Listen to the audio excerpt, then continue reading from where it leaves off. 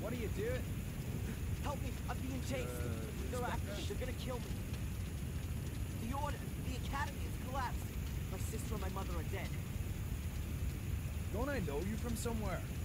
That's just what I was going to say. That's the bloke we've been looking for. That's the Yank. What? Well, what a coincidence, Mr. Michaels. I'm arresting you on suspicion of the murder of Miss Amanda Valley. And probably for arson, too. What? No. Take him away, Constable.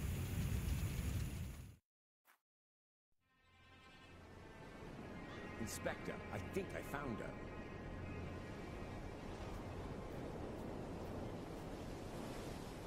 Damn.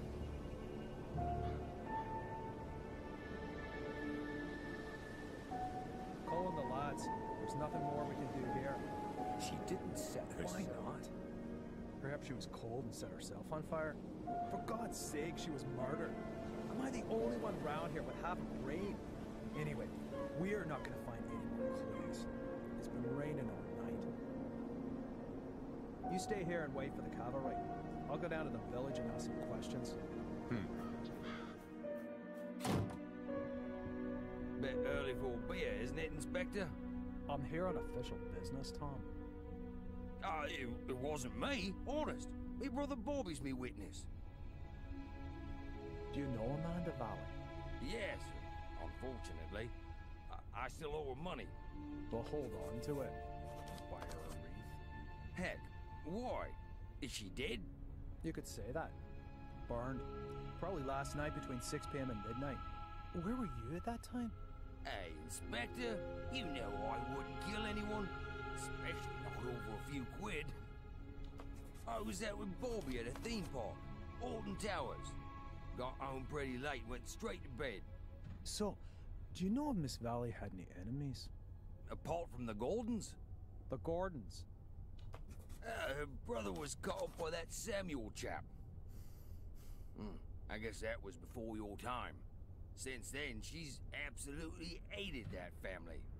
Have you seen her flat? It's bloody mad, I tell you. Any other tips? Have you seen that Yank that's been sneaking around here recently? I'd check him out if I were you. He's the one with the blood in his hands. He was chatting with Amanda Valley in front of the pub a few days ago. He asked me about a tackle for robbing houses. No idea why he came to me, but it sounded pretty suspicious.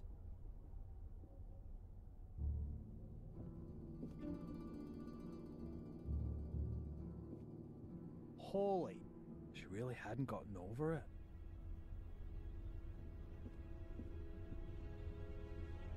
What have we got here? Interesting. Darren Michaels, Bedford, Maine, last week. I'll bet anyone 10 quid that's the Yank Tom was talking about. Inspector! Inspector, the castle's on fire! Oh, great. As if a burnt corpse wasn't enough. Come on. Just listen to what I've got to say first. You can't just... Come on, get in the car. Talk with a flaming torch like to a burning cats. If this isn't my ticket out of this dump, then God only knows.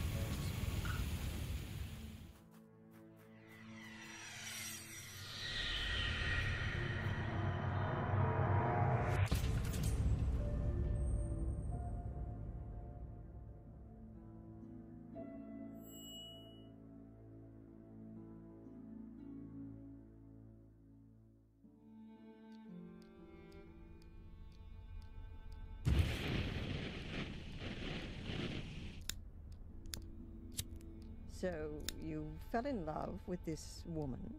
Angelina. Fell in love with Angelina, without knowing she was your sister. She lured you to England, to Black Mirror Castle, the castle of your ancestors, to use you as a key for an old ritual. That's right, isn't it? Do me a favor, and put the lighter down, all right? You said it had something to do with a curse, Adrian. You tell me. All I know is that I drizzled blood on a book and read out incomprehensible words. And then bang, black all around me. And the next thing I can remember, there were sounds in the woods behind me getting nearer. All in all, a grade A nightmare. The ritual probably worked, and now I'm possessed by a centuries-old evil soul that wants to bend my mortal body to its purpose. You believe you're carrying a second soul? Oh, Adrian, I know that feeling well. But believe me, no one is cursed. Children always believe they're to blame for grown-up suffering. These feelings of guilt have branded themselves into your soul. So, how was it for you to meet your biological mother after all these years? You said you didn't have much time to talk to her? No. She was taken hostage by Angelina. They both died shortly afterwards. They fell into the abyss in the ritual chamber. In the ritual chamber. Exactly. And your foster mother in America. Did you have a chance to talk to her about it? No. She was in a coma, and then she died. All right, then. Perhaps we should forget about the women in your family for the time being and turn to more happy matters. Let's talk about your father. Wait a minute, Constable. We're not finished yet. Perhaps we can leave that till tomorrow. As you wish. I don't mean to interrupt, but the inspector has something important he needs to talk with Mr. Michaels about. And you know what the inspector's like. It's about the bail. Is it still not high enough for him? There's no one who would spend a penny on me anyway. Don't say that. All right, Doc. Have you got a spare 5,000 pounds? Yes. Well, I can't do that, Adrian. I'm your doctor. Mr. Michaels, come along now, please. If there's anything you want to talk about, Adrian, I'm here most of the time. And Zach, tell the inspector he should keep to the arranged times. I don't burst in when he's in the middle of an interrogation. Yes, Mum. I'll tell him. So how's your abused little arsonist soul? Stroked better by the nice doctor? I hope you see the burning faces of the 4 poor souls you have on your conscience every single night. Thanks for asking. You know what? I'm starting to run out of patience with you. If I could, I'd have you deported. Your fellow countrymen should be made to endure your fairy tales. Unfortunately, I can't do that. If you'd led a decent investigation, then you'd have found evidence for my fairy tales a good while back. And now the little thug wants to tell me how to do my job. Constable Zach was down in the sewers for 2 days, and what did he find? Nothing. And Miss Valley's also a mysterious order. Nonsense. No one here has even heard of it. They had an assembly chamber in the mine, and Victoria knows about it too. Assembly chamber? Don't make me laugh. Miss Valley gave lectures on the cursed Gordon clan in there. And the old biddy hasn't spoken since the fire. Gordon clan? Old Biddy? Stop talking about my family like that. Your family? Yeah, well, you'd actually fit in with those loonies. Whatever. Can I go back to my cell now? Unfortunately, I have to throw you out of your little paradise. Someone's paid your bail. What did you say? Who? Doesn't seem to be a friend of yours. Wanted to stay anonymous. Well, whatever. Get your things and get out of here. But don't go too far. Otherwise, I'll have to put you on the wanted list. That would be pretty much the most stupid thing that could happen to you. I can well believe it. All the better.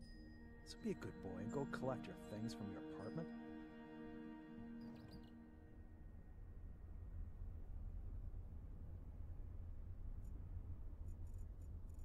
That's Chief Inspector Spooner, the man that made the last 3 weeks of my life a living hell. A real ray of sunshine.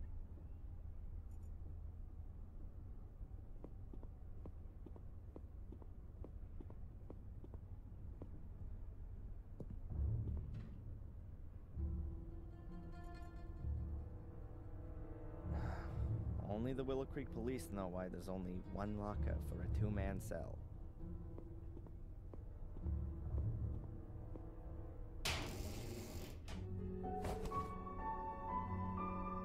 My pencil...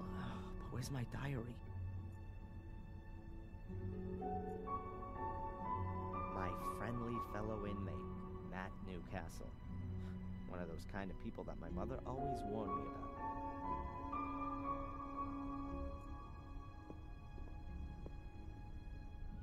Have you seen my diary? Your diary? And here's me thinking it belonged to some nutter.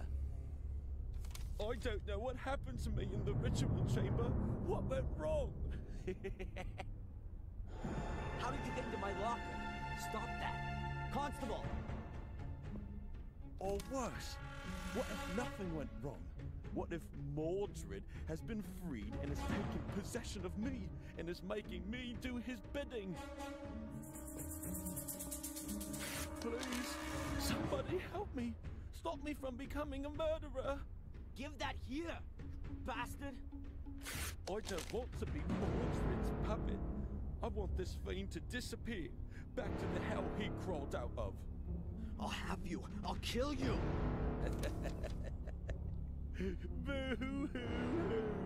I don't want to be a murderer. Boo-hoo! Don't make me crap myself. I'm so scared.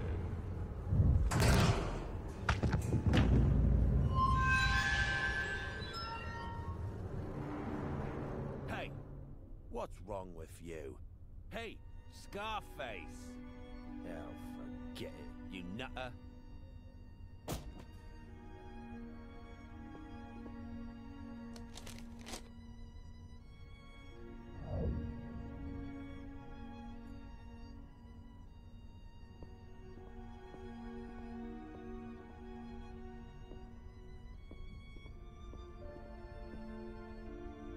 Can you sign here, please, just to confirm that you've read the bail conditions and that you've been instructed to register with Dr. Winterbottom every day. This here is a declaration of your state of health at the time of your provisional release. But there's only good or very good on there. So, you're not feeling so good then? No. Well, don't forget to sign it then.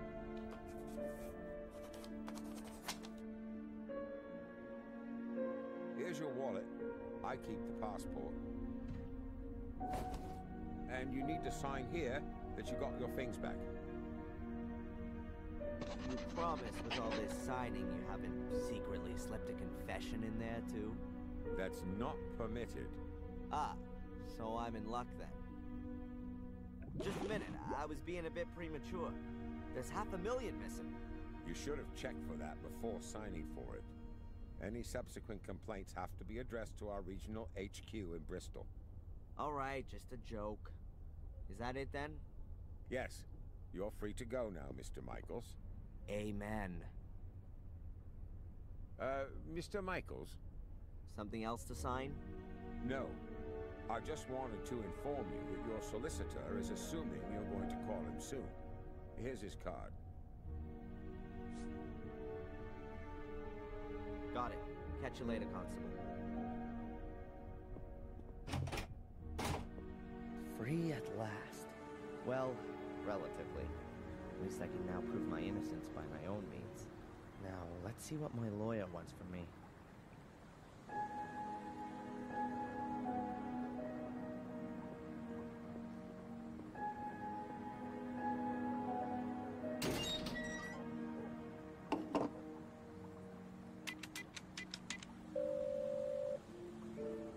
Mr. Jones from the law firm Jones & Partners. Hello, Mr. Jones. Darren Michaels here. I was told you wanted to speak to me? Ah, Mr. Michaels, yes.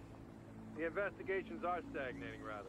As long as there's no evidence for the allegations brought against you, you can't be charged. So that's good. On the other hand, your fellow countrymen want to step into the ring, too. The American embassy is on our back. That's not so good. And what does that mean exactly? Well, that you're going to have to sit tight in Willow Creek for quite a while. Inspector Spooner's investigation methods. You implied the last time that you weren't too happy with him? Yes. It seems to me that Spooner isn't really bothered anymore. Inspector Spooner just wanted to produce a guilty party and then get the case closed as soon as he could. He has to produce results so that he can get back to London. But he's rather used up all his ammo. Now he's hoping that the embassy will take the case off him so that he doesn't have to chalk it up as a failure. So he doesn't really seem to be interested in the truth. Well, the truth, Mr. Michaels, as is generally known, is the invention of a liar. But the fact you've got bail is a good sign. And that someone's been found to pay for it is even better. Perhaps you should have a look yourself, now that you've been released, for some clues or slip-ups in the investigation. Would be best if you could get a copy of your files. Are you convinced that I'm innocent, Mr. Jones? Of course, Mr. Michaels. You think I could represent you if I wasn't? Nevertheless, we should hurry up and find solid evidence to prove it. This somebody who you maintain means well has paid the bail anonymously. Can you find out who it was? No problem. But it'll take a couple of days. How long do I have to put up with this psychotherapy? You're gonna have to hang in there for a few more rounds at least. It's in your best interest. The last assessment was rejected. What good can it do? Forget about the authorities. You ever thought that you might actually need therapy? Do you think I'm crazy? Aren't we all? But seriously, Mr. Michaels, try and do something about your mental condition. If you end up having to face a lawsuit in the States, your family's mental history isn't going to impress the jury one bit. So stop blocking shots and come out from behind your guard, man. You said I should have another look at my file. Is it really so easy to do that? Well, it depends on the inspector in charge. But if you flatter him a little, he might let you have a look. Otherwise, I could request a copy and send it on to you. That's gonna take too long. I'll try to get my hands on it myself. Mr. Jones, did you find out anything about my identity? The police here don't seem to be putting any effort into it. Yes. Concerning your identity, Mr. Michaels, it's hard to prove anything at the moment. Find documents, birth certificates, that kind of thing. But don't forget to go to your therapy sessions. Whatever. I'll be in touch. Keep your head up. Attack is the best form of defense.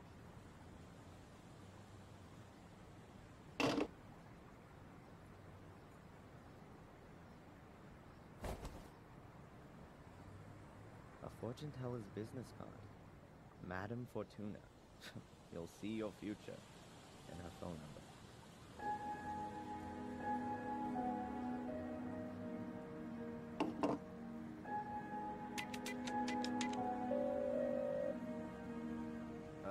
Hello? Welcome to Madame Fortuna's. Yeah, hi. My name's Adrian. Stop. Speak no more, Adrian. I know why you're calling. Oh, really? You want to find out about your future. Yes. Adrian, you've come to the right place.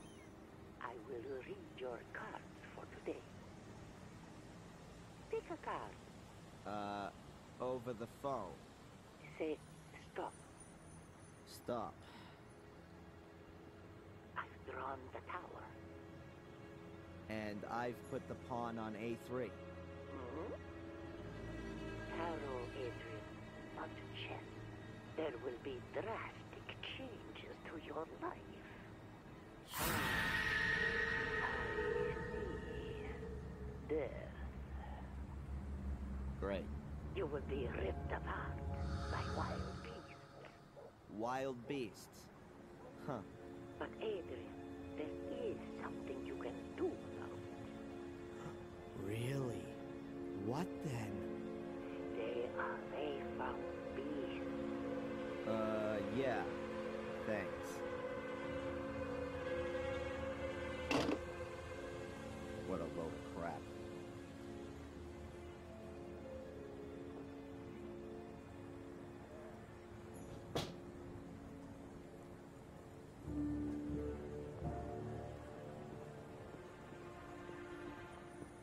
A piece of thin board.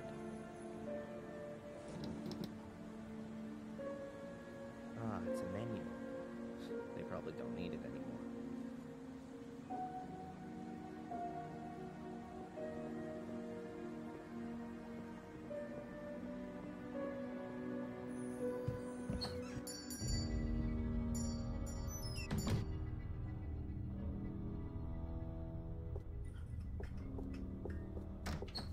What's her problem?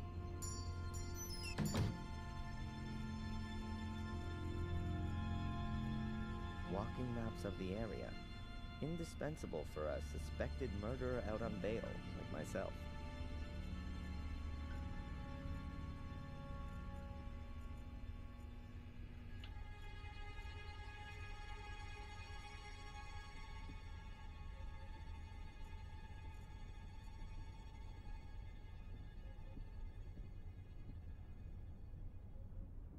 I hope you only want to cut up veggies with that.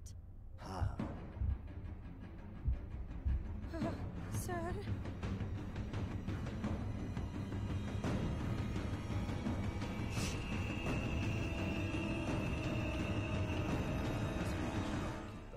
With a whistle hung around her neck. She looks a bit nervous. I wonder if that's because of me. Hello. What do you want? This is a shop, isn't it? Then maybe I want to buy something? Okay. I'm Darren, by the way. I know exactly who you are. Oh, really? Who am I then? You're the arsonist who was in the newspaper. I'm not gonna set your shop on fire. Anyway, I'm innocent. Oh, I'm sure you are.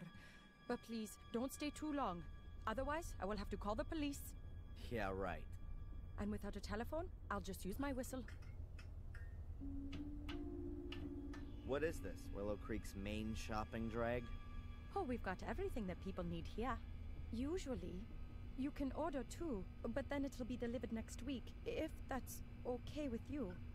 That won't be necessary. I'm just having a look around. The old woman who just ran out. Could it be that she's a little crazy? Dorothy? Oh no, she's just as crazy as you are. I mean, she's fine. The whistle was her idea. Are you scared of me? Of course not. I've got my whistle. As soon as anyone comes too close, I blow it. And it's so loud, even the gravedigger in Wormhill can hear it. Clever, Abaya. How do you know? You've got that little badge on? Oh, yeah. By the way, your name's quite uncommon, Abaya. Where does it come from? It's Indian.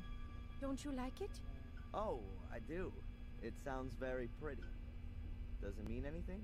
The fearless one. I'd like to buy one of these walking mats. Please, take it. You don't need to come to the till. It's on the house. Oh. Thank you very much. See ya. I hope not.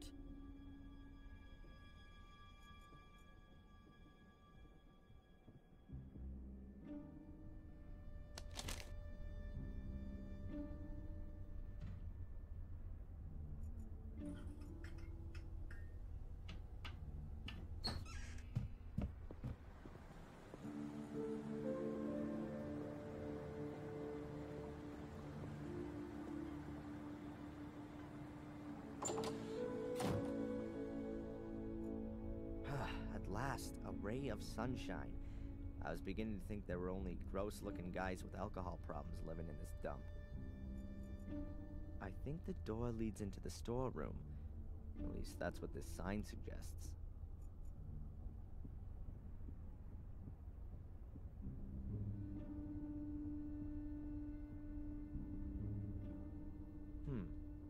Photos of parties here in the cafe.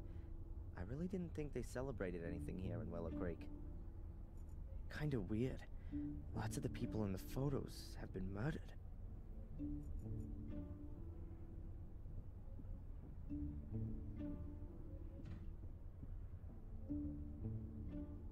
Hi, I know.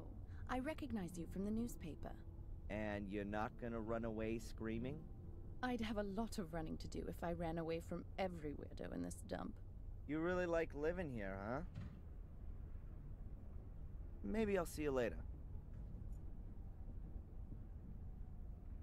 Shame. No donuts left. Hello?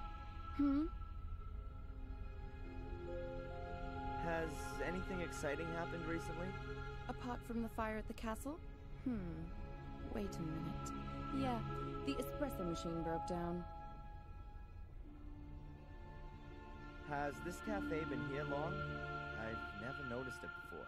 We were closed during the fair this year. Is it even worth having a cafe here in the village? You'll have to ask my dad. It's his cafe. Why do you ask? Do you want to open one too? Yeah, sure. Right next door.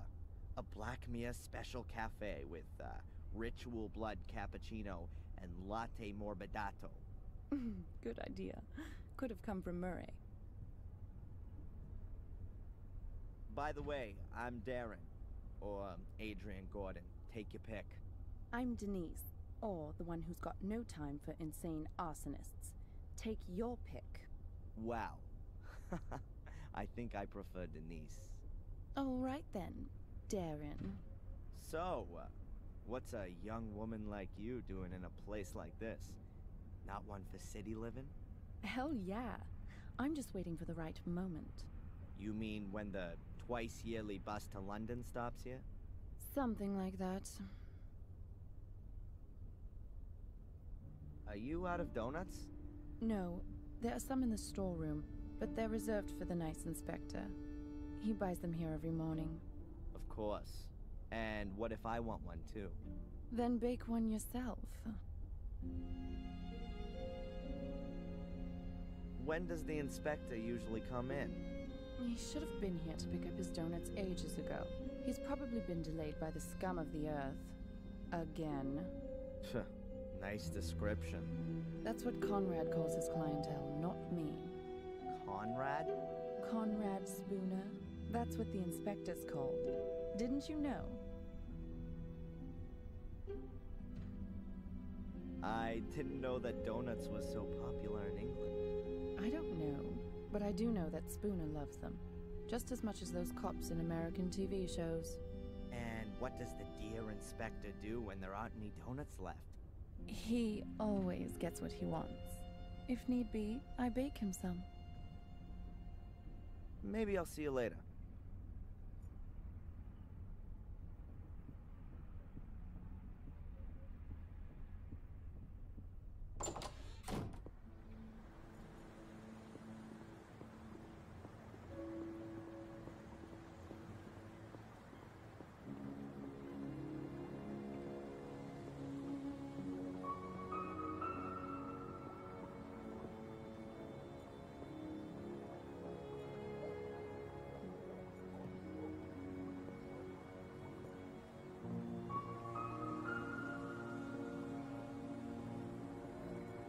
That's Tom's pub. I think he's still a bit angry because I left him in the swamp. And stole his car.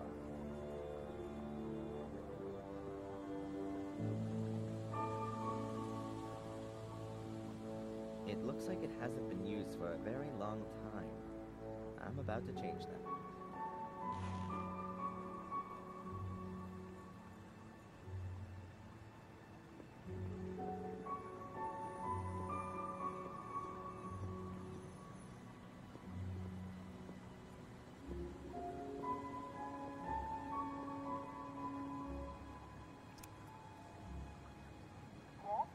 Hello, Doctor?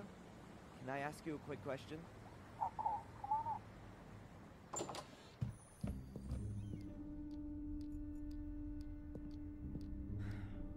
Doctor? What's troubling you, Adrian? Do you believe me? Darren, Adrian, we've gone through this so many times before. Of course I believe you. Then why am I still on the hit list? I'm a doctor, not a judge. By the way, they rejected the assessment of your not being of sound mind. Rejected? But what about the awful nightmares? That kind of reaction is only normal, Adrian. If somebody suddenly revealed to me that I was descended from a long line of bloodthirsty murderers, I'd have nightmares too. How come you ended up here in the first place? A colleague of mine I'd known from my student days. A doctor. Heinz Hermann. Once worked here in the sanatorium. He was a friend of the Gordons. Then, 12 years ago, those dreadful murders took place.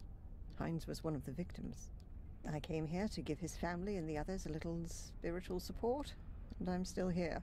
That's just how life goes sometimes. This Spooner reckons he's a bit of a big shot. He's one of those people who pack their own bags and then complain when they're too heavy. What kind of bags? Oh, he mucked something up in London and was posted here as punishment. Something he's not dealing with too well. What did he do? Book the wrong guy? You know about it? Well, Mr. Spooner is a bit of a trigger-happy cowboy. As far as I know, he overstepped his authority back in London, and that led to some guilty people getting off.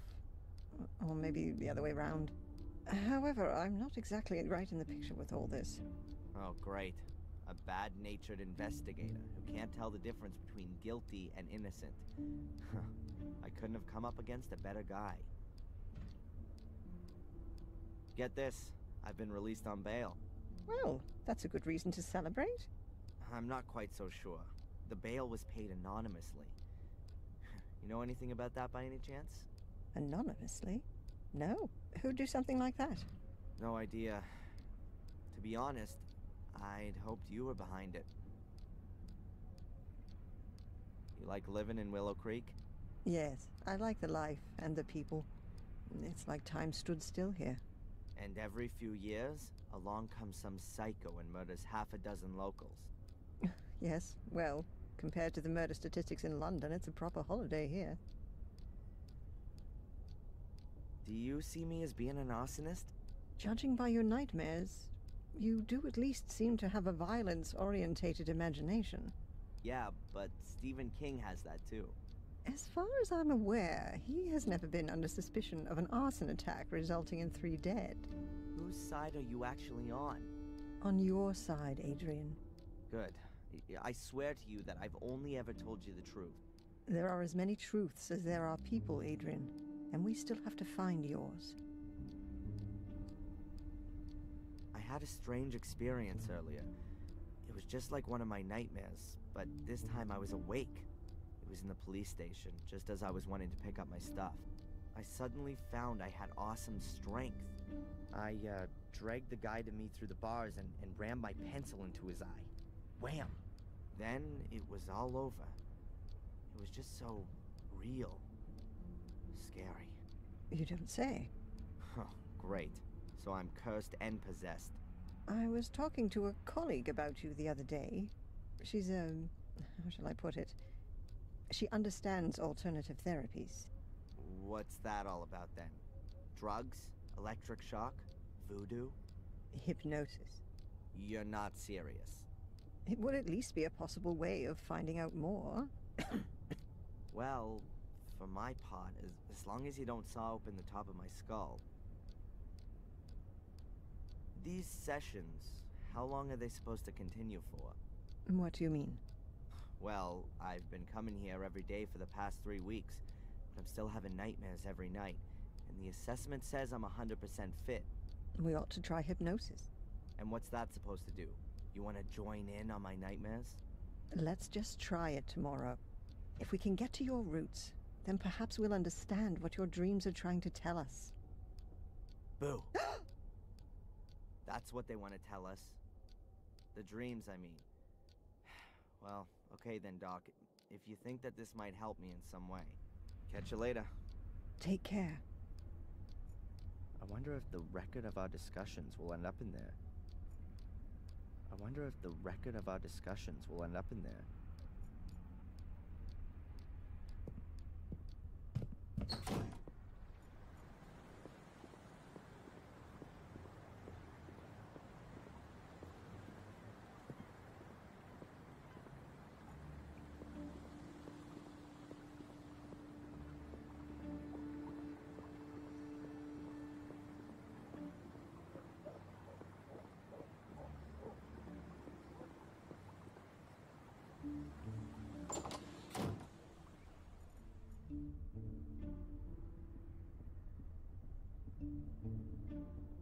Hello?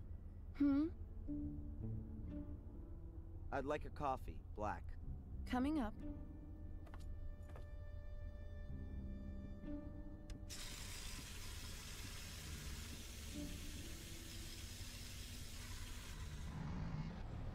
Okay, I've got to come up with something that's gonna make Spooner hang out here in the cafe for a while.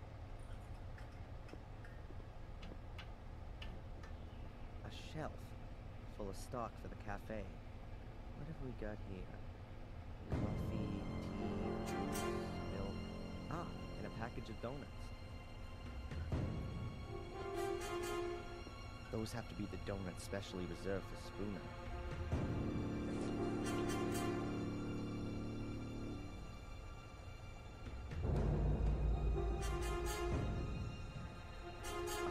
opponent's chest freezer with a glass lid. Not a lot in it. A pack of tart bases. Oh, and a box of ice cream. Mint and chocolate. The seal is in really bad shape. If it gets wet, you probably wouldn't be able to get the chest open anymore.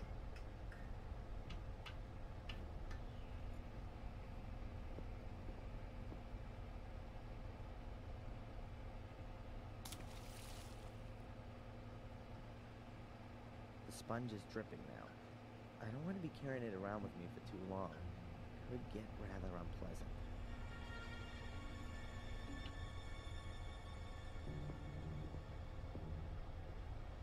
I'll put the box of donuts in a nice visible spot in the freezer.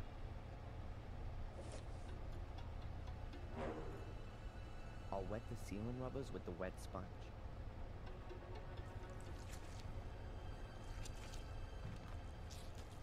If you close the freezer now, the water will freeze and it'll be almost impossible to open it again without defrosting the whole thing.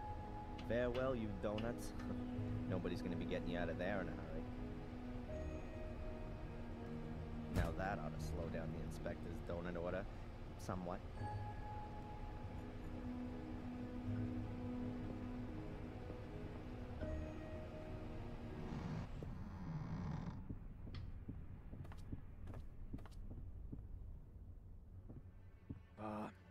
Another one of these flat days today. I could really do with something with me. Edward could come along at any time.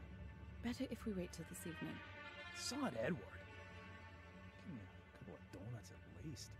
Yeah, sure. I'll get you some.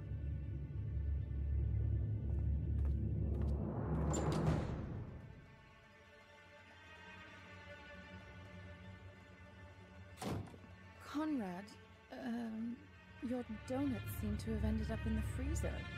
Yeah? Can't you blow them in the oven for a bit? The problem is, the lid's frozen solid. Ah, I get it. You want me to help you warm up your frozen chest? I think those two are gonna be busy for a while.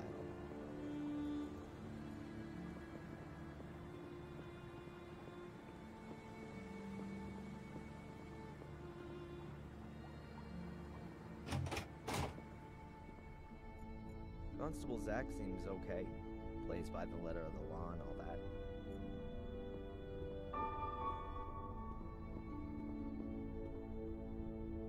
Can I ask you something briefly?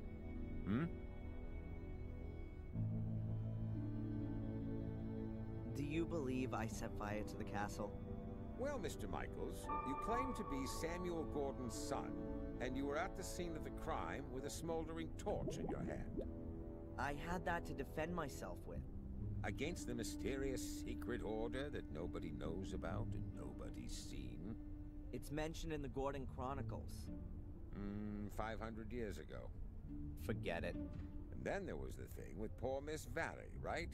We found your tracks at the scene of the crime. I told you, forget it. Spooner, your inspector, is he always so nice? I don't know.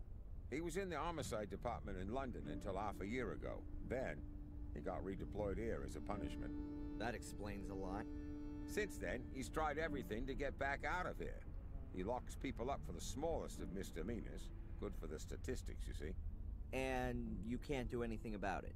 What does a bear do about the winter? He rows himself up and sleeps until the spring comes. Can you make a copy of my file and send it to my lawyer?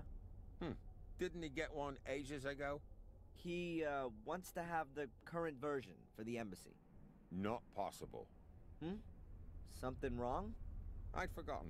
The copier gave up the ghost a few weeks back, but there's a new one on order. Are you being serious? It's not so bad. I have so little to do here, I could type up most of the documents. I understand. So, would you be so kind as to type my file? No. And what if I fix that thing? All right, then. You go and see what you can do with it. How long are you gonna look for Angelina? She'll be deemed missing until we find her. Even if she's long since dead? We haven't found a body yet, Mr. Michaels. How involved were you in the investigation of my case? I searched the sewer system and the bunker. And you didn't find any clues? No. That just can't be true. It's bloody dark down there, Mr. Michaels, and full of rats. Not for the faint-hearted. Is there anything new on the kidnapping? Have you spoken to Tom, Bobby, or the kid in Wales? According to the statement, Tom was at Alton Towers with Bobby at the time. And you don't find it a little bit strange that those two went to a theme park? The only strange thing was that Bobby was in hospital for 2 days afterwards with concussion. But we've got a medical certificate that proves that. And what if Tom was lying? We can't prove it. He had 2 tickets for the theme park and the paperwork from the hospital. Damn. And the boy? There's no one called Van Helsing in Wales. Goodbye, Constable.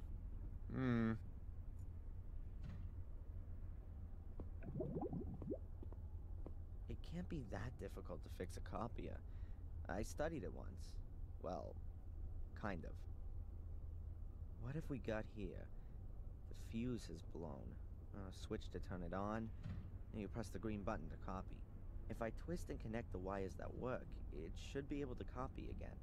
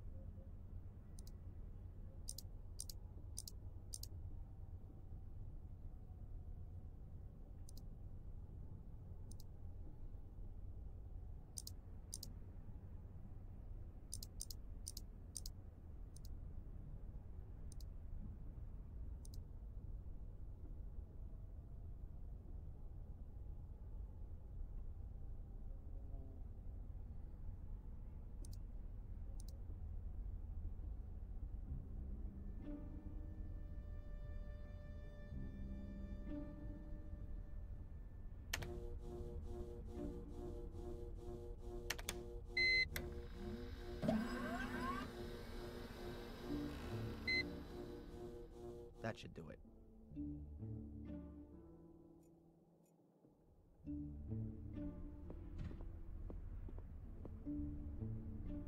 Can I ask you something briefly? Hmm? The copier is working again. Hmm? Now, can you copy my file? Sure. Then I'll send the copy to your lawyer. The copy of your file? Then I can send it myself. The inspector insists that no files can leave the building without authorization. I see. Damn. Constable? When does the mail go? My lawyer needs the file as soon as possible. I'll post it later on. It ought to be collected this afternoon. Thanks. Goodbye, Constable.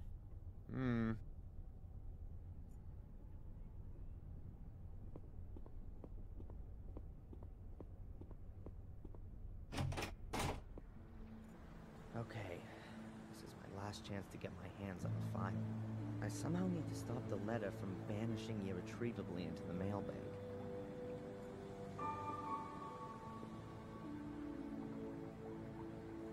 The mailbag is stretched over a kind of hanger. I could lay something over it so that the letter doesn't fall into the bag. The board is just the right size. It'll go straight on top of the mailbag so that when the constable posts the letter, I can easily pull it out again.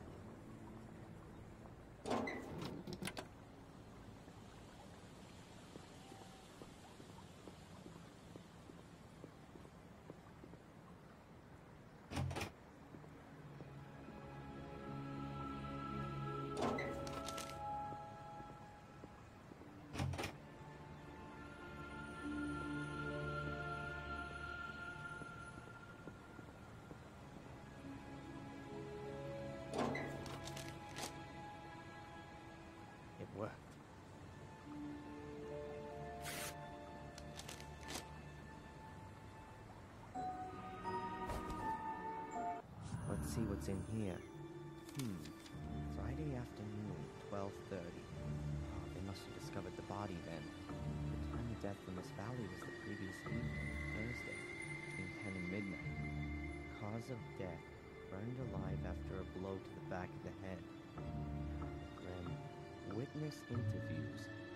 Let's see. Not important, saw nothing. It continues. Friday, 1837. Emergency services called out. At that time, I was in the rooms of the old academy with Angelina, Lewis, and my mother. Then, Saturday, 12:06 a.m. Fire under control. At that time, I was running from the ruins in the direction of the castle. 3 bodies were retrieved. Lady Eleanor Gordon, Edward Bartholomew Bates, the butler, and Sally Wood, the cook. 1 survivor, Lady Victoria Gordon, suffering from severe smoke inhalation. Also on Saturday morning, 12:12 a.m., Darren Michaels arrested on suspicion of arson and murder of Miss Valley. Witness interviews on the subject unproductive, and Lady Victoria Gordon could not as yet be questioned. She remains in shock. After a 2-week period of hospitalization, was discharged of her own wishes to continue medical supervision at home. Hey, it says here that Murray can't remember having seen me in the hotel on Thursday evening. That can't be right. That was exactly when he threw me out of the hotel.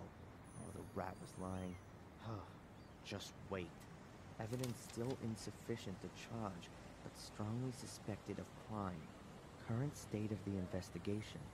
Darren Michaels' conduct, as well as his contradictory testimony, is currently being examined for plausibility by the psychiatric expert, Dr. Joyce Winnerbonner. Here's a note to Constable Zach. If he's diagnosed as nuts, will he have to be remanded in a loony bin? Possible murder weapon, a torch, still smoldering, which was in Darren Michaels' possession when apprehended. He is undergoing forensic examination. Deportation to USA not possible. Release of the suspect on bail on direction of the court. Dr. Winterbottom authorized as prime supervisory agent and point of referral. Good, and I've got 2 new goals already. Visit Victoria and see how she's doing, and let Murray know what I think. I'll write in the file so I don't forget. There are enough empty pages.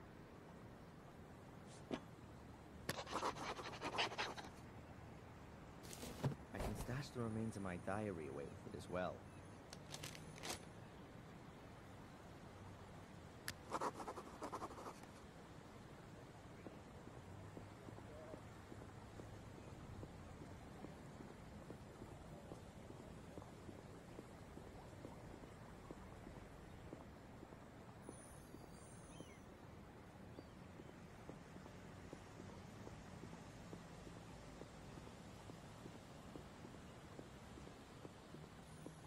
Then let's see what Murray's got to say in his defense.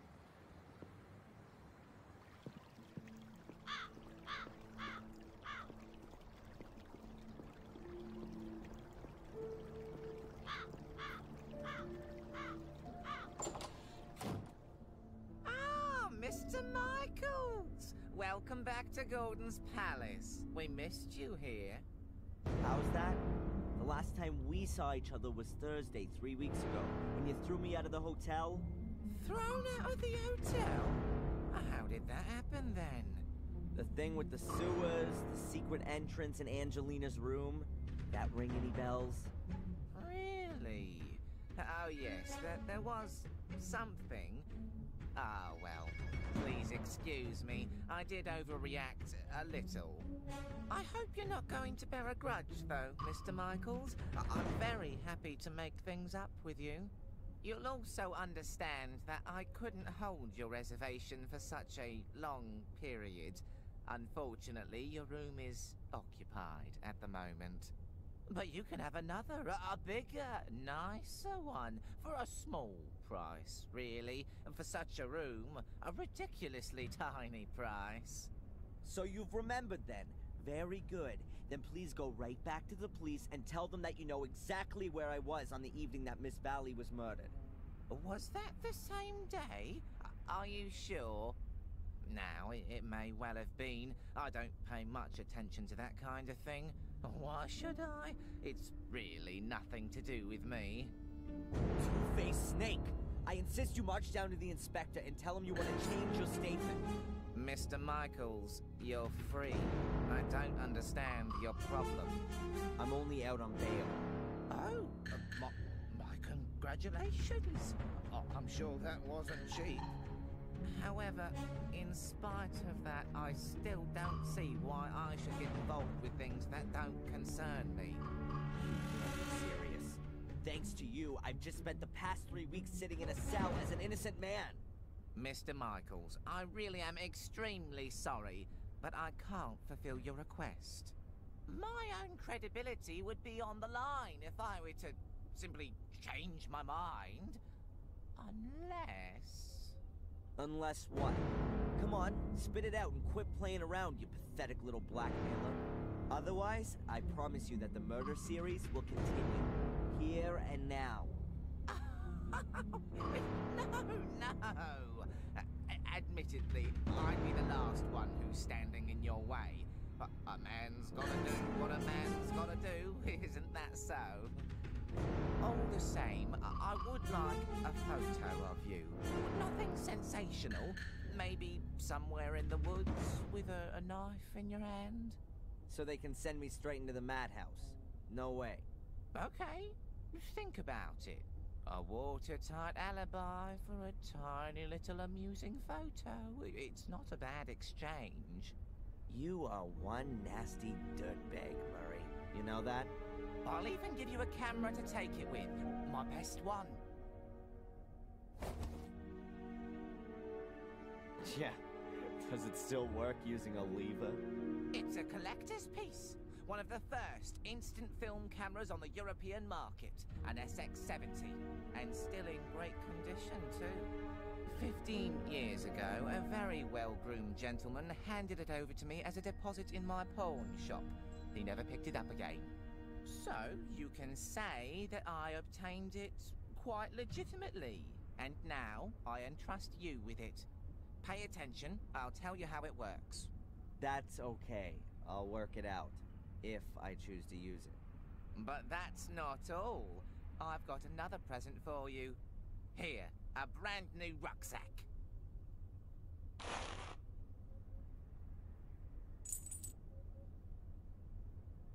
And free food and lodgings for as long as you wish, Mr. Michaels. Accept it as a peace offering, and reparations for the trouble with the statement. You really are a few cards short of a full deck. Mr. Michaels, wait! What do you want now? Forget the woods. In front of the castle would definitely have much more impact. The photo, I mean.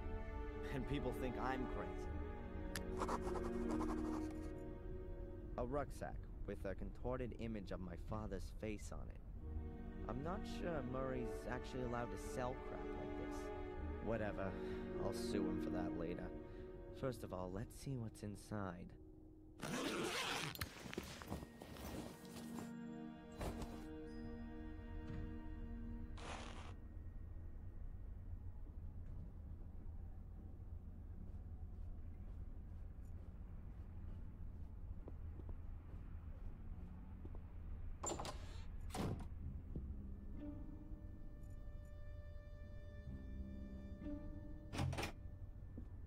The room looks almost exactly the same as the other one I had 3 weeks ago.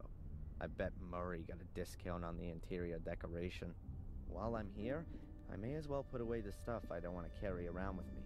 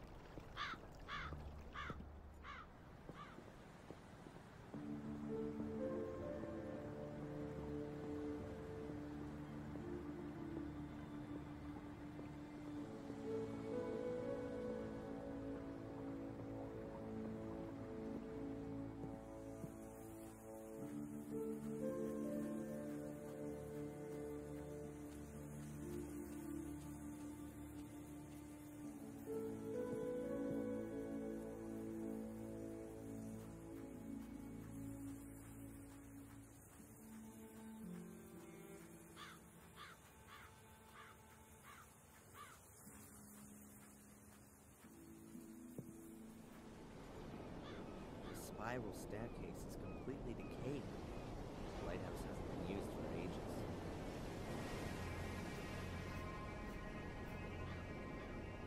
Whoever drives here with a car is either quite brave or quite stupid.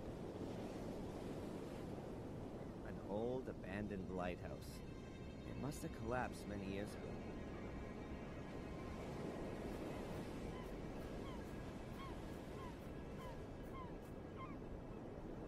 Fine English cliffs, gray and steep.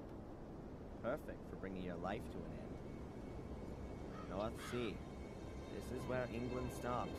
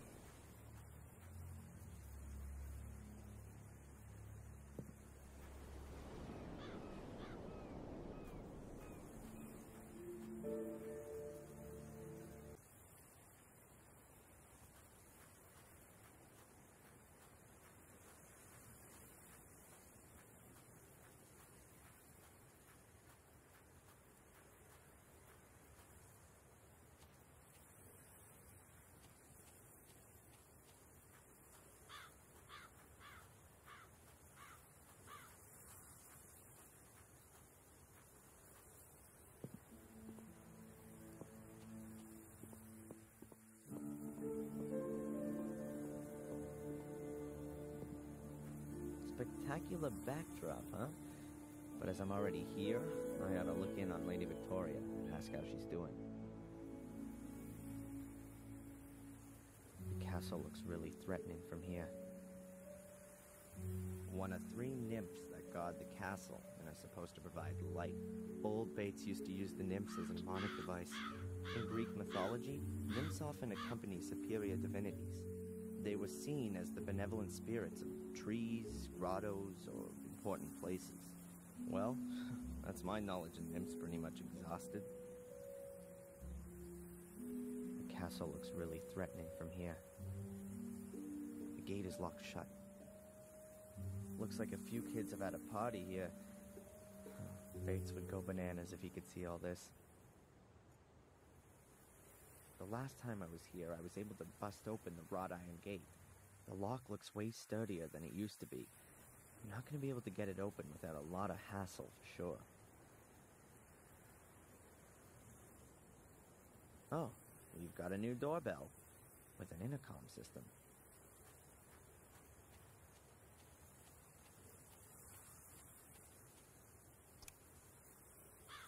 Who's there? My name's Adrian Gordon. I'd like to see Lady Victoria, please. Hello?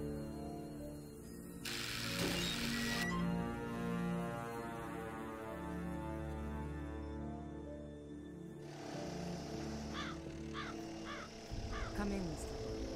Lady Victoria has just opened. Yes, of course. Please excuse the chaos. The builders are working on our renovations. You're looking after Lady Victoria? Yes. I'm a friendless of your... great-grandmother. I take care of all of your great-grandmother's needs. Thank you, Miss... Angelina. Sister Angelina. Thank you, Sister Angelina. Can I just ask you something? Do you think that being in the middle of a construction site is the right place for such an old lady? Lady Victoria was most insistent that she be moved back into the castle. She said that she'd been born here and that she wanted to die here. And the walls here are rather thick. She doesn't hear that much. At least she hasn't complained as of yet. How is Lady Victoria? As well as can be expected. She's not speaking to me, unfortunately. Perhaps you'll have better luck. God, it looks like a death chamber in here. I can feel a chill right to my heart. I can only hope Victoria gets better soon. A small casket. Victoria probably keeps her jewelry in it. Hairbrushes, makeup utensils, creams, Victoria's cosmetic stuff. Reminds me of Lady Eleanor's castle in Wales, but during better days. When Tom was holding me prisoner there 3 weeks ago, it was already half sunk in the marsh. A shelf with books, souvenirs, and caskets on it. Probably full of memories. A picture of a woman in white. Looks like a kind of wedding dress. That's William's name at the bottom in the corner. My great-grandfather must have painted it. A room screen. It's supposed to be a barrier to prying eyes. There are lots of cupboards. This is probably Victoria's dressing room.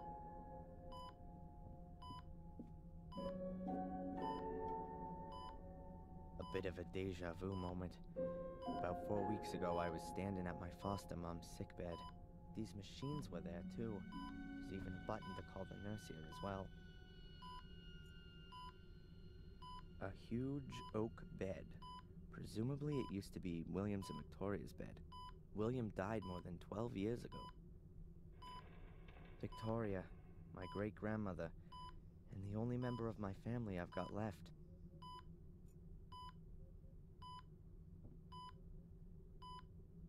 Hello, Victoria? It's me, Adrian. Did you put up the bail for me? Are you being well looked after? Victoria, are you okay? Victoria, I need your help. Really. The police don't believe me. How can I make them understand that I'm Adrian Gordon when the name Darren Michaels is printed in my passport? Victoria, you're the only one who can help me. Please. I'm sorry about what happened to Bates, Eleanor, and Sally. It must be awful for you. Adrian, tell me the truth. Was it you? Did you start the fire? No, Victoria. It wasn't me. It was Lewis. He did what Angelina told him to do. She was behind all the murders. It was her who also lured me here because she needed me for, you know, the curse which only affects the male Gordons. She wanted to achieve what Samuel was trying to prevent. She was possessed by it. She lied to me, to all of us. What's all that, Adrian? You sound like a coward. It wasn't me. It was Angelina. Why should I believe you? Why have you come here at all? Things were going well for you in America. If you'd only just stayed there, Bates would still be alive. Eleanor, Catherine, Miss Valley. You're too weak. You can't stand up to Mordred. His ghost rides you like a child rides a rocking horse. Since you've turned up, there's been nothing but calamity. Just disappear again, Adrian. Do me a favor and go back to where you came from before the other half of the castle goes up in flames.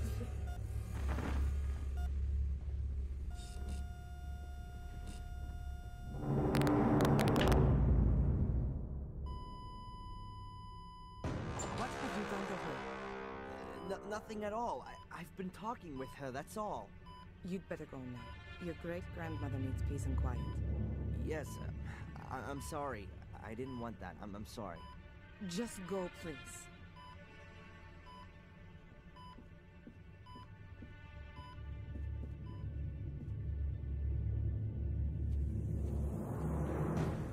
Now,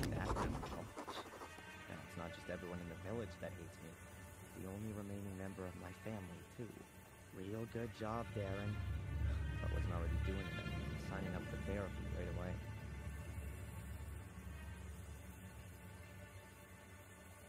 Oh well, here goes nothing.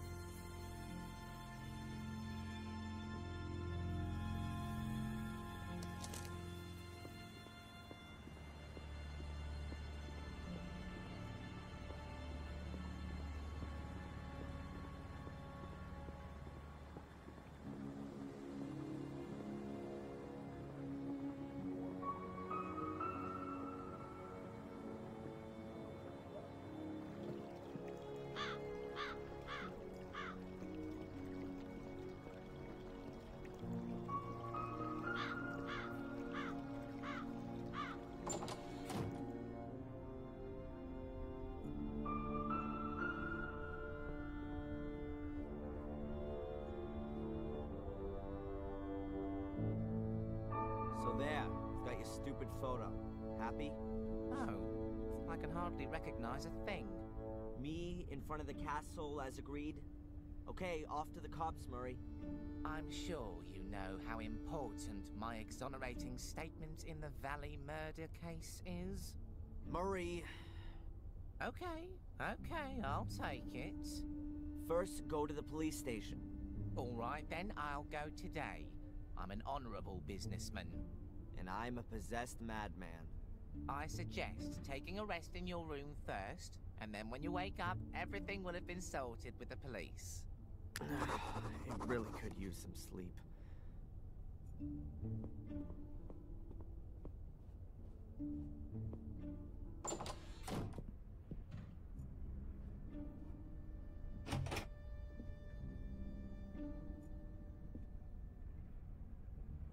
Huh. Someone shoved something under the door.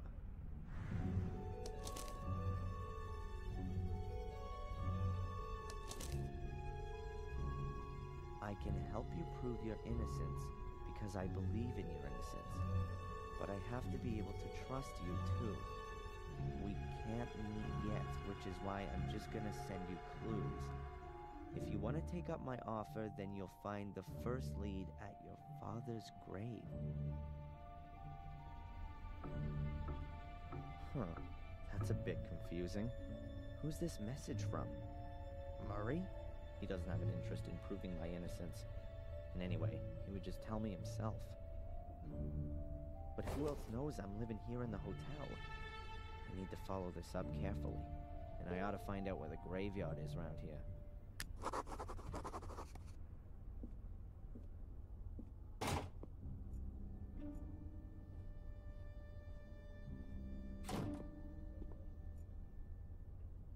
Murray, my favorite hotelier. Obliging, helpful, polite, and always on the lookout to maximize his profits on the back of crime.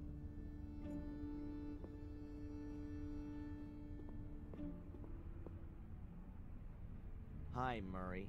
Oh, the esteemed Mr. Michaels. What's on your mind? Do you know the inspector, Mr. Spooner? Oh, yes, I certainly do. He was here twice. Took half the hotel apart. A terribly inconsiderate fellow. But good for business, too. How often, as a tourist, do you have the chance to see this kind of an investigation firsthand? Unfortunately, he confiscated all of your and Miss Angelina's personal effects. Means I can only display replicas in the museum. What bad luck. So, anything exciting happen? You mean, apart from Miss Valley's murder and the castle burning down and 3 people losing their lives? Well, the fair's finished. In its place, we now have a new exhibition in the Willow Creek Museum of Modern Murder. It's opening in a few days. Oh, you should definitely see that. It's worth it. Oh yeah. For you? Most definitely. Murray, do you know where the local graveyard is? A graveyard? Didn't you want to take a rest? I'm not up for resting anymore.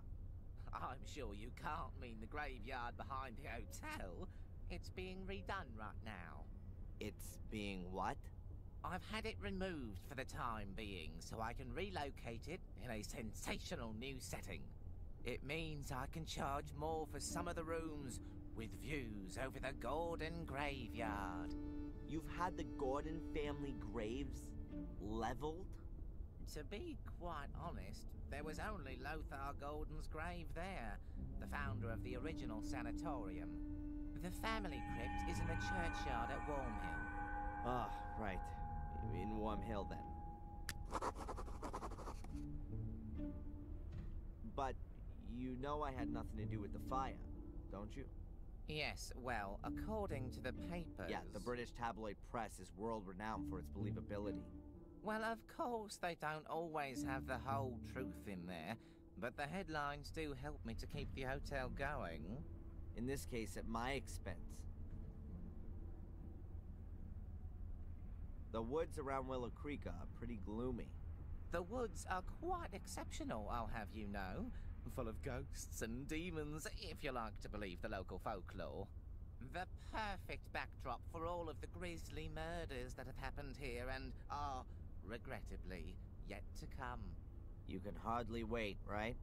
I've lived here long enough to know that patience is a virtue. Why don't you go out and kill a few people yourself if you're so hot on it all? I'm a businessman, not a murderer. A small but absolutely fine distinction, Mr. Michaels.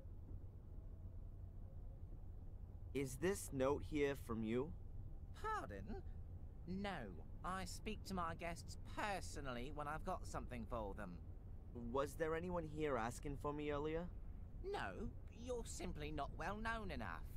But that'll soon change, believe me. See you, Murray. Back to work.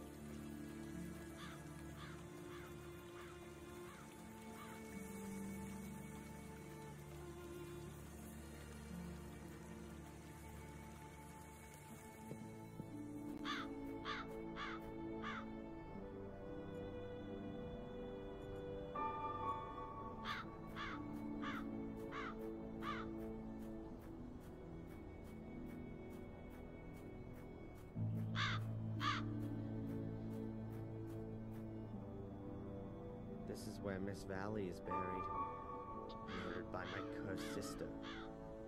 Perhaps I should bring a few flowers the next time I visit.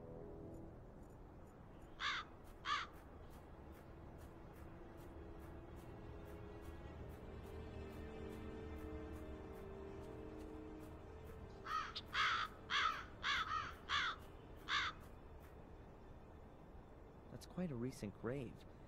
There are even a few flowers still lying on it.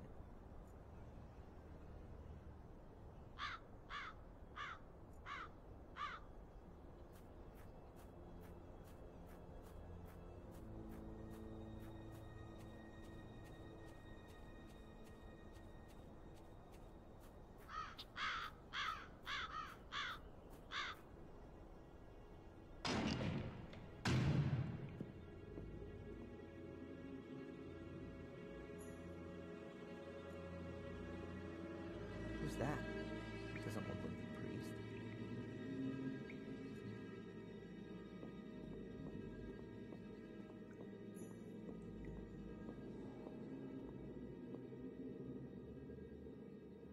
Hey, you there. Good morning. What the?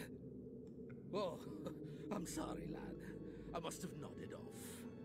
In the confession box? The bench has a cushion on it, at least. You're not the priest, are you? God forbid. I'm Mark, the grave digger. Do you know Wormhill well? Of course, but it's just a few houses on the back of the woods. There's more life in here, I tell you. Are you looking for something in particular? No, I'm just trying to get an idea of the place. Looking around this graveyard would give you a better idea of the place. And should you want to reserve yourself a spot here, then let me know. I recommend the southern slope. That's the best location. Thanks for the tip, but I'm in no hurry to die just yet. But maybe death's in a hurry to come and get you.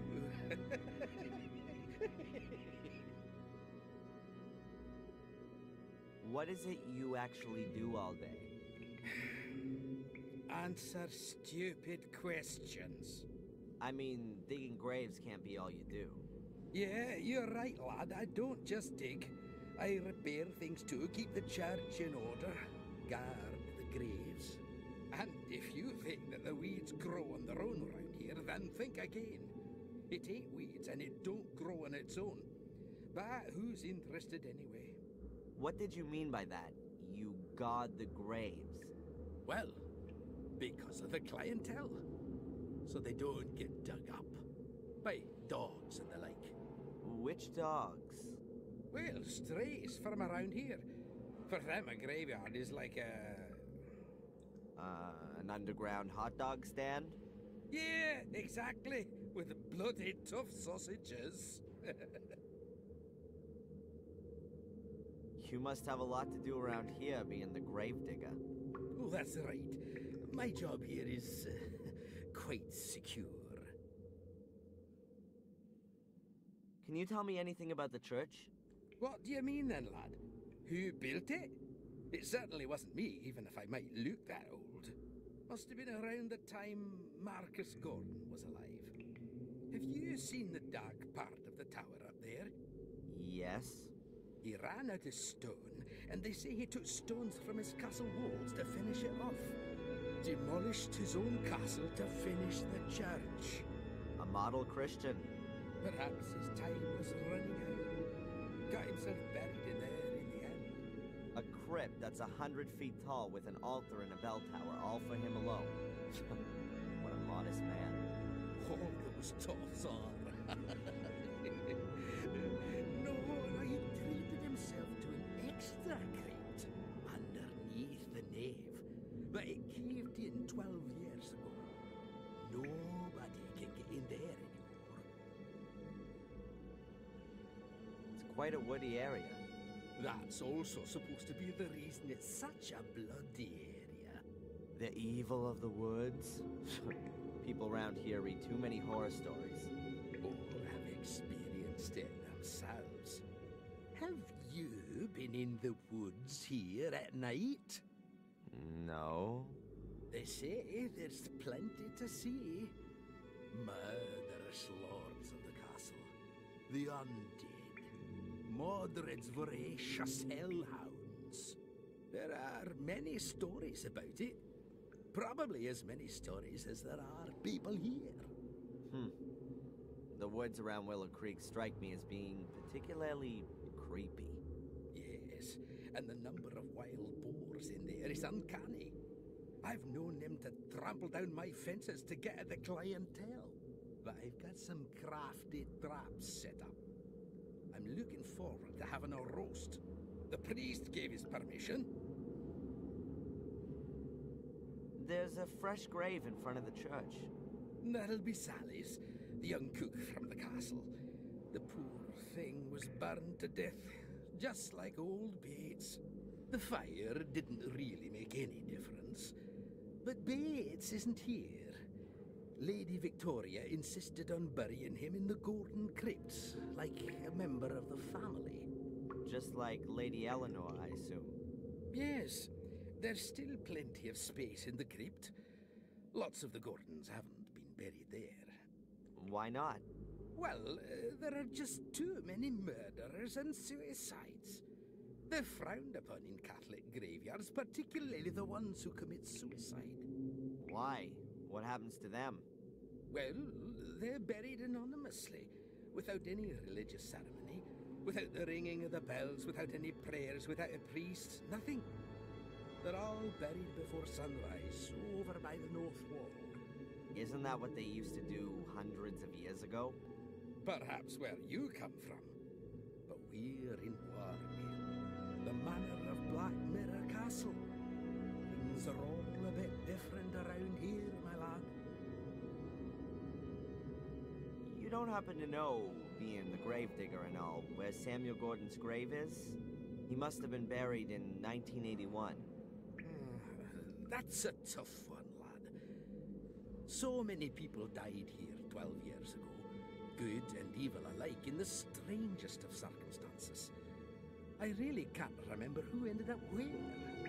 You'd be better off talking to Father Frederick, the priest. Perhaps he can remember. Where would I find the priest then? Today? Well, you won't find him at all. He left around midday. Some conference or other. Supposed to be back by noon tomorrow, though. I'd better be going. Keep your eyes peeled, lad.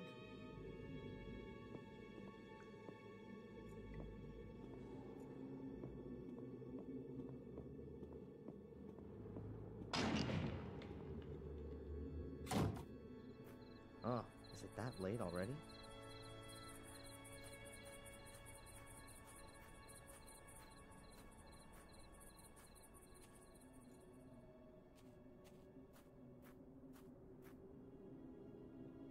Gravestones, without names.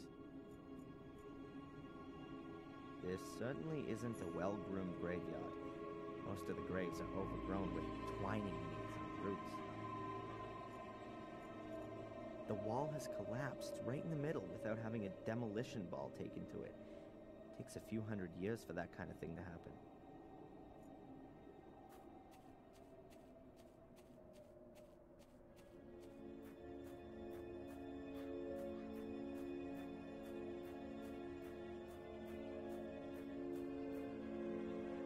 That's the Gordon family crypt. The musty skeletons of my ancestors are just behind this door.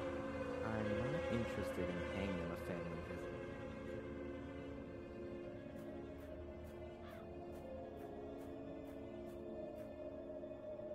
That's William Gordon's grave, my great-grandfather. He died in August 1981. No idea why he wasn't buried in the family crypt.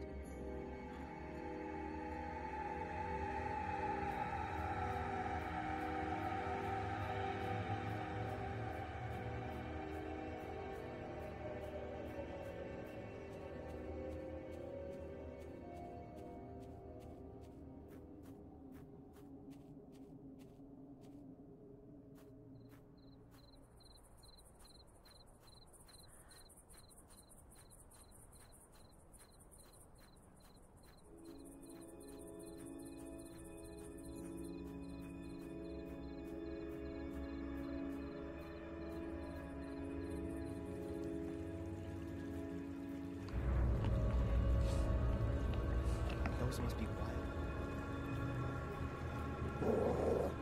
Or demonic hellhounds, as they say in the local fables. I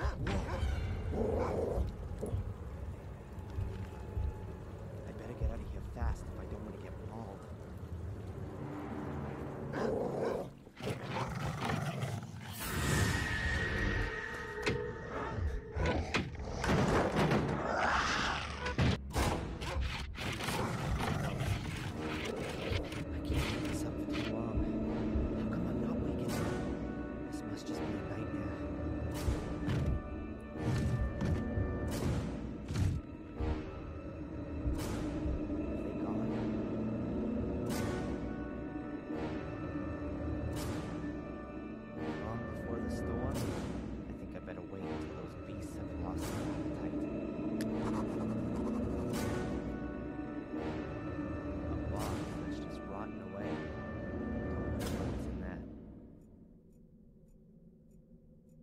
Oh well, let's take a look then.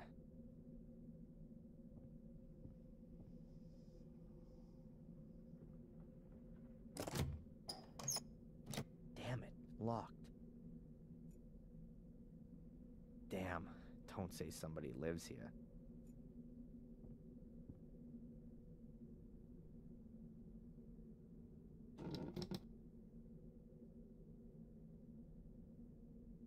There's something lying under the bed, but I can't get at it.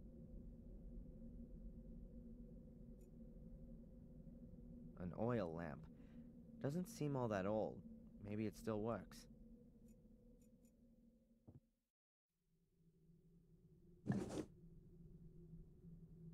I'm guessing that's paint thinners or gasoline for cleaning stuff. Ugh, smells something like that at least.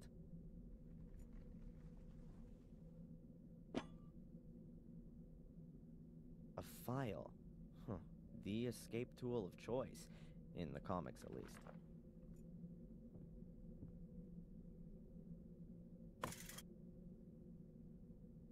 A rusty old garden implement.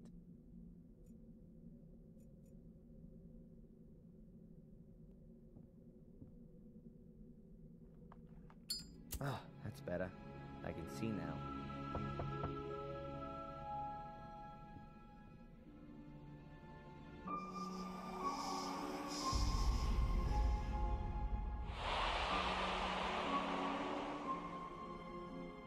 What the hell?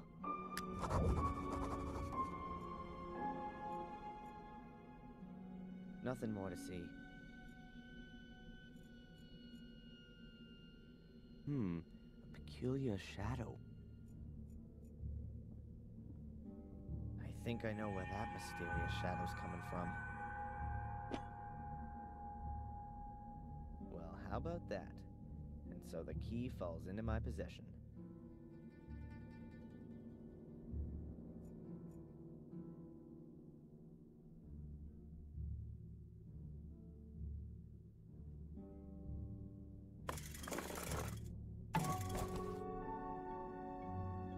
Gotcha. A cardboard box. Somebody scribbled something on the lid. Can't decipher it. The word definitely begins with an R, though. Let's take a look inside. A rag doll. Pretty ugly and worn out. I recognize it. I've seen it before. It was Ralph's. Yep, that's his doll. Mr. Bubby, or whatever he called it. Strange. How'd it get here? And why has Ralph left it? I mean, he never used to go anywhere without it. What else have we got? A luminous sticker with a smiley on it. And a cork from a bottle. This must be Ralph's shack. Or his hideaway.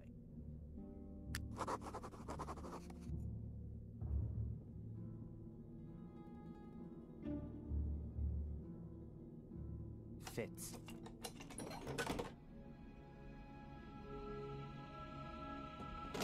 As I thought, full of junk. So let's have a look. Damn. That looks like one of the robes and the masks from the order that was after me. But at the same time, it's also proof that the order existed. I'll take it with me.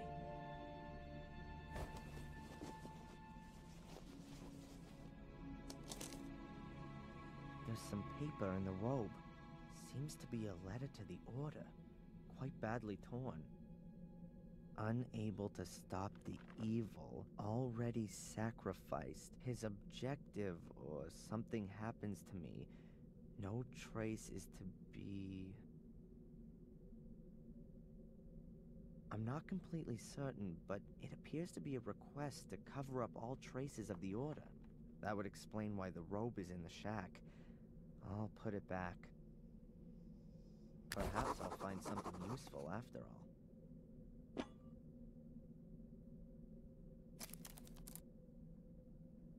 A corkscrew and a yardstick. They look in reasonable shape. I'll take them. Whoa, a chainsaw. I've got a feeling that this baby's gonna come in handy.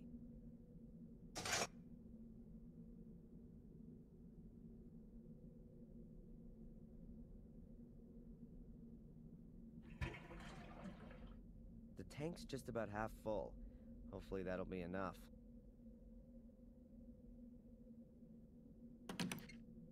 Alright, that ought to hold. Now we can get going. The floorboards here sure creak loudly. The floorboards here sure creak loudly.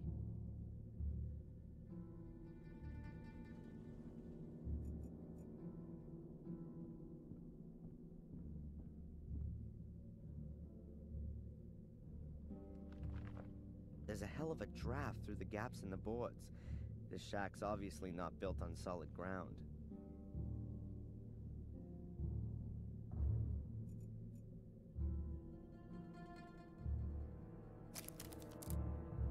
Interesting.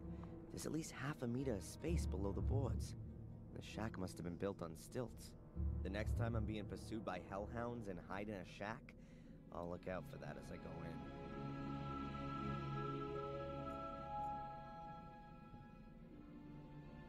I'll just cut myself a trapdoor in the floor. It can also be closed again in an emergency.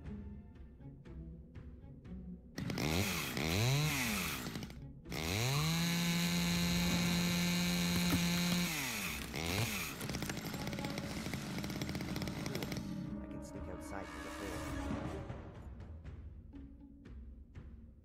Good. Let's try it. I'm better leaving the heavy junk here.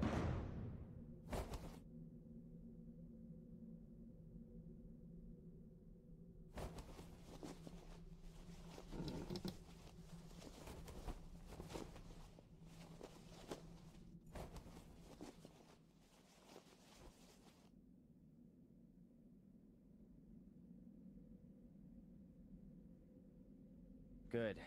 No wild beasts for miles. Weird. No tracks.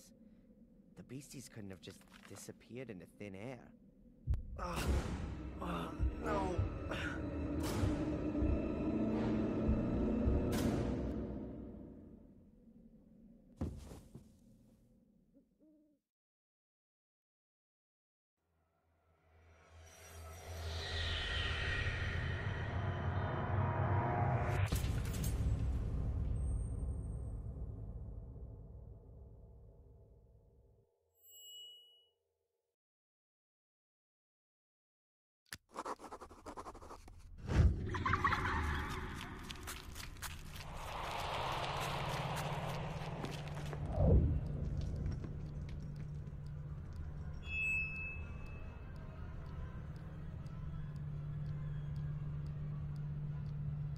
Describe what you saw. I saw myself as a child. I was playing with my sister in the woods. It's not far away from the castle. I could see it behind the trees. There was a man there, too. Could you make out who it is? No, he had his back to me. But something very bad has happened. What's happened? My sister, she's fallen in a hole. She's screaming. What should I do? Adrian, you're not there anymore. Remember what you did at the time. I ran to the hole, and I don't know. I can't remember. You woke me up before I could help her. I didn't wake you up, Adrian. You woke up of your own accord. It would appear everything in you is trying to fend off this memory. Seems you really want to suppress it. Or I just can't remember. The memory is still there. You just need to let it happen. It's easy for you to say. Perhaps you should tackle this memory in a conscious state. Try and find the place in the woods that you saw. You need an anchor in the present. If you say so. And with regards to the hallucinations, I've ordered a medication. It should help to suppress them. Very good. I'll take it. At least you can rely on conventional medicine. Please take this prescription and give it to a buyer in the shop. She'll give you the medication. Oh, she's a pharmacist too? In a little village like this, everyone has more than one role.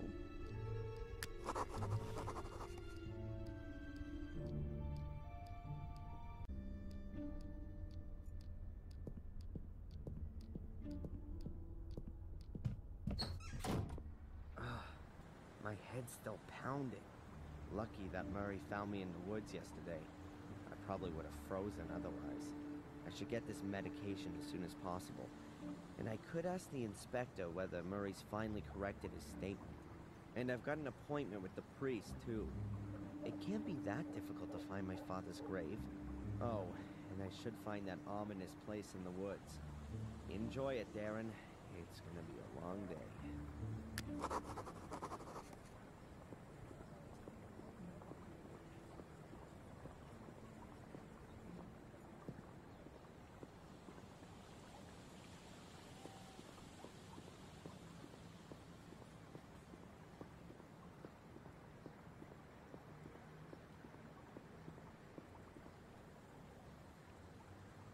Closed. Strange. The shop was still open this time yesterday.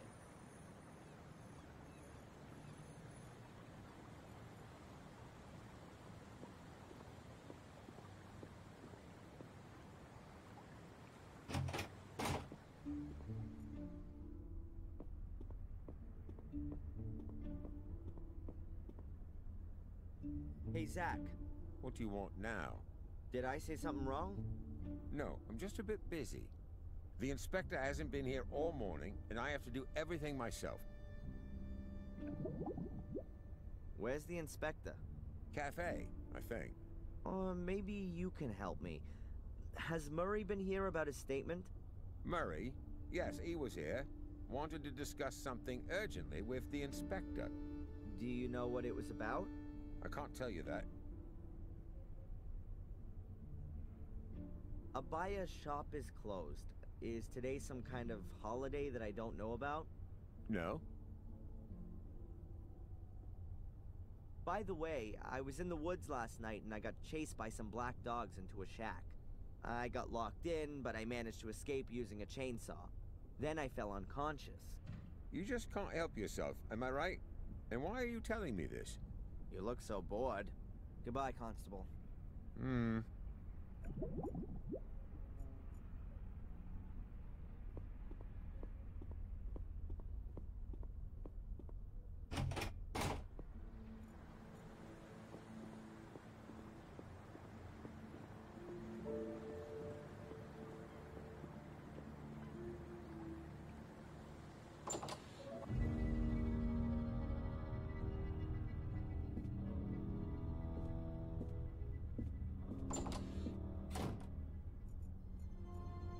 Huh, there's Bobby, the village idiot.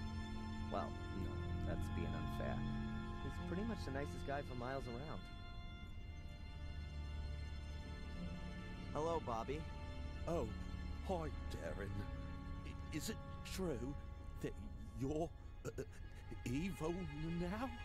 No, Bobby, you don't need to be scared. I'd never do anything to anyone. The others said that you set fire to the castle. You shouldn't believe everything people tell you, Bobby. I'm innocent. I was just in the wrong place at the wrong time. That's what Tom says all the time, too. Okay, Darren. I believe you. Tell me, Bobby, do you know the village policeman? Yeah, but I don't like him. Tom doesn't like him either.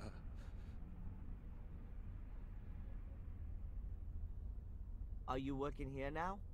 Yeah, but not for money, but for Denise. She's my new girlfriend. I help her out. I get it. Aren't you working in the museum anymore? No.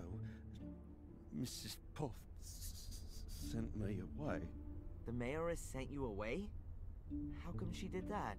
I didn't take enough care, she said. I did lose the key. Oh, I'm sorry about that. And is Denise happy you're helping her out? Yeah, she gives me muffins and chocolate. That's kind of her. But I don't want to have it for nothing. I'll pay for it later. I don't want her to get into trouble. That's nice of you, Bobby. You really like her then? Oh, yeah.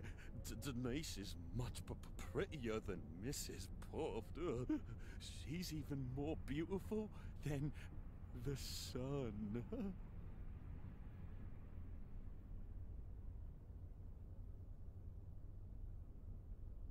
What's your brother Tom up to then? I don't know. He's not around much right now. But that's good too. He said he's going to kill you if he finds you. I'd better be going. Okay, Darren.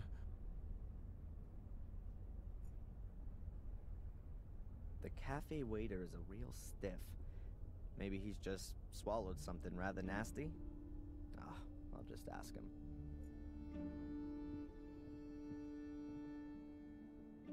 Hi.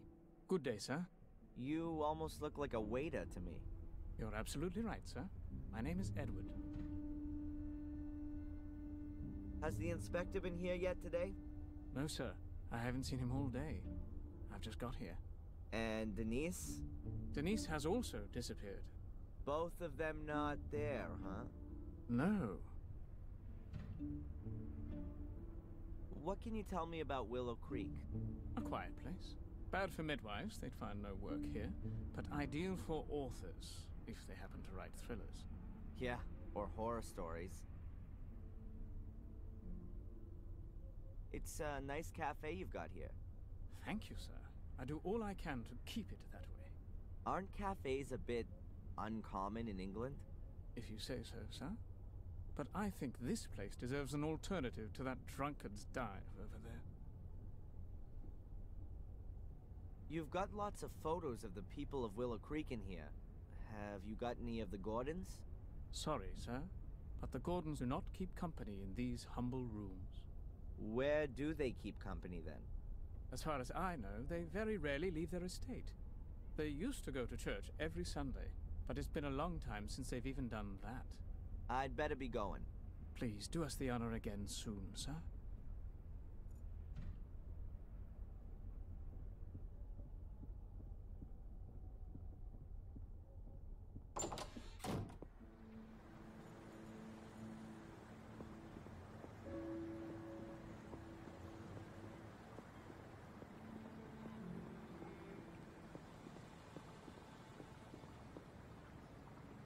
Hey, Matt. So, when you finally gonna get gone with your fun fan? So, how are we then, eh? Still possessed by the devil? I wouldn't joke about it if I were you. That's supposed to be a threat. Let's say more, well-meant recommendation. You really have got a few screws loose. So, what exactly did go wrong when you were born? Not half as much as when you were born, Mr. Twisted Firestarter. Have fun. Oi, arsehole! When you miss me, paint a heart on the wall. Will do. In blood.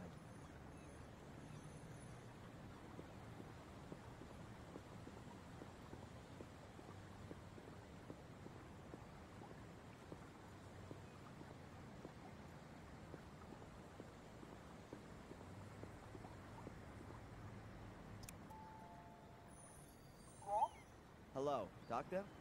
Can I ask you a quick question? Of course. Come on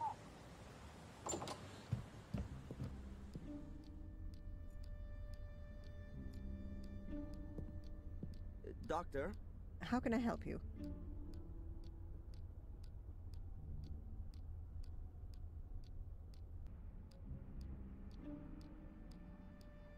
There's a problem with my medication. You don't like the taste? That's normal. Swallow them with orange juice instead of water. No, it's not that. The shop's closed, and it doesn't look like Abaya is there. Oh, I forgot completely. Abaya's always in Ipswich on Tuesdays. She does a self-defense course there. I would have thought a refereeing course would be more her thing. And how do I get my medication now? Well, if the postman has already been, he's probably left the deliveries in the barrel next to the door. Barrel next to the door with medication. What if someone steals it? Right next to the police station. I don't think so. Here's to village life. What can you tell me about Warm Hill? Well, not a lot, really. It's a little hamlet that belongs to Willow Creek. There are only a few people living there. Most of the houses are falling apart. I think it's where all the miners used to live. Do you know Ralph? Ralph? No. Who's that? Oh, not so important. Something strange happened to me last night. I don't know what was real and what wasn't. Tell me about it, Adrian. I was just on my way back to the village when I was attacked by large black dogs in the woods. Fortunately, there was a shack close by, which I was able to hold up in. I couldn't get back out through the door. Once I cut my way outside through the floor with a chainsaw, there were no signs the dogs had been there at all. Then I fell unconscious. Supposedly, Murray found me there in the middle of the night and brought me back to the hotel. I can't remember any of that. A classic dream of repression. The black dogs, and then... there's nothing there. It's a deep-seated fear of the consequences of your actions. I saw a woman dressed in white. Almost looked like some kind of wedding dress. Where did you see her? When I was locked in the shack, from the window, she was standing on the edge of the clearing. She saw me and then disappeared into the woods. Did she say anything or do anything? Well, I didn't hear anything, but perhaps. She certainly wasn't just wandering around. It almost seemed as though she was looking for something. Really? There's a legend here in Willow Creek about a white lady who wanders through the woods looking for her child. In vain, as the story goes, but no one has ever seen her. Until now. Don't worry, Adrian. That's a completely natural reaction to this myth. It originates from the collective longing for a pure mother figure who can be adored like a saint. Out of the whole thing that there are chosen ones who perceive her apparition. And everyone wants to be a chosen one. That's just human. You've got an explanation for everything, haven't you? Psychology is the modern theology. What do these black dogs mean? What kind of creatures are they? Fleeing from vicious, aggressive dogs. That sounds like a typical nightmare. It expresses the fear of one's own aggressive side. Were the dogs alone, or was someone with them? No, they were alone. Just the dogs. Dogs who roam around without a human master suggests a suppressed issue with dominance. It could also suggest exactly the opposite, though. That the dreamer is neglecting a particular part of himself, which is alluded to by the nature of the dogs. What breed of dog were they? No idea. Hellhounds? They were definitely huge and black. Large dogs reinforce the meaning I was talking about. The fact that they're black would suggest their origin in the subconscious. Are there any tablets I can take for this? Catch you later. Take care.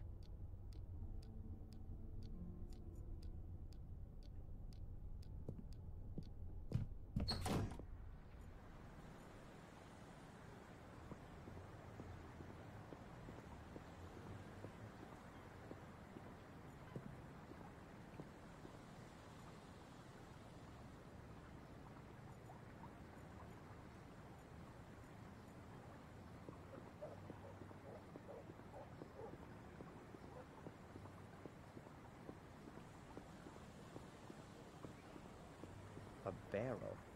It says Willow Creek Corner Shop on it. Just look at that. That's a buyer's mailbox. And there's the post from today.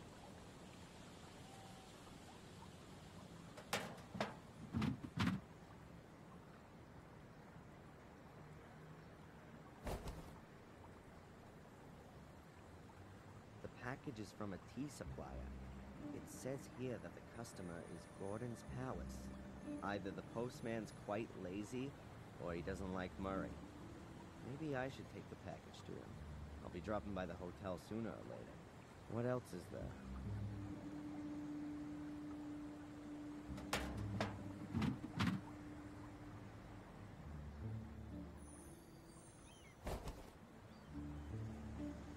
That must be mine. Send as a drug company. I'll leave the prescription in the barrel, so a buyer knows that I picked up my medication myself. A packet of tea from Murray. At least that's what's written on it. The medication that Dr. Winterbottom prescribed for me. Halo Paradox. For the treatment of acute psychosis with delusion, hallucinations, or cognitive disorders. Oh, great. She's declared me officially crazy.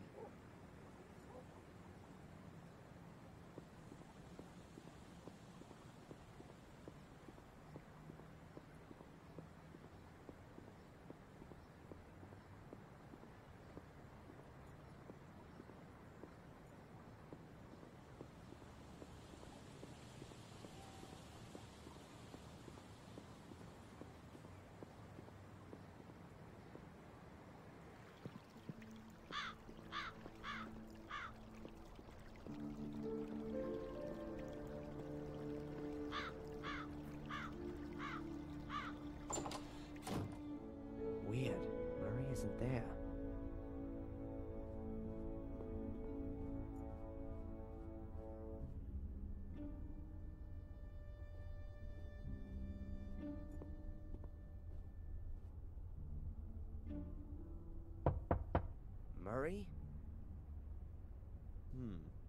Doesn't seem to be there. I'll put the package on his desk.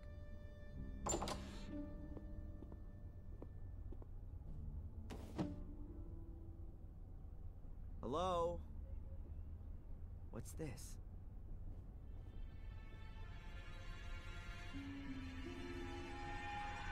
How come Murray's involved with the law? I can't believe it. It's a receipt for my bail.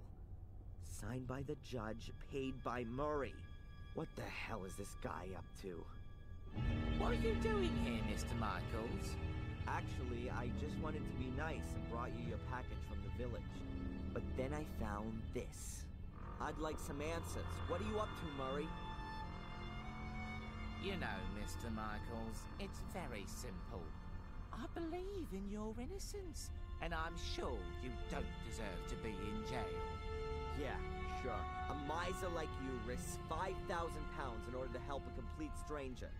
Nonsense. What's going on? Tell me. I'd suggest you just be happy you're free, and we don't talk about it anymore. Oh no, you're not getting away from me that easily. I want to know what you're up to, Murray. I want to hear it in your own words. Now! Mr. Michaels, you know how it is. When something terrible happens somewhere, it attracts the people. But not forever. People these days are quickly bored and want to see something new. And honestly, it's been 3 weeks since I don't believe it. You paid the bail in hope that I'd start to murder people? Just so your damn hotel is fully booked? Don't get so upset, Mr. Michaels. You're totally insane. Screw you. You should be thankful, Mr. Michaels. No one else would have put up your bail. No one else. You have no friends in Willow Creek. You're a lonely maniac, an arsonist, a criminal. You have no one but me, and you should be damn thankful. Let room service know I'm checking out. I don't get it.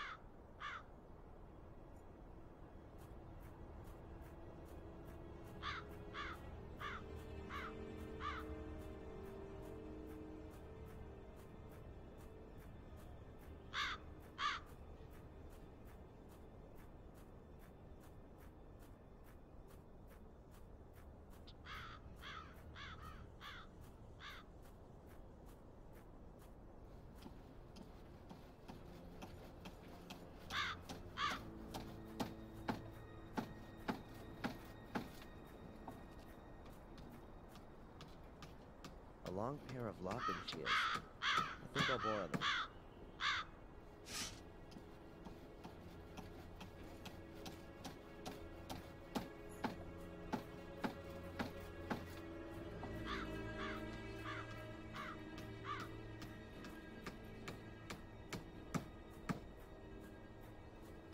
Mr. Gravedigger? Yes, lad.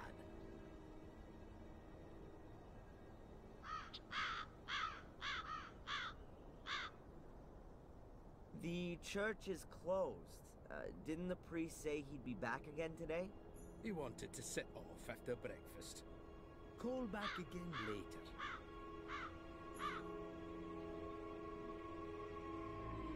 Have you ever heard about the White Lady in the woods? Yes, I've heard about it, but I've never seen her. Apparently only those of pure heart can see her. That can't be true, though, because no one here in the village has seen her, not even the priest. What does that tell us about the people of Willow Creek? Nonsense. There's nothing wrong with the people here. It's that murderous clan in the castle who've been spreading fear and terror for centuries.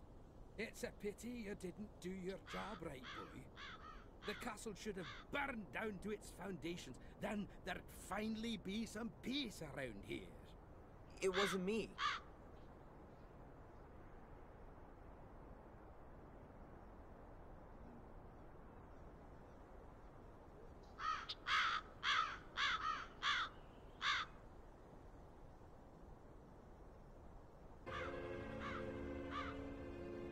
The graves by the wall, right at the back, they look different to the rest.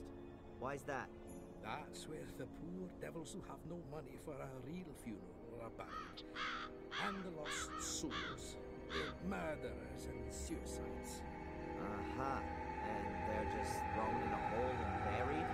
Well, they do get a coffin, but the corpse is put in it the wrong way around. Those who commit suicide.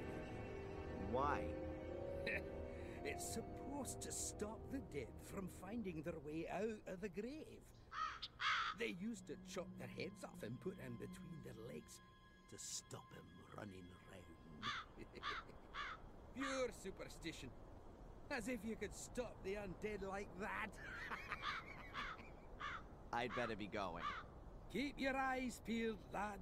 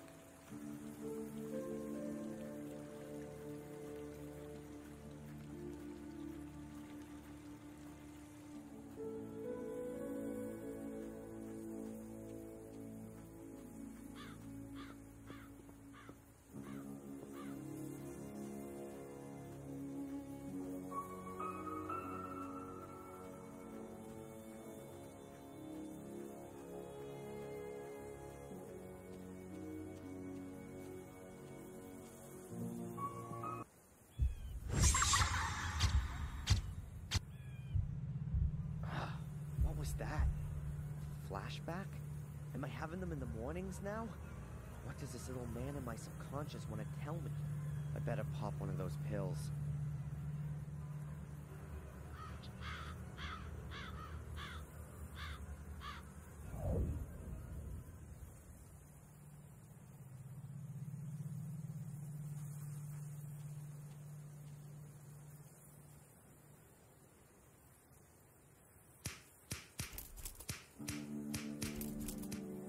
That's it. It's easy to carry the barbed wire away with the shields.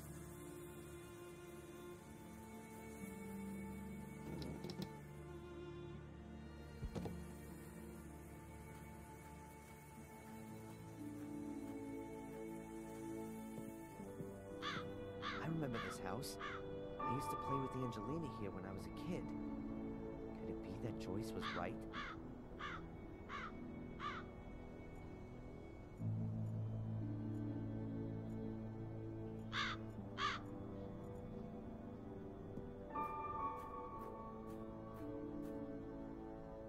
I don't think the place in my hypnosis was so near to the house.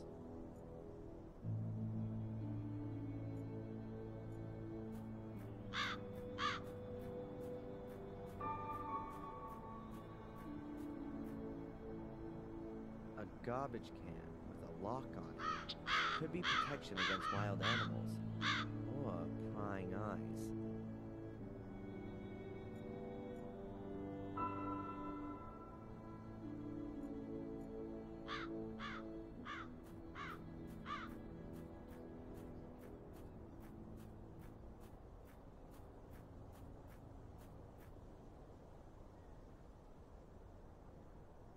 Nothing. No hole in the ground. Wait a minute. There's something there. A luminous sticker. Just like the one I found in the hut in the woods. Perhaps Ralph lost it here. Or found it. Does he live here now?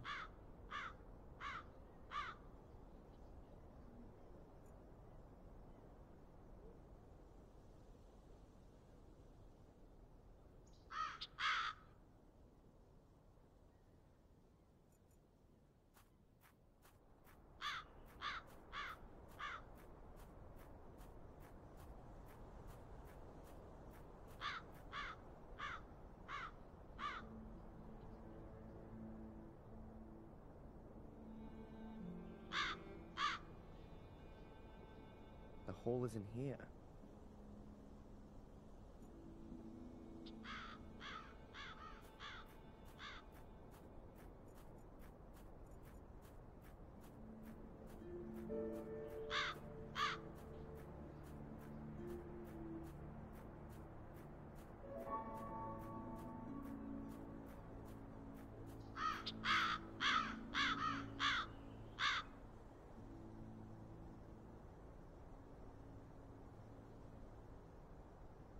There's nothing there but scrub.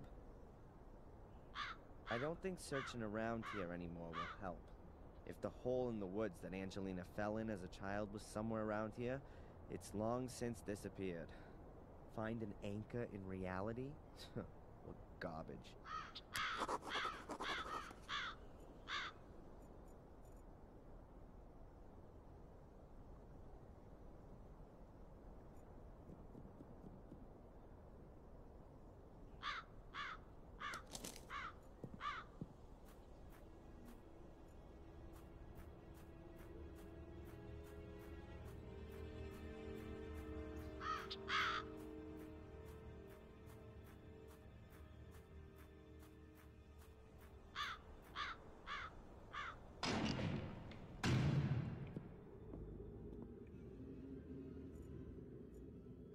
That has to be the priest.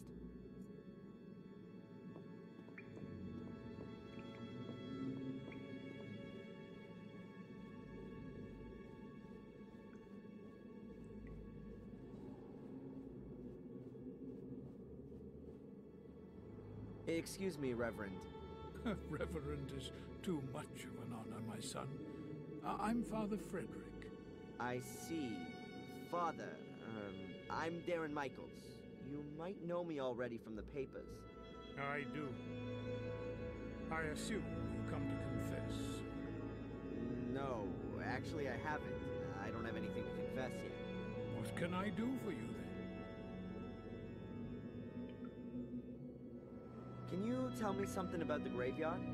Oh, it's wonderful, isn't it? You can really sense the centuries past when you're in it. According to the records, some of the graves are over 800 years old. Probably all Gordons. The Gordons have had their own crypt since 1512. The academy was burned down and, well, space was needed for the many dead, and that's why the graveyard was rearranged.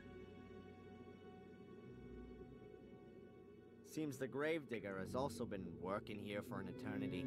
Mark? Oh, he does his job well. Yes, he really feels all that digging in his bones. He's been looking for an apprentice for years, but no one seems to be interested.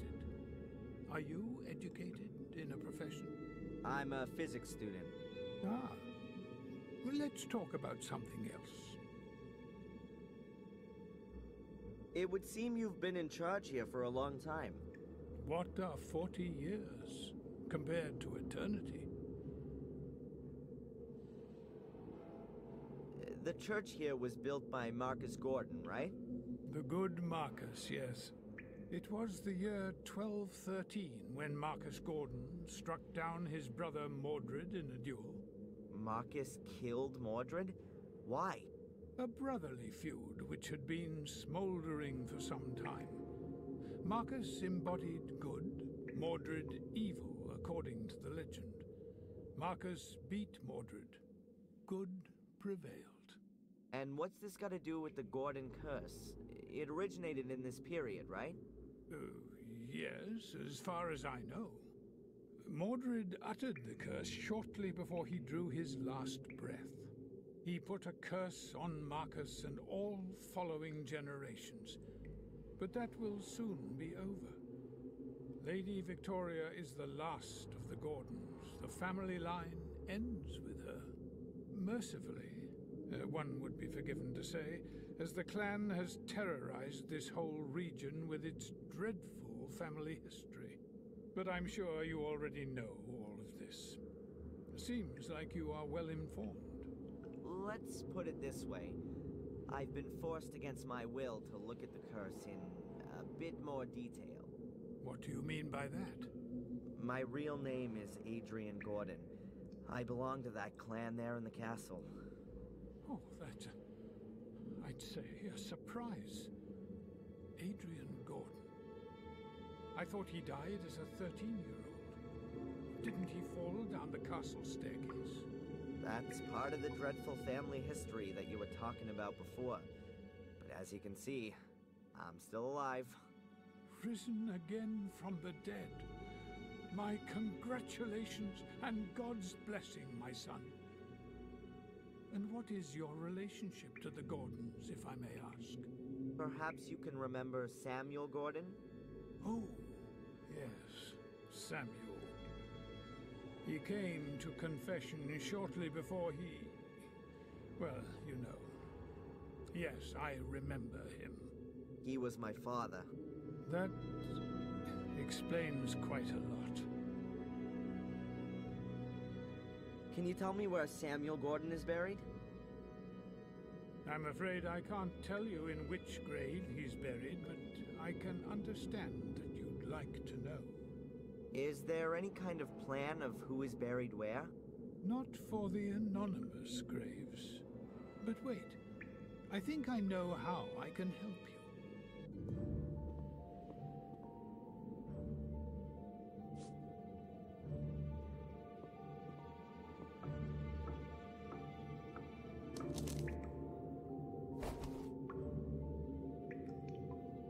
Thank you, Father. We were talking about Marcus and Mordred. Yes, that's right. Marcus struck down his brother, Mordred, in a duel in the year 1213. After that, in order to atone for his actions, he had this church built here on pagan ground. A few years later, he also built the academy, also on pagan ground. It was to be used to house the Gordon Chronicles, so the curse could be researched by academics. But the academy was completely burned to the ground in 1512. Most of the chronicles were destroyed. Everything that could be recovered was brought here, to the church. Right, but all of these stories always begin with Marcus killing his brother. Does no one know the cause of the dispute? Well, there are various theories. Some say that Mordred was possessed by the devil. I also read somewhere that they were fighting over a woman, which is pretty much the same thing, right? Basically, it's about the fact that Marcus Gordon, the more religious and stable brother, won. Mordred is depicted as a godless sinner who's burning in hell to this day. Do you know if the brothers were born here? Probably not. Both were tireless crusaders in the name of the church. But why they built a castle here in Willow Creek can only be speculated on.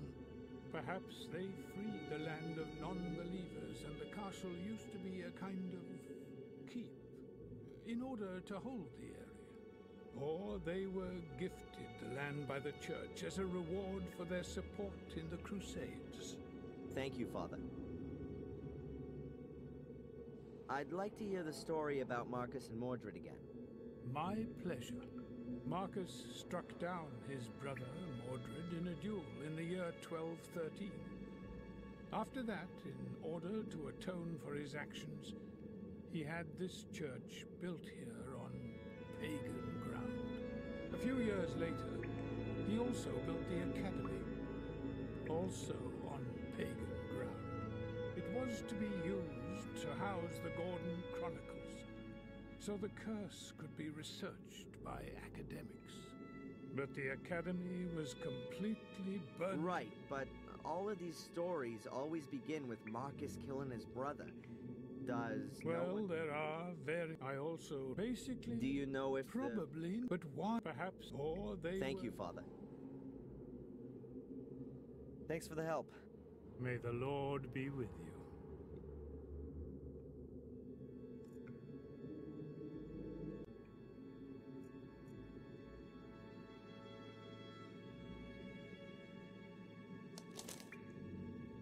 The list of the names of all those who were buried here in August 1981. There are 5 names left. Henry Stanton, Dr. Heinz Herman, Dr. Robert Gordon, James, and Samuel Gordon.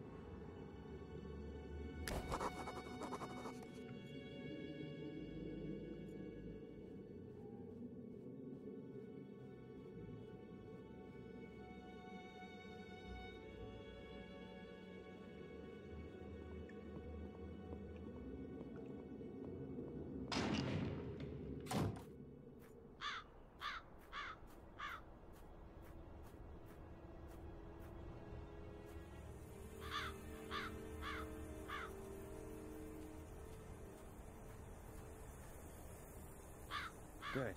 And let's see who's buried here. Funerals in August 1981.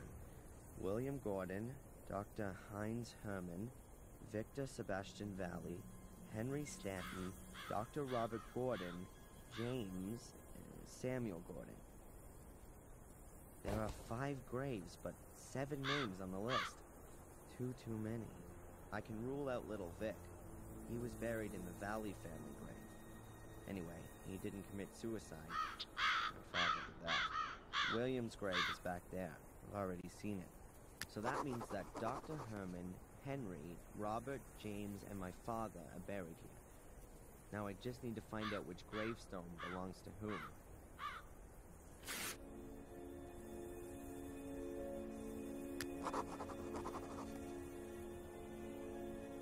A neglected grave, but still with a quote from the Bible.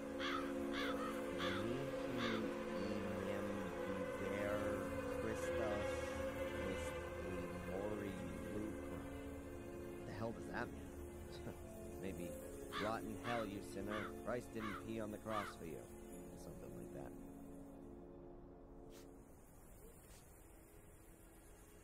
A dream catcher. I've seen one of those before somewhere.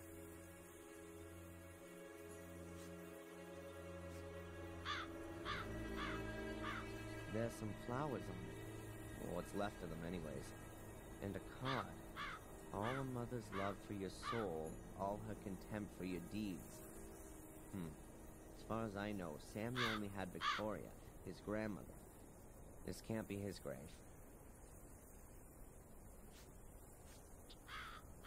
A neglected grave. The most pathetic and saddest of them all. It could be my father's.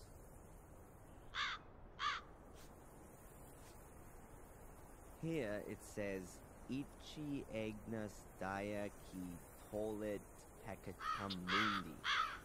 A quote from the Bible, and some rotting flowers. At least someone's been looking after the grave. Oh, but no more clues.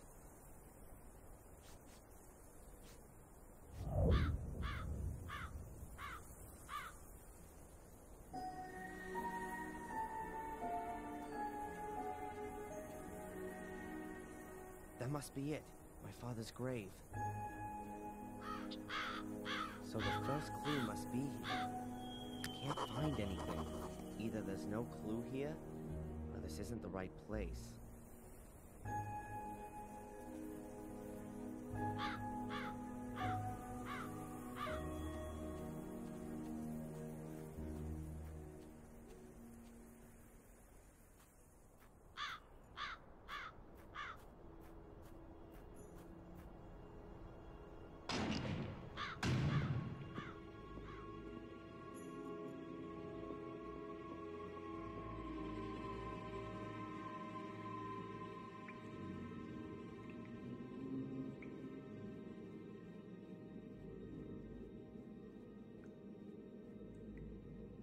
Hello, Father. Welcome back, Adrian. I think I found my father's grave. I assume you now feel relieved. Not really. Does the saying Ecce Agnus Dea qui tollit peccatum mundi mean anything to you? Of course. It's a quotation from the Gospel of John. John the Baptist was seen by many as the Messiah, but he said, "I am not the Messiah. He is the one who comes after me." The next day, John saw Jesus coming toward him and said, "Ecce agnus Dei qui tollit peccatum mundi." Behold, the Lamb of God that taketh away the sin of the world. This was he of whom I said, "He who comes after me has surpassed me because he was before me." John 1:15 to 29. The sinless who took away the sin of the world. Praise the Lord, he sacrificed his Son to lighten our hearts. Jesus Christ, our Savior, is the Lamb of God who takes away the sin of the world. He is the fulfillment of all sacrifice and the end of all sacrifice. Amen. The phrase Ecce Agnus Dea, etc., it's written on my father's grave. Is there anywhere else I can find it? Of course. In every Bible. And out there? Near the church, maybe? Yes, we have it here in the church. Just have a look around. The Lamb of God, you said? That's right. John 1, verse 29. I think I found my father's grave. I assume you now feel relieved. Not really. The phrase... Of course.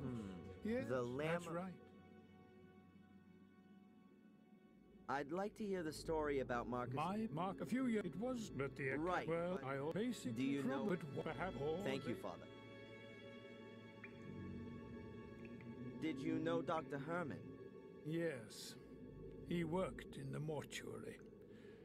Was a very busy pathologist and a friend of the Gordons. He was in league with the manager of the sanatorium, Robert Gordon, hence the closeness to the Gordons. They both died a violent death. They were murdered. And why were they buried anonymously? After their death, they found out unpleasant things about them. What kind of things? Dreadful experiments on innocent souls, their patients. I don't really want to talk about it. They certainly never came to confession. Neither Herman nor Robert Gordon.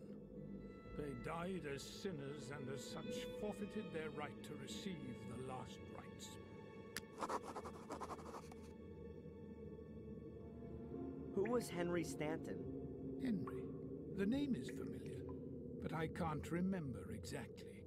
He definitely wasn't from around here. I'm sorry. I don't know anymore.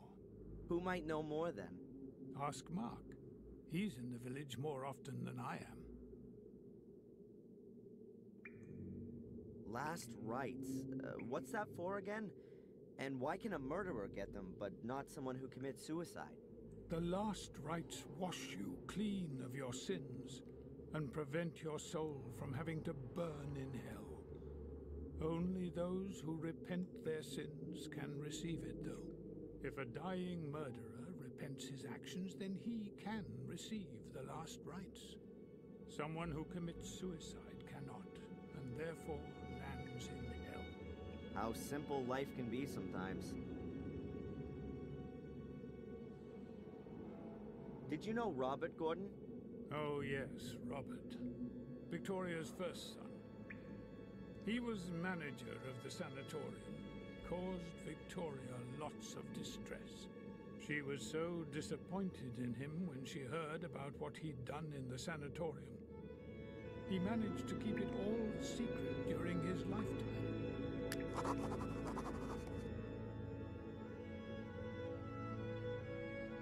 Who is this James on the list?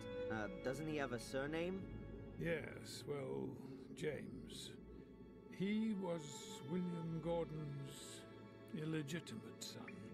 He hanged himself after years of being experimented on in the sanatorium.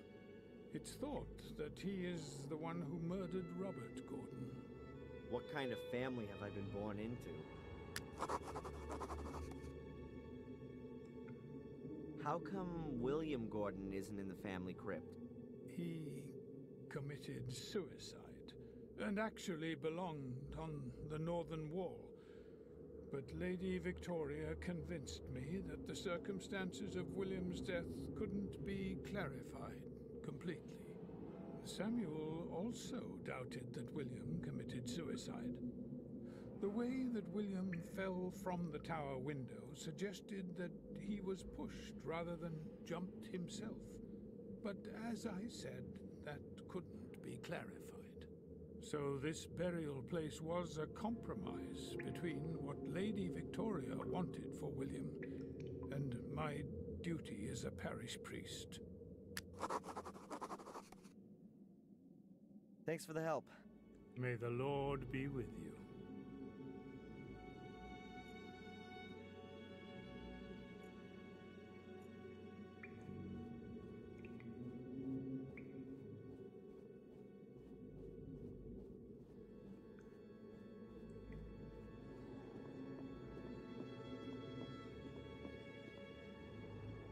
The quotation on my father's gravestone is here. The Lamb of God. That's what the priest thought. Aha, secret compartment. I wonder who made that. Why?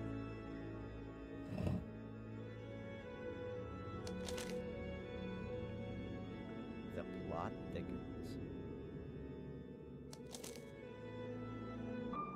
If you don't want to suffer the same fate as your father, just keep quiet about everything that happens to you. No one must know of the secret that lies at the end of your path. But you're only at the beginning, and you'd be well to prove your innocence first. If you fulfill all the tasks that I set you, no one will doubt your innocence anymore. In this first task, you must look out for people who need help.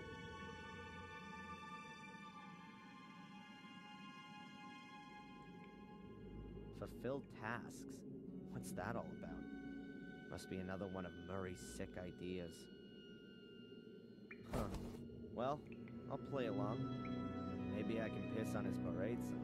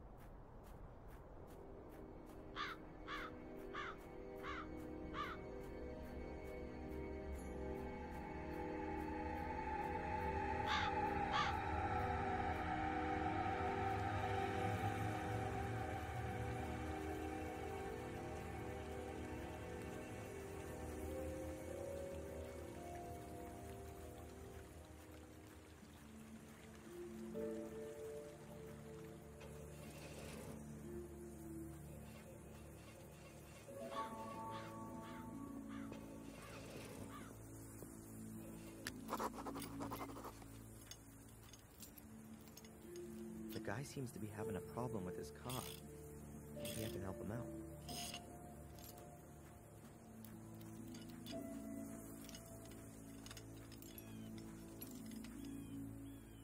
Hi, are you having problems? Hey? With your car? No, I'm freezing my balls off here for fun. Bollocks. Sod it, the car won't start. You a car mechanic, are you? No. I didn't think so.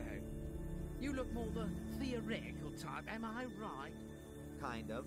I studied physics for 4 terms. Well, that's better than sociology. Can you have a quick look at it? I'm stuffed here. Well, to be honest, I'm not very practical. But I could get some help from the village if you want. I'm headed there anyway. Okay. Drop into the pub, tell Tom what's happened. Tell him Phil's banger is knackered again, and he's bound to know what's wrong with it. Tom? And what if he's not there? Are you having a laugh? Of course he'll be there. It could take me a while, though. Maybe I'll have a go. Nothing to lose, huh? Be my guest. Over to you.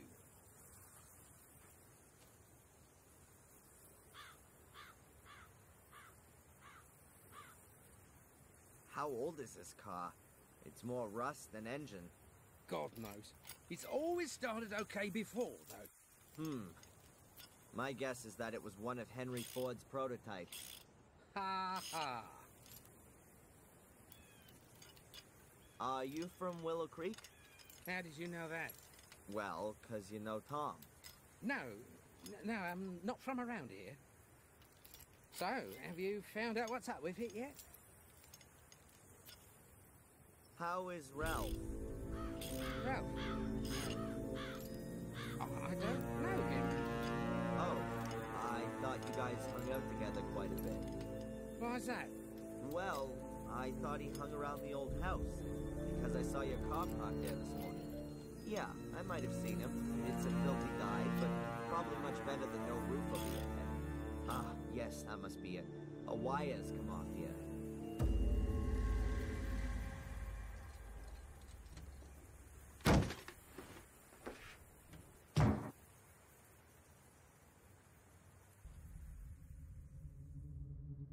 Jesus, what the hell is that? Help! Can anyone hear me? Help! Just shut your mush in there, will you? Hey, what's going on? Are you crazy? Let me out, now! So you can go and graft to the fuzz? Forget it. What are you up to? Help! Oh, shut it. No one can hear you. You're staying in there till I decide what to do with you. Hey, maybe we can talk this over. Look, I promise I won't breathe a word. Oh, yeah. That's what they all say. Look, I get the cup. That could be your mouth. No, you can't do this! You have no idea what I am capable of. Have fun. I've got things to do now. Wait! Hey! Oh my god. If I can't find a way out of here fast, that maniac is gonna kill me. For Christ's sake, Mordred, you could at least help me out for once. The top is metal. But it doesn't seem to be that thick. It's really rusty. The whole thing's fallen apart. It's totally rusted through. Maybe I can get out this way. Hell, there's something here. It's moving back and forth. Oh my god. I think I know where I am. It must be some kind of cold room where they keep dead bodies. Huh. There's a kind of stretcher up there that you can pull out.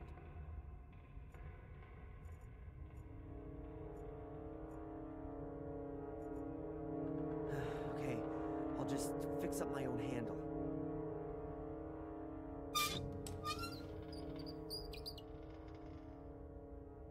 Whoa. Oh, yuck. Gross. What kind of stench is that? I gotta get out of here fast. Okay, I've really gotta get behind it.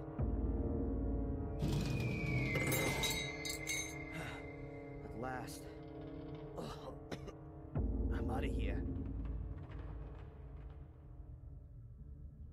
I don't see a significant improvement in my situation here.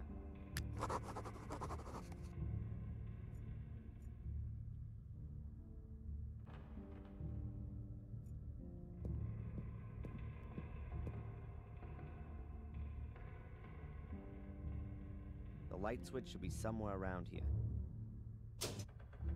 That's not it. That was easy. What the hell did I press before? Oh, it looks like an intercom system. But it doesn't seem to be working.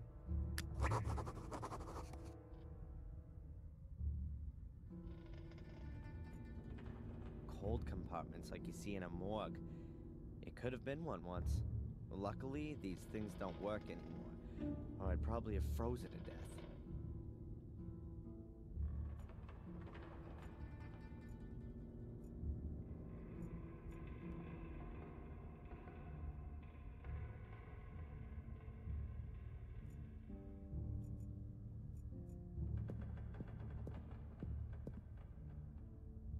I know it's definitely not a good idea to have a look inside. It stinks like hell.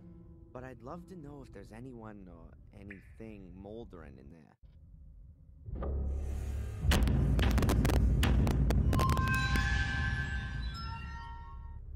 Oh, I could have passed on that one. And to think I was just climbing on this thing.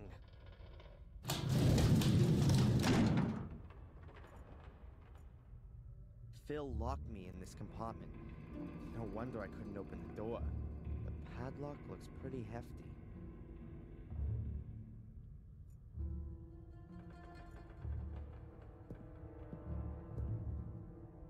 The compartment is padlocked too. There are air holes here, like in my compartment. Damn! Jeez, there's someone in there. I can hear breathing. Hello? Hello? Anyone there? Can you hear me? Whoever's in there must be in a deep sleep. There's no way of waking them up.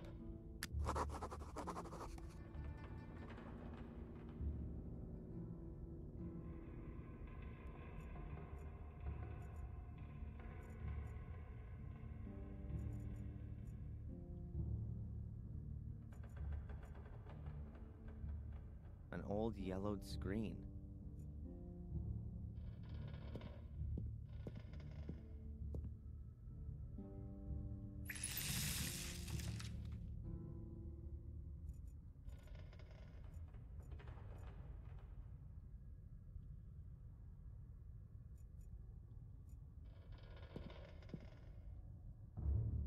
Lots of film and photography equipment. Oh, this looks like an attachment for a camera. What's this? Different colored transparencies in a frame. You can pull them in and out. I think it's a colored filter for cameras.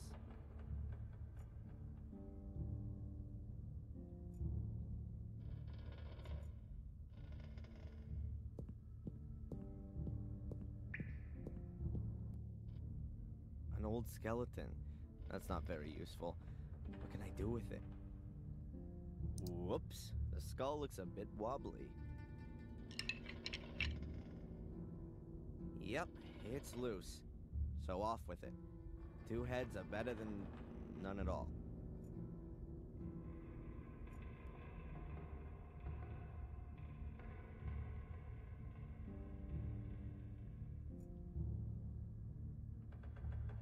A human skull. A replica, probably. Something's rattling around in there. Either his brain has dried up, or someone has hidden something in the skull. A reel of film. A film reel with a very short film on it. Cut out of another one, I guess. It gives pulling my leg a whole new meaning.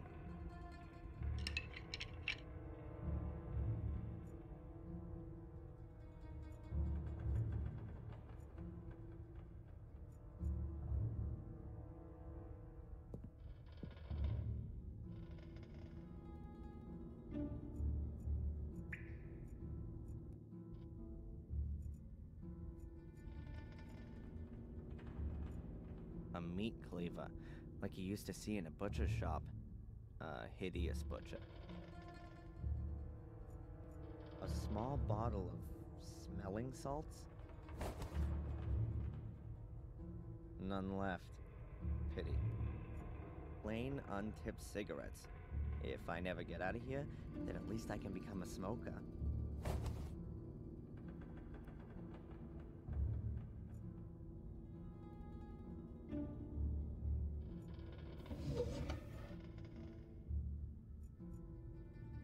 Practical applications of chemistry.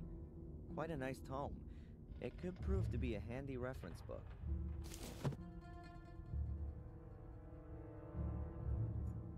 A marvelous tool. So small and yet it slices through flesh like butter.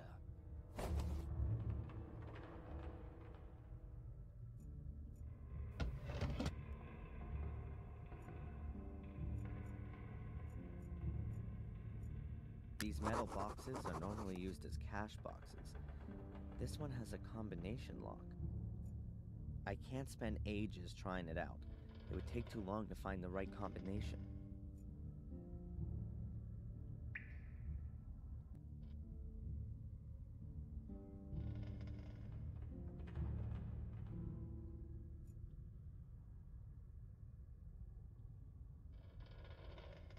A chemistry book dated 1972.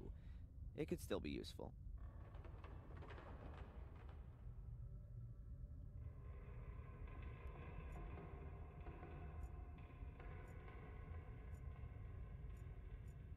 Medical books. Secrets of the human brain, composition and function of the central nervous system. I don't think Phil is using this to cram for the brain surgery exam. Plain cigarettes. Tobacco all dry and fallen out. If I lit one up, it would burn right down before I could even have a drag.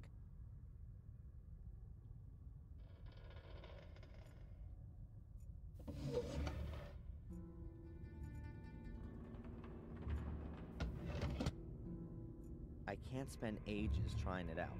It would take too long to find the right combination.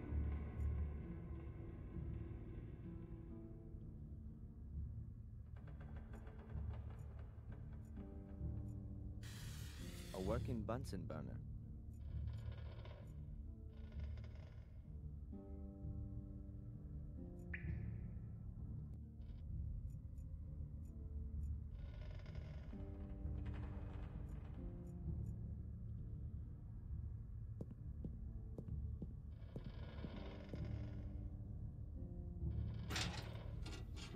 Files.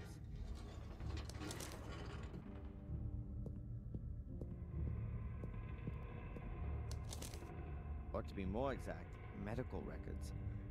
How have they got lost in here? James Gordon. He was a patient in the old sanatorium. So are the medical records from there? There are death certificates in here. Quite a few. Issued by Dr. Heinz Herman for James Gordon.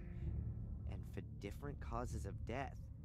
Heart attack, suicide, all undated.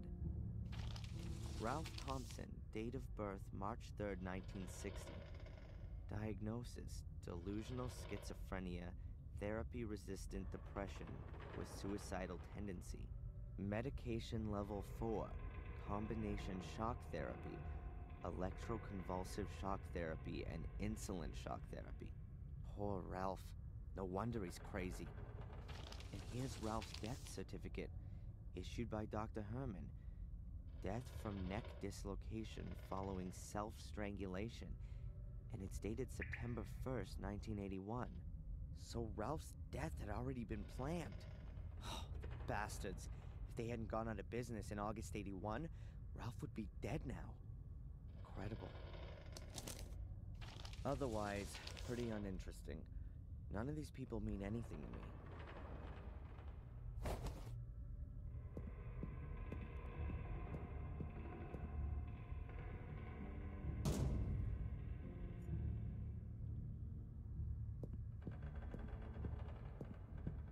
Cassette player, but I don't know if it works or not.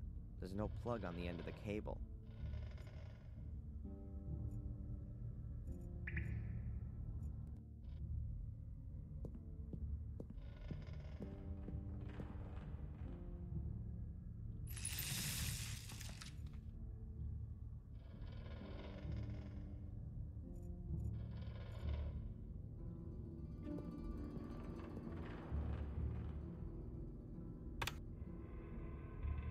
Lucky I always had to load the films in school. It's not as easy as you might think. An ancient film projector. I'd be amazed if it still worked.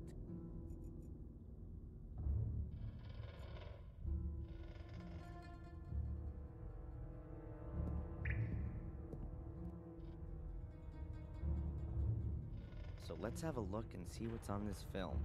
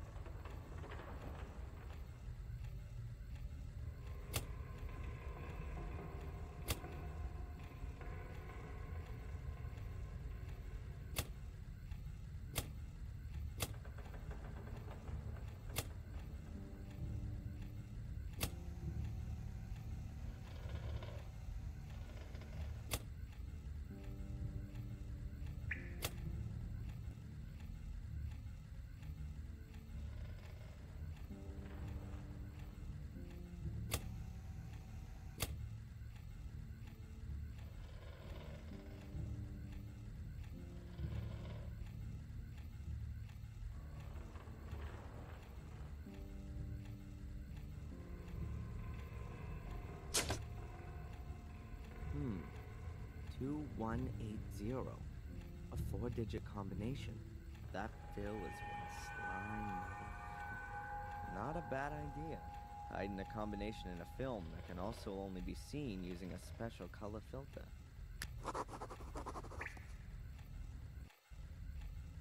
Different colored gels in a frame. You can pull them in and out. I think it's a color filter for a camera.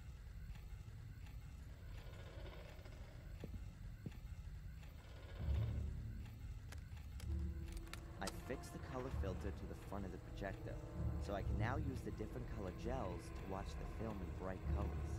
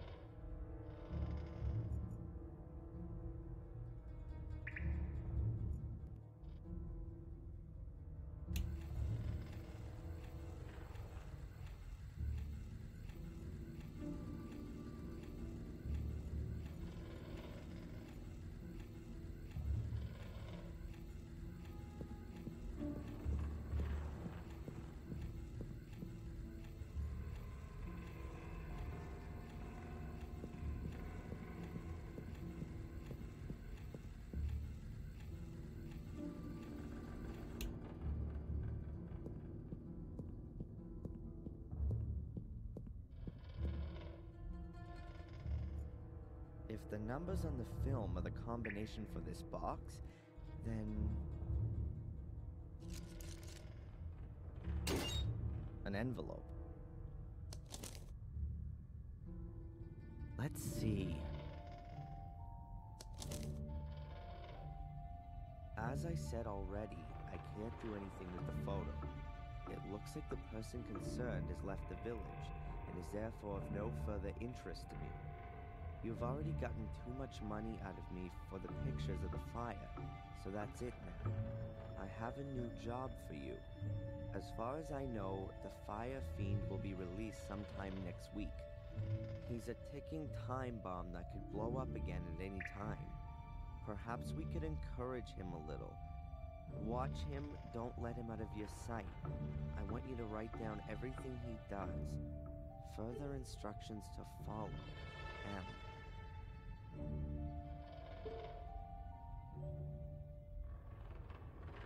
M? M. That could only be Murray. That, deserves the worst. There are gonna be some serious consequences. I've been through some horrible things. This is really going too far.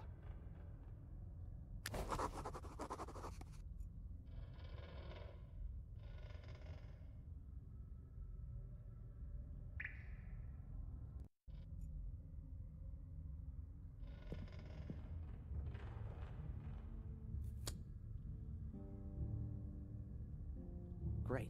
Now I've got a few wires.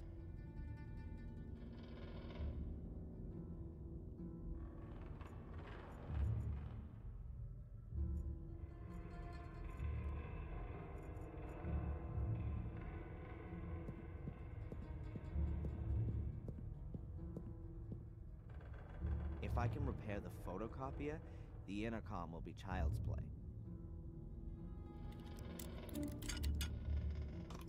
There you go. I told you so. Now, in theory, I can lure Phil down here.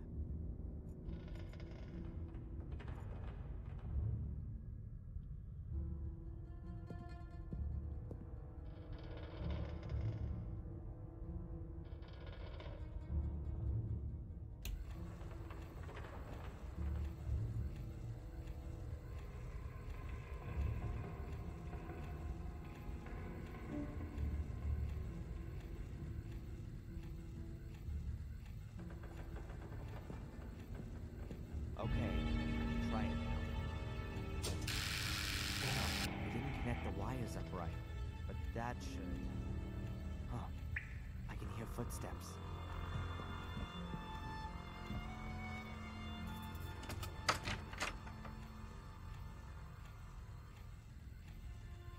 What's all this? Turn that light off!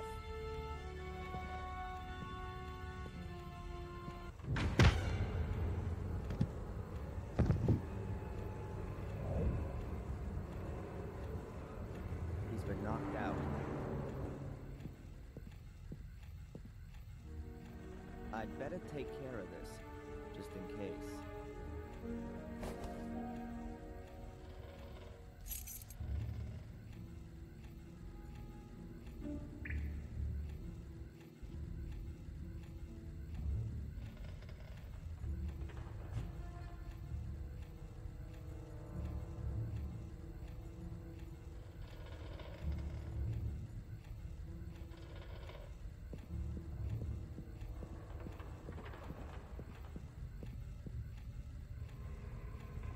This key fits.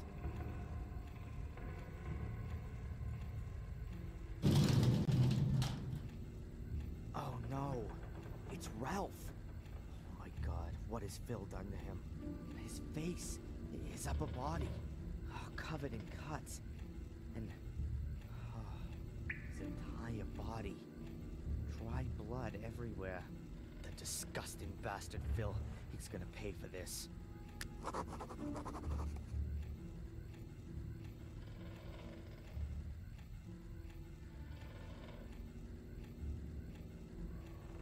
Let's see. Maybe I can find some info on the compound. Okay, what does it say? Deer antlers ground to make ammonium powder. Heat and blah blah blah. Crystallizes to form what are known as smelling salts. That shouldn't be too difficult.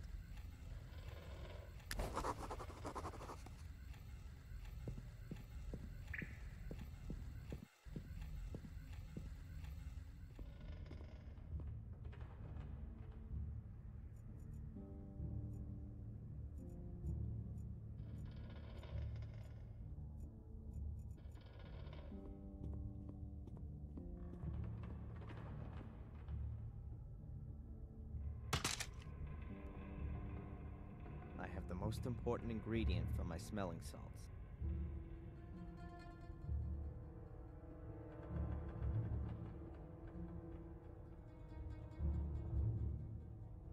Sorry, Bambi, but it definitely won't hurt you anymore. I now have the ammonium powder.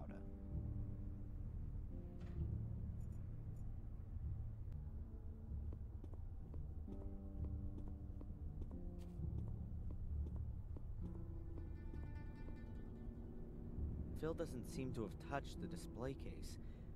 No wonder. The only things in here are books and a glass flask. They're mainly used in chemistry.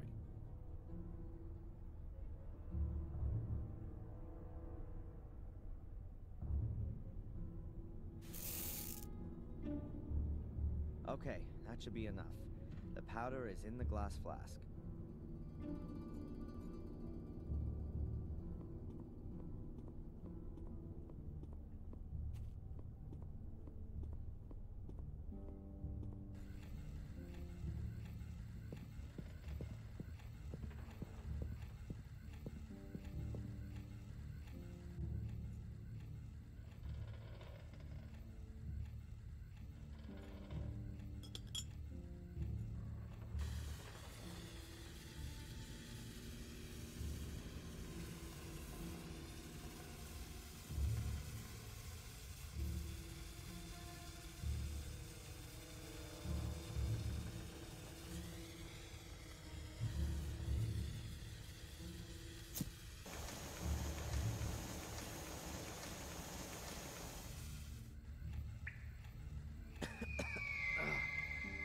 Right into your lungs.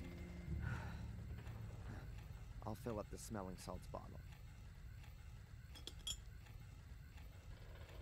At least now I can wake Ralph up. I'll leave the book here.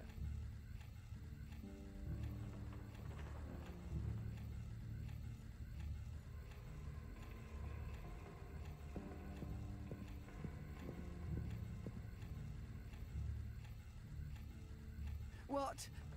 Where? Ah! This isn't Ralph's house! This isn't Ralph's house! Go away! Go away! Ralph, Leave okay. Ralph alone! It's okay! Ralph! Mr. Bobby!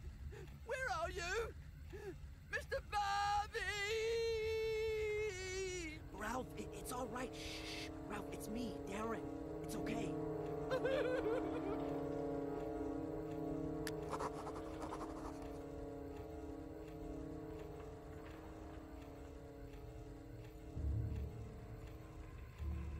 Here, look.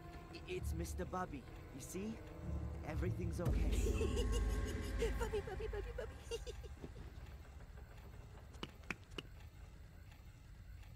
Wow. Ralph ran like the devil himself was after him. I won't see him back in a hurry. I don't think I can do anything more down here. Time to deal with Phil.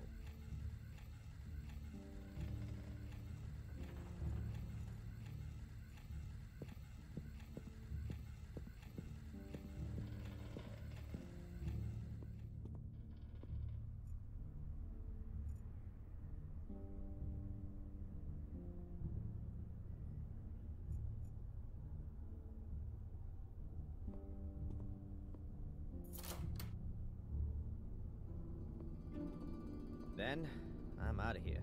Just in time. You Yankee tosser! I'll have you! You better get out of here while you still can! Just you wait! An empty plastic bottle. Something tells me I'm gonna need it.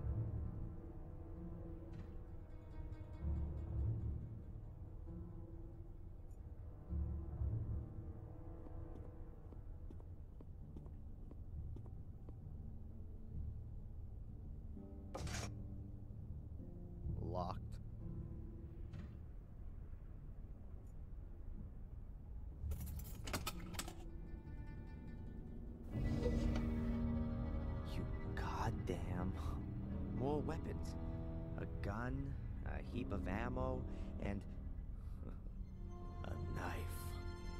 Cheap knives. The cheapest and nastiest for miles around. But a gun might come in handy.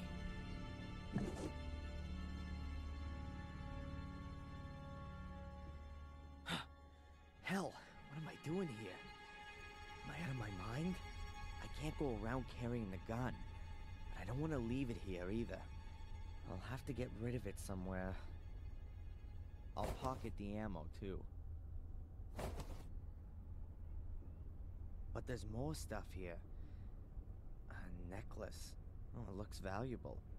Stolen, more than likely. I'll take it as compensation for all the crap I've suffered here. Phil will just have to get over it.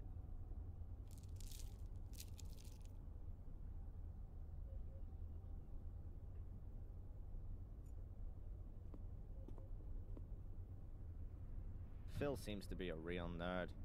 There are cables and electronic gadgets all over the place.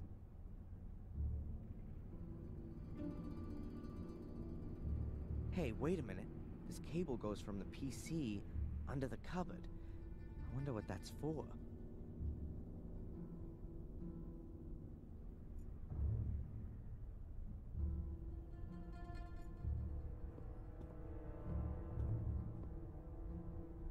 Drawers full of electronic junk.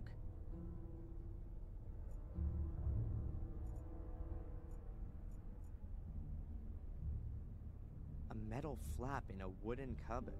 That's weird. Huh, I bet Phil's hiding something important in here. But how do I open it?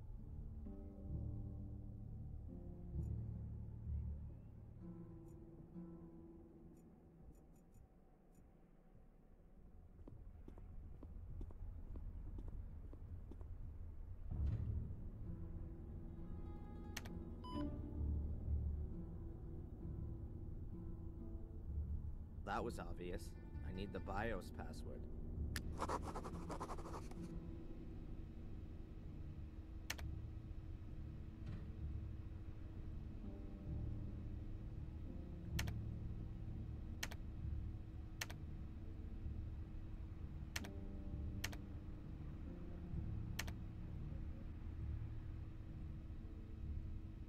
Morgue.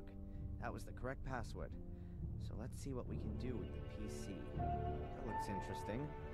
Unlock.exe. I'll run it. 1 for cellar door. No, don't think so. 2 for storeroom. Storeroom? Yeah, I'll go for that. That came from the direction of the cupboard.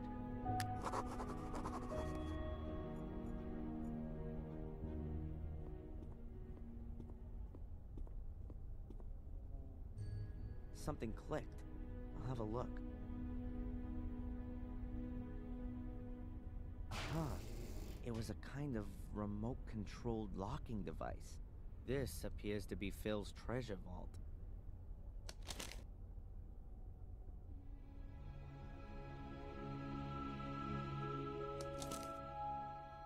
A list of sums of money. The library taught 200 pounds. The foreign woman, 500 pounds. The Yank, 100 pounds, 2,500 pounds, 300 pounds. I think Yank must refer to me. What's that all about? Some kind of bounty? Is that why Phil locked me up? To get money? There's an M and a tick after each sum of money, but not next to the one for the foreign woman. Betamax video cassettes. Strange format. What does it say here? Ralph, summer 1990. Are they Ralph's vacation videos? Before he went crazy? Or... But why were they hidden away? And what's this? James, August to October 1979. And older and more recent dates. I can't figure it out. I'll just take the Ralph cassette with me. I want to know what's on it.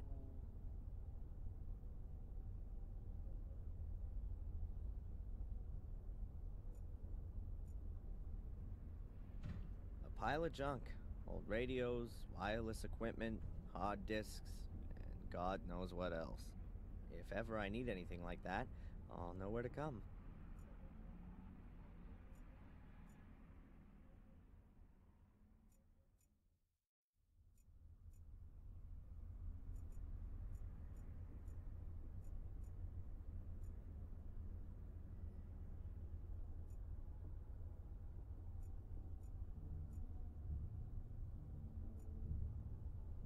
Phil's porno TV chair. There's no way I'm touching that.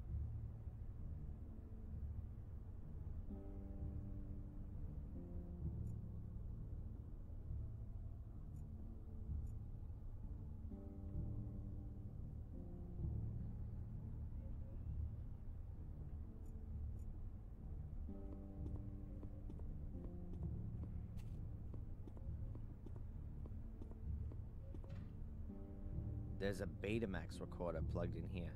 So let's see what's on the video cassette.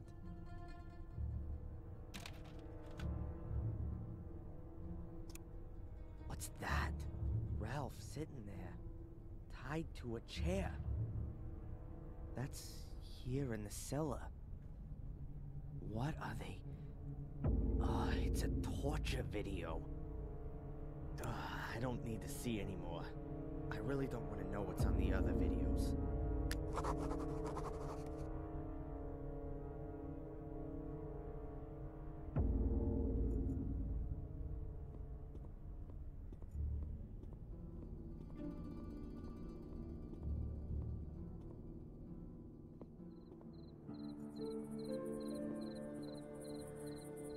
I'd better put it out of commission. Phil could call for help with it.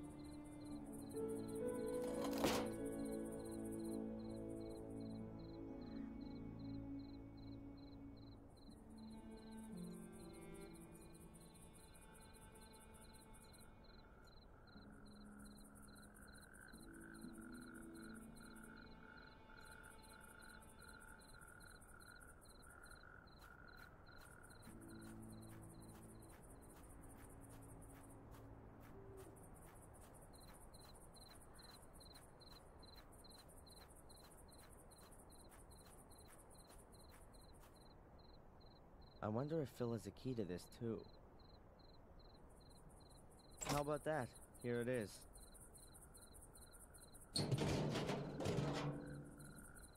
Ugh, just a heap of ash. No corpse. Oh, not in its usual form anyways. And there's something else there.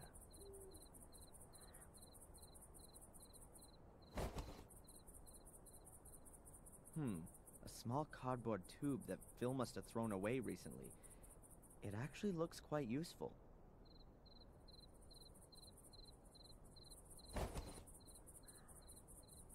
And what have we here? An iron M. I guess that was originally from the writing above the front door.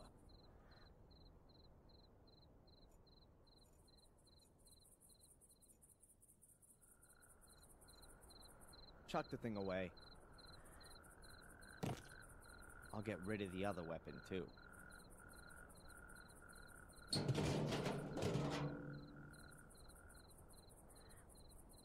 That's that job done. Now, I'll have to ask Murray a few questions.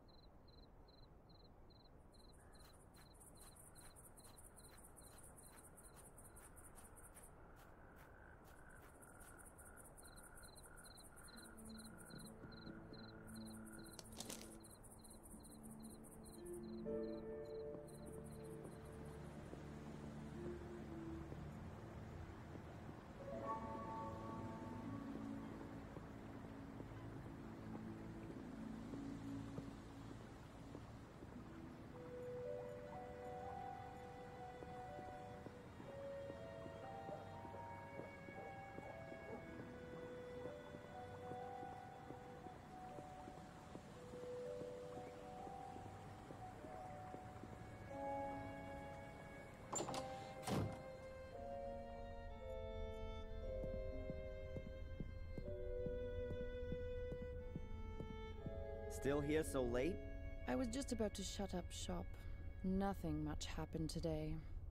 I can't confirm that. Did you want anything else? Does Bobby work here too? Not really, but I can't stop him from cleaning the tables all day long. What can you tell me about Edward? Let's put that another way. Why should I tell you anything about Edward? Well, I just wonder what it's like working with him all day long. He's not the most easygoing of guys. I mean, a plank of wood would be more relaxed, don't you think? He's my fiancé. Anything else?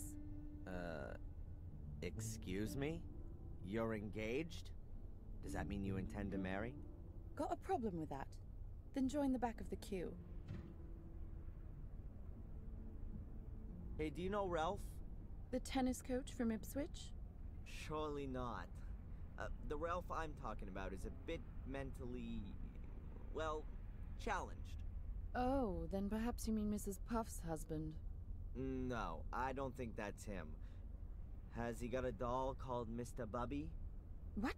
No, you must mean Bobby. Well, whatever. Forget it. There's a rundown house on the road that goes to the lighthouse. Can you tell me anything about it? A pathologist used to live there, I think. He was also murdered there. But wild horses wouldn't drag me there. Maybe I'll see you later.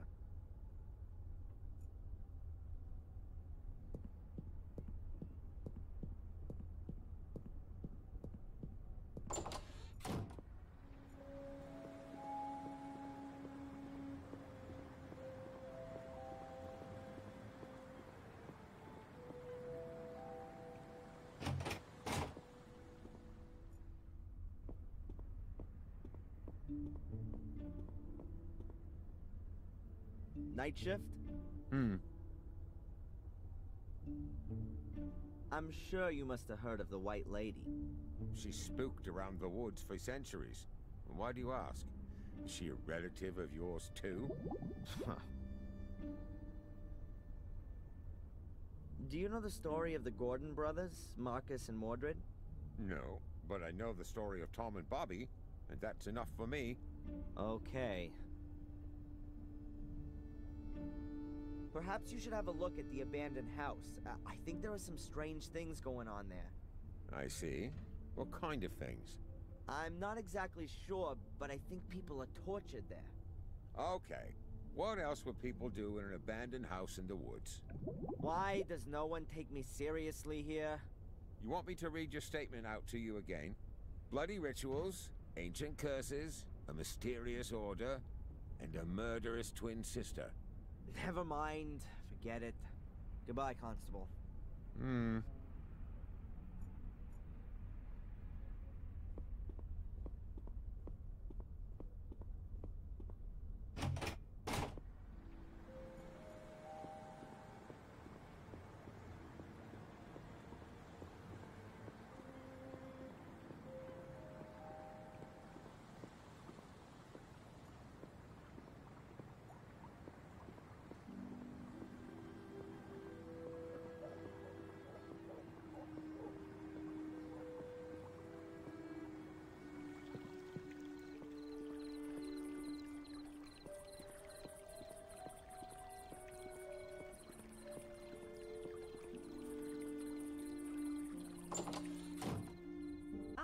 Mr. Michaels, have you had a pleasant day?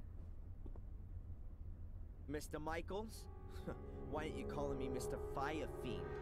I know you like calling me that. I also know you haven't me watched. That you set a perverted gun nut onto me who has a whole load of corpses in his cellar? I don't know what you're talking about, Mr. Michaels. Are you not feeling well? You seem a little tense.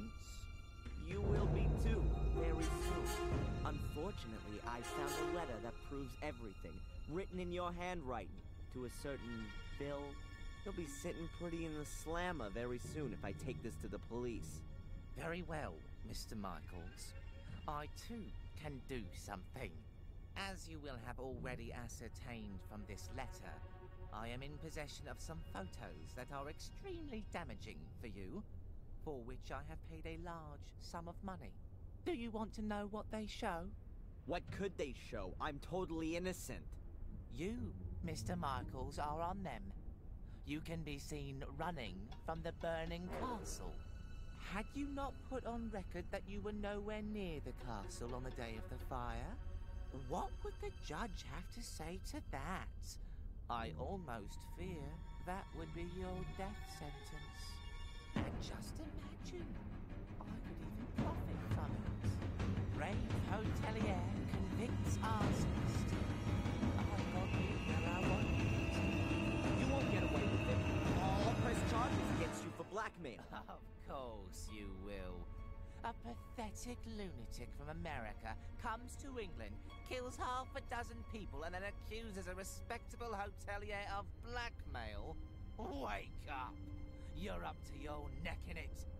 Do what I tell you, and you'll stay alive at least. We'll see who's gonna stay alive, you cretin! Ah!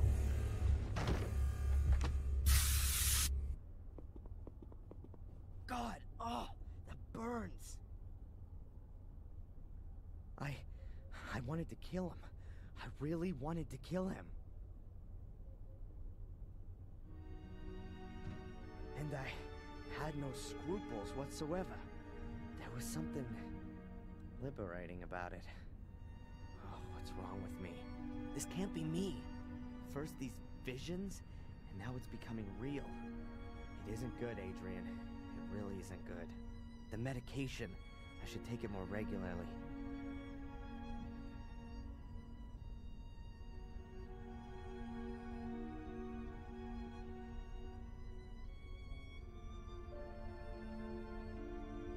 Okay, calm down. Now isn't the time to lose your nerve. Murray antagonized me, and yeah, that could easily flip me out. It's perfectly normal. Nothing unusual. It can happen to anyone. And it happens in the best of families. Jeez, no. This happens a heck of a lot in my family. It's the goddamn curse or whatever. These damn pills don't help either. Or do they? Ugh. I just don't know what to do anymore. Maybe Victoria could help me. She knows all about our family and this curse. But she doesn't believe me. But can you blame her? No. I'm starting to have doubts about me.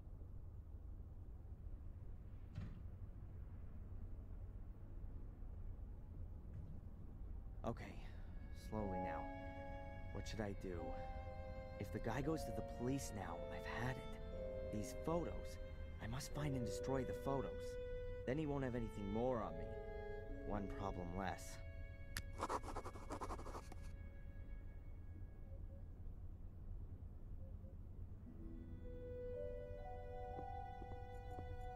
I bet he's got the photos somewhere in his office.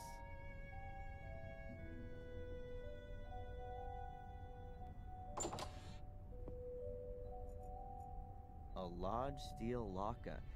If Murray has something he wants to keep safe, it's sure to be in here.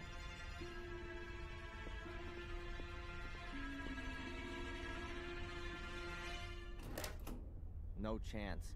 This thing's locked and made of solid steel. It's also screwed into the floor, and I don't know the combination.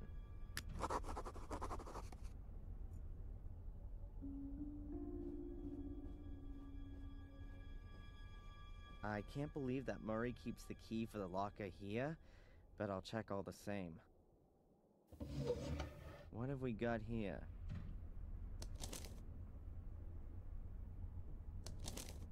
This is a user manual for the steel locker. Interesting. If you have forgotten your combination, the serial number is stamped on the rear panel. Write it down and telephone the following number. 01473/serial number plus the last 2 digits of your year of birth. An automated information desk will then tell you your combination. That's what I call service. Now I just need Murray's date of birth and the serial number.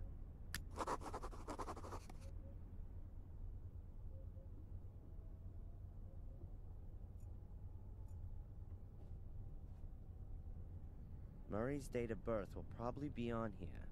There it is. 1942. Huh. He's quite an old-timer. The creep.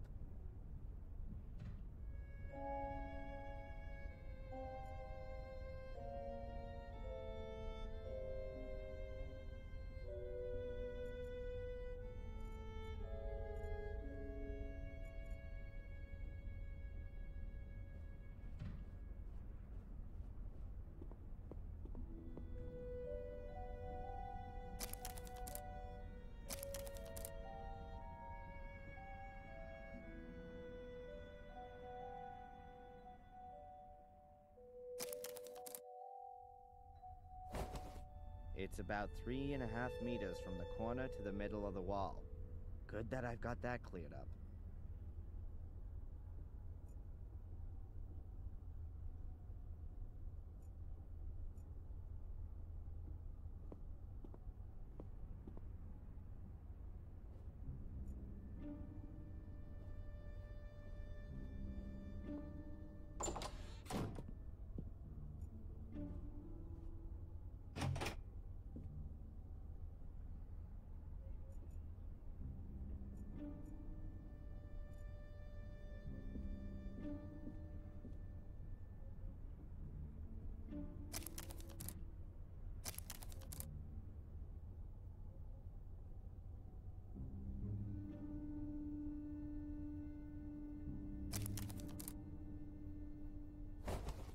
If I've got it right in my mind, the steel locker must be exactly behind this part of the wall.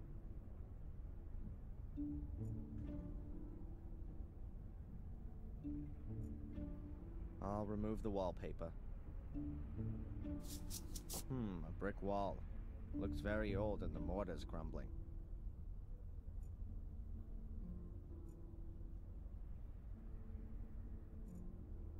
I can use this to scratch out the mortar from between the bricks.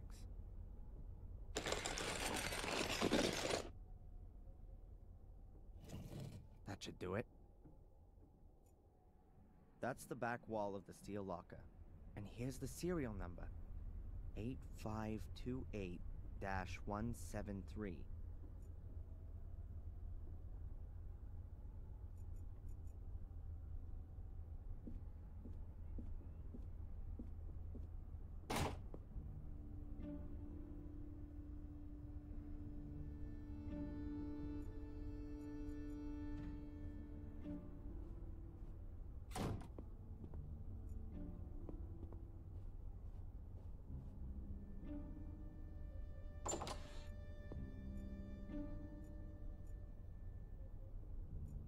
All right then, let's see if it works.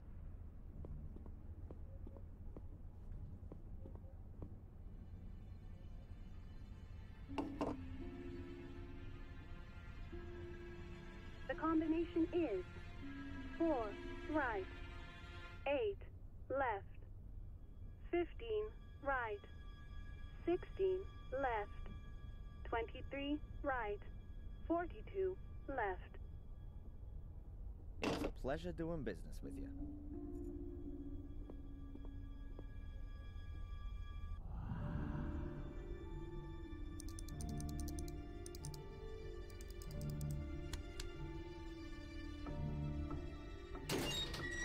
Ta-da! How about that?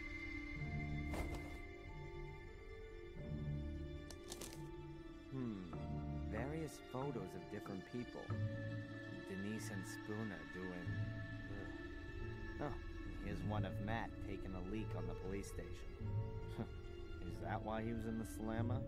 I'll get rid of all this crap the next chance I get. There's something else in the envelope. Bingo! Reliable photographic evidence. And it doesn't prove my guilt, but Angelina's. Caught in the act of arson. I gotta show this to Victoria right away. It'll convince her of my innocence. I just need to avoid running into Sister Antolini. She'd be sure to send me packing again. And Murray was just bluffing. There aren't any compromising photos of me.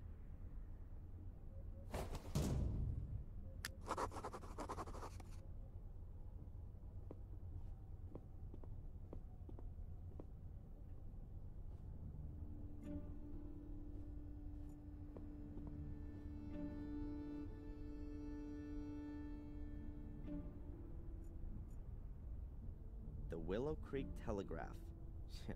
The guests need to be kept up to date with what the murderer is up to.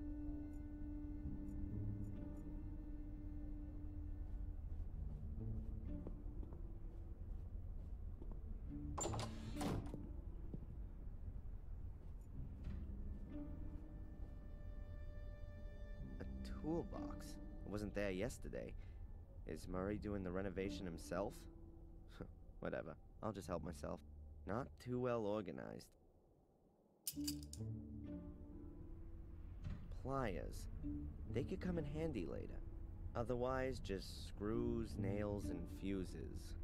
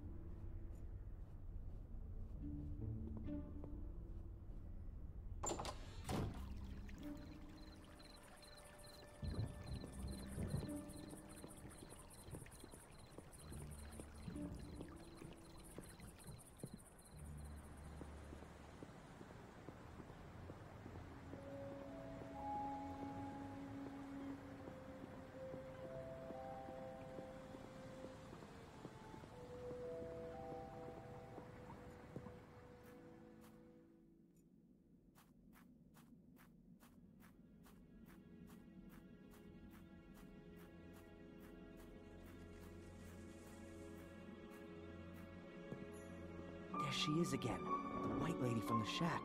What? Oh, she's coming closer. Oh, she's floating like a ghost. What if she is one? Keep calm, Darren. At least it would be better than one of those hellhounds. A friendly ghost is actually fine, particularly when it's so beautiful. Or so sad. Should I follow her? Into the realm of the dead, or what? Oh, whatever. I've still got a whole packet of Halo Paradox with me. If the whole thing gets a bit too crazy for me, I'll take one.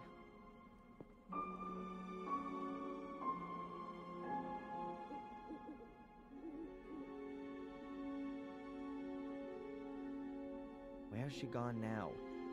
Strange. I hardly let her out of my sight.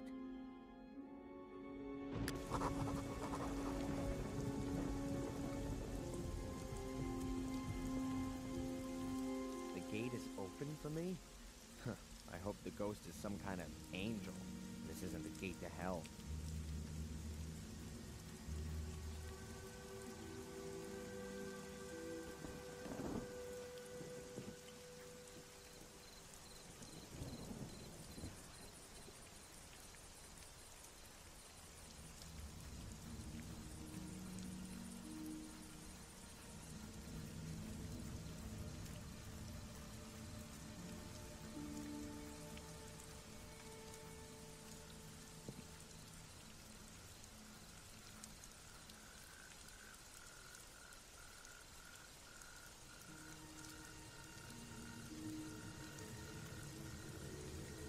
There are people in the hall.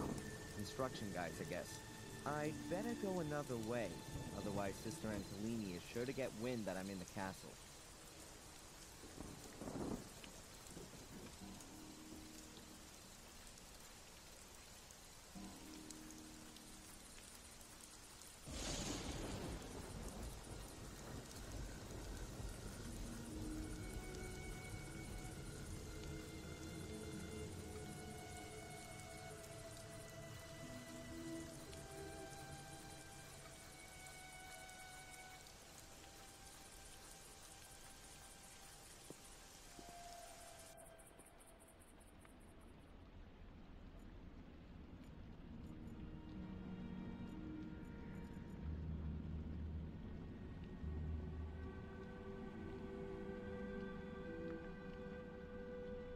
There's a candle. If I don't have a flashlight, I should at least take this with me.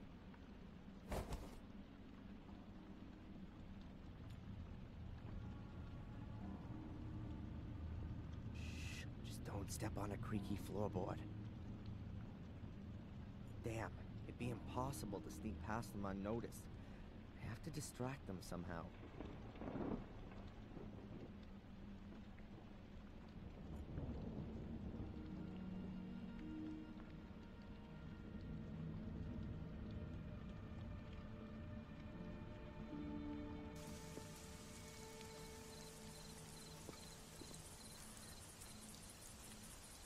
even more garbage lying around here.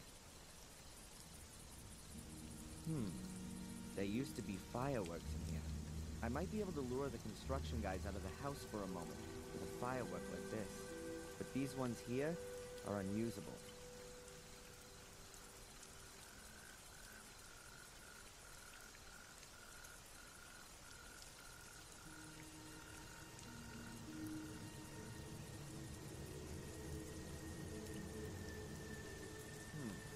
I can use the pliers to get the slug out of the cartridge.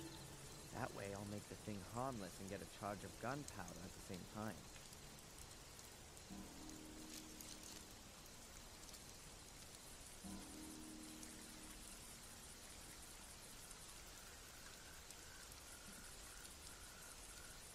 I'll fill the cardboard tube with the gunpowder.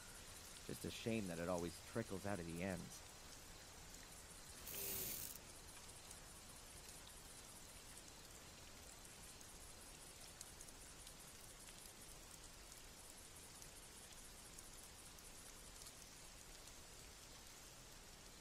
Click. Let there be light.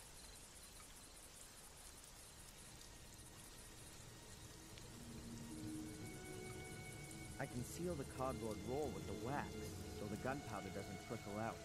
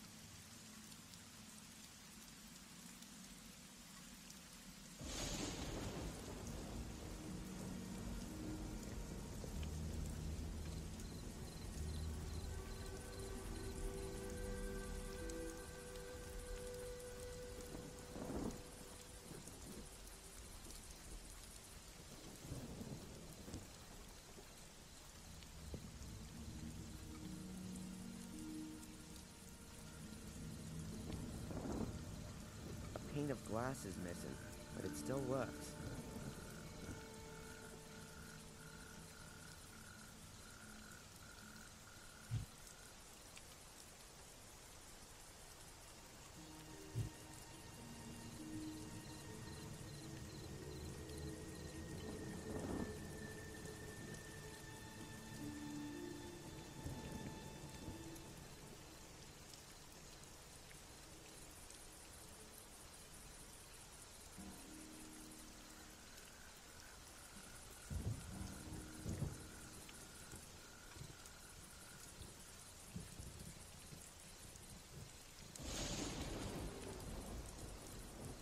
I'll stick the cigarette in one end of the cardboard roll.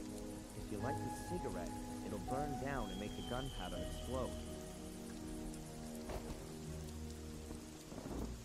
So now I've built my own firework.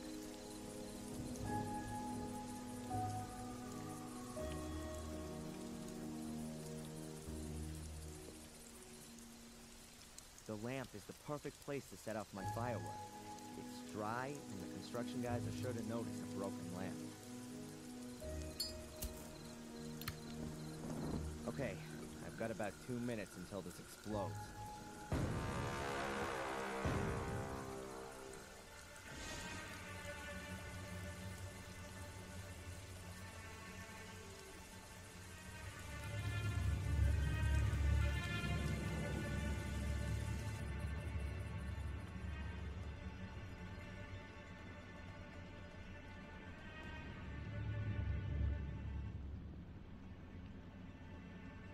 So, it's time. After all, I want to be in the front row when the show begins.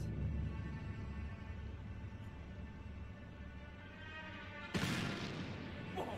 What was that? Sounded like a gunshot.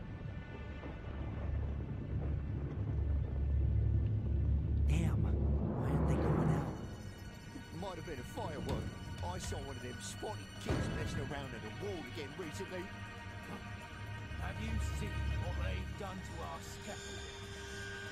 No. I've been on the facade since last week. They've covered it in paint. Go and have a look. It's like a hippie ladder. Little sods. Why are they hanging around here, not in school? What's that about? Steve, I've got an idea. What kind of idea, Greg?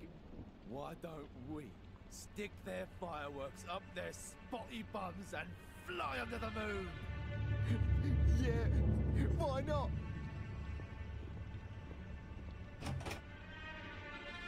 Blast. I hope they don't actually catch up with those poor kids. Could turn ugly.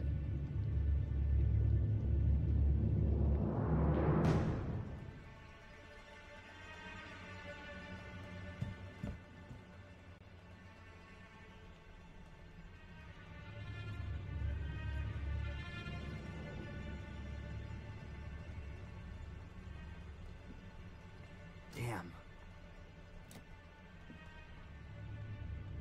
What's all that noise?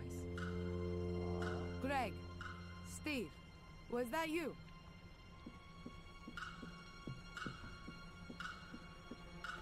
Hey, Greg, Steve, what the heck is going on here?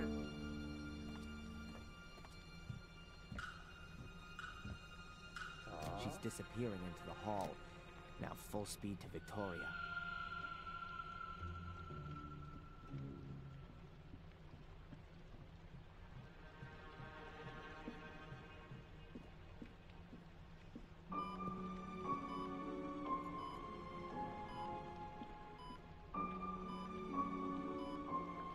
Victoria? Please wake up, Victoria. What? Who? Adrian? What are you doing here? I told you, I don't want to see you again. I'm sorry, but I gotta talk to you. I can prove I'm innocent. You can see Angelina here on this photo, Victoria, killing Miss Valley. Here, look at it. Angelina? But why? I don't understand. Angelina also gave the order to set the castle on fire. And she killed Sally, Catherine, and Lewis. All just because of Mordred's curse. She needed my blood, because only male Gordons are capable of activating Mordred's power.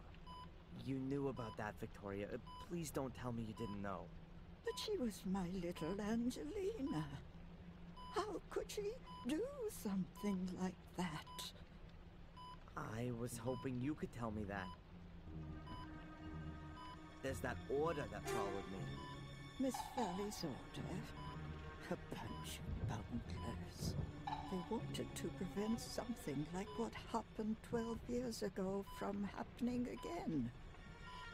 But they've got no idea what they're fighting against. Most of them see it as an amusing diversion from their lives. Acting mysteriously and having secret meetings in silly frocks. Miss Valley was the only one who really knew what it was about. The original order has existed for hundreds of years. It keeps the secrets hidden. However, we supported Miss Valley financially. It was, after all, in our interest that you, Adrian, did not return to Black Mirror. I see. I saw something strange there, and I don't know who else I could ask about it. This white lady, exactly the one in this painting. Or very similar, I don't know. Either way, I saw her in the woods. She was running around like a ghost. But it wasn't a ghost, was it? A white lady in the woods? Are you sure? So it really was a ghost. Oh my god, I really am going crazy. No. Calm down, Adrian. Everything's fine. Perhaps better than I dared to hope. Tell me more about the lady. What did she look like? What did she have on? I didn't see her all that well. She had long white hair, she had a long dress on with a belt, some kind of coat of arms on it. The woman you saw is Maria Gordon, Mordred's wife. She can find no peace, not for centuries. She wanders the woods of Black Mirror because she's searching for her child and Mordred's. I've seen her too. You've seen her too? Then she really does exist. We're in Black Mirror Castle, Adrian. Which reality are you talking about? What happened to the child? All right, what I'm about to tell you has never left these walls. And it would be good if it stayed that way. It's perhaps the oldest of our family stories, and also the most dreadful. You want to know what happened to the child? That's what Maria asks herself to this day. All we know is that Mordred took it away because he thought it wasn't his biological child. He thought Maria cheated on him with his brother, Marcus, and wanted to make her pay for that. What he did to the child remains a mystery until today. It was never seen again. So Mordred's wife was unfaithful, and because of that he cursed everyone? No, Maria wasn't unfaithful to Mordred. It was his hate that made him think something like that. Hate and jealousy towards his brother. Even though the two of them fought many battles together, side by side. But that was before they came to Black Mirror. Something here changed Mordred, contaminated his heart. He mistrusted everyone. His soldiers, his wife, his brother. Became more and more withdrawn. Became arrogant. Finally, he looked at his own child and didn't recognize it. Thought he could see similarities with his brother in his face. He wanted to kill it, but no one knows if he did. One thing's for sure. He snatched it from Maria and took it into the catacombs under the castle. In her desperation, Maria called for Marcus, begged him for help. For Mordred, this was further evidence to support his suspicion. Marcus came, challenged Mordred to a duel, and killed him. But he didn't find the child, no matter how he searched. It was as though he'd disappeared. What kind of curse is it? Before Mordred died, he put a curse on Marcus's male descendants. They were to complete his work. One day a Gordon devoted to evil would be born, who would bring Mordred back to the realm of the living. And Angelina wanted to have his power. But why, if only the male Gordons were cursed? Because you're twins. The curse must have somehow got mixed up. How's that? I'm sorry. I can't tell you any more, Adrian. It is just an assumption. What? Adrian, we've no time to lose. You're the last Gordon of the Marcus lineage. The castle should belong to you. Give me some paper and a pen. There, in the drawer. I must confirm your true identity. Otherwise, no one will know that you're the lawful heir. Hurry. I can feel my strength waning, Adrian. My life's coming to an end. No, Victoria, please. I need you. I won't know what to do without you.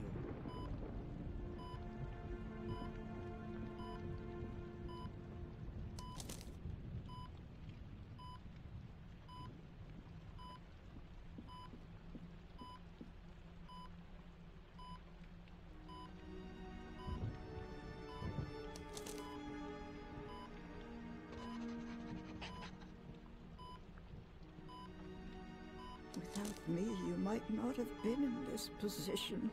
We were very thorough when it came to you. He even had you a death certificate drawn up. Let me guess. Dr. Herman did that. We made a mistake. Forgive me, Adrian. It's all right. You only wanted to protect me. But it might have been better if I'd known what it was about. Then I might not have walked into Angelina's trap. What can you tell me about the ritual chamber? I've never been there myself. But apparently Mordred's power is strongest there. That place is not of this world. It's in the Shade World. I think me and Angelina, we heard Mordred when we were there. What exactly happened in the ritual chamber? Well, I completed all of the tasks. Spilt my blood on the relief. And did you speak the words? I think so. Oh God, Adrian. Then the ritual's complete. You've laid open the way for Mordred. What do you mean? Am I cursed now? Worse, Adrian. Worse. Mordred's spirit is now in you. Adrian, in you. Oh my God, Adrian, what have you done? Mordred is inside me? Oh, hell, that's exactly what I feared. Stay calm. Let's stay calm and think. How do you feel? Is anything different? Yes, there are these visions. They feel quite real. They're sick, violent, but maybe they aren't anymore. I wanted to go for Murray's throat earlier. That definitely wasn't a vision. When did you see the White Lady last? Just now, in front of the castle. Then you haven't yet done evil. Your heart is still pure. You're strong, Adrian. You've managed to resist, and you must continue to do so.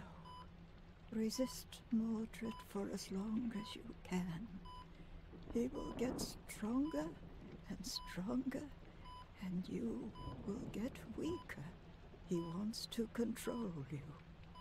At some point, he will take control of you. How can I prevent Mordred from controlling me? There are only two ways to banish him. Mordred's vessel must be destroyed. You know what I mean by that. I guess you mean the Samuel variety? A little jump from the tower, directly onto a pointy iron fence. Sounds tempting. It's certainly the easier option. Really? What would the difficult one be then? You have to go back to where everything began. To the ritual chamber? But it's buried. Where everything began. But do you mean where Mordred uttered the curse? It's all written in the book. In which book? So tired, Adrian. I can't go on.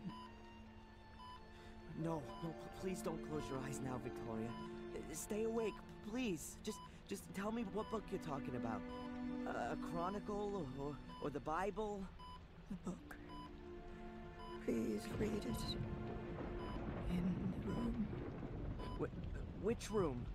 Under the ground. The 6 menhirs will point you to the entrance.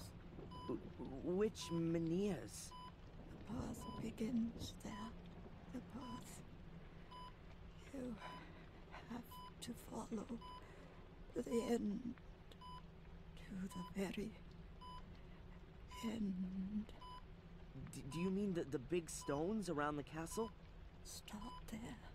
Search at the menhirs. Adrian, promise me. Yes, I'll do it. Promise me. Yes, I promise. Victoria, please wait. There's so much you have to tell me. Victoria.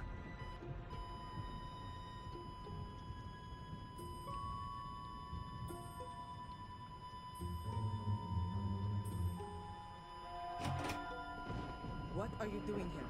How did you... She's dying. Do something. Quick! Leave now.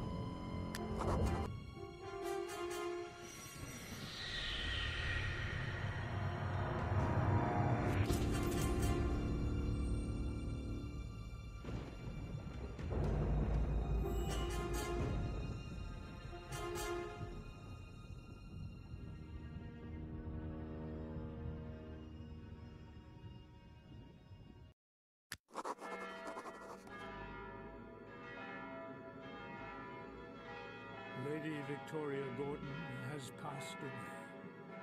She leaves behind an empty place in our hearts. Let us pause a moment and bid her farewell in silent prayer.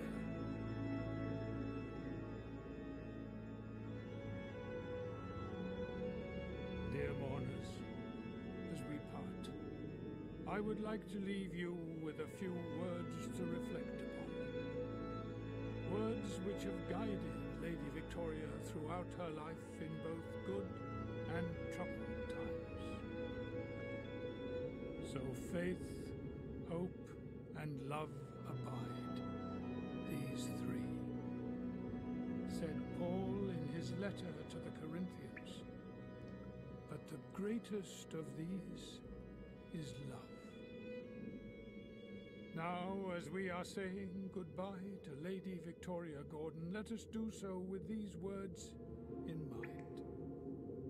Amen.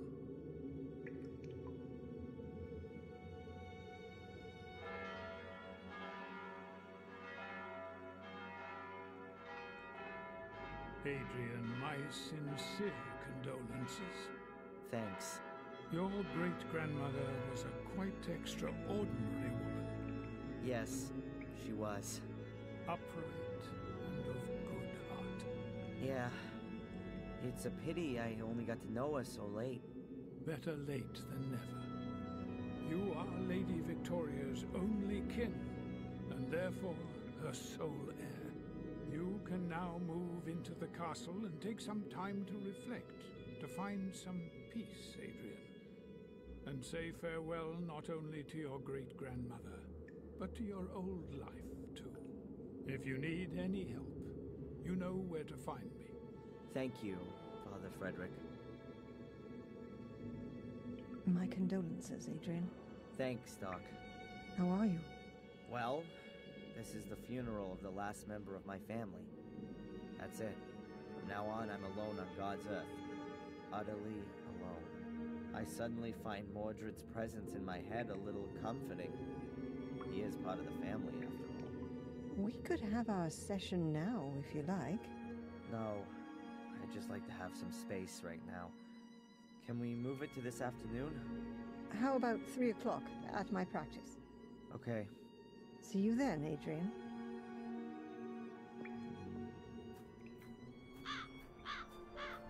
Adrian Gordon, the last, but not the least. Or maybe he is. What a great time to say that. But I wouldn't expect anything else from you. That's right. You even carried your great-grandmother to her grave, who you'd known hardly 3 or 4 weeks. Sorry for your sad loss. That I'm sure you'll get over very quickly. And congratulations on hitting the jackpot. What jackpot? Do you mean the burned-down castle that I'm duty-bound to rebuild according to the will? Or do you mean my being the last in line of a family of sickos and murderers? You call it that? Anyone else would call inheriting a magnificent estate and rising up into the nobility an incredible, real stroke of luck. But you were always good at playing the victim. That's what you think. Any other cop would overcome his prejudices and just look at the facts. Talking of cops, as you're now a British citizen, I'm afraid I can no longer get you deported. Let me make myself clear. The slightest hint of suspicion, and I'll have you back inside. And that's a promise. Why do you want to keep me so close to you? Haven't you got any other friends? Why don't you go see Denise more often? That'll take the heat off a bit. You'll soon stop talking so tough. Have it your way. And now if you'll excuse me, Inspector, I have to go count my guest bathrooms.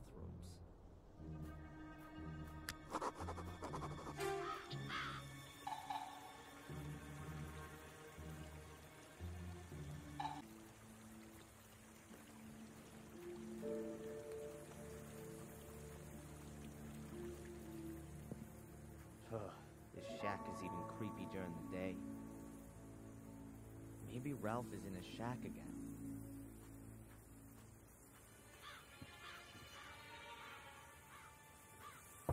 Ralph?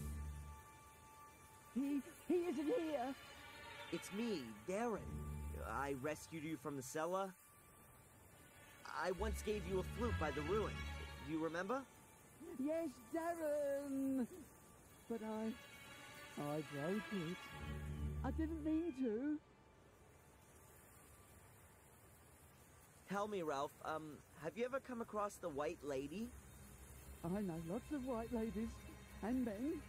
They've got overalls on. They have needles and knives. They stab with them. They're evil. And here in the woods, are there white ladies here too? One, yes. She runs around here looking for someone. But she won't find Mr. Bubby. I hide him. How you doing, Ralph? Mr. Bubby has lost an eye.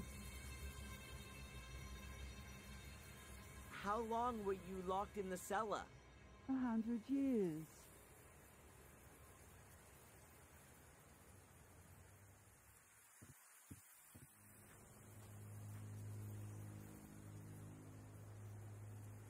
Dragging tracks. Apparently, this is where Murray rescued me, but I can't remember a thing.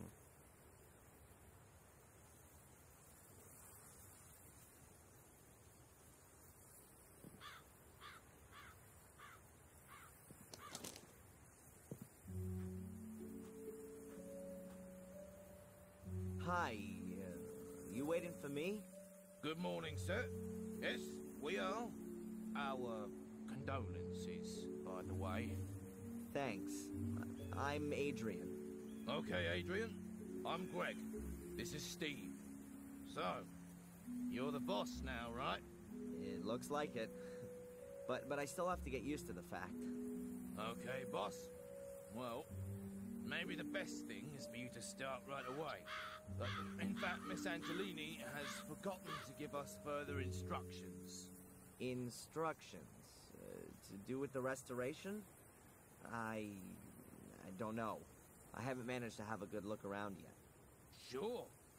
Then perhaps you want to get a general overview first. Well, there is a heck of a lot of building work going on. So, why don't you just get on with your work then?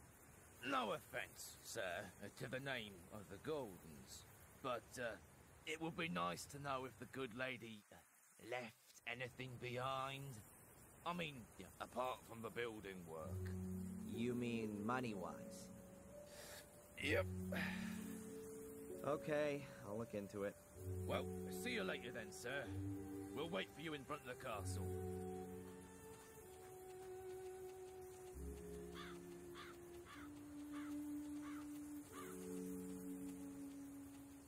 So this is my new home, Blackmere Castle. A little more spacious than my college room in the prison cell, if not that much brighter.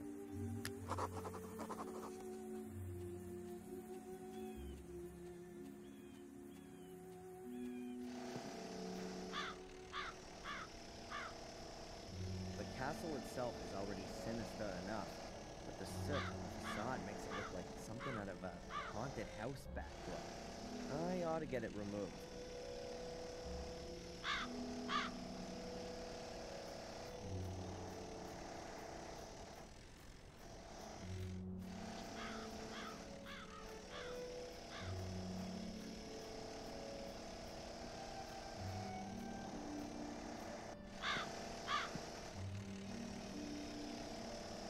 That's Greg.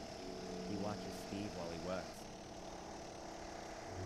Steve, the more industrious of the two workers. I'd really like to know why he's drilling holes in my castle.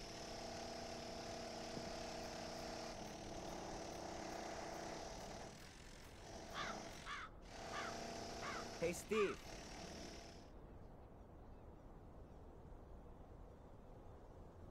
Yeah? Why are you drilling holes into the castle? Oh, it's simple. The foundation walls are full of water from extinguishing the fire. They sucked it up like a sponge. If we don't get the moisture out of the walls, then the whole castle will start to go moldy. And the water just runs out of the holes? I can't believe that. Of course not. I'm drilling the holes for these cartridges. There's liquid in them, which crystallizes in the wall and binds the water. Oh, right. Do you work for free? No, sir. But unlike Greg, I believe you've got enough money. You have, haven't you? I own a castle, don't I? Oh, of course. I was just saying. I mean, you hear all the stories nowadays about poor nobility, and the castle ain't exactly in tip-top condition. I'm sorting it out.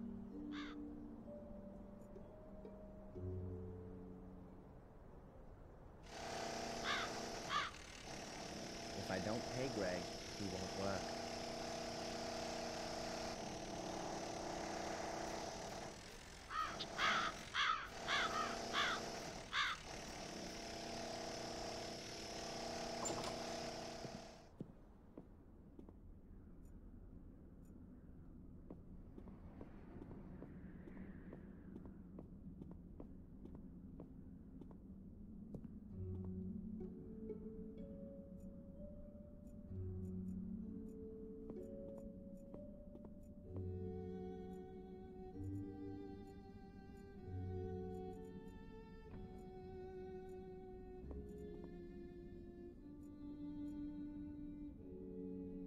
It's an iron sealing truss.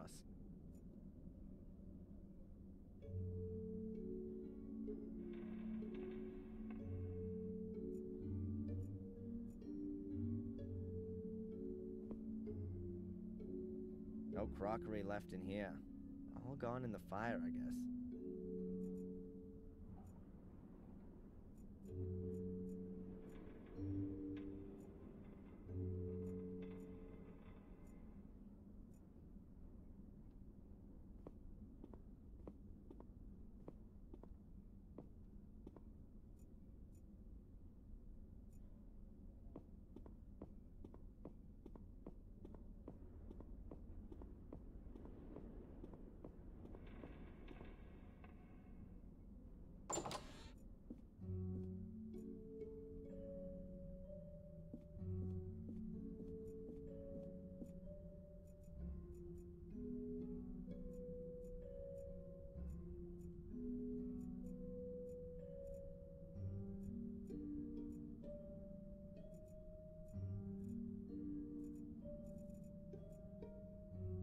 There's probably a minibar hidden in there, but I'm not interested in that right now.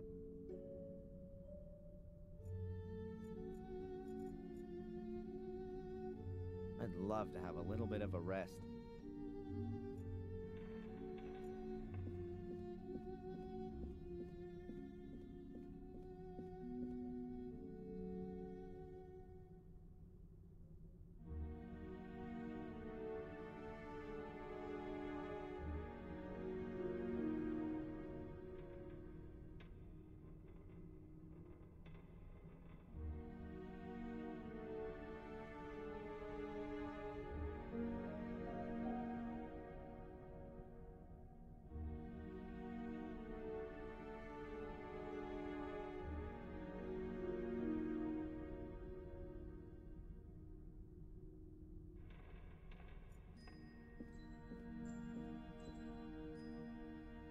As if the chaos of books wasn't enough, all the drawers have been pulled out just in case.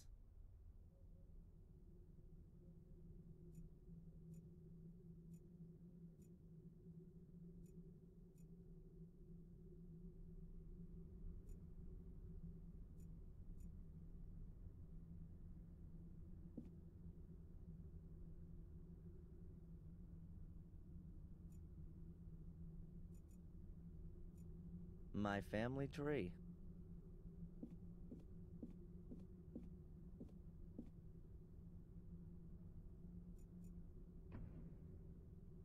Someone doesn't seem to have understood what a bookshelf is for.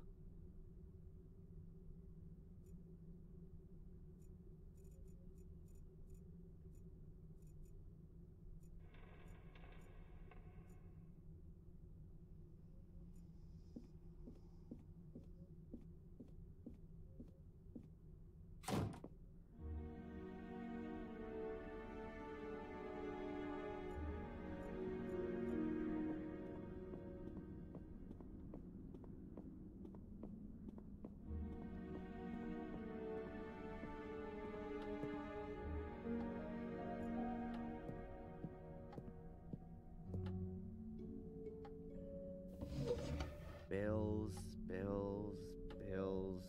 bank statements.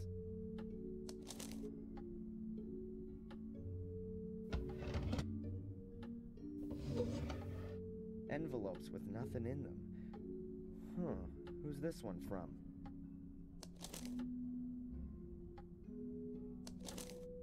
Città del Vaticano, Roma, Italia. It's from the Vatican. What did Victoria have to do with the Vatican?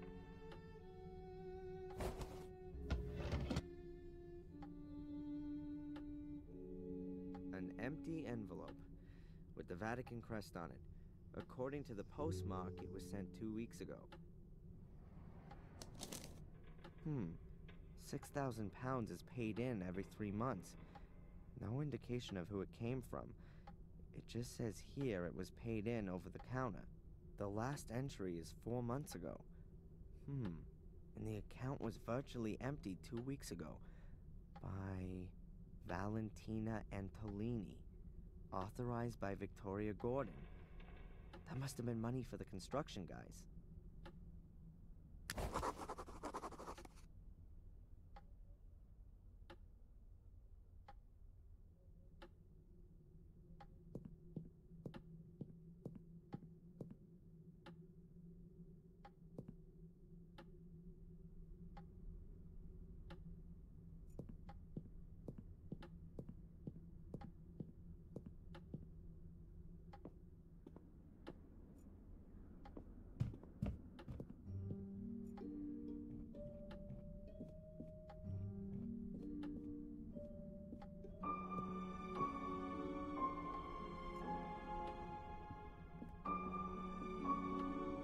White Lady.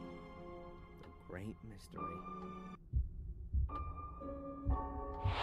Hey, what's going on here? The blood is gone. There's a black mark just where I touched the picture. Or was it there already? No, I'd better not handle it again.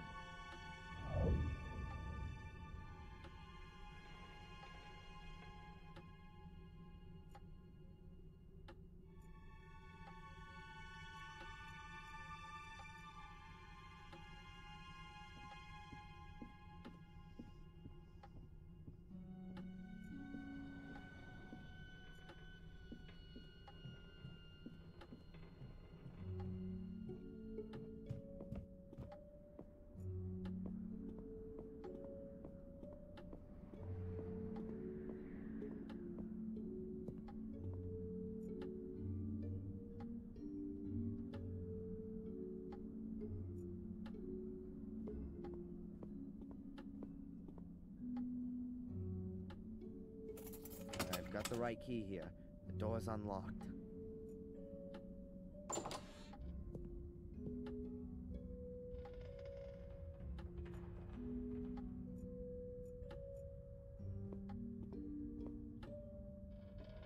Quick setting foam, industrial quality. particularly suited to damp areas.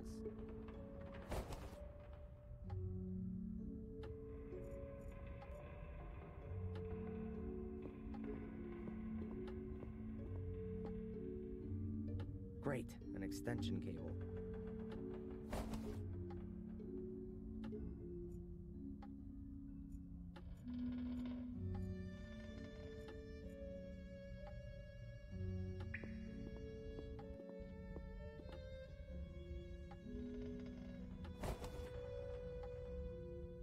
These are pipe clips, like metal cable ties. Extremely useful.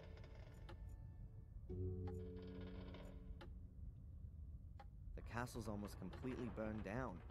No wonder it's so filthy everywhere.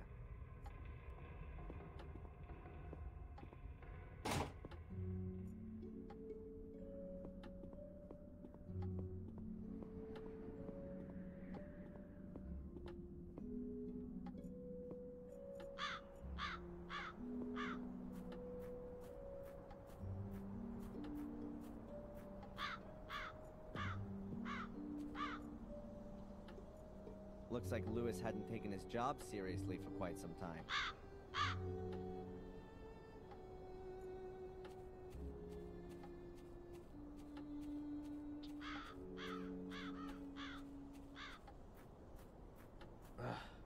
The door is practically rusted solid to the frame. It's obvious that Lewis hasn't seen the inside of the greenhouse for more than 3 weeks. This is in dire need of a good tidy-up. Welcome to the jungle. Half of it is dried out, and the other half is rotten.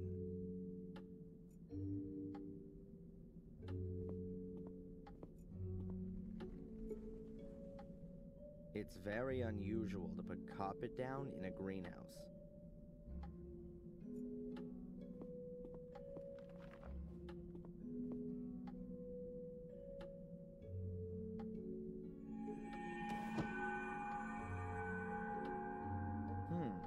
The gaps between the tiles haven't been cemented. The tiles here have only been placed loosely next to each other.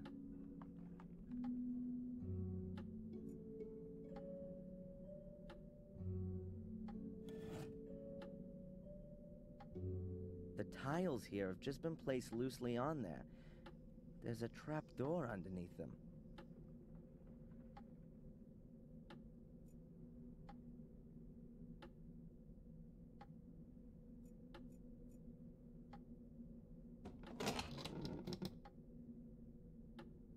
So where does that lead to?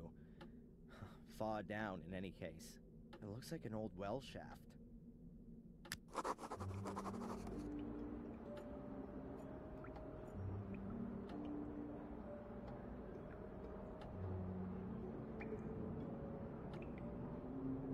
There's a case on a sort of ledge.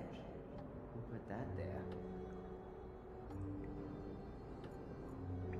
Who knows what could be moldering at the bottom of this well?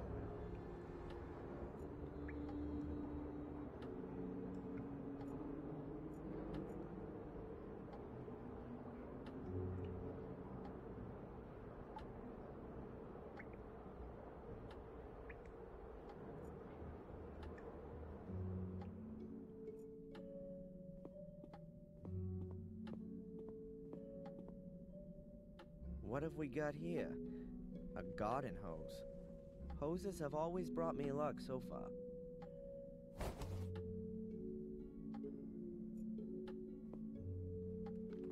That was a bucket for water. Maybe I can use it for something else.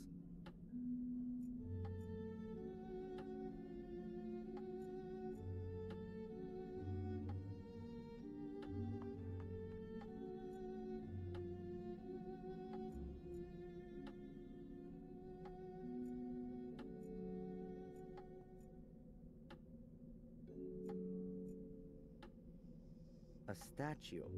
Is that the White Lady? I doubt it. She's too scantily dressed. Oh God, I see her everywhere, even though she's not there at all. Still, it's a shame she's got so dirty.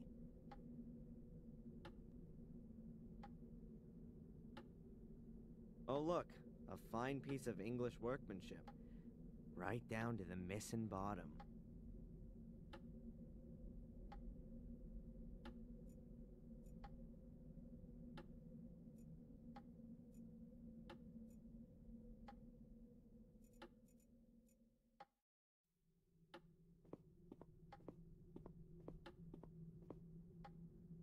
That must have been one hell of a rake. Now it's just a long wooden stick. The bottom part is broken off.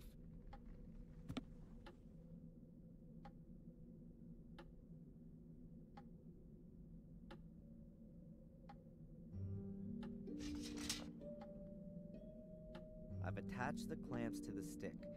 In theory, you could now attach even more stuff to it.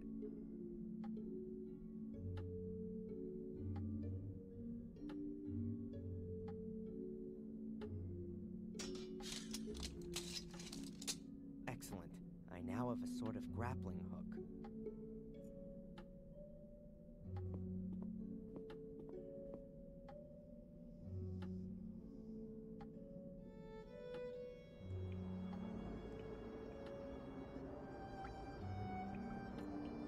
I'll need to use all my skill here, otherwise it's gonna fall off the ledge.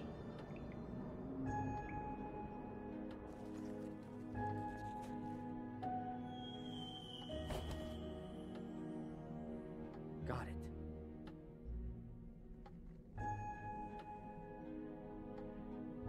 A black plastic case. Let's see what's in it. A 10-pound note, a bottle of wine, and, a notebook. Maybe it could tell me something about the owner.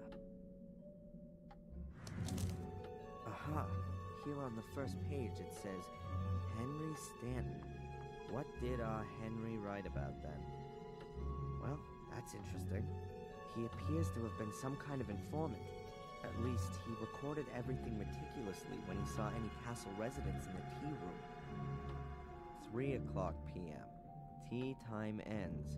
Victoria forgets to close the horse again. 3:15 p.m. Bates checks the lock. Note, the key is hidden at Old Durgham Gordon. 4 o'clock p.m. Tea room empty. Use the opportunity. 4:30 p.m. Visit of Dr. Herman.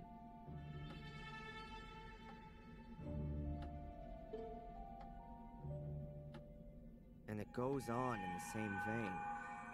And here's a drawing of a horse.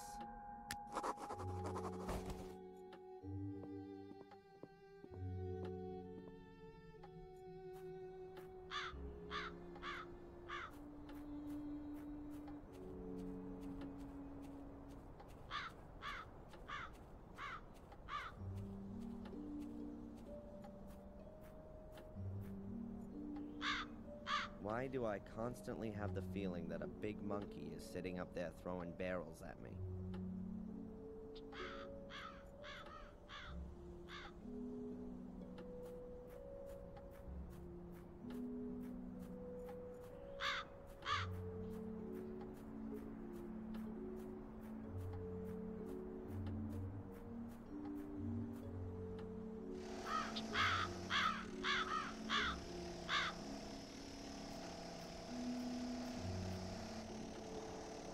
Lunchbox. I guess it belongs to Greg. There's just a large packet of toothpicks in it. Does anyone have that many gaps in the teeth?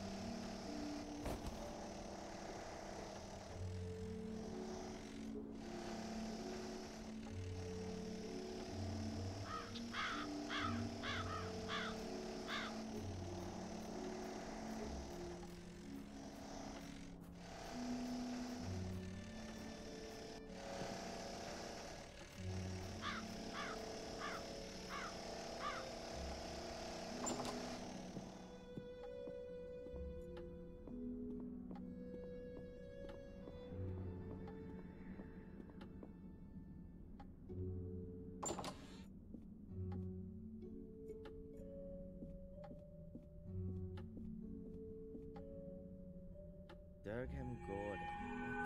Let's see. Ah, this is him. Married to Lillian Gordon.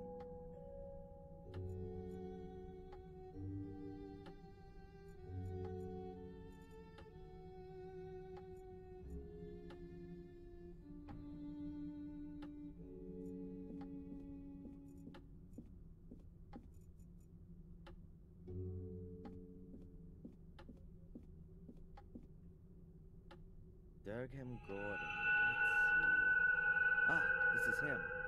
Married to Lillian Gordon.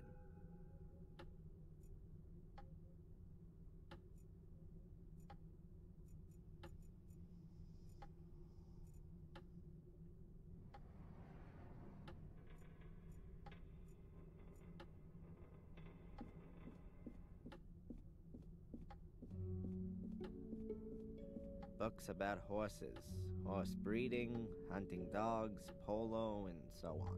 The Gordons' hobbies. I'll put in a computer here. All of the books here have Latin titles. Doesn't mean a thing to me. Stories, adventures and fairy tales. Dickens, Defoe, Anderson, Jules Verne. These are probably the most up-to-date books in this library.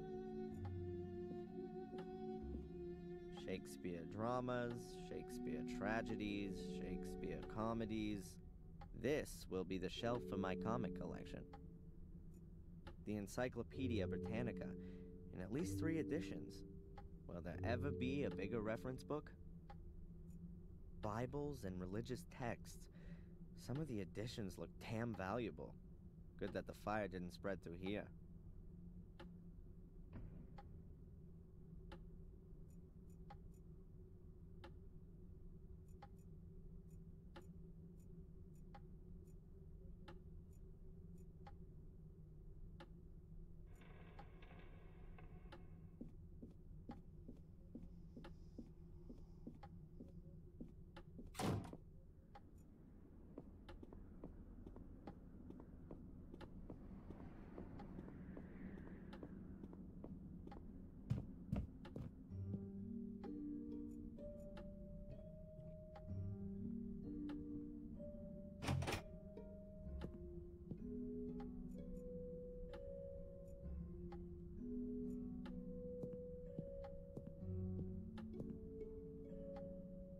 Let's see.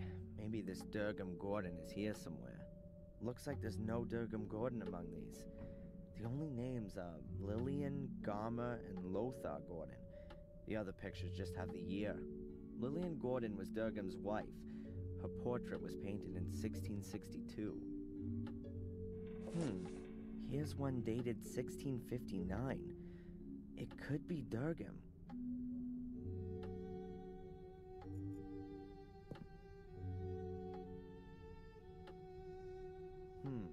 I can't make anything out at first glance. There's nothing unusual on the back either. This must be the portrait of Durham Gordon.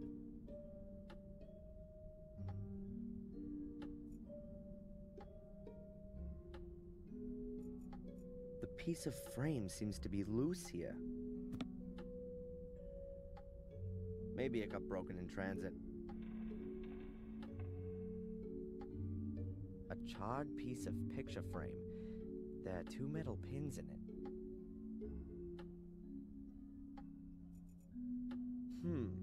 It doesn't look like the piece just broke off accidentally. It was sawed off. What's this? There are 7 small holes here. 7 small holes. Maybe that's a kind of repair technique.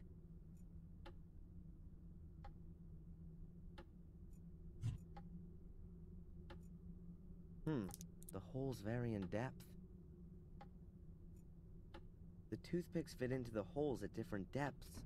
Now I only have to find a way of getting them out as they are.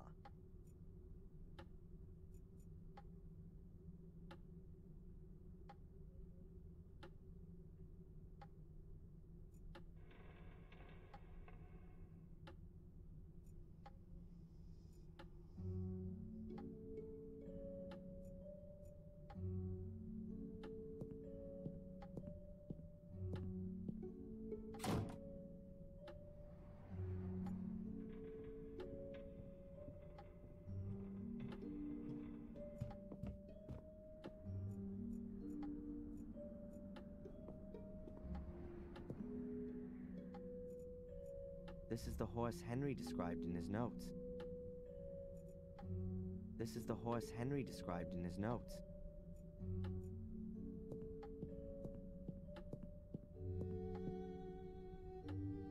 So, Fury, where's your secret?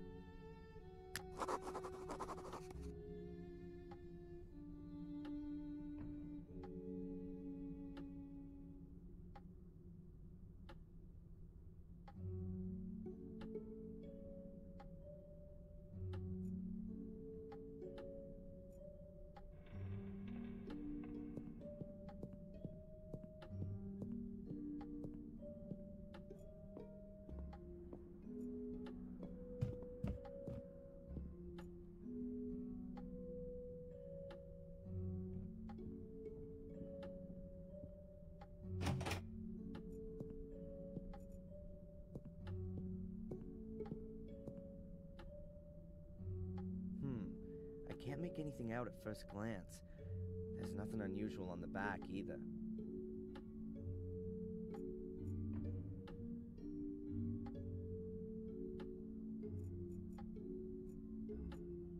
Huh, a great idea. I'll break the toothpicks off at all the same length, and then put them in the holes in the piece of frame. That way I'll have a copy of the key.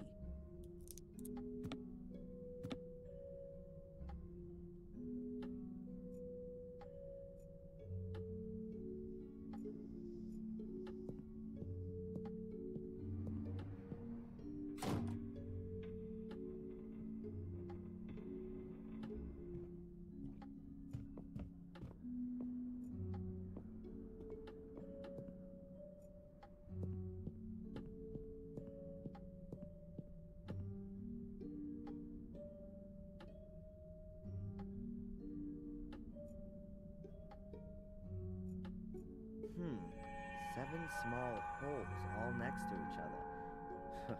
These could be used for ventilation if any of Mordred's colleagues are living in there. But it kinda looks like you put something into them.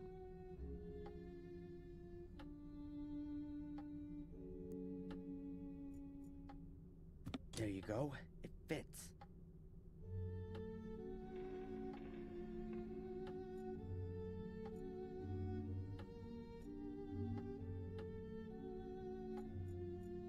This is the horse Henry described in his notes.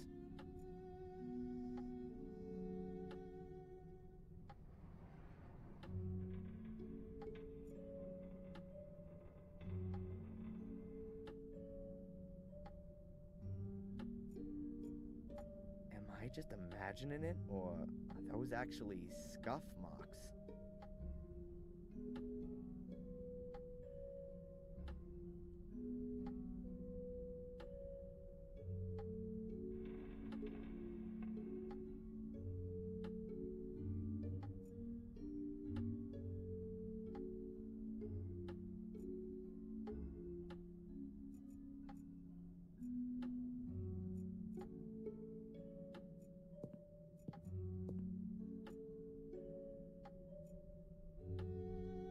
This is the horse Henry described in his notes.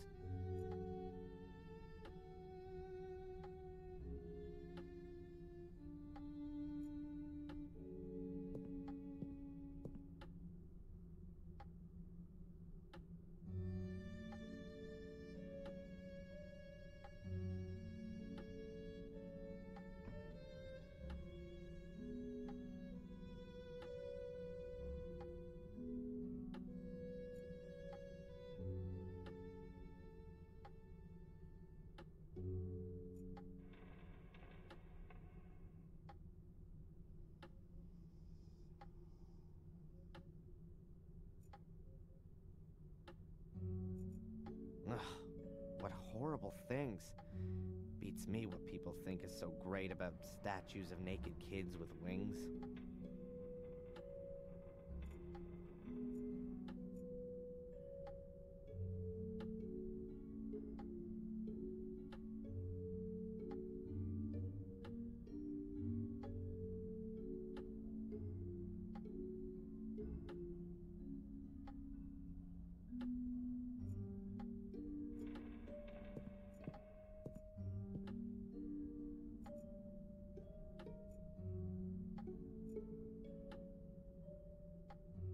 This is the horse Henry described in his notes.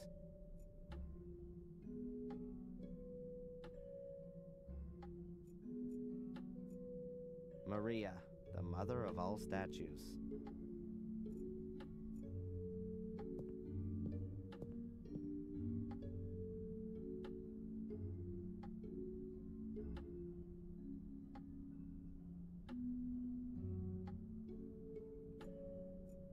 I heard a clicking sound. Ha! That's it. Whoa! There must be thousands of pounds in here. No one had better know about this. The inspector would have a field day. I'll just take a few bills with me as payment for the useful Mr. Gregg.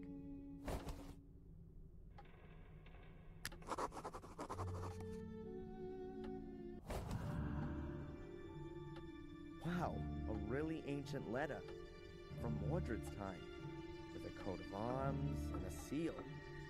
Looks like it was from a king. The letter is from a scribe of Pope Innocent III. It contains instructions for further procedure in terms of the incident with Mordred. Letter from the Holy Father Pope Innocent III to the faithful follower Lord Marcus Gordon, Duke of Blackmere. Esteemed Lord Marcus Gordon, I am writing in great anguish concerning the developments in the case of Mordred. My instructions regarding further modi operandi are to be carried out immediately as follows. Firstly, I demand the utmost secrecy and the sealing of all entrances to the ritual room. Furthermore, an academy will be established to conduct more thorough research into the possibilities for the 5 small portals. Concerning the large portal, all records and documentation are to be sent to the Vatican immediately, as the very foundations of Christendom would be shaken should its existence become generally known. Any talk, thoughts, or writings regarding the Shade Portal shall be deemed an act of heresy, and shall be punished in accordance with the rules of the Fourth Lateran Council.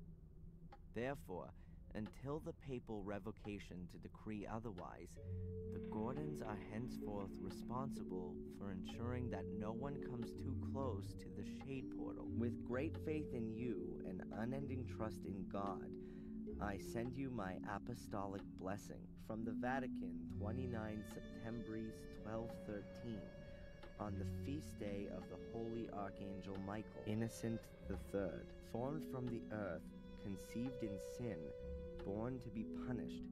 Should man commit an evil act that is forbidden, a shameful act that ill behooves him, a vain act that is of no use, he shall in the end become fuel for the fire, food for the worms, and a heap of putrefaction. De miseria conditionis humanae, on the misery of the human condition. Someone has written something on the back, but the writing doesn't look as old as on the front. The menhir in the hall must be hidden. The menhirs that stand around the castle seem to be directly connected with the demon gates. I wonder if that's what Victoria was trying to tell me before she died. I should note down the location of the menhirs on my map. I'll close the safe again, just in case.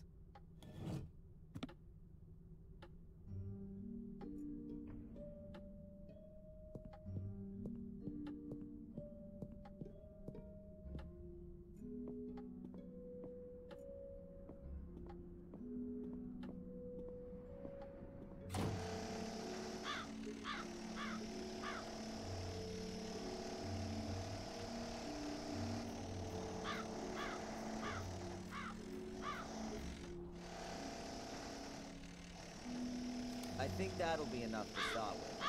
Yep, that looks good. Are you gonna continue working now? That depends. Have you got anything for me? Why are the books all spread around the floor of the library? You'll have to ask Miss Antolini about that. She'd often pick up a book. Didn't have much to do by the looks of things. Was reading all the time.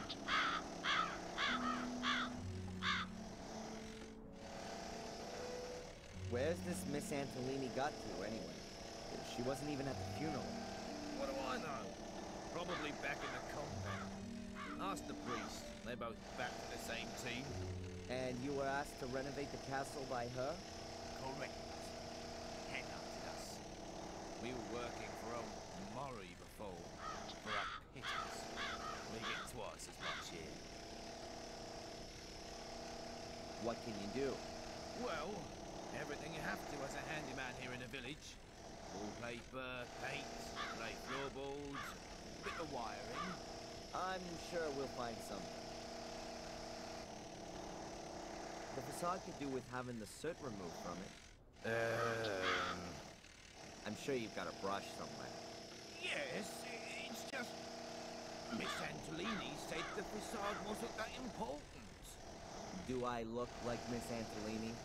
All right, Adrian. I'll get to work. And from now on, it's Sir Adrian, if you will.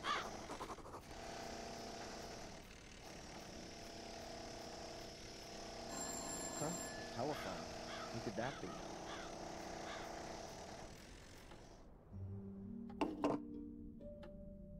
Hello?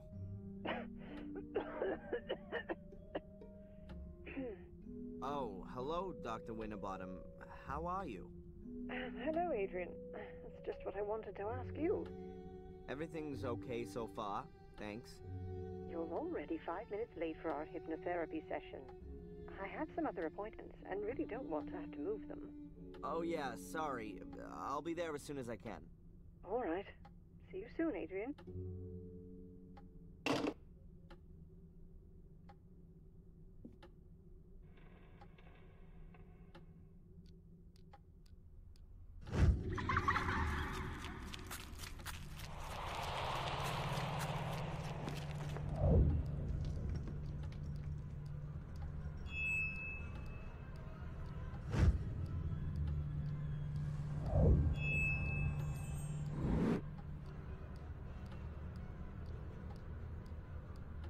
There were stars, right in the middle of the hole in the ground.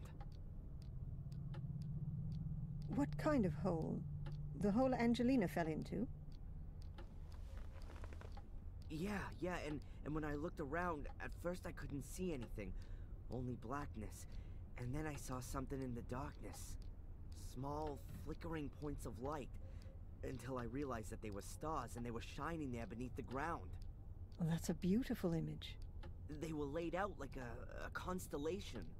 Which constellation?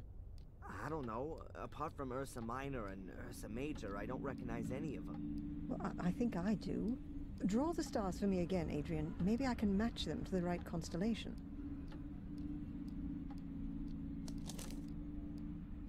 Constellations generally represent mythological figures.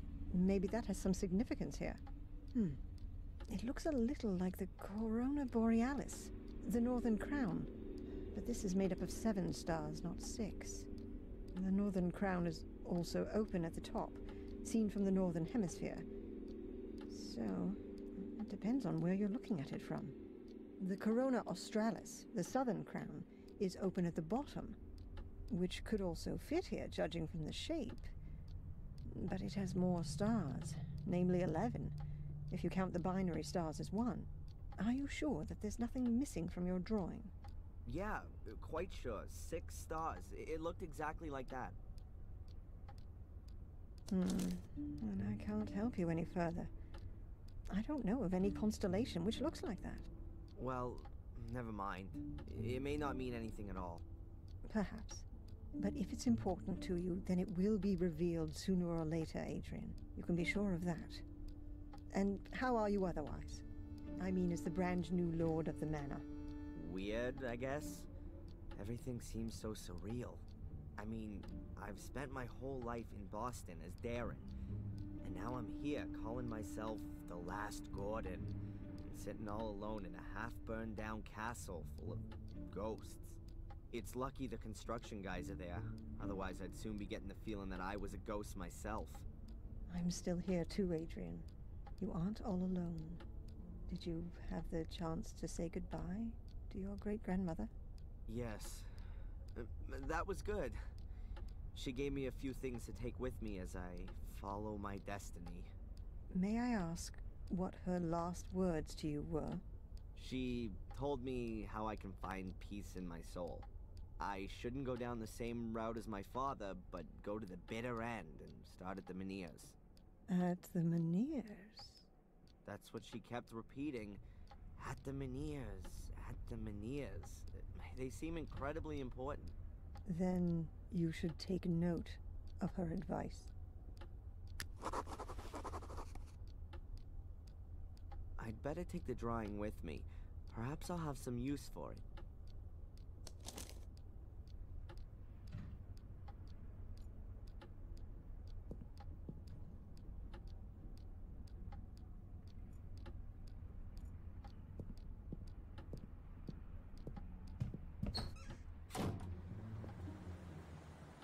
Oh, Mr. Michaels, it's good you're here.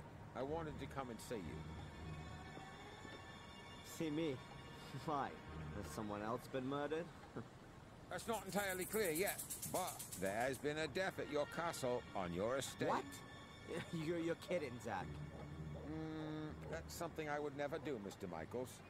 Please, accompany me to the castle. The inspector would like to talk to you. I'm coming.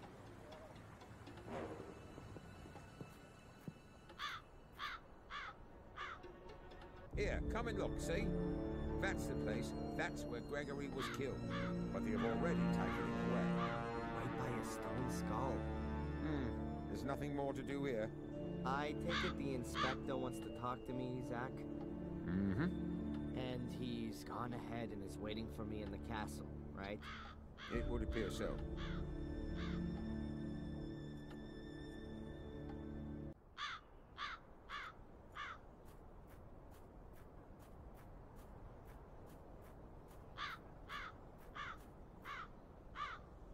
Steve.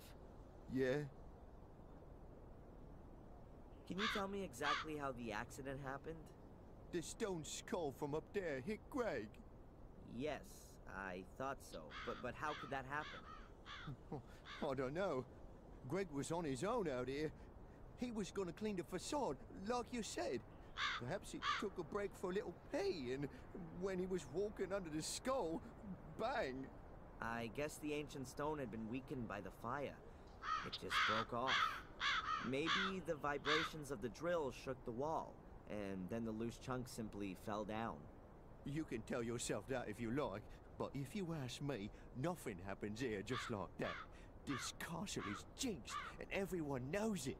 The walls are alive.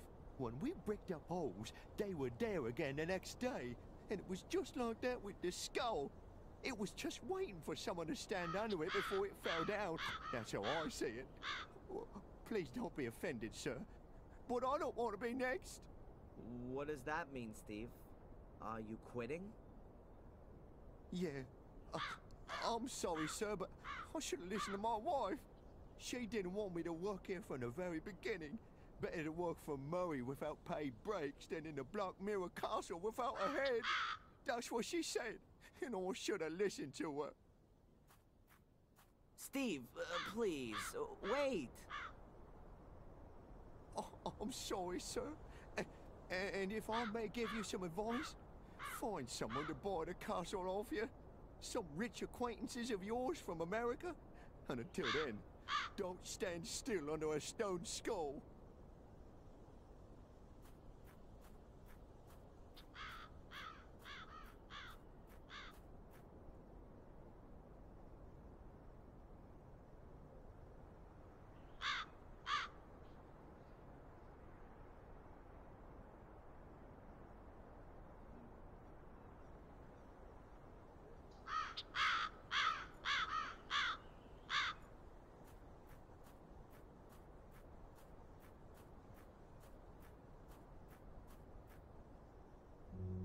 Is this the stuff Greg wanted to use to clean the facade?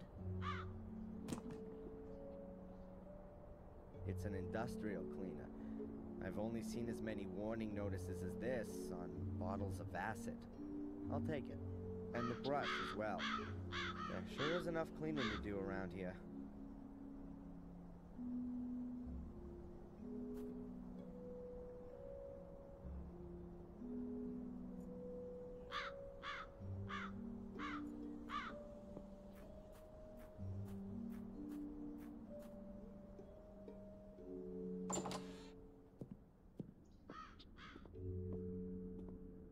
Inspector.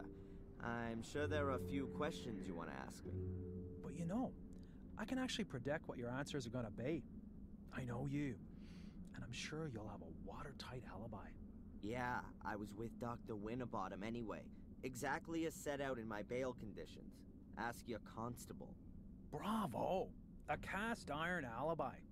You see, I didn't even have to waste my breath talking to you. I'll just have a look around here in this big castle full of old works of art that must be worth a fortune. I'll find out what I need to know from wandering around this huge estate, Mr. Legacy Hunter. That's enough! I'll have no more of your insults. I don't know what you're busy figuring out. Miserable little starving. I don't want to. I'm not any old castle creeper fumbling around aimlessly and who takes the blame for everything bad that happens. I am a landowner and the master of Black Mirror Castle. A powerful lord. And what are you? A small-time disgraced cop. So get out of here. Now.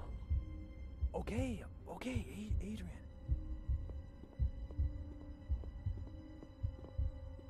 Sir Adrian Gordon to you from now on. And don't come nosing around here again until you've got a search warrant. Wow, that was long overdue. I won't take this anymore from anyone. And not just anyone, I'm a Gordon. And not just any of them, I am the only one. The last of the weakling Marcus line will be the first of the mighty Mordred line.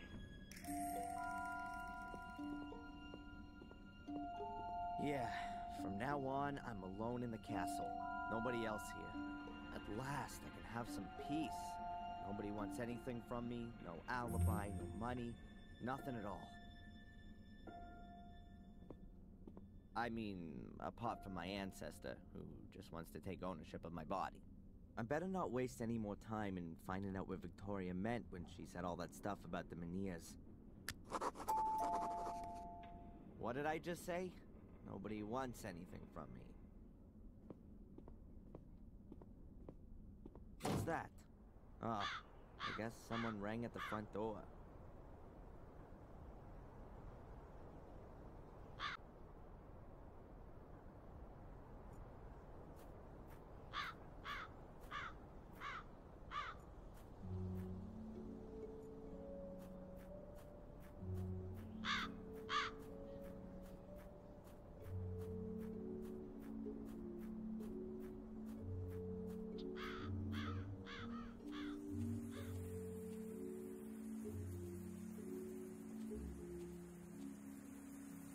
I think the mailman's been here. I'll have a look.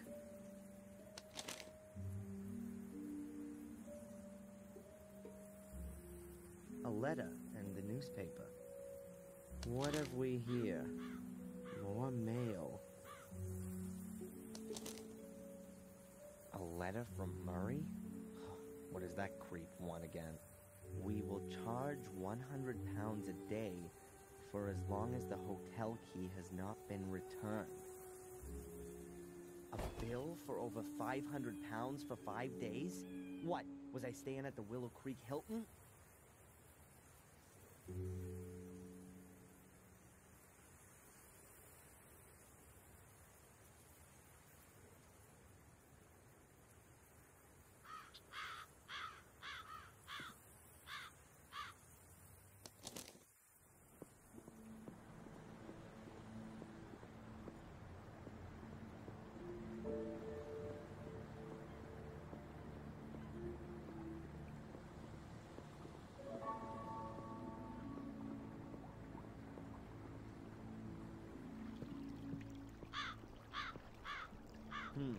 Now that I live in the castle, I don't actually have to see Murray again.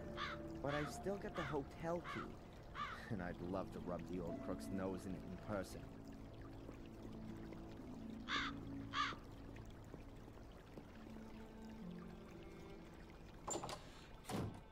Hello, Murray.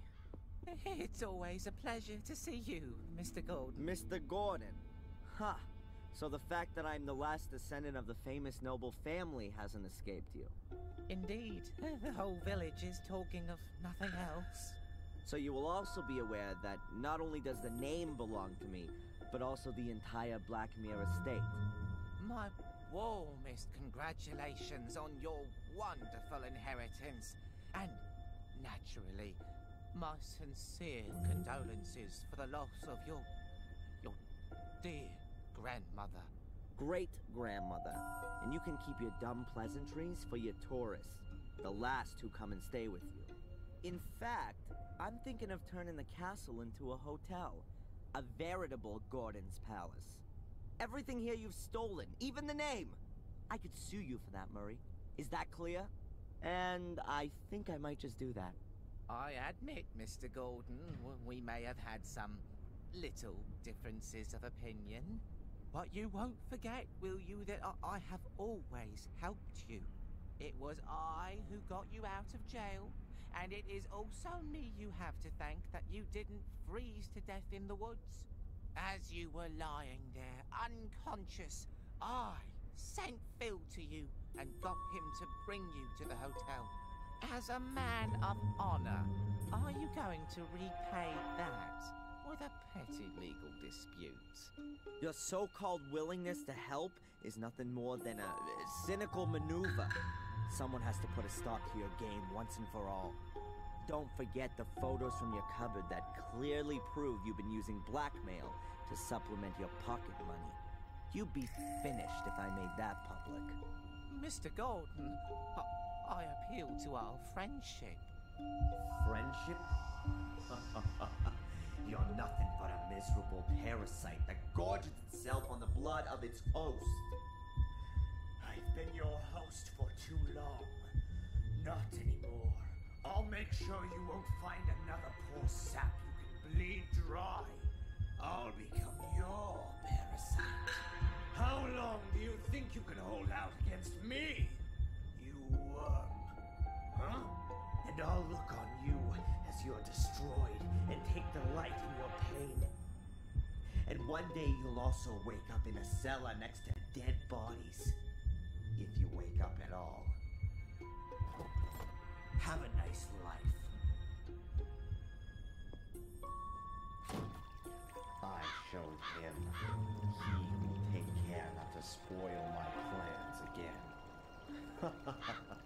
How easy it is. Just exert a little pressure, and the whole world buckles before you. To whom could I next teach the meaning of fear? Tom, or maybe the tattooed fellow inmate, or the amusing old wench who always runs away when she sees me. These annoyances must be eliminated right away. I wonder why I haven't asserted myself before. To live by pure hatred. Holy crap! That doesn't sound like me at all. More like what Victoria said about Mordred when he started to change. He didn't trust anyone and became more and more hostile. Damn. I've really got to pull myself together.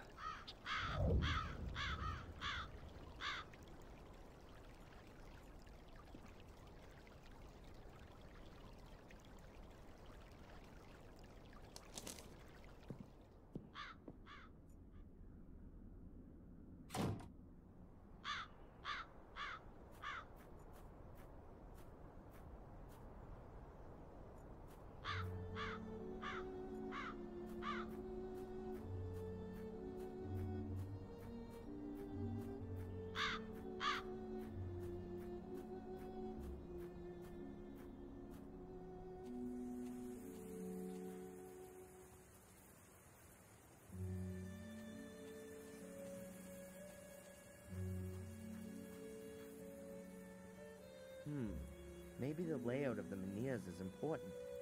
I'll note it down on my map. I'll lay a piece of paper on the map and use it to note down all the important information.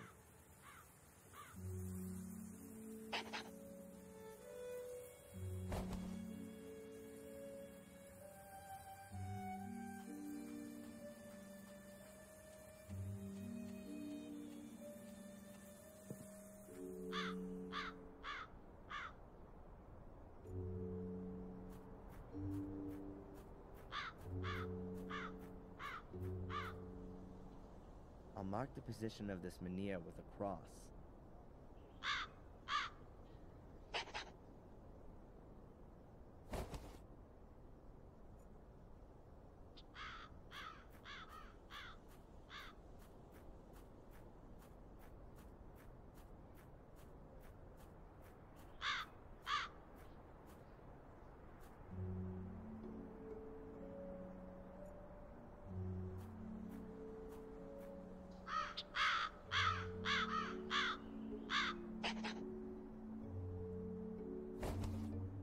I've now drawn in 3 menhirs.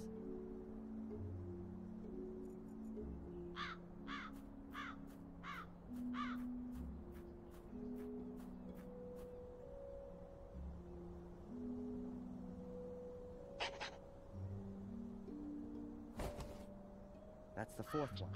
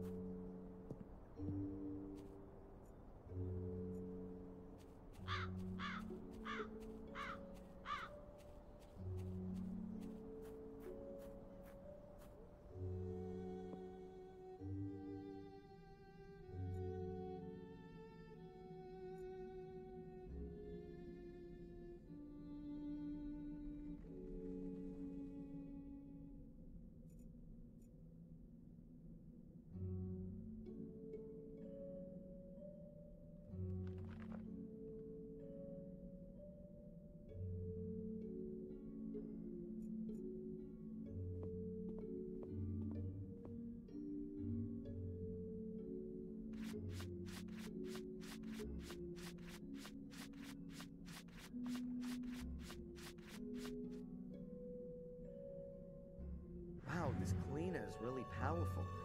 It's even removing the marble. That was painted to look like marble. The statue's actually made of, I bet it's some sort of local stone. Granite, maybe. The statue's actually made out of ordinary stone. The marble is only a veneer.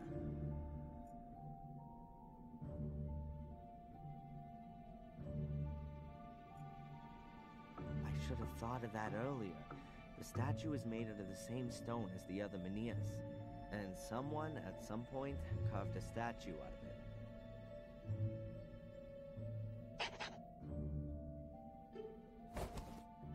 I have plotted 5 menhirs. I'm still missing one.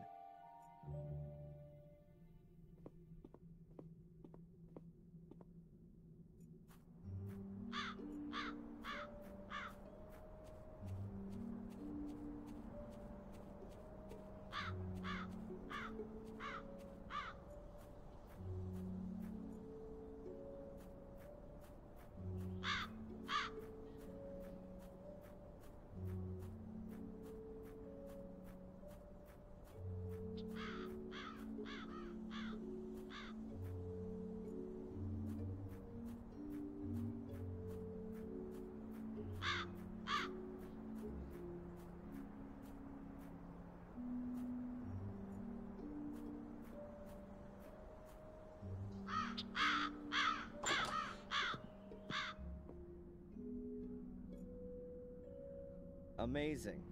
The new tiles look as old as the old ones.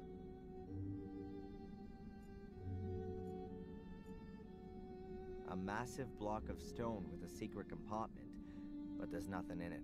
I'd already discovered it before the castle fire. Yes, of course. They built the castle around a menhir. They probably carved the foundation stone directly out of the menhir when it had to be hidden. I'll mark it on my map.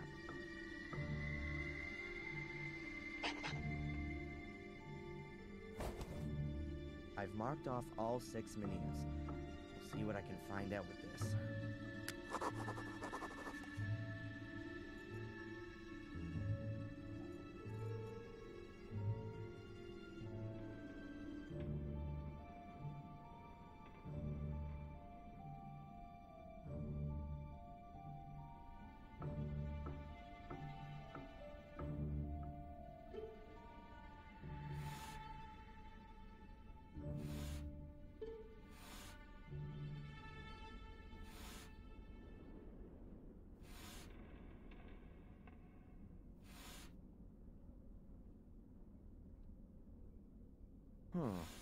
If you draw a line from the foundation stone through the site of the standing stone, you end up right by the academy. And there's one of these portals there.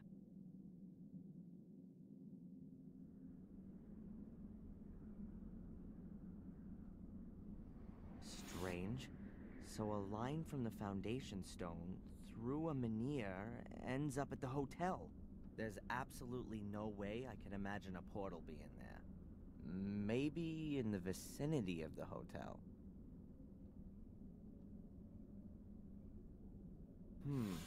A link to the church passes through a site of a menhir. Maybe there's a portal there. I could ask the priest about it.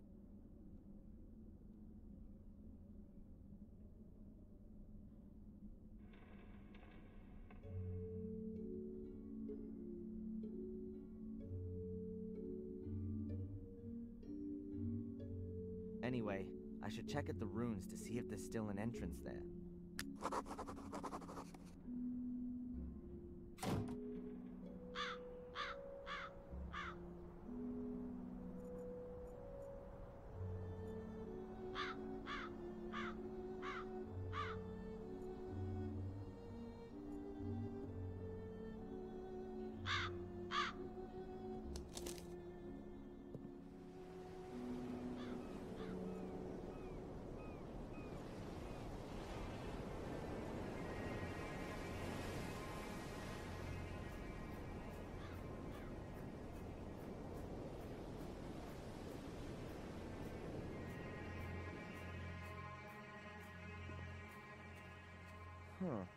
One of the portals was here. It's been buried in the meantime, but there was one here. Perhaps that's what Victoria meant when she said entrance. I'll mark the ruins on my map.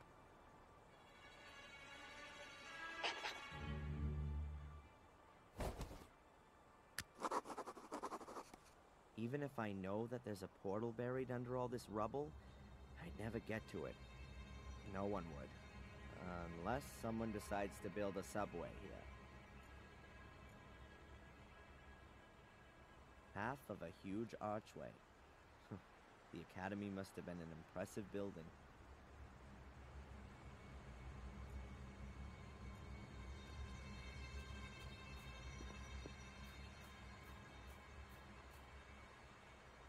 The stairs originally led to the first floor.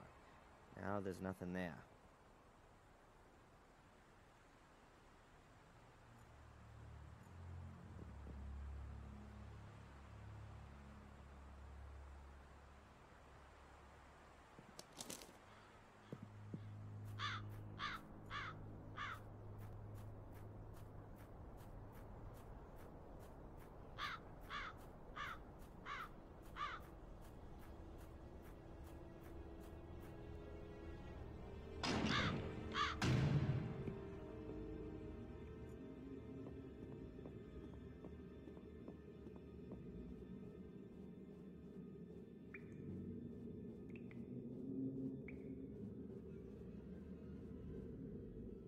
Hello, Father. Adrian, welcome to my church.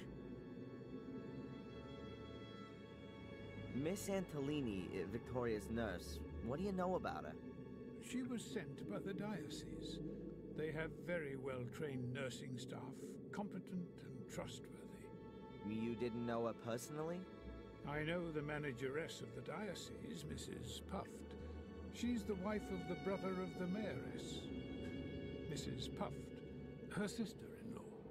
Yeah, but you've never met Miss Antolini. I saw her a couple of times when I visited Lady Victoria. Made a nice impression. I'm the last Gordon. Sounds like the last Mohican. What does that actually mean to me? My son, you don't have to remain the last one. It's up to you whether it's the end of your lineage or a new start. So, if I should decide to become a Catholic priest, then it would pretty much be the end. You can still think about it. Your inheritance isn't just of a spiritual kind, it's also material. There's also the Black Mirror estate to manage. Presumably also the one in Wales. A huge responsibility, but also a huge gift. And what about your church? It was built by Marcus Gordon, so it must belong to me now too? The gift isn't that huge. Marcus Gordon built it, but he was also a loyal son of the church, and always gave everything back that he got from it. Wormhill Church belongs to itself, and of course the people here.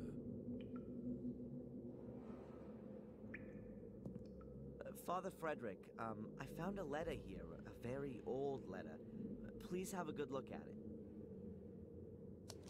But it's from the Vatican. From Pope Innocent III himself.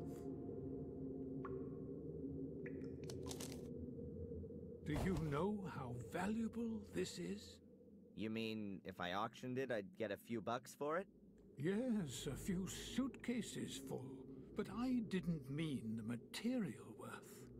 Pope Innocent is regarded as the most important pope of the Middle Ages. He called out the Fourth and Fifth Crusades and formulated the foundations of the pontificate, which is still used today. If this is an original letter from Pope Innocent, then it's a very extraordinary document. A dictum of trust from the Church to your family ancestors. You can be really proud of your family. Wow, that's the first time I've heard that. Until now, I always thought it was a rumor. But you've got it here in black and white.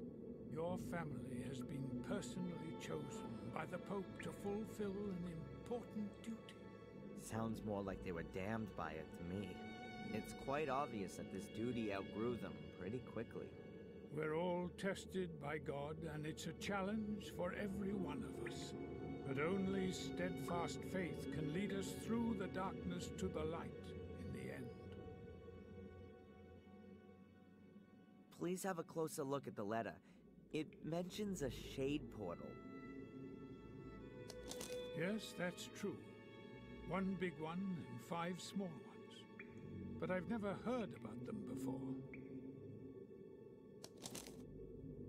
These 5 small ones probably mark the entrances that lead to the big one.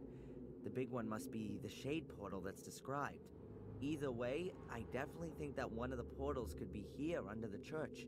Under the church? But that's not... But no. That really could be possible.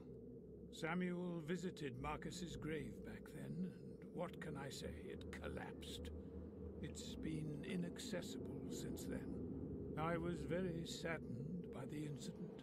But if you think about it, that kind of thing can only collapse. If there's a cavity underneath, bingo!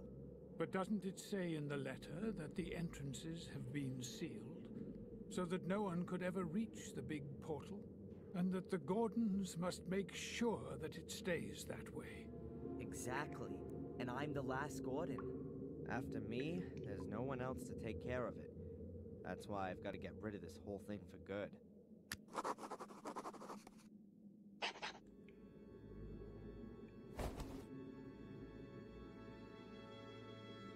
I'd like to hear the story about Marcus. A few, but the Capitolo, right. I also basic. Do you know? Perhaps Thank you, Father. Thanks for the help. May the Lord be with you.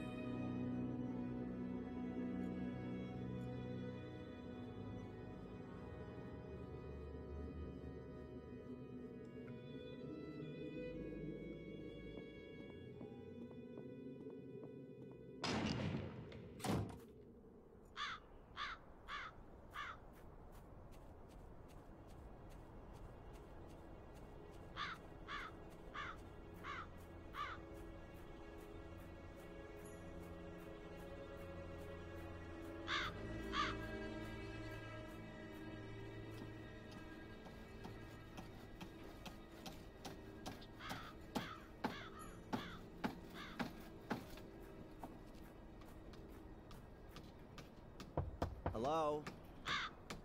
No one there.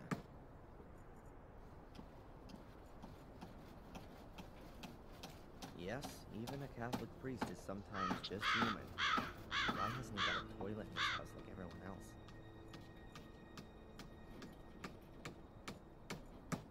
The shed is full to the roof with firewood. Looks like it's gonna be a long, cold winter.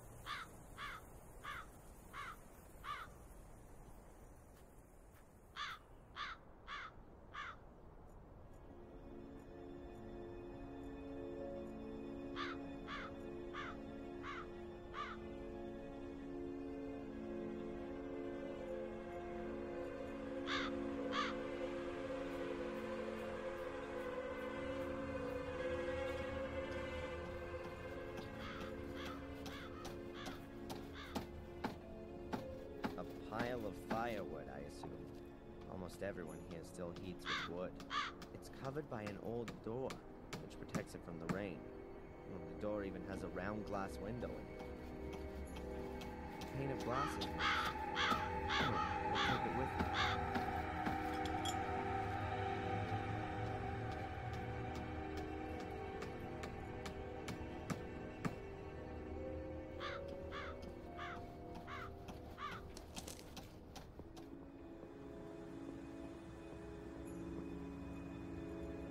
The constable's convertible, equipped with regulation light and repair kit.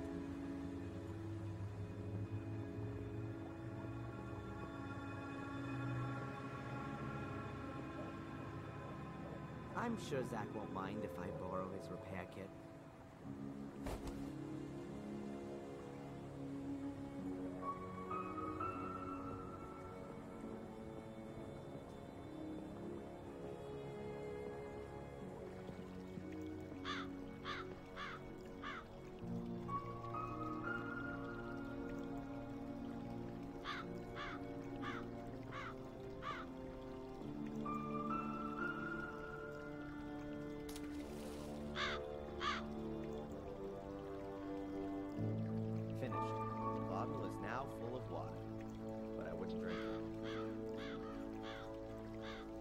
According to my map, one of the portals could be down there.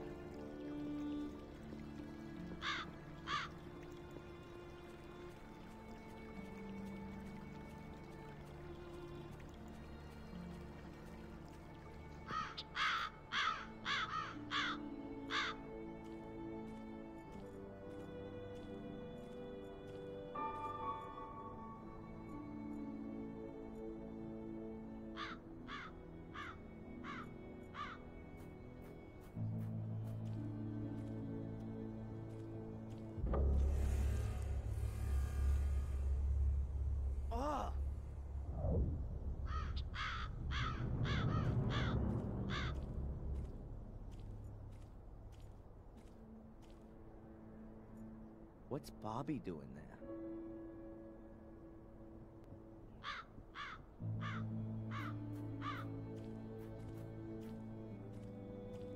Hey, Bobby, what are you doing there? Hello, Darren.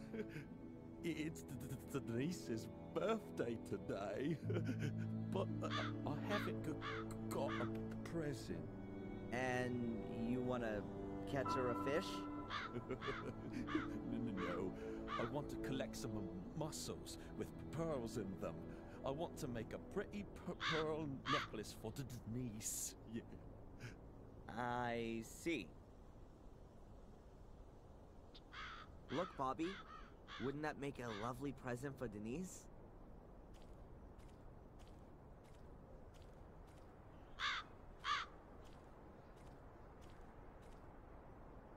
Oh, it's beautiful. You can have it. Thanks, to Darren.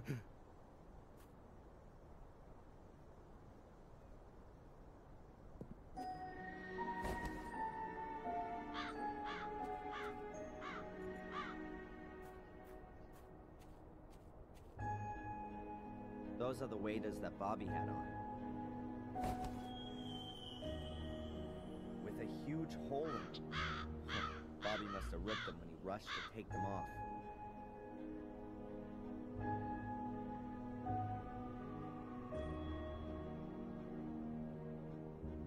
The repair kit is perfect, as if it was made to do this.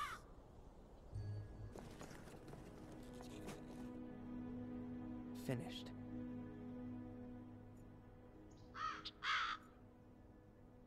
There are 4 menhirs in the river. That could be a pointer to the portal. I can't get any closer.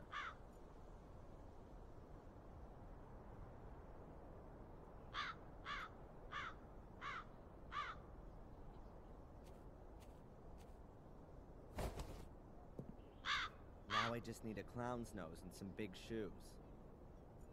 They look exactly like the menhirs at the castle. I guess they mark something. Let's see.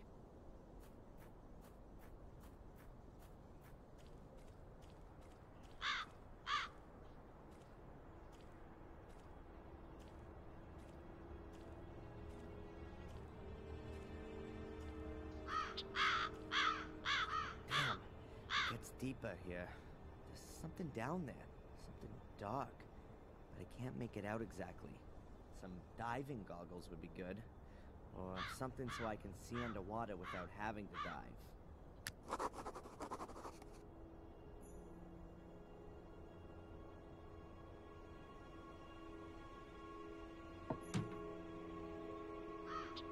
Fits perfect. Now the bucket has a glass bottom.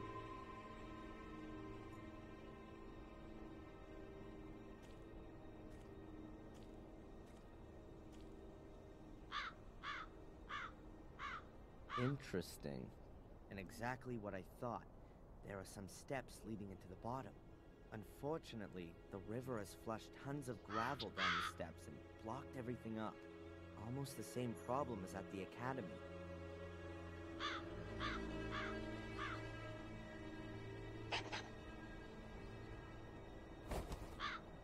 I've checked out 3 places and have found no entrance.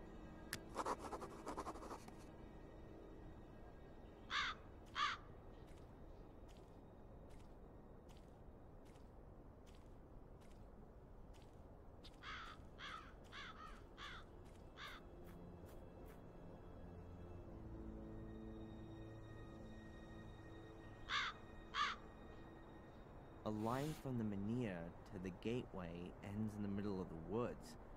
It's gonna be fun trying to find the right place.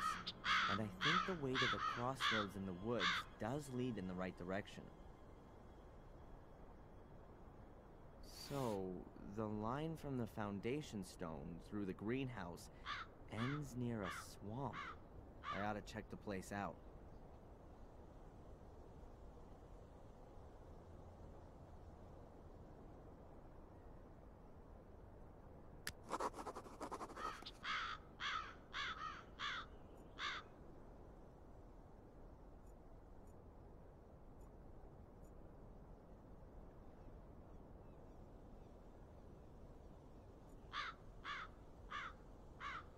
There's not much use for the map at the moment. There's not much use for the map at the moment. I'm not gonna find anything else here, so I can leave the waders here too. I'll leave the bucket here too, in case Bobby wants to look for presents again.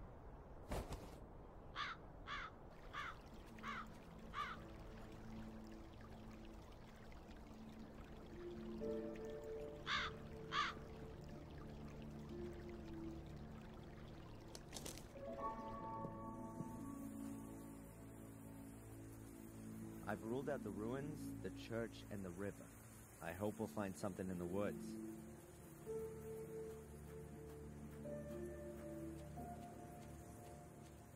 If I trust my abilities as a cartographer, which I do, then there must be a portal along this path.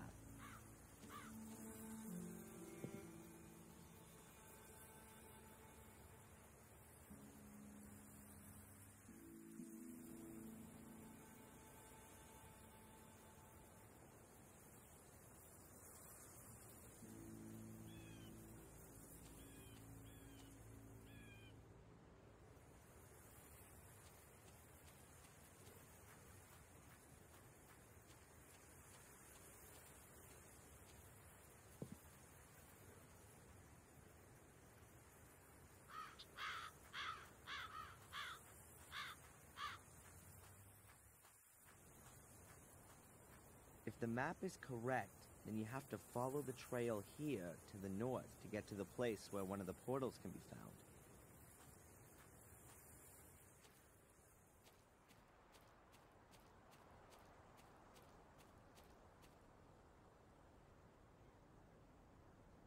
Quite swampy here. This must be the right place, though.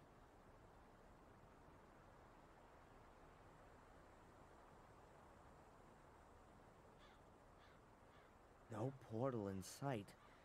Oh, it must have sunk into the swamp a long time ago, so there's no chance of getting to it.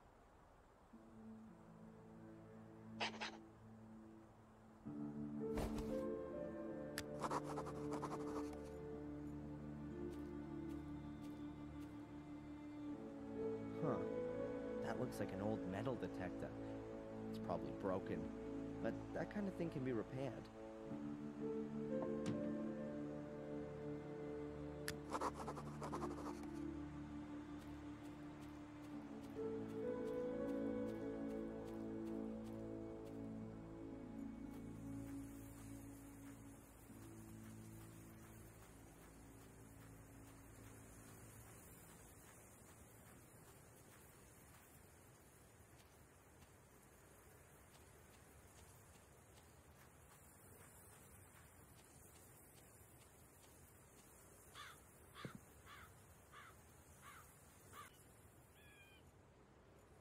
Danger of death. Access to woods forbidden. Warning, hunting season. Traps and shotguns in use. Am I in the wrong film? Willow Wars? What's going on here? The signs are clearly trying to dissuade me from going any further.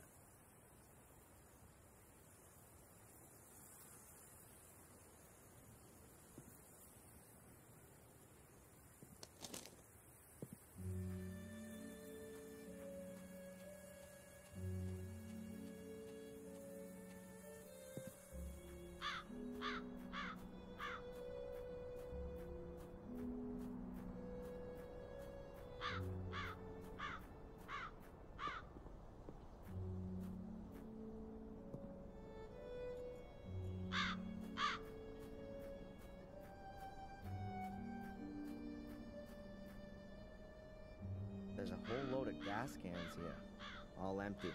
That's a shame. But I'll take one with me. I may be able to fill it up somewhere.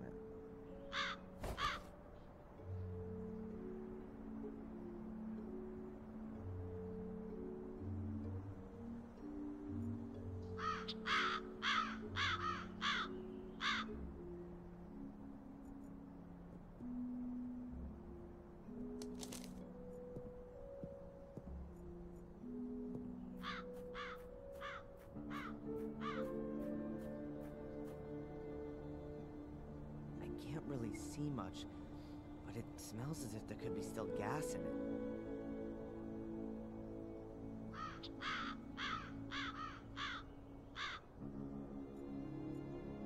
I can use the hose to suck the gas out of the tank.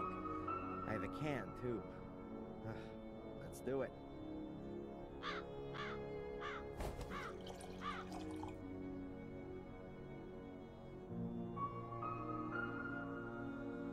Can is half full. That should be enough.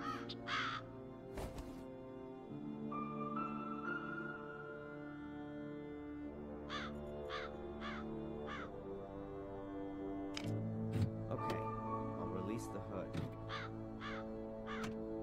Hey, here's another one of those glow stickers. I'll take it.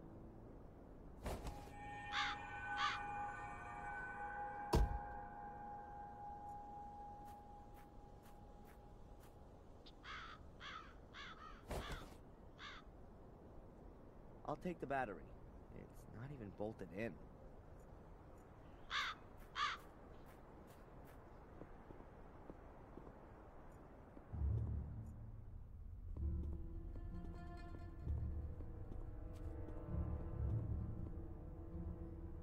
A transistor radio. A device that can receive signals. I think this might prove useful.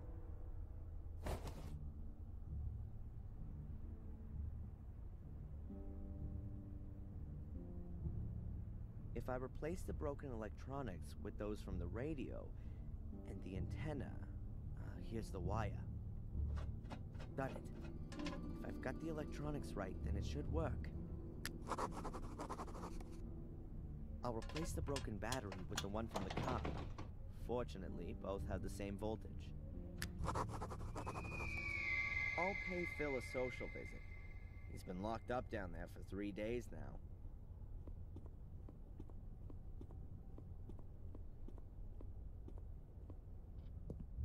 Whoa, jeez!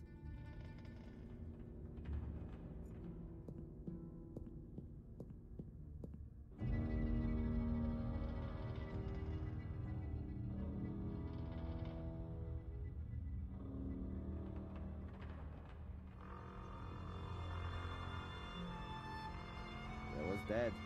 I can't tell how he died. Maybe it's my fault. Anyway, I locked him up and maybe he died from extreme hunger and thirst. But wait a second. I locked the cellar door when I left, and it was open when I came back. Someone must have been here in the meantime.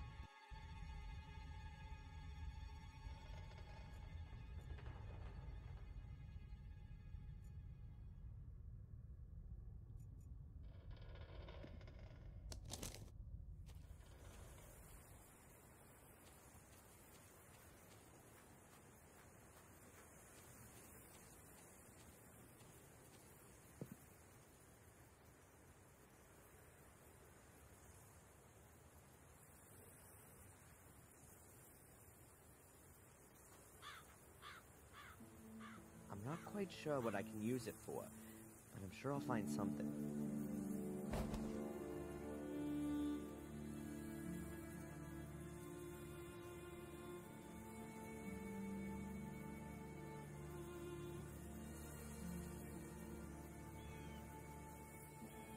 I'll test it first.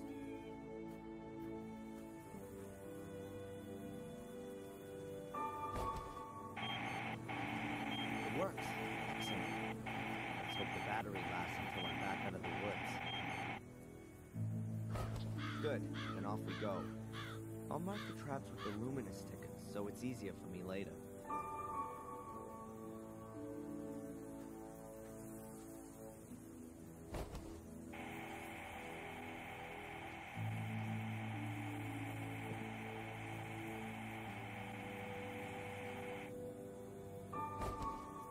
Has to be here.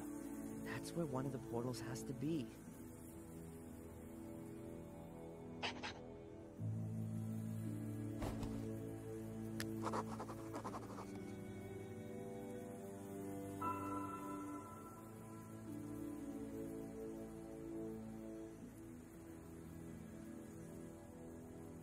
That's one hell of a stone.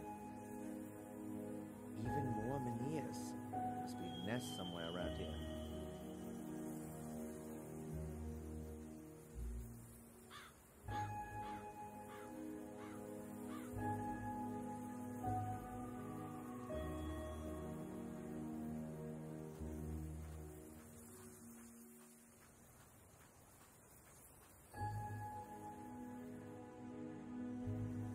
There's a crevice under the rock.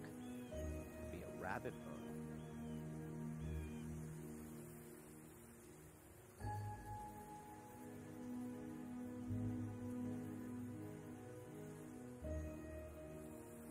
Pretty deep, this hole. Whoa! Damn, what a shock. Wait a minute. Where did those bats come from? Must be a huge rabbit burrow. Or a huge cave with a portal. And in this case, it's only a tiny rock that's in my way. I should be able to manage it. But how?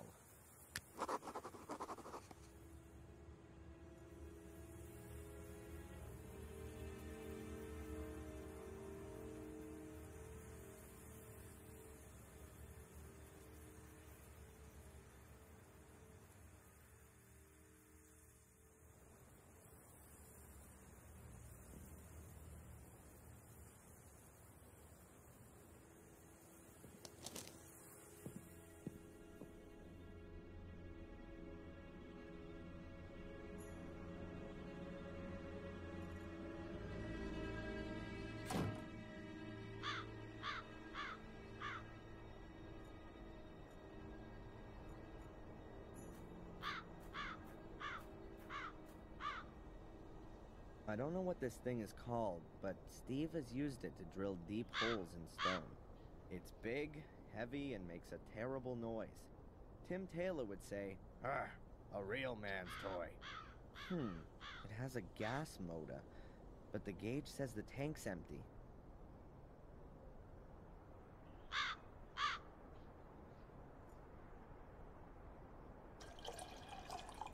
Full.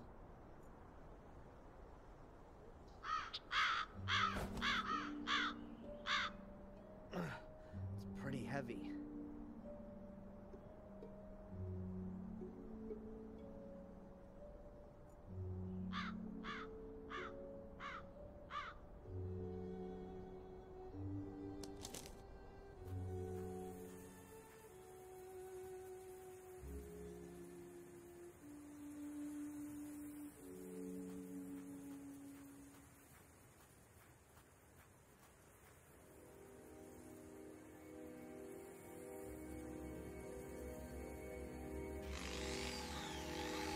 Always wanted to do this.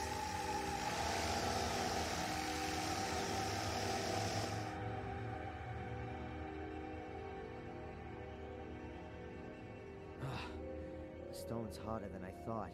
I've drilled more than 24 holes now. It just doesn't want to break. And I've got no fuel left. And it's gotten damn cold.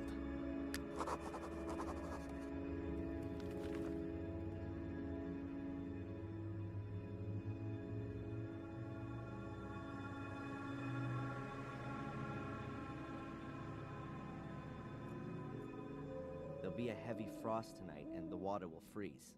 It expands, and in theory, the rock should crack. At least, that's what it should do, if my physics course wasn't just a waste of time.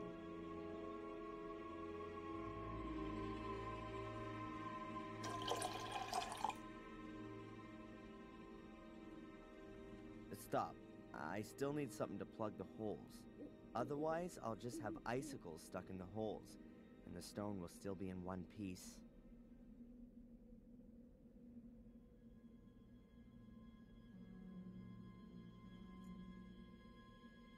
Perfect.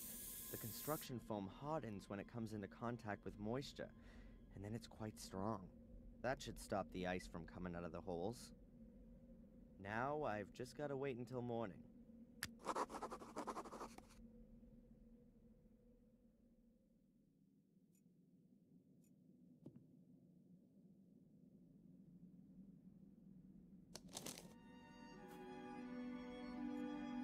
What's Bobby doing here?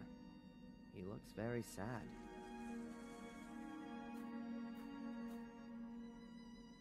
Bobby? Hey, Bobby, what's up? Tom hit me and threw me out. I don't know why. Doesn't he do that all the time? Not beating me. So, why don't you go to the cops? I've been there already. The inspector sent me away. He doesn't want to hear about it, he said. Denise sent me away too. She said I shouldn't complain. And now everyone's sitting in the pub and won't let me in.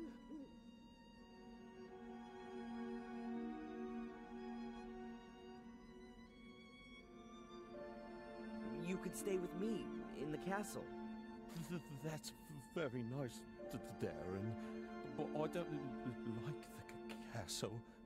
I don't want to die.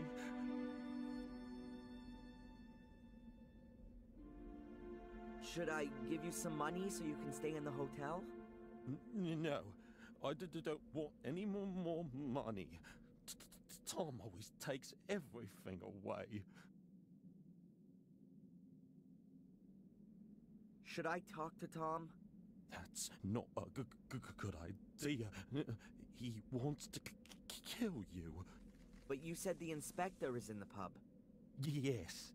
I'm sure he's not stupid enough to kill me in front of his eyes. Anyway, the guy's due for a beating. I can't stand by idly anymore. Look, I'll sort this out for you. Let's hope the inspector really is there. Otherwise, this'll be Tom's last night. Calm down. You shut your mouth. I want to know where the hell you got that necklace from. Why should I tell you that? That's I lent that to a friend as a deposit. It wasn't to be given away as a present. Damn it. Friend?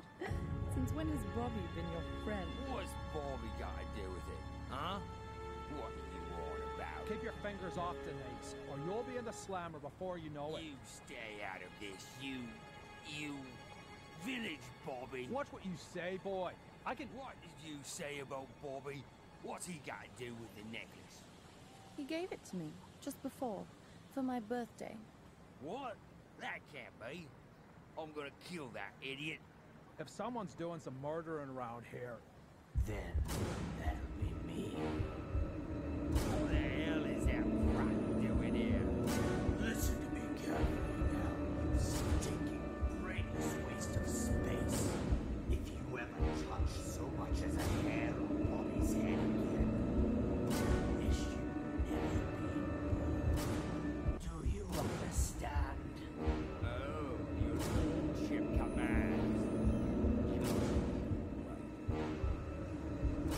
Hey, Cole, get the handcuffs out. This could be film.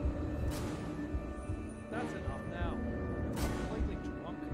I thought your brother was the stupidest of the two. Because you're not just his brother, you're his father too. But now I'm sure it's off the ground.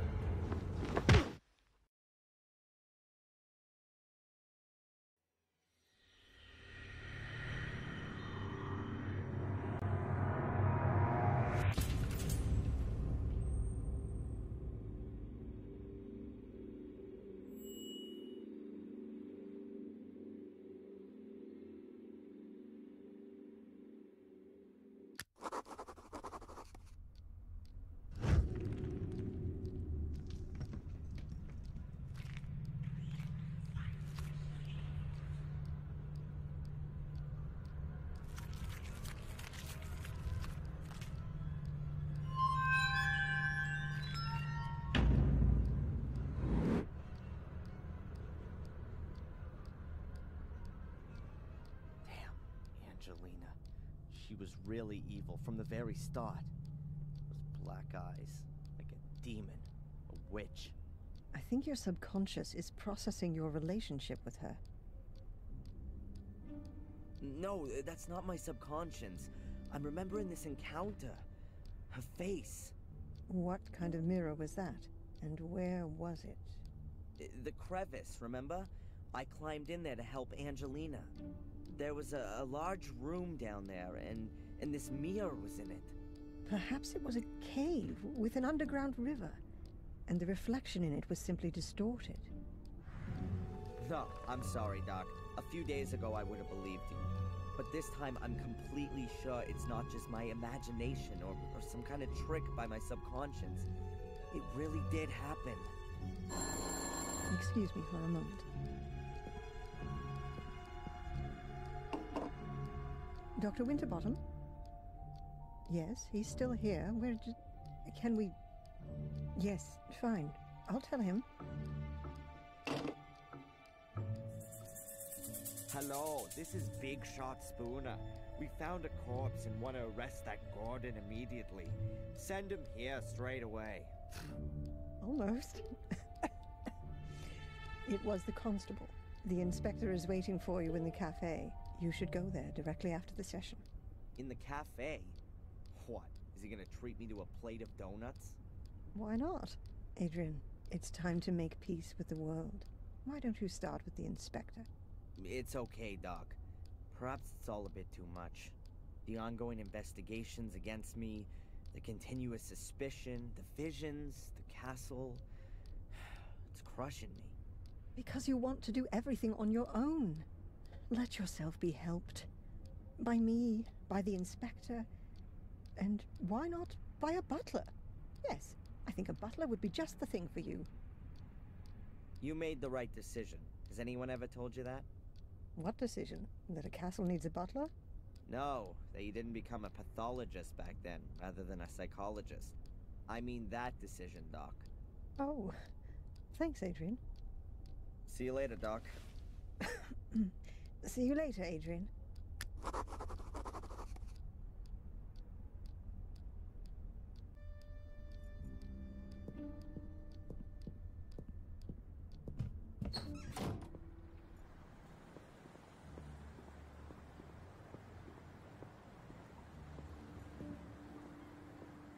Hey, where's that skinhead gone?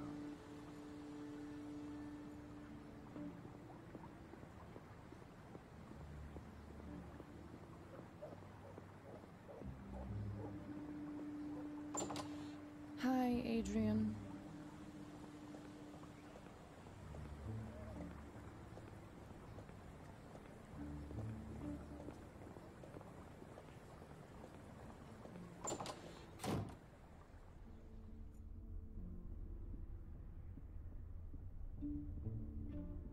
Hi, Edward. Ah, Mr. Gordon. My condolences once again. Thank you. Can I ask you something? Of course, sir. You and Denise are engaged. Yes, our families have been friends for generations. We spent our childhood together, and we will spend the rest of our lives together, God willing. God willing. And you? Is that what you want? Of course. Denise's father has already made me manager of the cafe. Well, that's certainly a reason. It's a huge responsibility, but waiting tables means a lot to me. It gives me great joy to serve our customers. Let me guess. You'd rather have become a butler. Indeed, sir. But the position in the castle was already taken. Besides, Denise's father needed a successor for his business. You actually wanted to work in Blackmere Castle? Yes, sir. But her ladyship chose Sally instead of me. I still don't understand why. Sally lost her life in the fire. You should be happy you didn't get the job. Perhaps, sir, if you say so.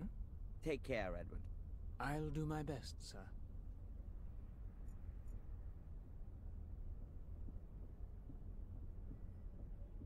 Ah, the worthy Mr. Gordon is honoring me with a visit. Have you taken something? Sit down. Do you remember what happened last night? Only up to the punch in the face. Strangely enough, I have a mental block of what happened from that point on. Really? You stood up as if nothing had happened and just walked back to the castle. I followed you because I thought you might collapse at any moment. But nothing. You didn't even sway once. You took the knockout punch like a man. I wouldn't have expected that of you. Thanks for the flowers, Inspector. But in reality, I didn't cope with it so well. The blackout. Never mind. The most important thing is you can still remember what Tom said when he noticed you. You mean I'll kill you? I'll punch you in the face? By the way, you can report him if you want to. Sure, and for kidnapping too. No one believes me anyway. I already said 3 weeks ago that he kept me locked up in Wales. Until now, I assumed that these abduction stories were made up. But Tom's reaction makes me wonder a bit. But more importantly, who is this Phil, who Tom said you murdered? Ask Tom. I haven't been able to find him all morning. Oh, and now you want my help. Okay, Adrian. Perhaps I wasn't always that nice to you. Can we just forget the past for a moment? Did I just hear an apology? Well... Phil's the guy who locked me up in his morgue a few days ago and wanted to kill me. I knocked him out from behind and took off. But I know he was still alive at that point. That means the corpse is still lying there. Where was this? In a house in the woods. I think it used to belong to a Dr. Heinz Herman. That sounds familiar. Listen, Inspector, how about I just take you over there? After you. Here we are.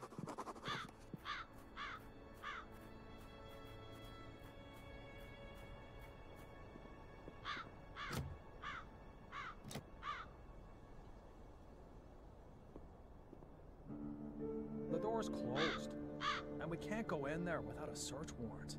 I think that only applies to you, right? Let me put it like this. If you were to enter this house without permission, I would have to make sure that you don't take anything. Ah, I get it.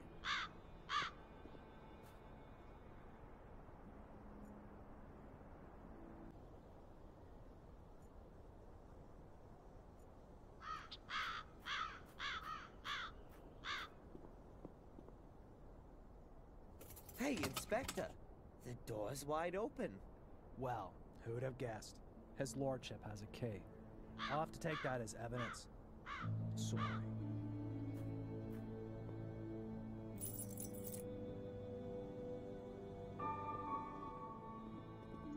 You'll probably be interested in the torture videos, too. Torture videos?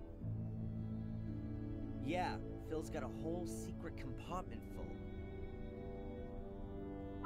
They're gone. Perhaps your corpse was bored. Wait a minute, there must be one still in the video recorder.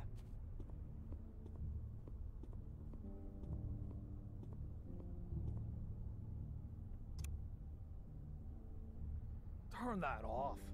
That's sick. Where's the guy who filmed this? I guess it was Phil, but you don't see him, though. I'll take that tape as evidence.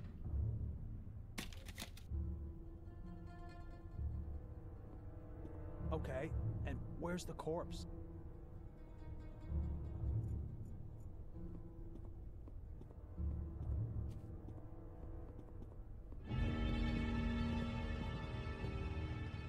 The corpse has disappeared, too? This is starting to get quite implausible, don't you think? Tom must have been here. He tried to cover his tracks. That's why the other videos are gone, too. Tom? Or you? I've got nothing to do with it. I'll prove it.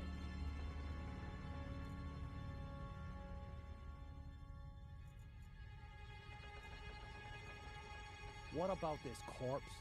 Yeah, just a minute. What about this corpse? Yeah, just a minute.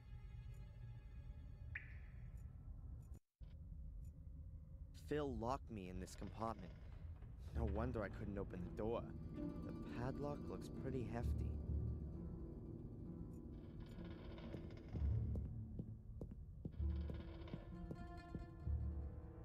Hey, Inspector, you might be interested in this. It's not Phil's corpse, but perhaps you'll believe me now? It must be dead at least a couple of weeks. And a couple of weeks ago, I was sitting quietly in the cell. Okay, Phil really does have something to answer for. And it would seem he's good at his profession. Otherwise, I'd have heard of him ages ago. I bet Tom's got something to do with this, too. First, we'll go back to the station. I'll send Zach over here to pick up the body. I've got something else I need to do. You're coming with me first. I need to record your statement.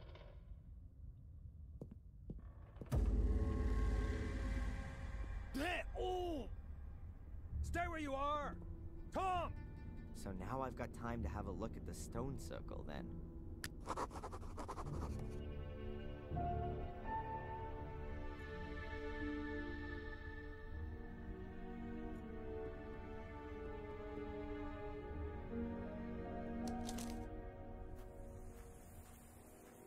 That looks very promising.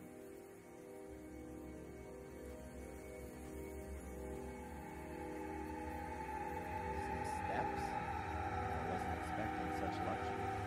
I wonder what's waiting for me down there.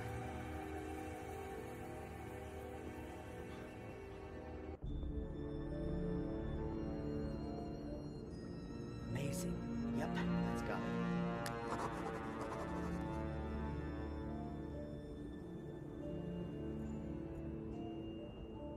About 4 meters wide and... oh, it's not that deep at all. A few hundred meters, maybe. There are fluorescent things hanging everywhere. They look like huge glowworms. They're not moving.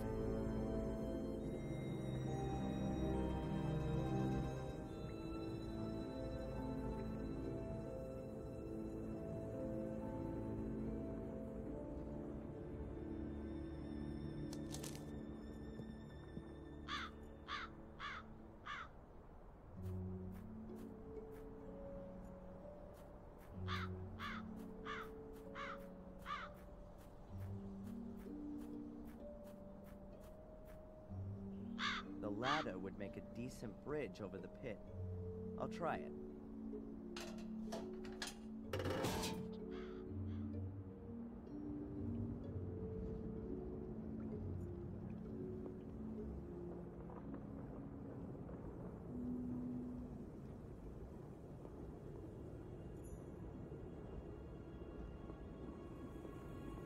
So what have we got here then? An ancient comic? It looks like a kind of picture-based script. Let's see if I can work any of it out. Some guy carrying a black ball. He's wearing a long robe. Or a dress. Could be some holy character. Or a priest. Then he lies down with the black ball and some other guys wearing dresses stand around him. Weird. And here they're taking the guy with the ball's head off? Wait, could it be some kind of burial ritual? Or an execution?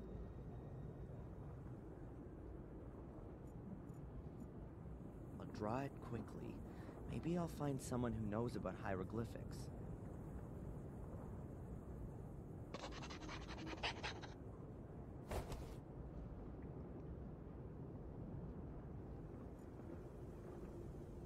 If I'm not mistaken, that's exactly the same kind of portal as there is in the academy.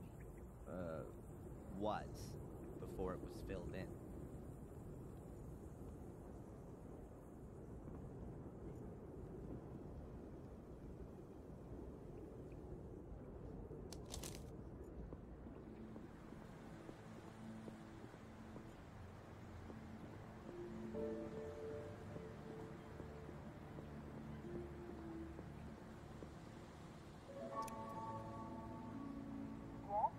Hello, Doctor?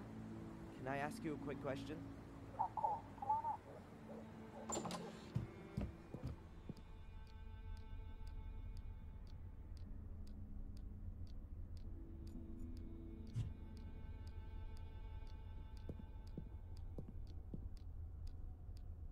Hi, Doc. Adrian, what can I do for you? It's been a while since I've had visions. Probably 3 days. What does that mean? I'd say it means that the medication is working well. It could also be that the emotional events of the last few days have suppressed the images of the past for the time being. Either way, we're making progress. You must have heard of the famous Gordon brothers, Marcus and Mordred. Marcus and Mordred? No, not that I would know. I mean the ones who built the castle. Blackmere Castle, 800 years ago. Oh, right, them. No. What do they say about them? Have you seen them, Adrian? What did they tell you? You really do think I'm crazy, right? No. I meant in your dreams. In your dreams.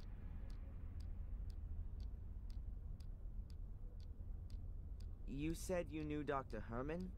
Yes. He was a very extraordinary man. We met each other when we were students.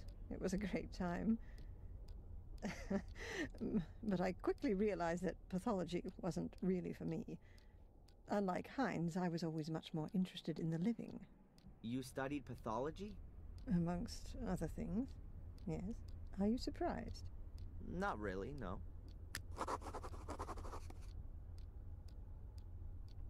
Tell me, Doc, have you had a look at the museum here?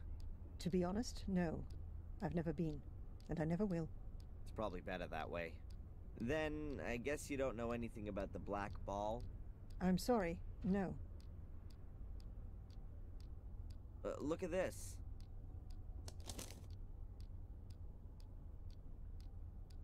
What is it? Some kind of hieroglyphs, I think. Are you familiar with this kind of thing? With hieroglyphs? No. But I think I've got a book about it. Just a minute.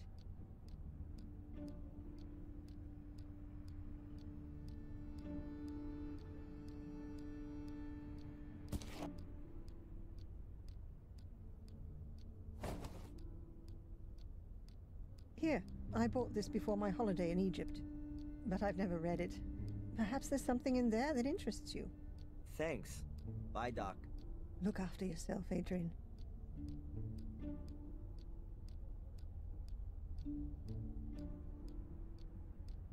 That could take a little time right now. Okay then, there are a few signs which are in other languages as well. I'm definitely not going to find any others in here. I'm pretty sure that the script from the cavern is not in this book. pity. But it was worth a try. There's something here on the last page. Dr. Winterbottom, thanks for the loan. The text was very enlightening. Best wishes, Edward.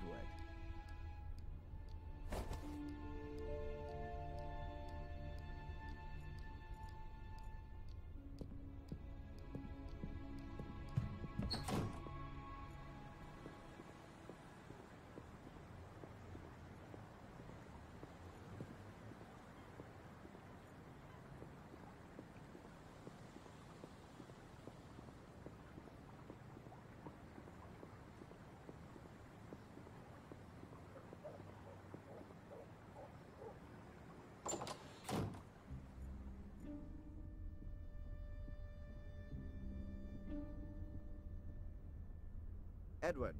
Sir? All on your own today? Denise is ill. But wasn't she here this morning? Yes. She went down with a virus all of a sudden. Might that be the, Conrad Spooner virus? I think it's got plenty of names. Whatever the case, it doesn't just make you unfit for work. It makes you unfit for marriage, too. I'm very sorry, Edward. Well, anyway, it's not infectious. You're interested in ancient history? Quite true, sir. You could say it's a hobby of mine. I've been collecting ancient coins from different cultures for years now. You build up quite a substantial knowledge doing that, you know. Fantastic. Could you take a look at this and tell me what you make of it? Oh, yes. I've seen this script before somewhere. It's druidic. Very old. Can you read it? Reading might be an exaggeration. It's more a kind of pictorial story. I think it's a description of a burial ritual. Yes, that could well be the case. Here, the dead person seems to be some kind of ecclesiastical person. A priest, if you will. You can see that by the crooked staff. That symbol was often used for spiritual leaders. And he has a black ball in his hand. Are you saying that it could be like one of those that was in the museum? Oh, you could even be right there. If that's the case, then I'm not at all surprised it was stolen. It would be worth a fortune. Might it be possible that there are more of them? I wouldn't exclude that possibility. If it's some kind of a burial gift for priests, then there could be a chance you'd find one under a burial mound. You mentioned a burial mound. Is there one around here? Oh, yes, sir. There are supposed to be one or two around here. At least they discovered some a few years ago. It was even in the paper. Ah, now I remember where I recognized the hieroglyphics from. There was a photograph of the tomb in the paper, along with the research team. These kinds of hieroglyphics were engraved in the rocks. A research team? Damn. I bet they cleared out the tomb completely. You would think so. But you could... I could what? Excuse my tactlessness, sir.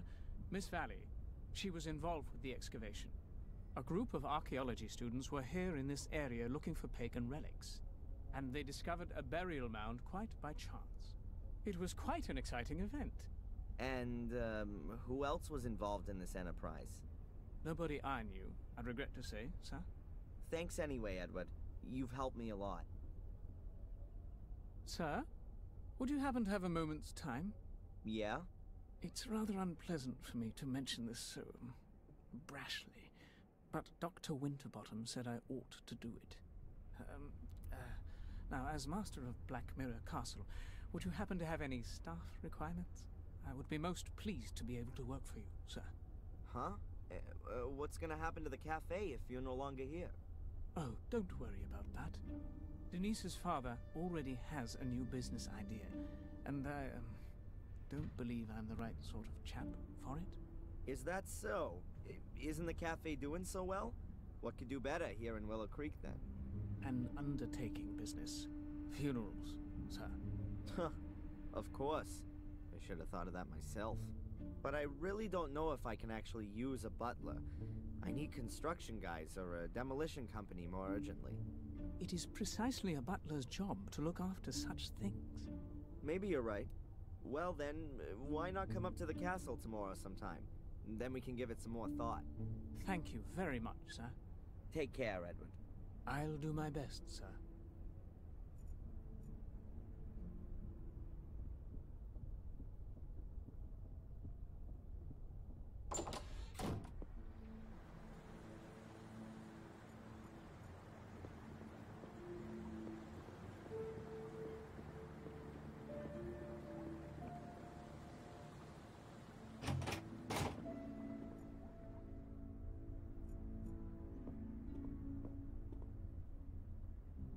Can I ask you something briefly? Hmm? Do you have any idea where Matt went to? I didn't see him in the village. He was in the pub yesterday, but where is he today? Don't know. You could submit a missing persons report. In the next life, maybe. Constable, do you know what I'm doing right now? I'm looking for demonic portals.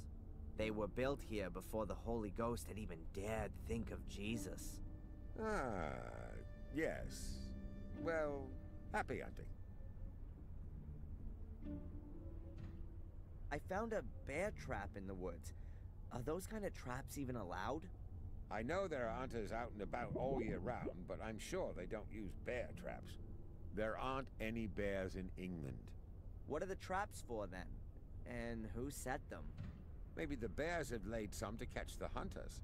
You've got a logical explanation for everything, haven't you? The most important thing for you is that you don't have to waste any time having a proper look at things. That's what it looks like. Were you involved with the search at Miss Valley's house? Yes, but I'm not authorized to tell you anything about it. Goodbye, Constable.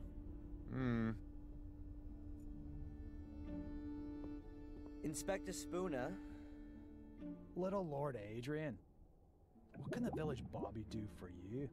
Are you trying to suck up to me, or are you pulling my leg? You choose. Have you arrested Tom? He vanished into the woods. We've started a search. This black ball that was stolen from the museum. You want to give it back? That'd be very nice, of course. So it hasn't turned up again? No. Have you seen anything like this before? Something similar. And the cells on the wall. There are supposed to be burial mounds in this area. Do you happen to know where any of them are? You've just inherited a castle. Now you want to move again? Couldn't you give me just one decent answer, please? Ah, well. If it means so much, yeah. No, I don't know where you might find a burial mound.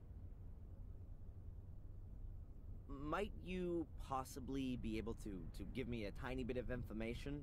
Really? I can't wait. You searched Miss Valley's house, didn't you?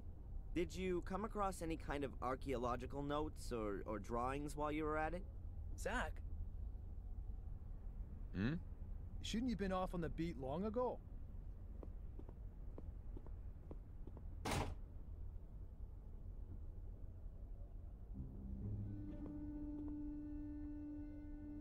You know, Adrian, I get the feeling that our, let's call it a relationship, has got rather bogged down of late. You're constantly coming to me with some new request. It's always me who's supposed to give you something. I'm thinking it's time we changed all that. Would you like to come with me to see Doc Winterbottom? Do some couple therapy? Nice idea, but I've got something else planned, as you perhaps already noticed. I sometimes tend towards making quite hasty judgments. That's one of the reasons they redeployed me here to Willow Creek. I'd actually imagine my life as a police inspector somewhat differently. Pursuits, shootouts, explosions. You're looking into my very soul. But without some clear evidential success under my belt, I'm not going to be getting out of this dump all that quickly. And what with your circumstances having sadly changed somewhat. What's supposed to have changed there? I'm innocent now, just like I always was. But now your nobility, as you have so strikingly noticed. And here in good old England, that is a good reason to treat things with more of a feather-light touch. Or to put it another way, An error in such a case would definitely not be good for my career. Have I got this right? You're crapping yourself because I own a castle now. Perhaps it's still not too late to forget the whole thing and close the case. But to do that, I have to present the judge with something meaningful. Is that a polite request for a confession? Are you kidding me? No, you misunderstood me. The thing with Tom and that Phil is already a good start.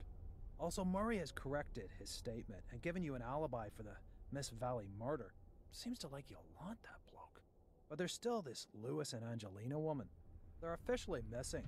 But someone who's missing also can be a perpetrator. You do see that? We're speaking the same language at last. What's happening with Miss Valley's house now? Have you found anything there? We only found some photos of you, and we also took a few other things relevant to the case. If you think you can find something there that might bring this case to a close, then I'll let you have a look around the house. Are we partners then? Not the expression I'd use. Hey, but this conversation never took place, okay?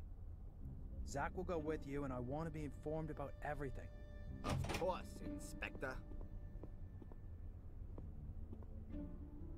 Goodbye. Fare thee well, my lord. Can I ask you something briefly? The inspector said that it wouldn't be a problem if I wanted to have a look at Miss Valley's house for myself, but that you should come along to keep an eye on me. If that's what he said, I'll go and get the keys. Have fun with the search. Just tell me when you want to go.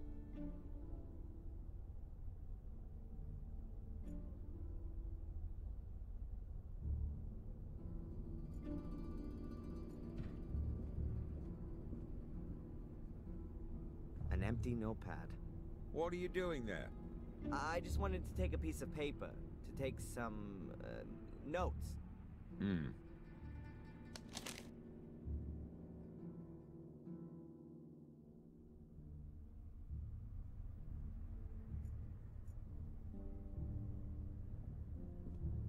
Anything against me taking a piece of coal? I don't think anybody would have anything against that.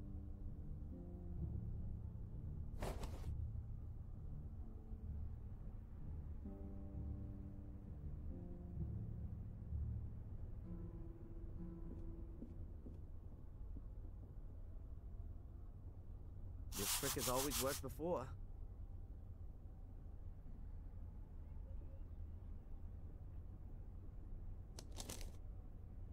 That has to be the same letter as the one I found in the shack.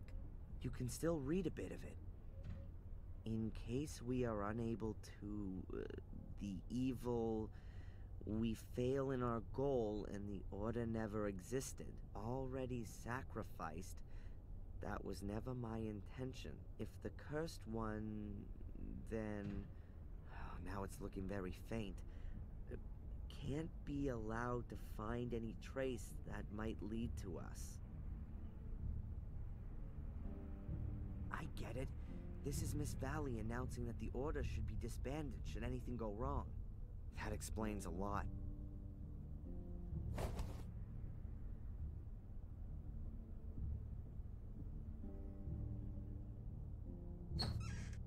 Now this could be interesting. Miss Valley's book collection. Let's take a look. English history and stories, Camelot and the Holy Grail. From William the Conqueror to Magna Carta. Aha, a folder from a university. Constable, can I take a look at this folder here? That's just books about science and the like. Was that a yes? Okay by me, but don't take too long.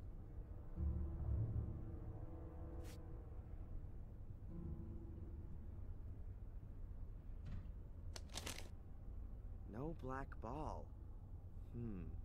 If I'm lucky, then nobody else will have found it either. Now all I have to do is find out exactly where this burial mound is.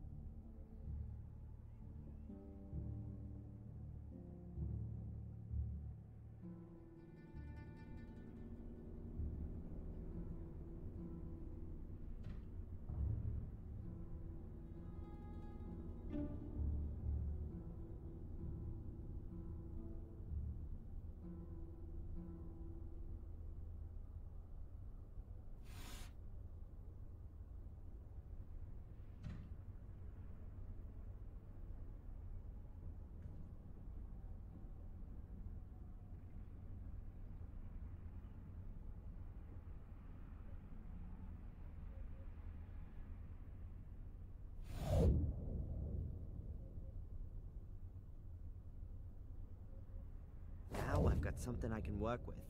Sector I-3 in the marsh. I've been round there already when I was looking for the portals. And there's a place where there are lots of small animal bones. I must be able to find that.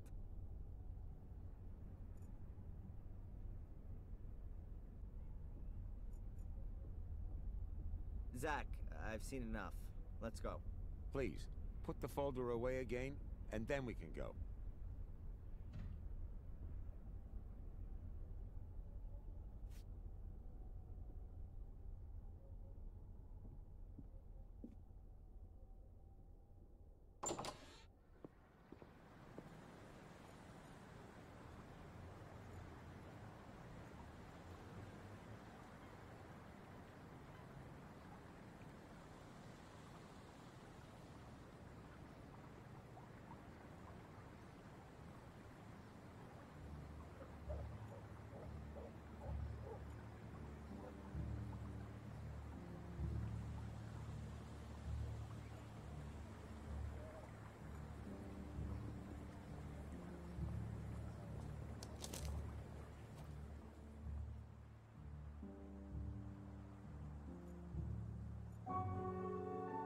Hello?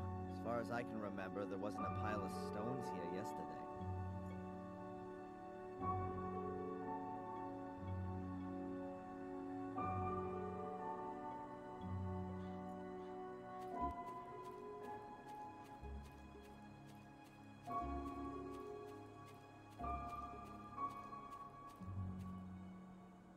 Small animal bones.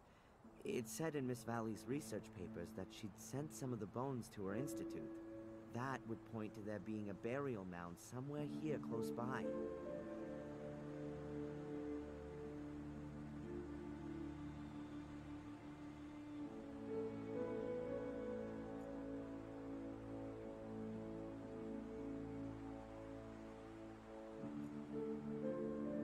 I'll just have a try in this direction.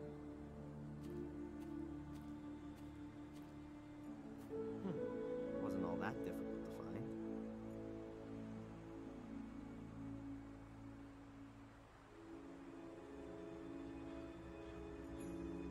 I've never seen a burial mound from the inside.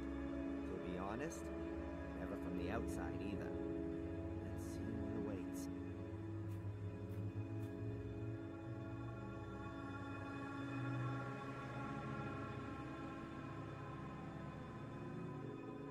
It smells old here. Very old.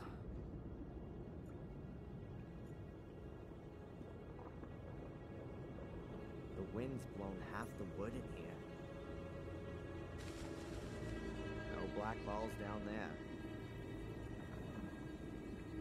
All empty. Nothing to be found. So, this is where they actually laid the dead.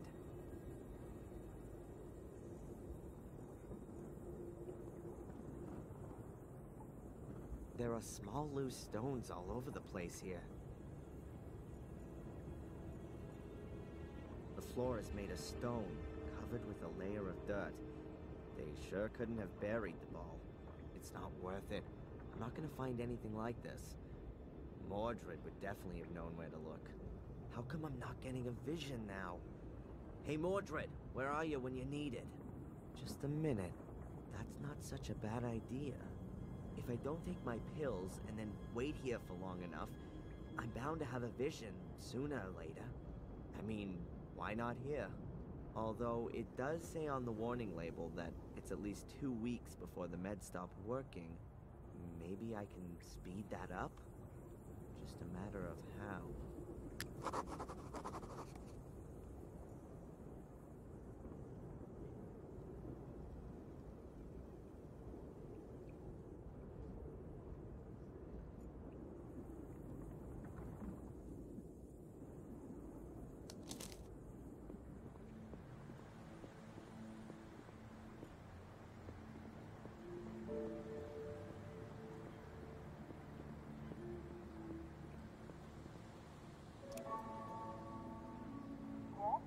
Hello, Doctor? Can I ask you a quick question? Of course. Come on in. Hi, Doc. Adrian, what can I do for you? I think the medication is causing me problems. What do you mean? Are you having negative side effects? Does it make you feel sick? I, have the feeling that it's not working like it normally does today. Could it be that I've eaten something that's reducing the effect? Have you drunk a lot of valerian tea or St. John's wort tea? These herbs can both impede the effect. No, tea's not really my thing. Perhaps you've taken some antacids for stomachache or heartburn? It would be better if you didn't. Medicines containing magnesium, in combination with drinks containing caffeine, inhibit the absorption of the active component of haloparadox into the blood. I should have told you that, I'm sorry. That means it's not only valerian and St. John's wort I need to avoid, but also stomach medicines and coffee? Not altogether, but 1 of 2 cups of coffee a day is not so bad. Just don't overdo it. Your cough is getting worse every day. Bye, Doc. Look after yourself, Adrian.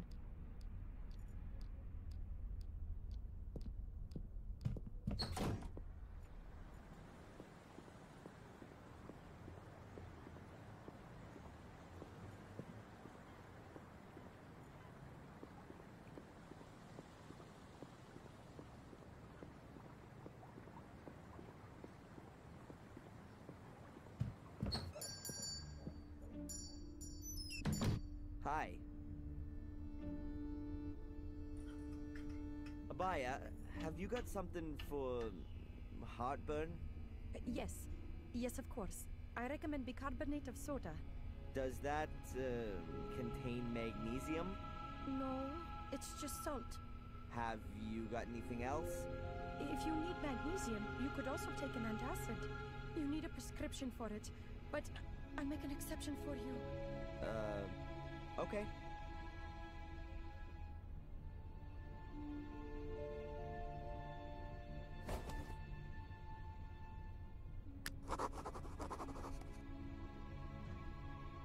I'd like a packet of coffee. What kind? Decaffeinated or extra mild? Don't you have extra strong? Caffeine doesn't really agree with the older customers. And what about this sack of coffee beans here? That's the extra mild one. Should I pack you some? No, thanks. Have you got valerian tea or St. John's wort? I'm afraid not. But I can order it for you. It takes about 2 days. Oh, that's too long. I need it today. Oh, well, I don't know. See you. Yes.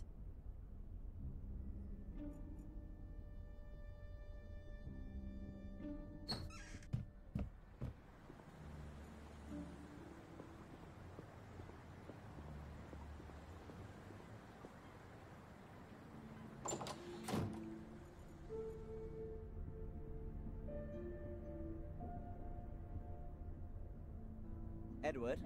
Mr. Gordon, what can I do for you?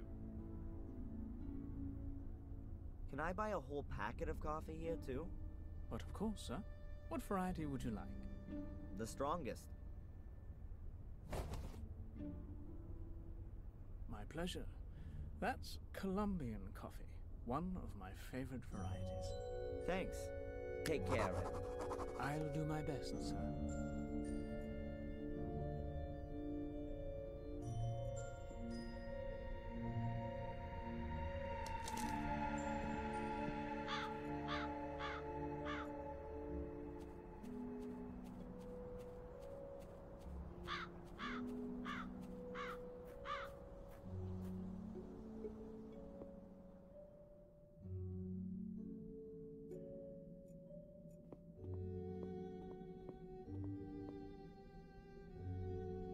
Tumulus valerian. That's exactly what I'm after. And the plant's already dried out. Ought to burn well, that stuff.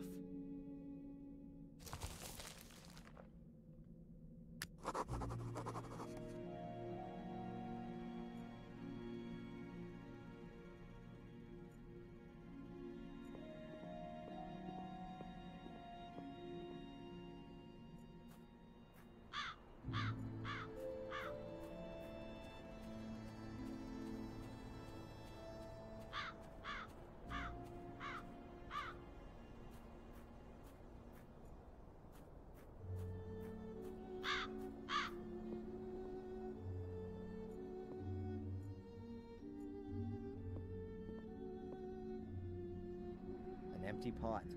I'm guessing the guys here have heated up their lunch in it. And I can make myself tea or coffee with it. I'll just pour in a bit of water.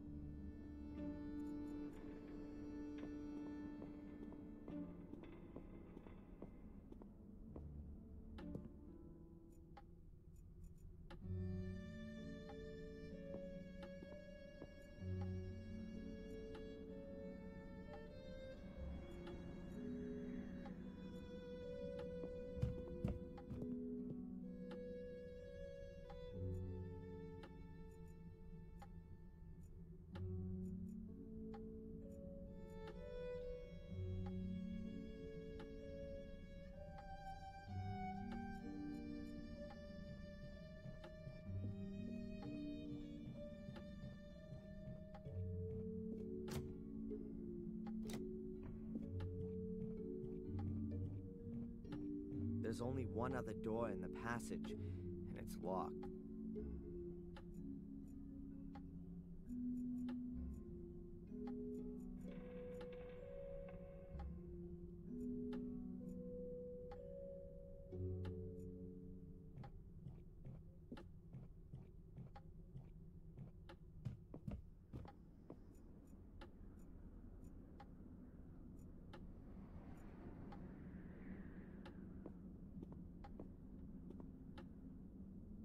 For some reason, I'm wary of dogs.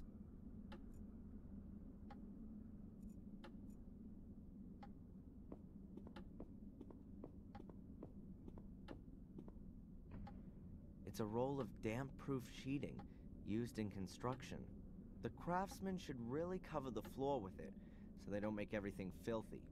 I guess that's no big deal while the place is looking like it is.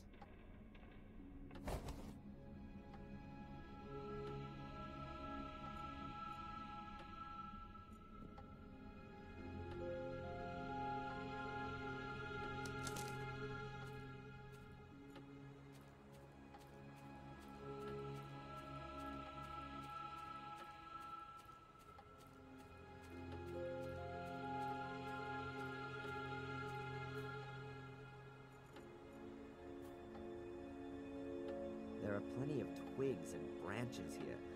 I'll take some dry ones.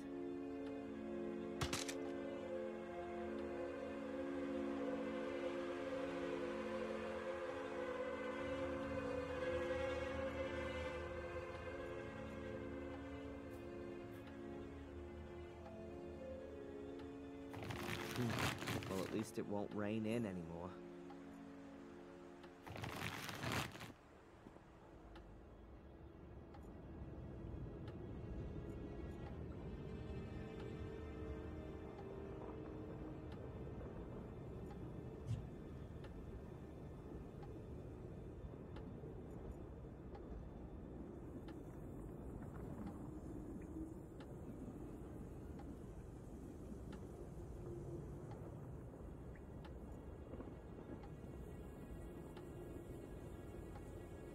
I'll put the stones in the middle of the chamber.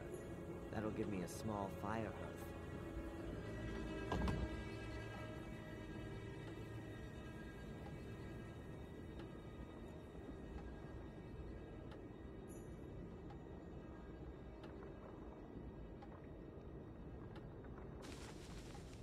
That makes enough combustible material for a small fire.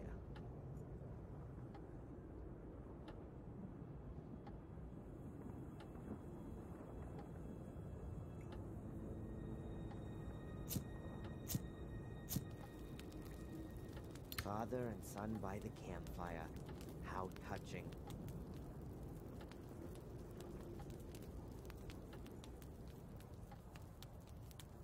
The water ought to boil soon.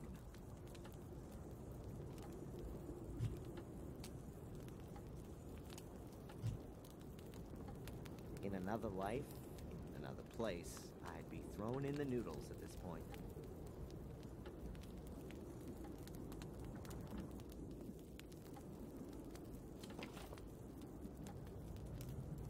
And now today, the Turkish variety. I'll crush the tablets first so that they dissolve faster.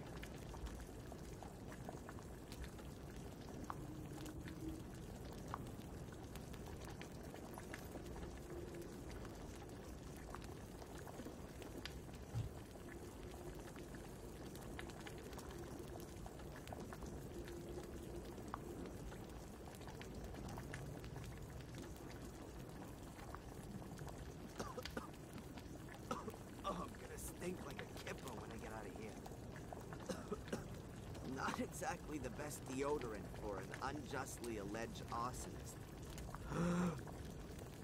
Oh, I'm already feeling a bit weird, woozy. I've been wrapped in wool. But that's not enough. Something's still missing. What the hell am I getting into here, for Pete's sake? So what? It's not gonna kill me.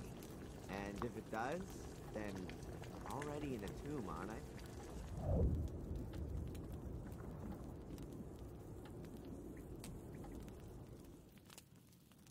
Ugh. This is working better than I thought. What?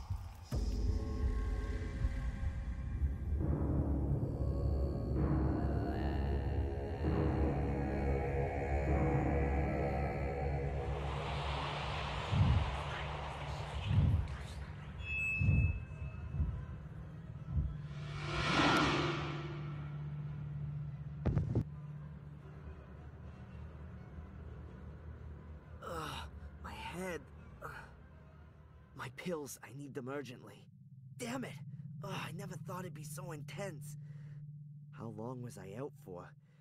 Well, anyway, I've seen the ball thing. They hid them here in the tomb. Somewhere in a wall.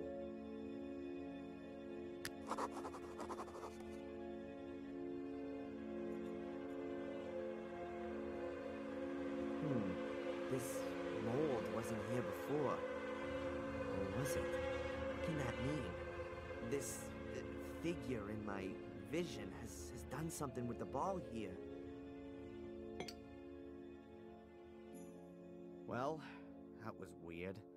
But anyway, I've got what I wanted. Thanks, Mordred.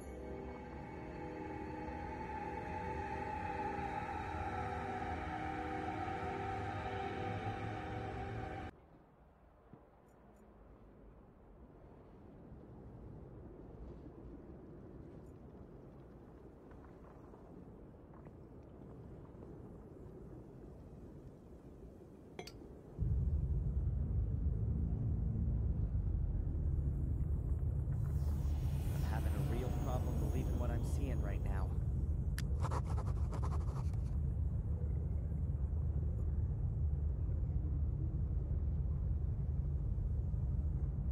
It worked. The portal's open.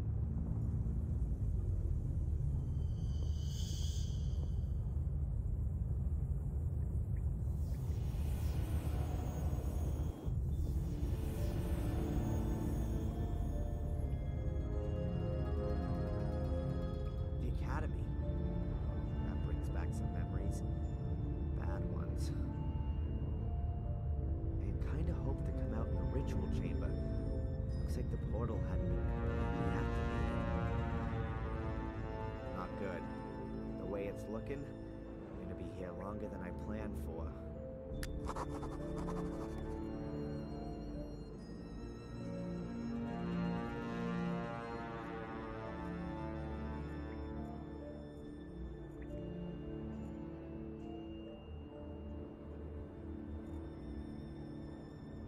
Normally, you'd take this route here, but it looks pretty blocked up.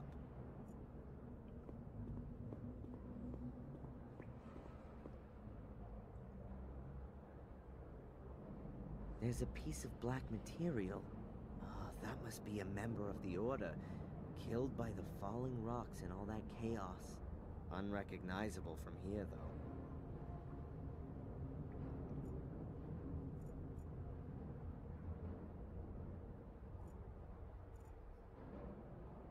You used to be able to open these doors using a mechanism. That's been destroyed, though, to keep them shut forever.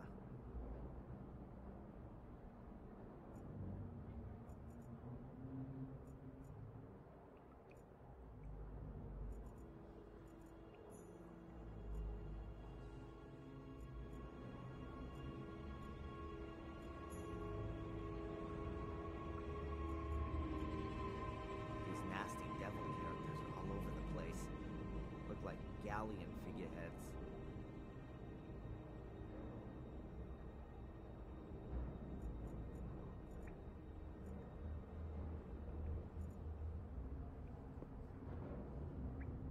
That ought to do it.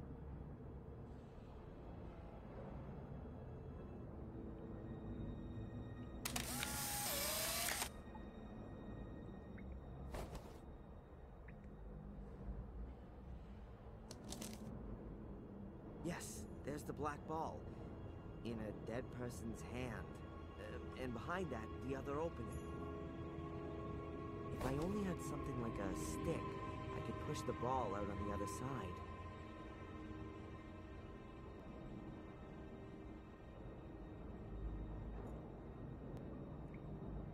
That must be Lewis, or what's left of him at least.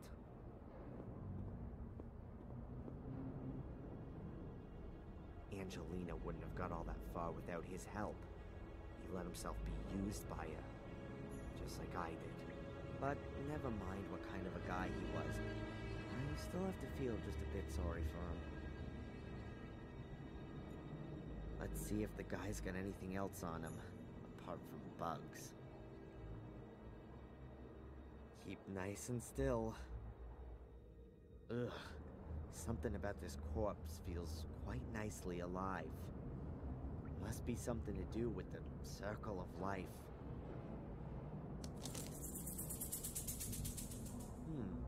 A note to Lewis from Angelina.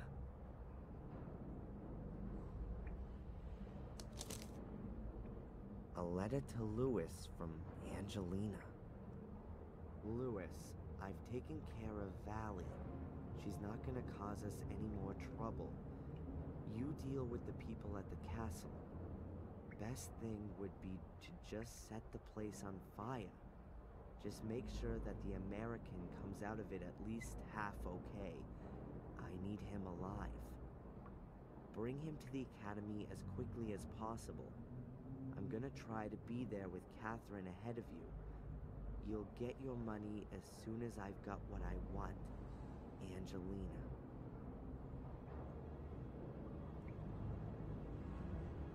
Obviously, all I need to do is make sure that Spooner finds this note on Lewis's corpse.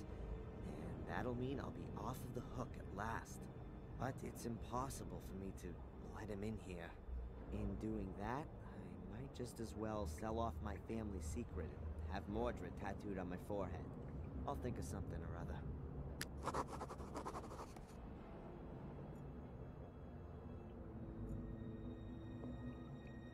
It's pretty damn grisly for sure, but...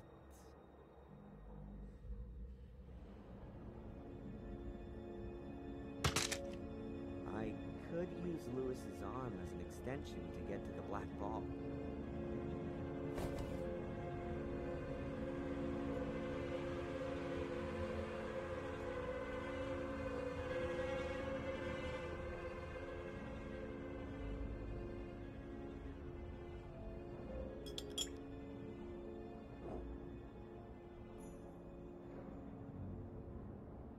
Good. The ball's a bit closer to the other opening now. The black ball is certainly grabbable, but I just can't quite get to it.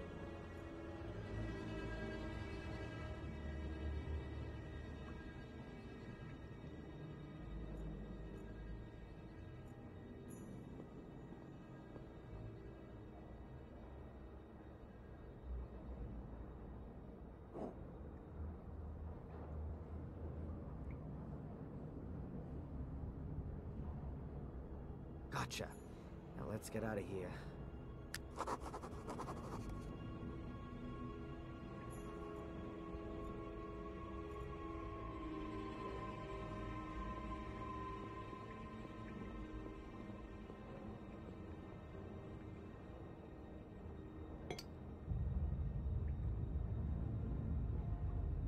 Adrian Gordon, Grandmaster of Portal Magic. Let's hope that the portal will send me directly to Mordred's book.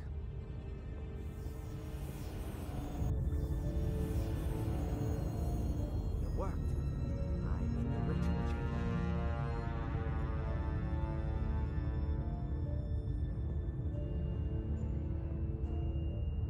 Everything's in Sono carne, usa dire.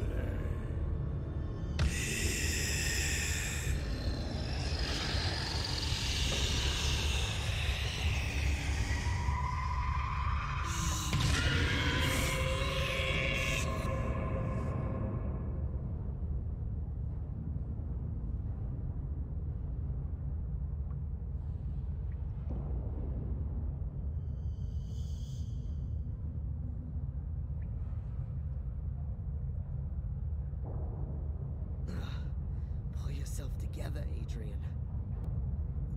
Amena Dei usa dire. At last, to own a body once again. What unimaginable power. Now I can complete my work.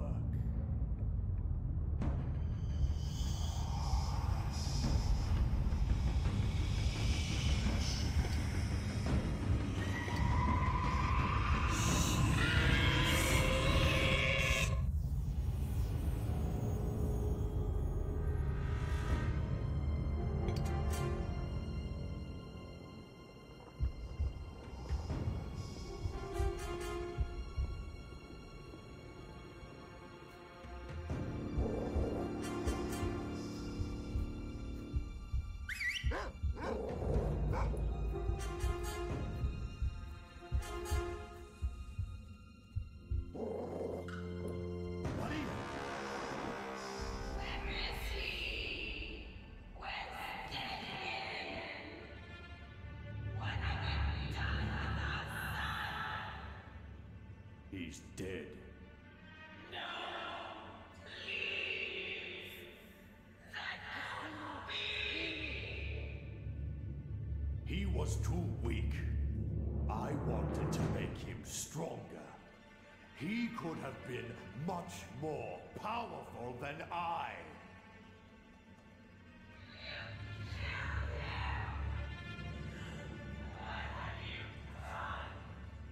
Out of my way, woman!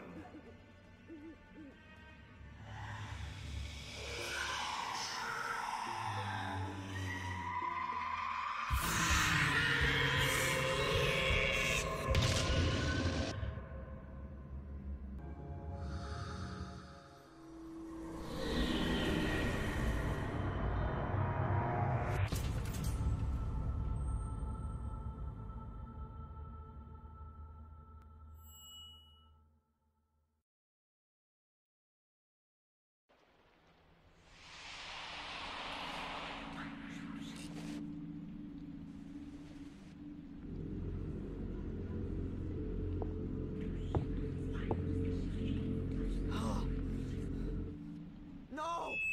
Is that me? Where am I? In the castle? This has to be the locked room. How the hell did I get in here? Damn blackouts. But Mordred is strong. I can feel him. I don't have a lot of time left.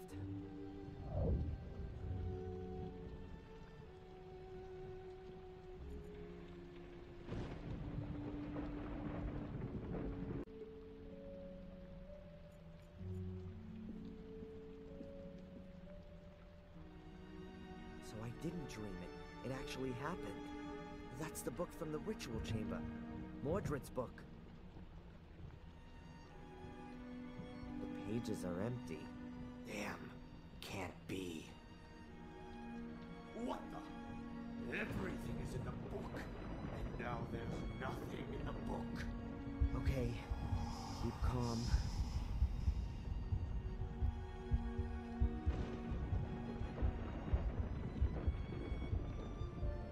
Remember, in the ritual chamber with Angelina, the blood of a male Gordon.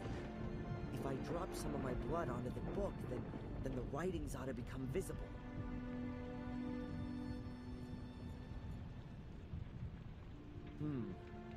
A piece of glass. That ought to do it.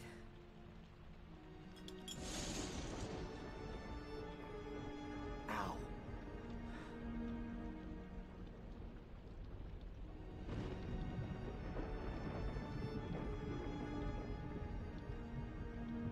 Nothing. Not a single letter. Stop. Here. Here's something. Oh, no, it's just Mordred's dumbass summoning formula.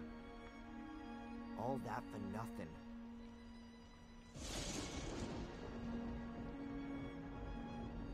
But I have to do something.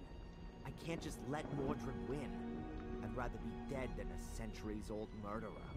My father, he's already trodden this path. It might be the simplest way, but it's also the most effective. Without me, there is no Mordred. My death will be his as well. I've got no other choice.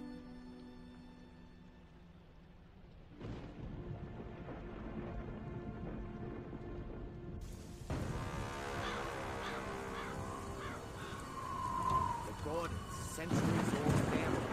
Cursed right down to the very last descendant.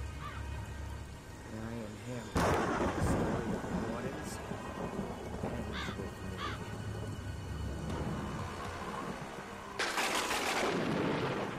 No! Mr. Gordon! Adrian, don't do it! Go away! Come down, Adrian. You can't do that. There is another way. What do you know? More than you think. I can help you beat the curse. Trust me, please. Come down here, please!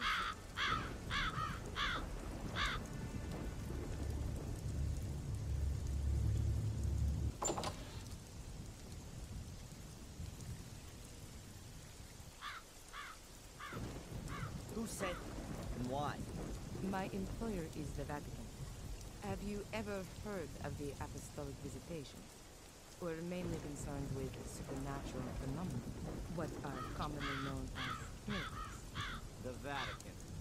There I was thinking it couldn't get much worse, and then the church comes knocking at the door. I was sent here because we had been informed that Black Mirror Castle had burned down. It was apparently just a routine mission. I was to sort out legal matters and release the funds for the Gordons to rebuild the castle. But then I found out that Victoria Gordon was on her deathbed, and that Angelina was nowhere to be found. My task then became to secure the Gordons' inheritance and to minimize the effects of the curse as best I could. The effects of the curse? Gordon's inheritance? Adrian, your eyes. Yeah, I know. They're black. What do you know about the curse of the Gordons? Mordred wanted immortality and power. He somehow anchored his soul in the mirror, but he was caught during a ritual by his brother. Shortly before his death, he cursed Marcus's descendants to collect souls, in order that he could be called back into life. And it would seem it worked, judging by your eyes. Collect souls? You mean kill people? Yes. You're wrong. I haven't killed anyone. And still Mordred lives in me. As far as I can gather, your twin sister, Angelina, did that for you. We got it all wrong. Angelina was originally supposed to take over the guardian role. We didn't know anything about you. We thought the last male Gordon committed suicide 12 years ago. What do you mean, guardian role? You mean to guard these portals, right? That is the Gordon's inheritance. The Guardians are people of pure heart, who were chosen by the church a long time ago to guard the Black Mirror. The Black Mirror? Yes, a great mirror, which also serves as an ancient portal and lies deep beneath the castle. Marcus Gordon took over this duty and passed it on to his children. But how should a Gordon stay pure of heart if they're all destined to murder? Your family has produced more Guardians than it has murderers. Only Marcus's descendants are in a position to resist the Black Mirror. We still don't know why. However, we don't have any time now to research the exact reason for this, and then find an alternative Guardian from outside the Gordon family. So, I'm definitely your last hope then. How do you know all this? From the Vatican archives, and also from this book here, which I found in the library. It's the Book of the Guardians. There are no longer any Guardians of pure heart here, just Mordred. Adrian, right from birth, you were destined to become a Guardian. Without Angelina, Mordred's curse would never have passed over to you. Victoria would never have wanted nor permitted you to kill yourself. Do you want to simply ignore her final wishes? Adrian, if you're going to kill yourself, everything could only get worse. If there were no longer any Guardians, then the Black Mirror would be open to all. The mirror would enslave the weak and bring Mordred back into the world of the living. And the Black Mirror will be unprotected. Victoria would have never allowed you to commit suicide. Are you going to simply ignore Victoria's last will? All right then. I'll give you one chance. Did I understand that correctly? I'm the last Gordon of Marcus's lineage, and therefore also the last Guardian? But I can't guard the portal because a cursed part of me, the Mordred part, wants to open the portal. And if I kill myself, the portal can be opened because there are no more Guardians. Something like that. Yes. So, what do you suggest? An exorcism. In the church. Exorcism? It's an ancient ritual. Long before there were Christians, ghosts and demons were being cast out of people. It works. You only have to believe in it, Adrian. I'm possessed by the devil. Don't talk to me about belief. Okay, I'll do it. Thank you, Adrian. And now let's go to the church. We should complete the exorcism before night.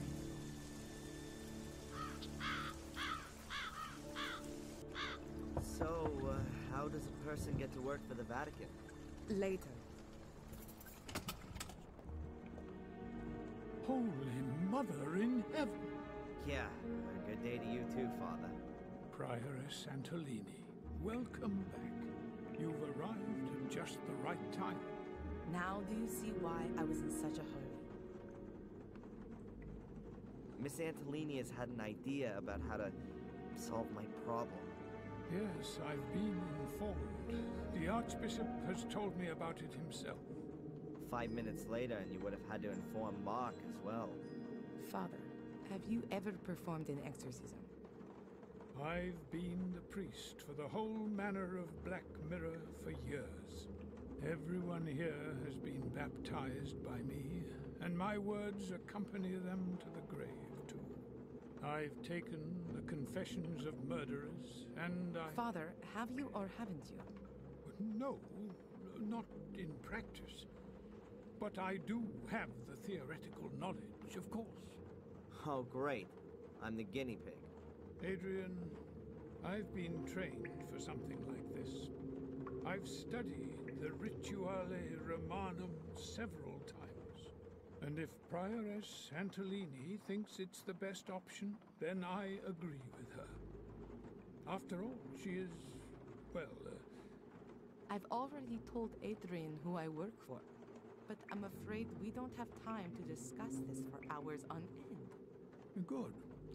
Then let's begin the preparations. Okay, and what can I do? We need information, so the more we know about the demon, the better. We already have his name, so we can address him. Do you know any more about him? What would be important? It would be good to know how he sinned. And a personal item. Something that anchors him in this world. Then I'll get searching. But be quick. I'll prepare everything with the priest.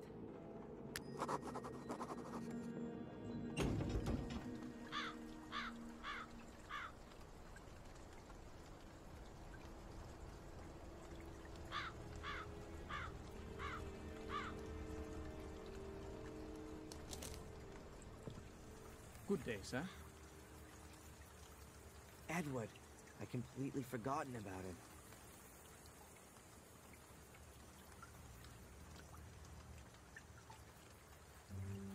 Hi, Edward. I didn't expect you so soon. If it's inconvenient, I could come back another time. Why are you here again? You said I should come by during the course of the day. About an eventual position as a butler. Oh, yes. Excuse me, Edward. As you see, I don't really have time just now, and... Perhaps I can help you. Actually, there is something. It would be great if you could deliver this letter to Inspector Spooner. Tell him I found it while tidying up the greenhouse. Of course, sir. You're not gonna tell anyone else about it. The thing with my eyes, I mean? Most certainly not, sir. Discretion is the most important virtue of a butler. Good man. In other circumstances, he'd be the perfect new Bates.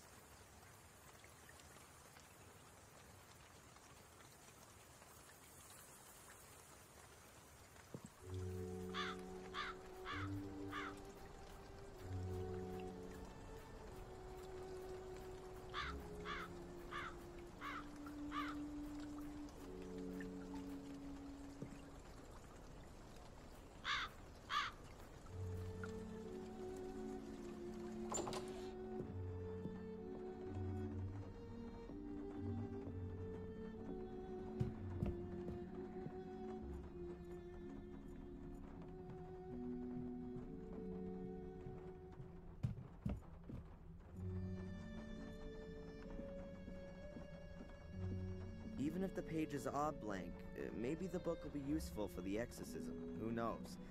It did once belong to Mordred, after all.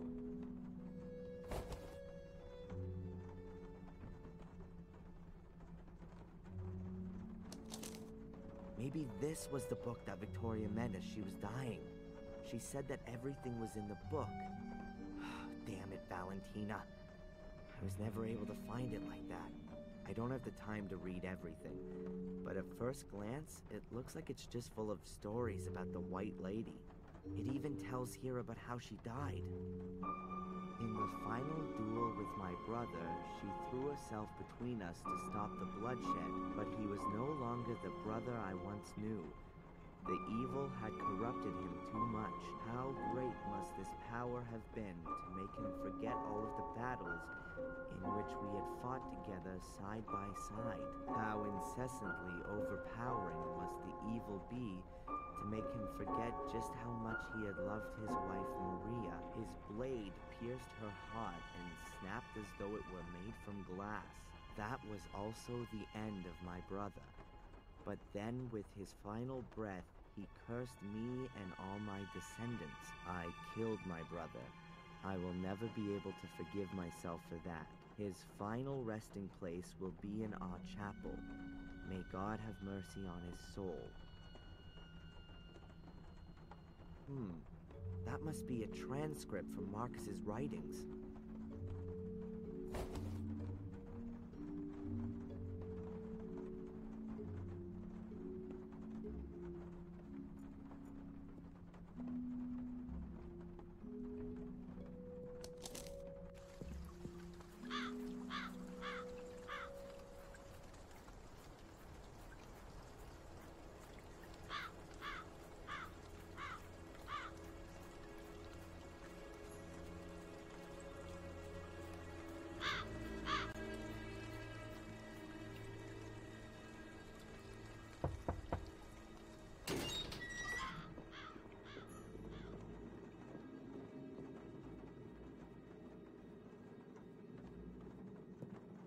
Ah, Adrian. There you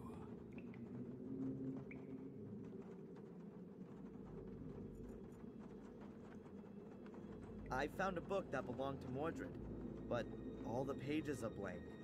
How do you know it belonged to him, then? It's from his grave. We can divert his attention from you with it. You'd better give that to me. Have you found out anything else? Mordred's wife was called Maria. Ah, that's good to know. Those are worldly, familial things. I'm sure we can address Mordred with that, particularly if he loved her. Well, he murdered her with a sword. Oh, that's excellent. For our purposes, I mean. Now we have enough information. Okay, so what happens now? Just lie down here and trust in Jesus, our Lord.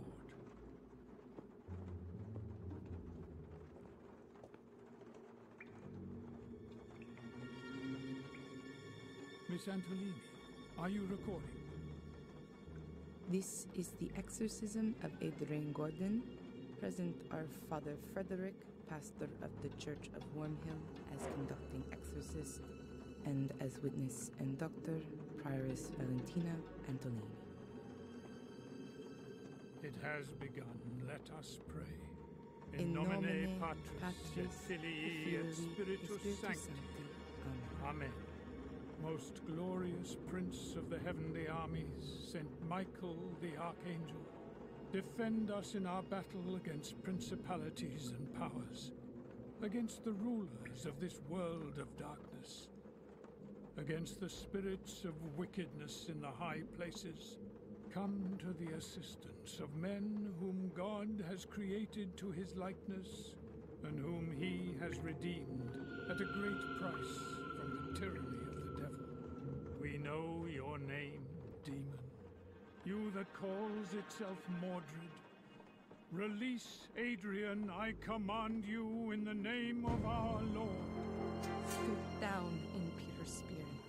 Mordred, you who made yourself guilty during life and therefore remain guilty in death and beyond, go to the hell in which you belong. Go into purgatory, where you should burn sinner for all your deeds. Behold the cross of the Lord.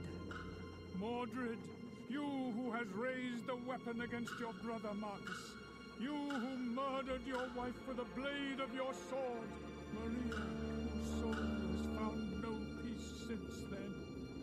Behold the cross of the Lord. Guilty you are, Mordred, and guilty you will always be.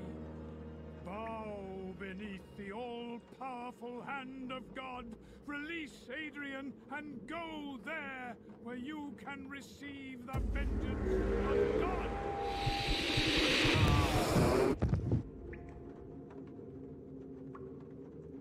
Father Frederick.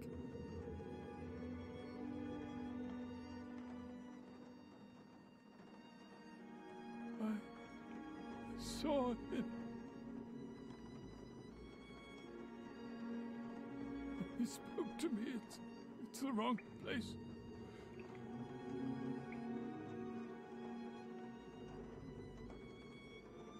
There's nowhere for him to go here. Not from his world.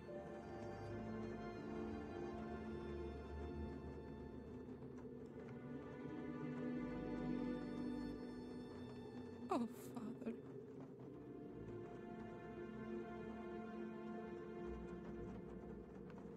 Adrian. Adrian, wake up!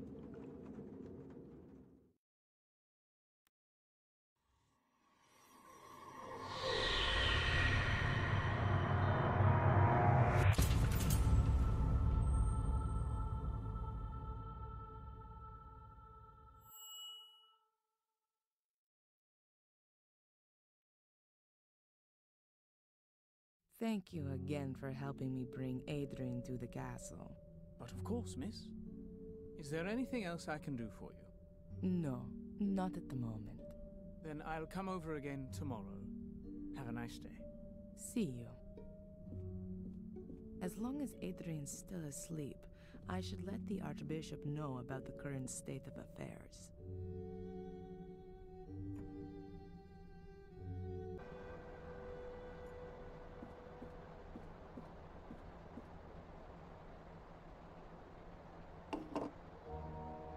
Your Grace, this is Prioress Antolini. There were complications. The exorcism failed. No, I don't think that was the reason. Yes. Yes, but that only makes sense if the demon is unknown. Correct, Your Grace. We underestimated his strength. Father Frederick is dead. He was thrown across the room, and Okay. No. The Guardian is doing well considering the circumstances. Yes, Your Grace. I understand. I also think that the location is crucial. The Guardian had an image of Pictish glyphs with him, the same as those engraved on the Shade portal. That's exactly where the demon must be forced back. Yes, into the Black Mirror. It'll be no problem to get there. The demon itself tries to force its way to the mirror.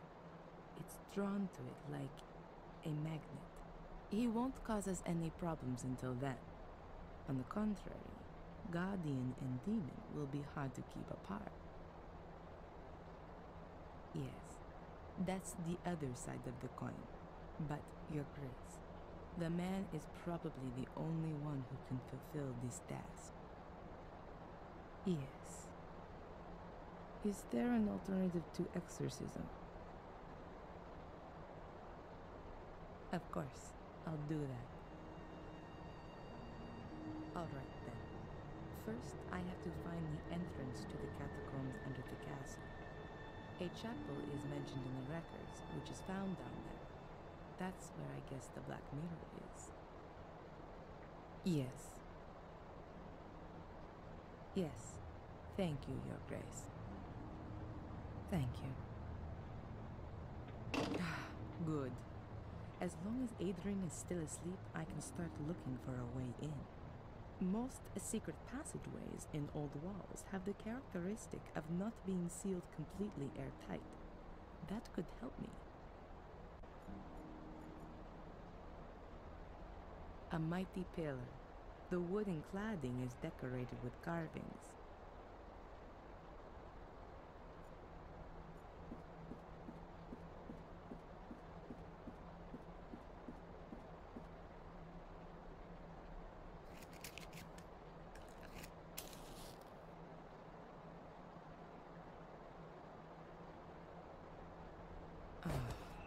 There we go. The flame flickers here. There's a draft. And this room has no windows.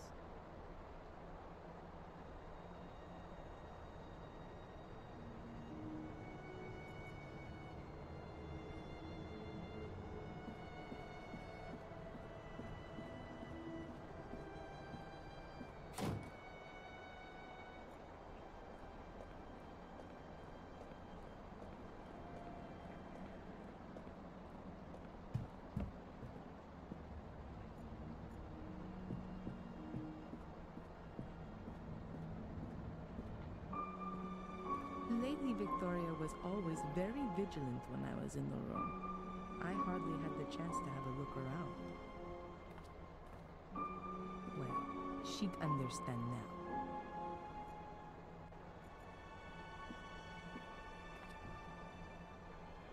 There's only jewelry in here. 2 necklaces, a pair of earrings, and rings. It's all silver and stylish. Huh. The jewelry case weighs at least 5 kilos. And what is that? There's some kind of flap on the underside. but how do I open it? I can't see any keyhole or anything like that. I'll show it to Adrian as soon as he's awake. Perhaps he knows something about it.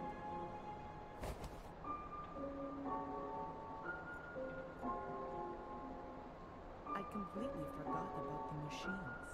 As soon as all of this is over, I'll have them picked up. Just a minute. There's a syringe here with adrenaline in it. I'll take it with me just in case of an emergency.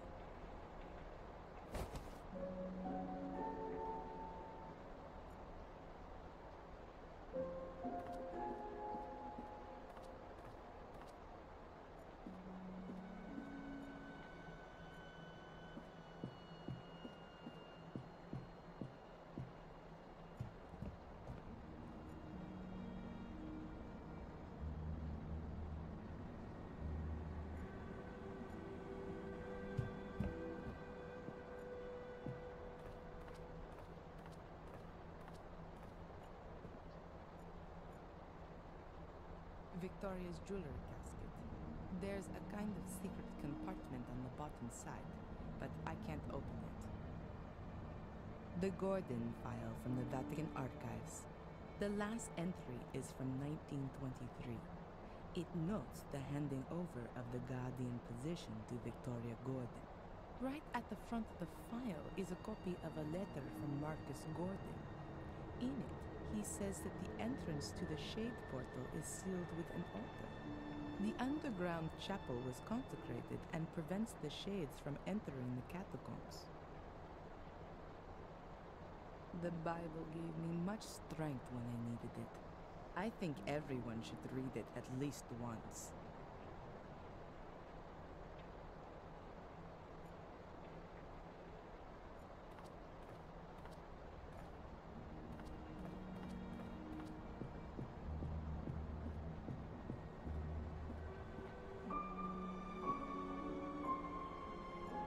Victoria's dressing room. The only area in this room I could have a look at, but in vain. There really are only clothes here.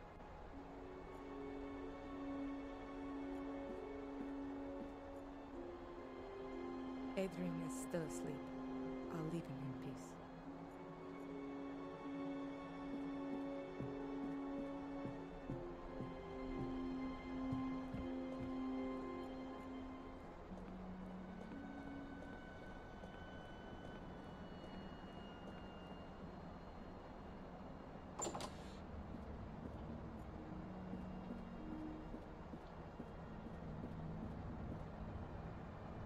I guess there's a cavity behind or in the pillar. But how do I get at it? Why didn't I think of that sooner? This plate can be removed. There's a metal wall behind it. And there's a strangely shaped hole in it too. A keyhole, I guess.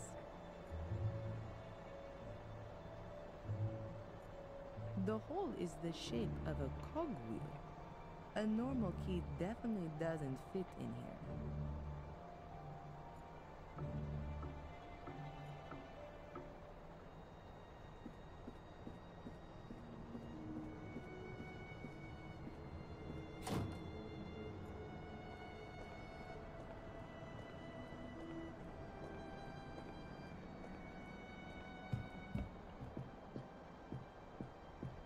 Adrian, how are you doing? Hungover. What happened? You suddenly lost consciousness during the exorcism. Did it work? Is Mordred gone? What about my eyes? Are they still black? There were a few complications. So, it didn't work? Unfortunately not. It doesn't seem Mordred can be cast out with prayers alone. Strange. It always seems to work in the movies. Maybe it was the wrong script. The Bible. Yeah. Your eyes are normal again. At least for the moment.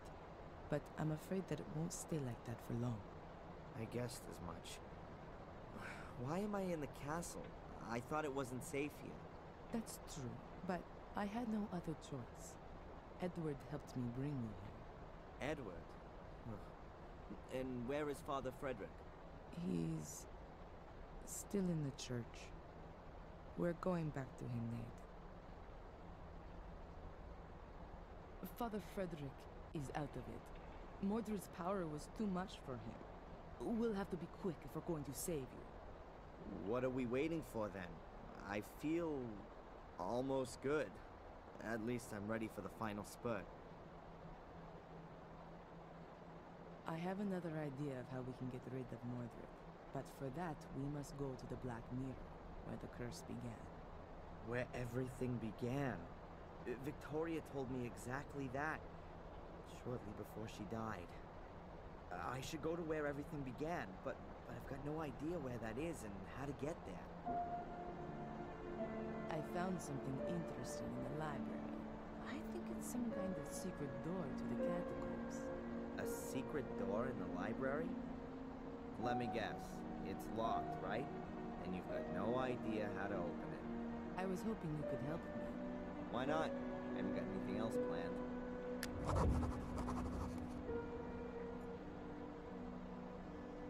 Have you got any idea how to open this? I mean the secret compartment on the bottom. Seems to be a very complicated mechanism.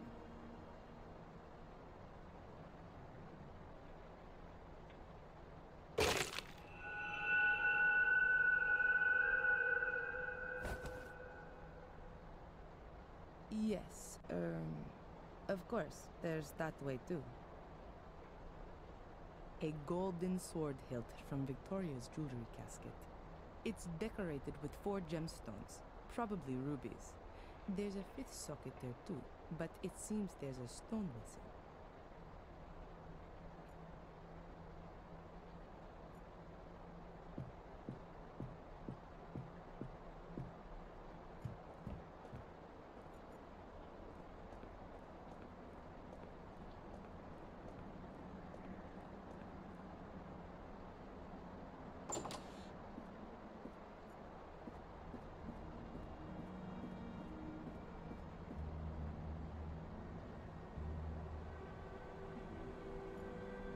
The sword hilt fits perfectly, but nothing happens. A golden sword hilt from Victoria's jewelry casket. It's decorated with 4 gemstones, probably rubies. There's a 5th socket there too, but it seems there's a stone missing.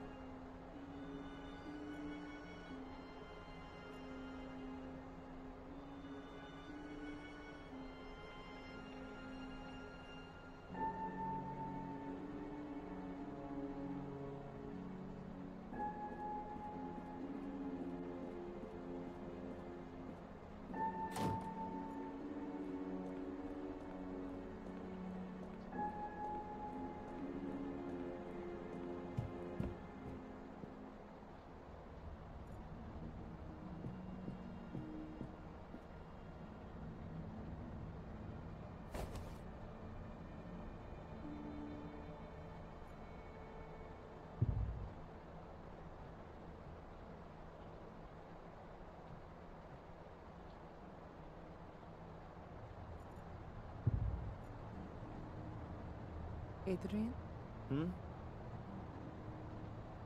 It's not working. You think that's because of the missing gemstone? Could be possible. The question is, where is this stone? Could be anywhere. It would have been lost hundreds of years ago. I don't think so. If the key had been broken for a long time, why did Victoria hide it? No. I think the stone is missing intentionally, as an added safeguard. You know what I mean? Yeah, but where should we start looking? Did Victoria give you anything before she died?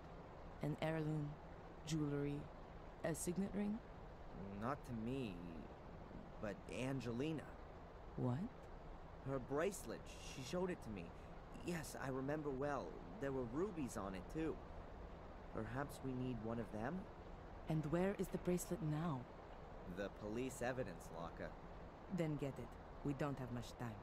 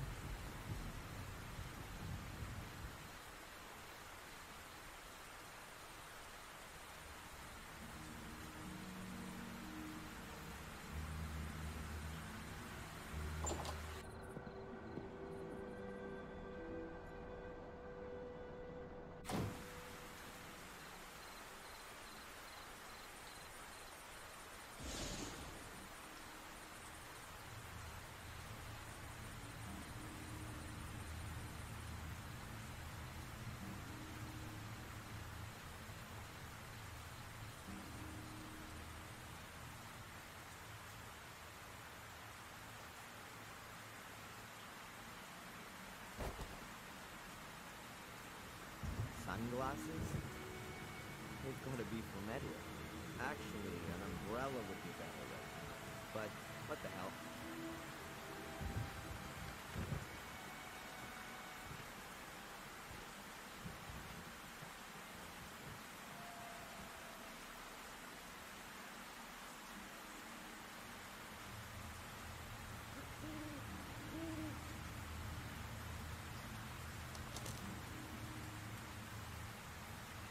Someone's broken the door in with an axe by the look of it.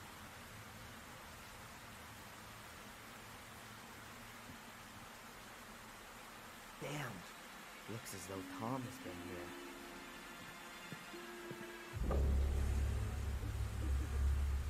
Ugh. God damn it.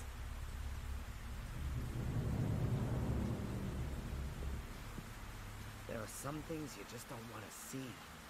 I'd better get out of here.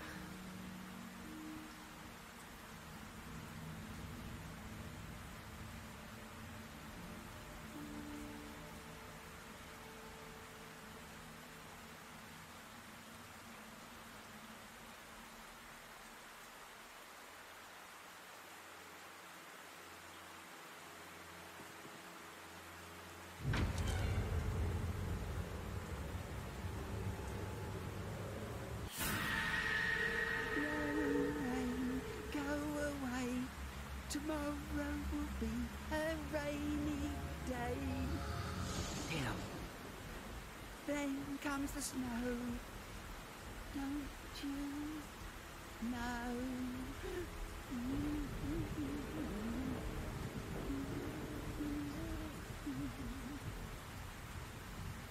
Ralph? That you? Ralph! I was only playing with him. Ralph! What happened? Am I hearing voices of the dead? Or was that really Ralph?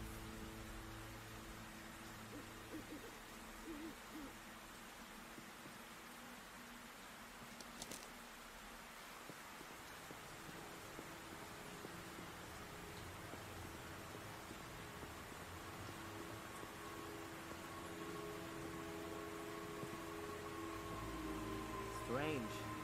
It's never been so quiet here before.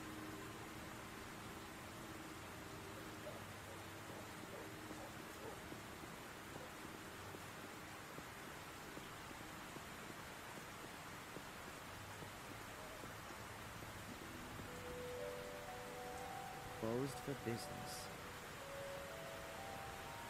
Closed for business.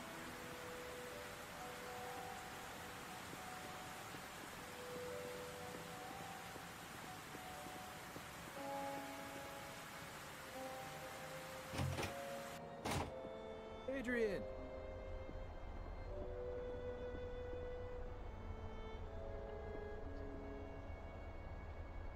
It's done. Case closed. Angelina's letter convinced the judge completely. Some good news. A lot more than that. And is there anything I can do for you? Any new developments in the Tom case? None. That piece has disappeared. Not even Bobby's seen anything of him. Would it affect your transfer if you found him? What a question. Of course it would. The faster that... You've not just... Well, if I were you, when it stops raining, I'd get myself over to the shack in the woods, over at Warm Hill, and take a closer look around. Ha! Have you actually found his hiding place? If things get too boring for you up at the castle, I could do with a good constable. Thanks, but I've had to answer to a higher calling. How's it looking with your transfer? Now that's lying on my boss's desk. And knowing him like I do, he's gonna let me stew for a while. But it'll come through sooner or later. Now with the case closed, all of the pieces of evidence are no longer required, right? In theory, not anymore, no. Then it wouldn't be a problem if I got the bracelet back. You do know that it's a family heirloom. I'll see what I can do. Thanks. Zach! Hmm?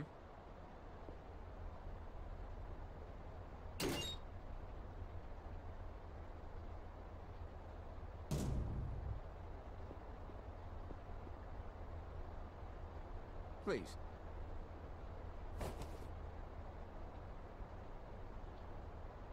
Goodbye. Fare thee well, my lord.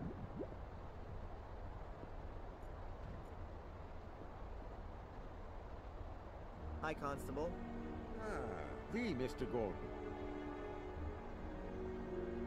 Has the cafe shut down? Yes, you really missed something this morning. Apparently, Edward resigned, and then there was the massive argument between him and Denise. Well, you could see it coming. Goodbye, Constable. Hmm.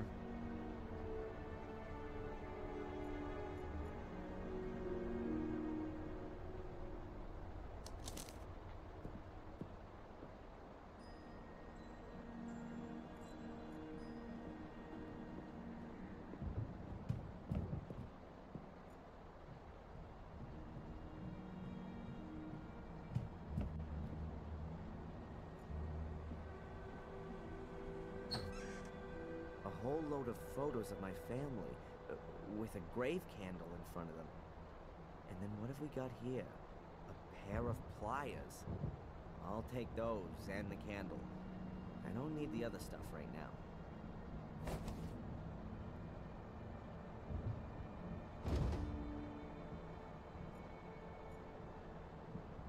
There's a rope dangling right in front of the window. Is that supposed to be a hint? Better take it, I guess.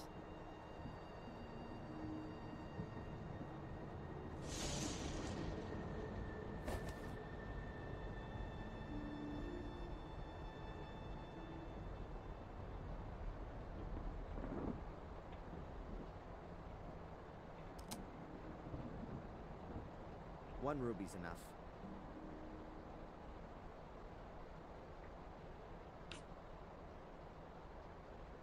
The ruby fits exactly into the socket on the hilt of the sword.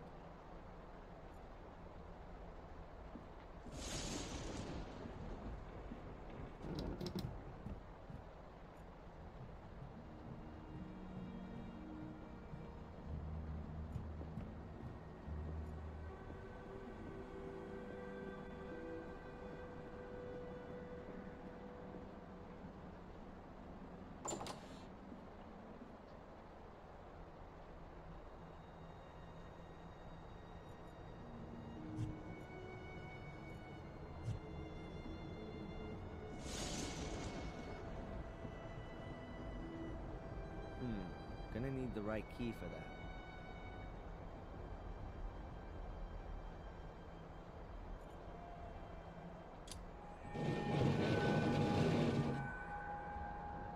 There's a spiral staircase here.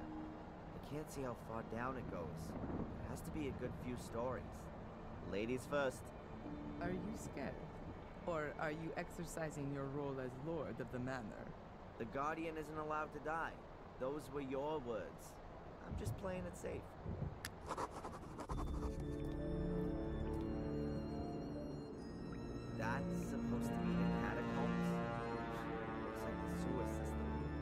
patience. This is just the beginning.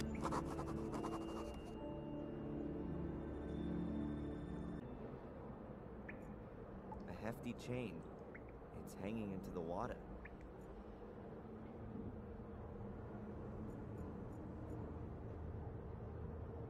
Valentina. Yes. The room in which Mordred crossed over into me. Do you know anything about it? What kind of room was it? A kind of ritual chamber. Skulls everywhere, a throne. They investigated a ritual chamber in the old academy, but all the records were lost in a fire around 1512. And the knowledge of it was lost in the process as well. So no, I know even less about it than you do. So what actually is this black mirror then? We think it's a kind of portal. And where does it lead? Nobody knows exactly, and it's a dangerous thing to investigate. Mordred tried, but the Black Mirror enslaved them. Pope Innocent III believed it might lead to the destruction of Christianity. What we know for sure is that it's older than anything else on Earth. I thought it might have been built by pagan druids or something like that. It's much older than that. The druids used it for ceremonies, yes, but they definitely didn't build it. It's been there since the dawning of time, so they say.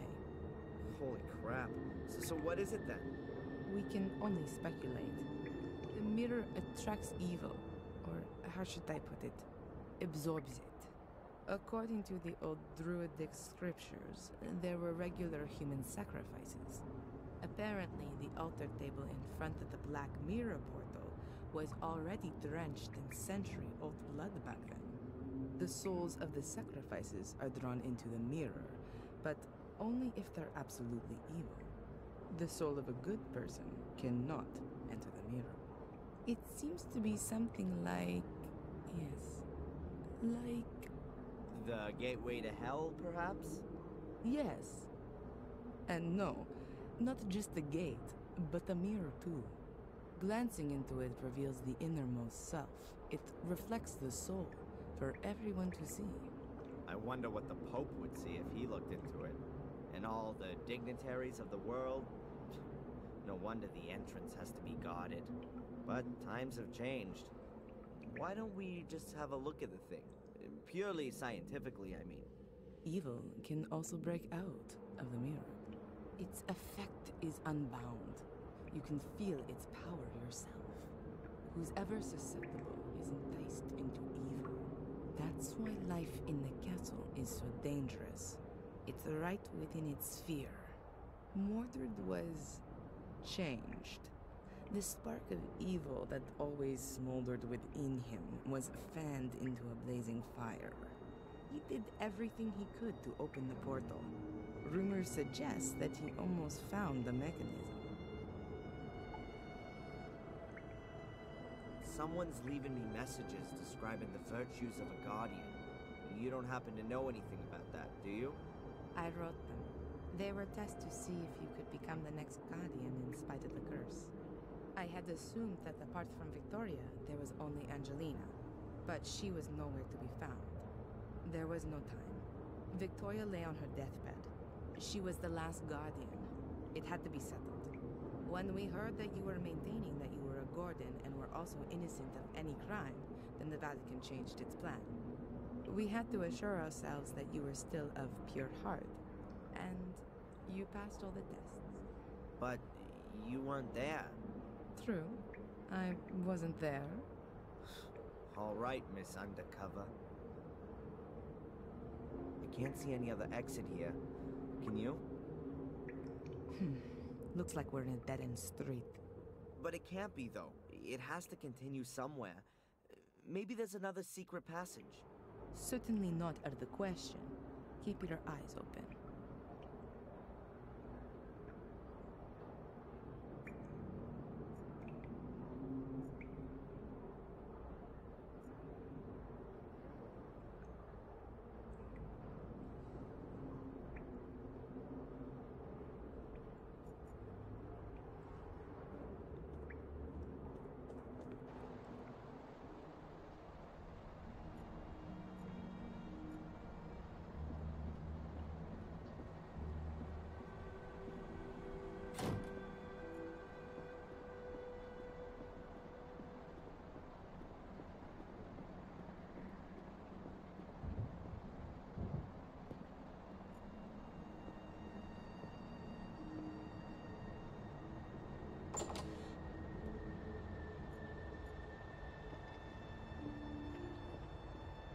bucket is half full of a white salt, probably for when it's icy.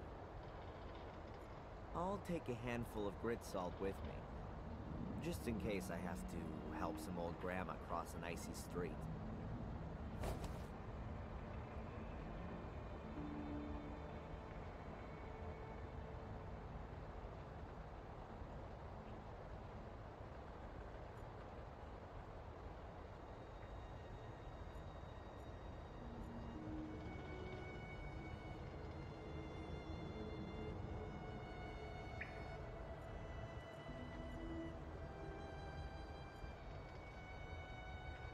There's no power in the cellar. What good's a cable to me there? I won't be able to see a thing down there. I should get myself some light first.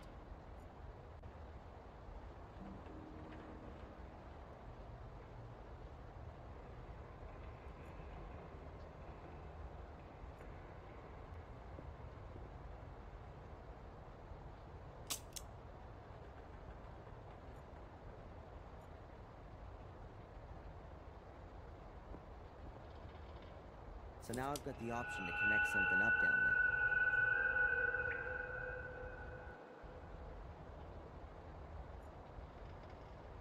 I won't be able to see a thing down there. I should get myself some light first.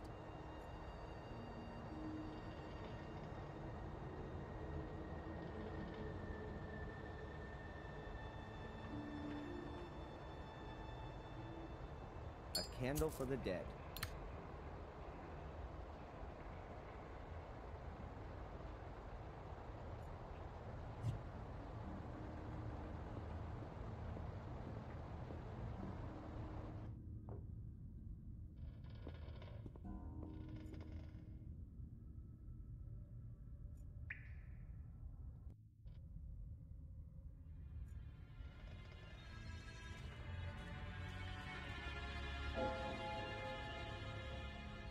There's a thick electric cable hanging from the roof, just above a puddle of water. Craig was right. It isn't safe down here. I need more light. A construction light, just like the ones all around the castle, except without any power. I need more light.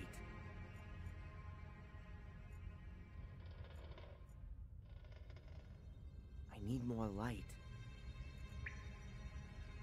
A construction light, just like the ones all around the castle, except without any power.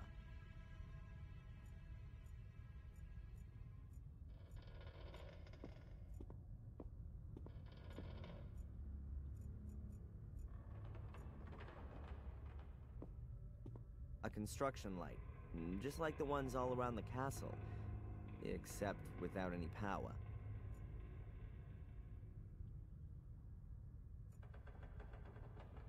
I need more light. I need more light.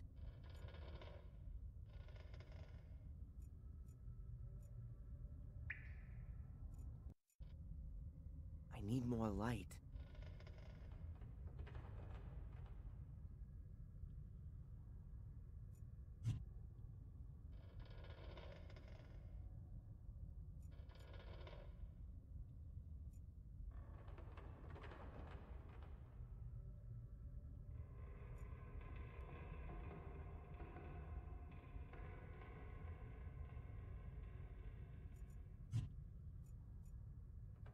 I need more light.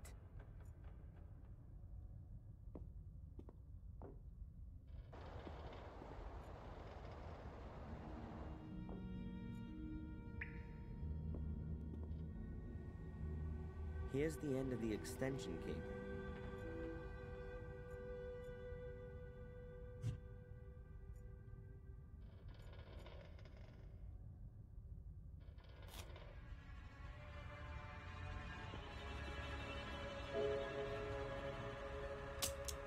Energy.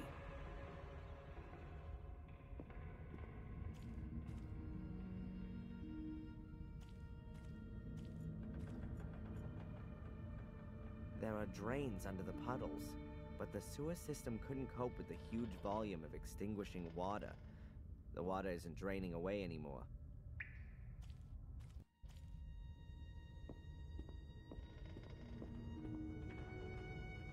That's the water pump, which they use to pump away the extinguishing water.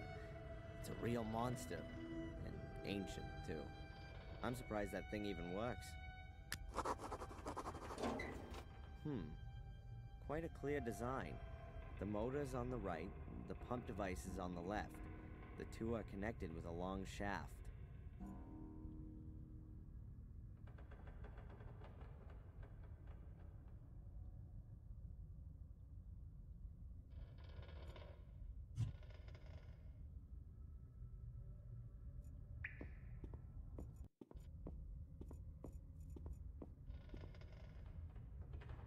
The wire rope is wrapped tightly around the pipe.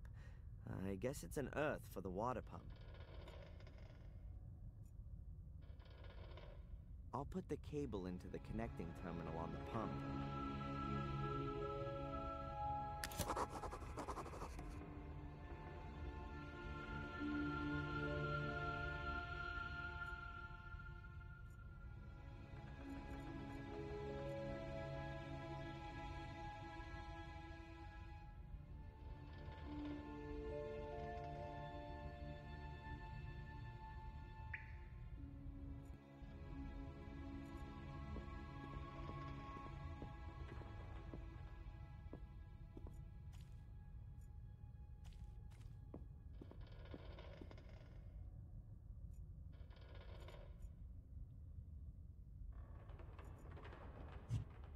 There are metal grates lying around the well.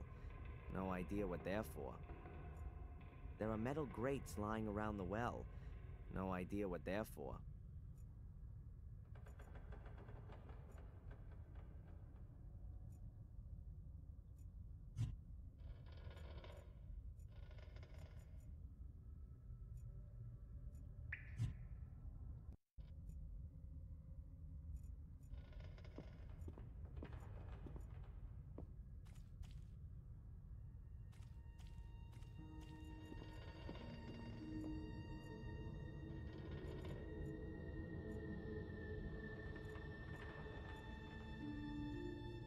I think that's the power connection for the water pump.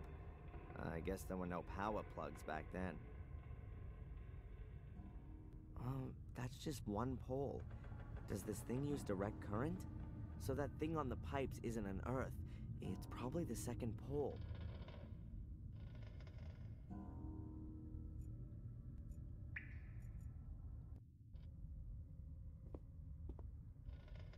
The power cable is now hanging through the grill and straight into the water.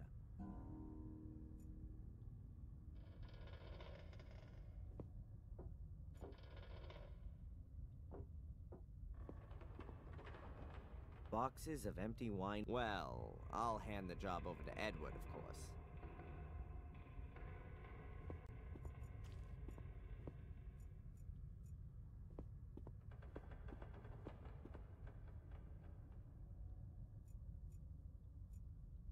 If it weren't for me being a former student of physics, I'd call that kind of action suicide.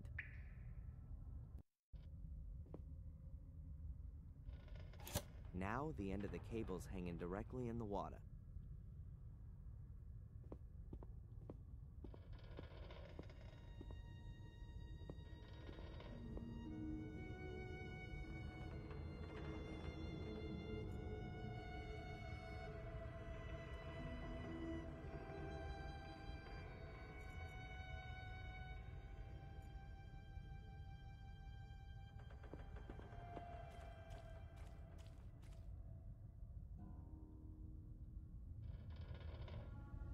I'll give the pepper and chilies a miss. The puddle's seasoned enough.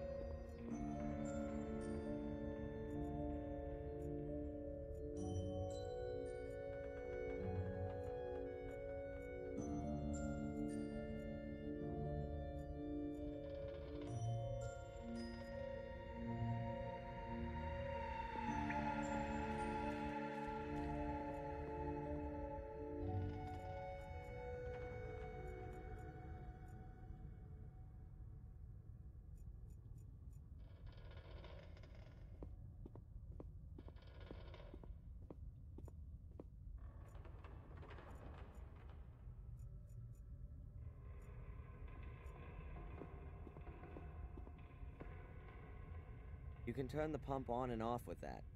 You can even adjust the direction of rotation and the speed. Theoretically, I could pump the cellar full of water again, slowly or quickly. Nothing's happening.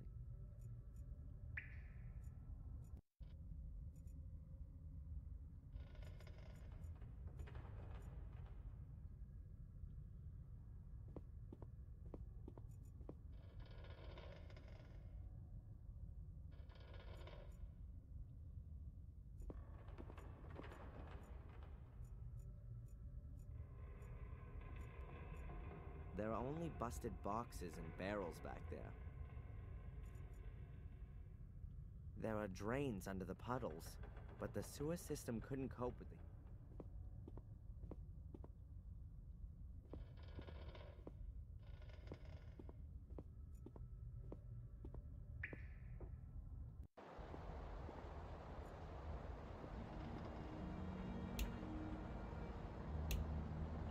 Huh. Why should the cellar light in Blackmare Castle work?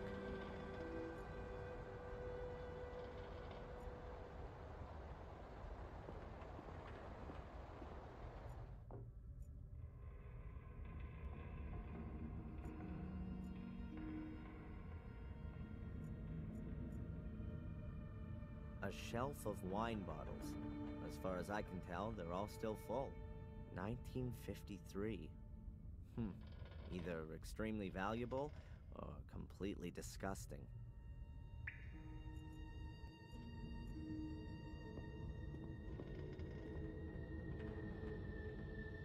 Empty. I'm guessing that they used to store wine or beer here back in the day. Those days are long gone, though.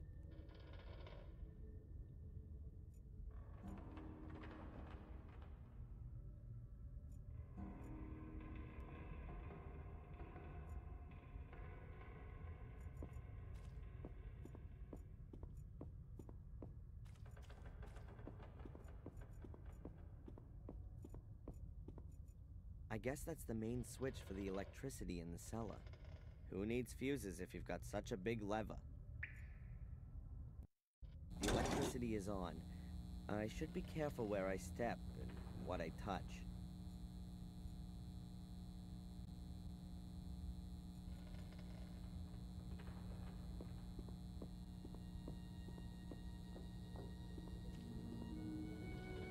Must be a seriously heavy water bucket if you need a chain like that to lift it.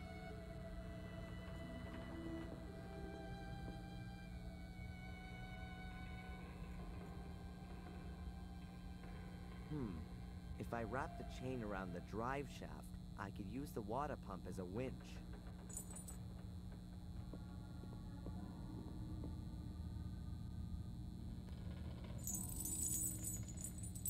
I hope the motor's powerful enough.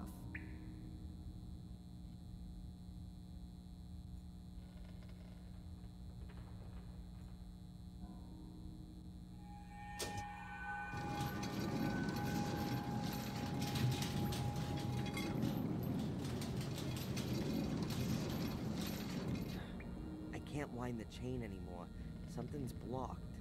What are you up to?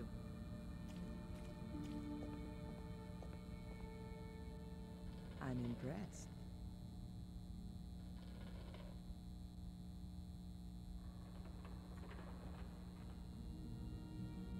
May I tie you up? What? No! That was a joke. And what are we gonna do with it now? Any ideas?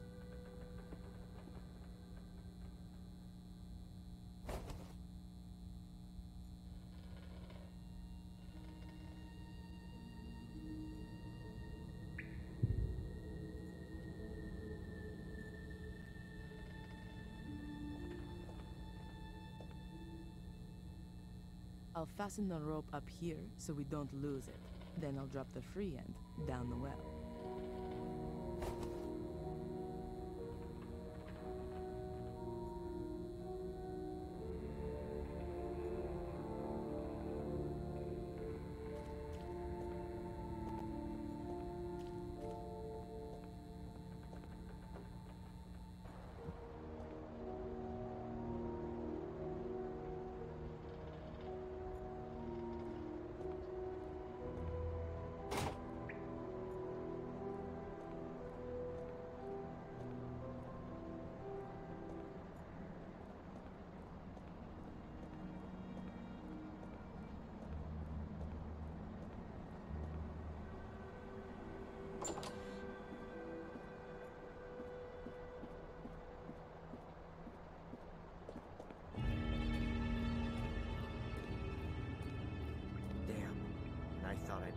plug out of the bath.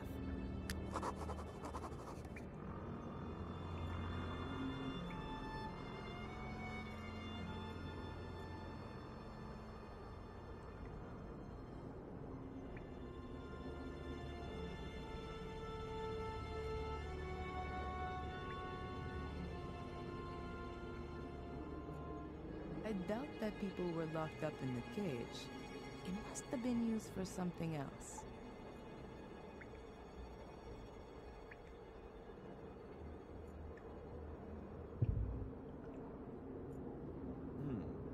If I pull on the rope, that ought to be visible up above.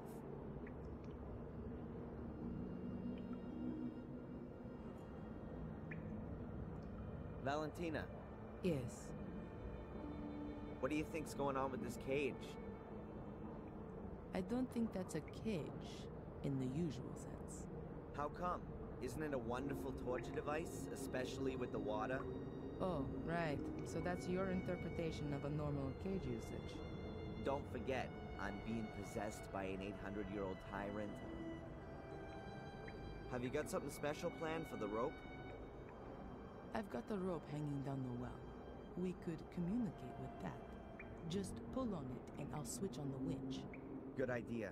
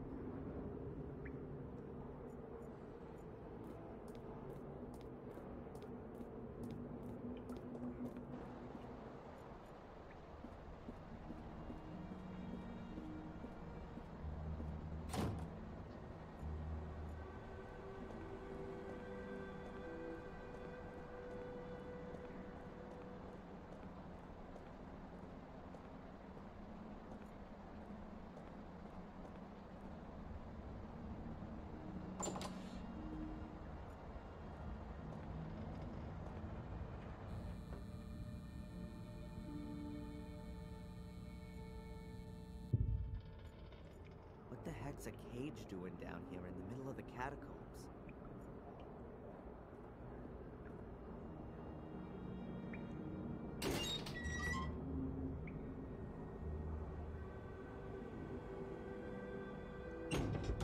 Good to know. I could lock up unwelcome visitors in here.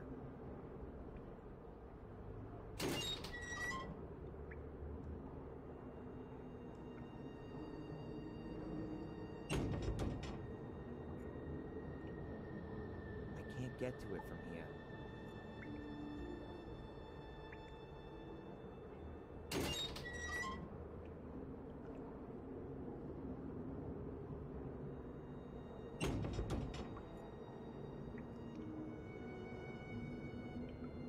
Okay, hold your breath.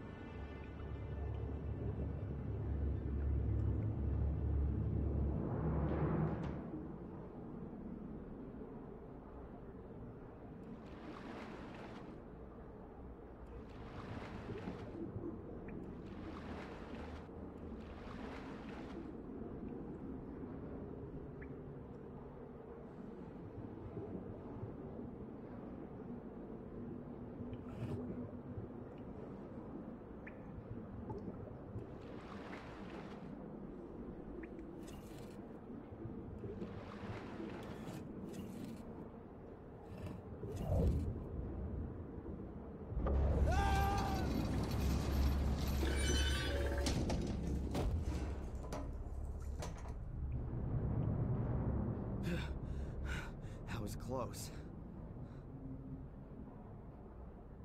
It's just getting better and better here. Adrian? Adrian! Is everything alright? Yeah, everything's fine. I'm okay. Just a little touch and go, that's all.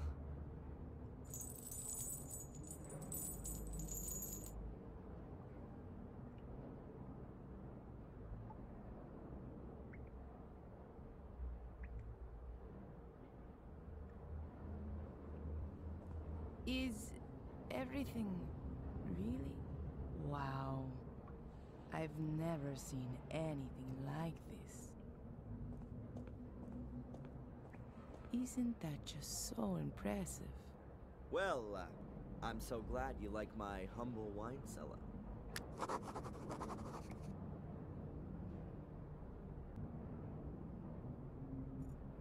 A stone coffin, I'm thinking.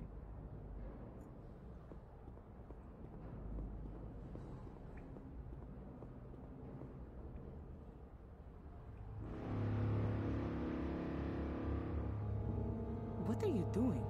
I'm opening the coffin. Have you ever heard Everest in peace? What? When there could be something inside that's vital to our mission? I just don't think this is right. Not one bit.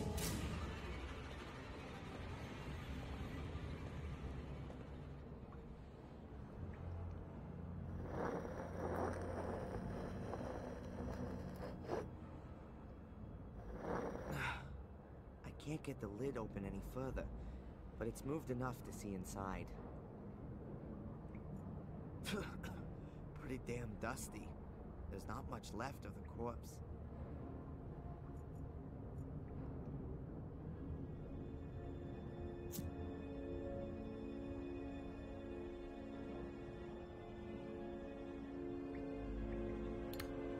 There's an arrowhead in here. Still looks pretty good. I'm gonna take that with me.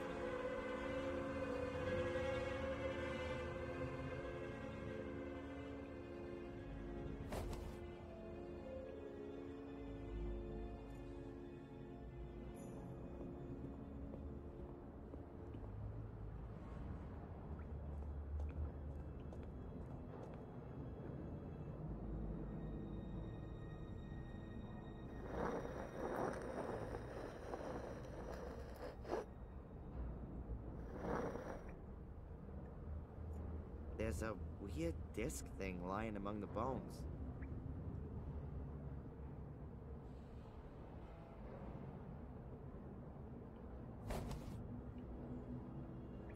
That looks like a round shield a warrior might use.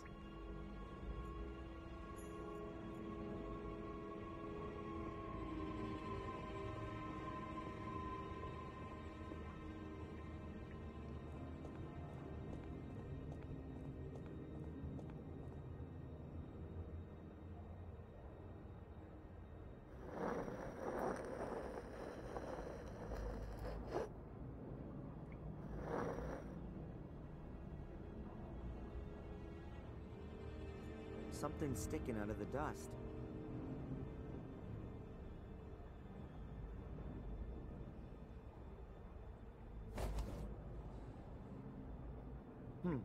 A piece of jewelry, shaped like a fish.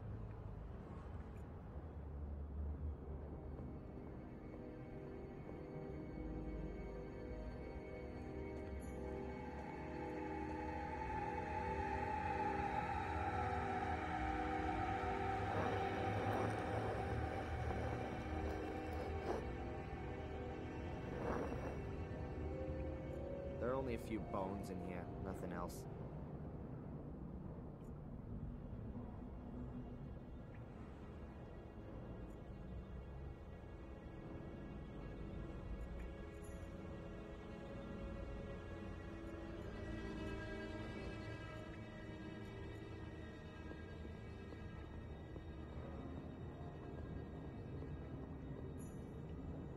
There's a rusty broken sword lying on the ground here.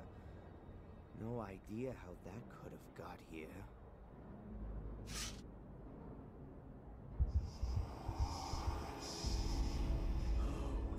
Forged by an expert hand. Simple, precise. What have you got there? Regrettable that the passing of time has taken its toll on such a fine weapon. It's no more than a rusty bar of steel, yet the hilt has lasted well. I will. Adrian, What? what's happening to you? I've no idea. I must have blacked out. I'm back now.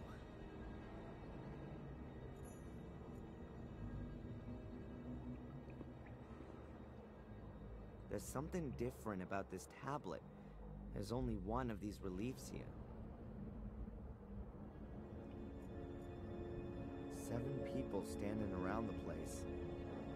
Oh no, 3 of them are lying down. Are they sleeping or are they dead?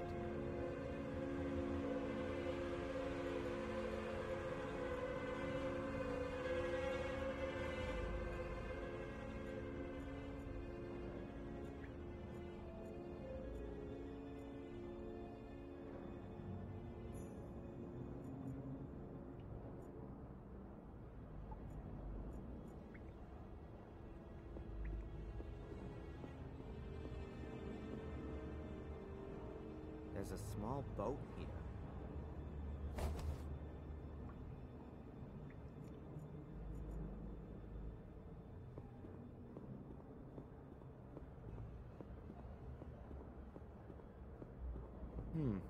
It seems to continue here. Valentina, you coming?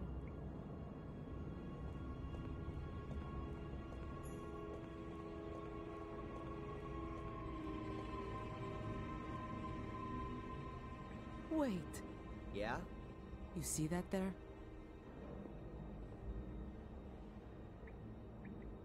Yeah. Those aren't hieroglyphics. That's Latin.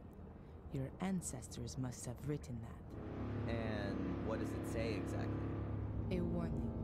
Beware, guardians of the shades. They will take possession of your soul as soon as you venture into the dark. Shades? Is that some kind of metaphor? No, I don't think so. In the Book of Guardians, it said that Marcus had to battle through an army of shades that his brother had summoned out from the mirror. Makes sense. First Mordred, now Shades. Well, my soul's not gonna get bored, that's for sure.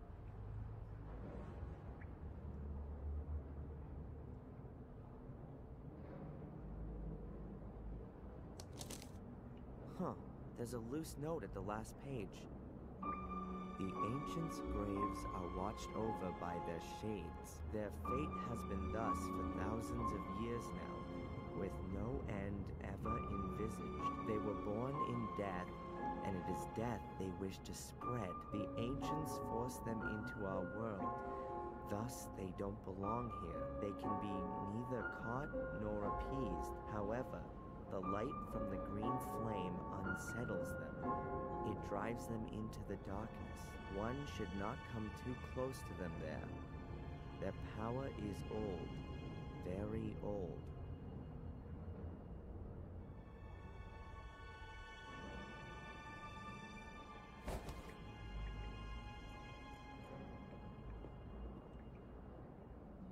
A hole the size of a hand.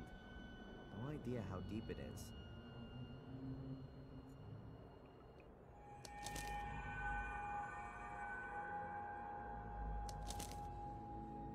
What's that?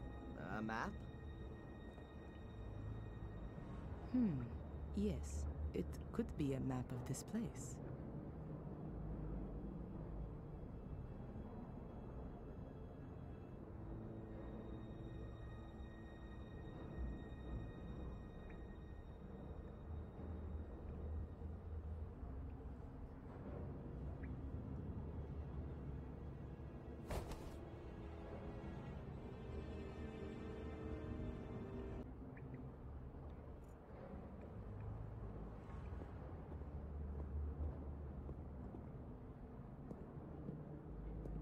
This is one proper labyrinth.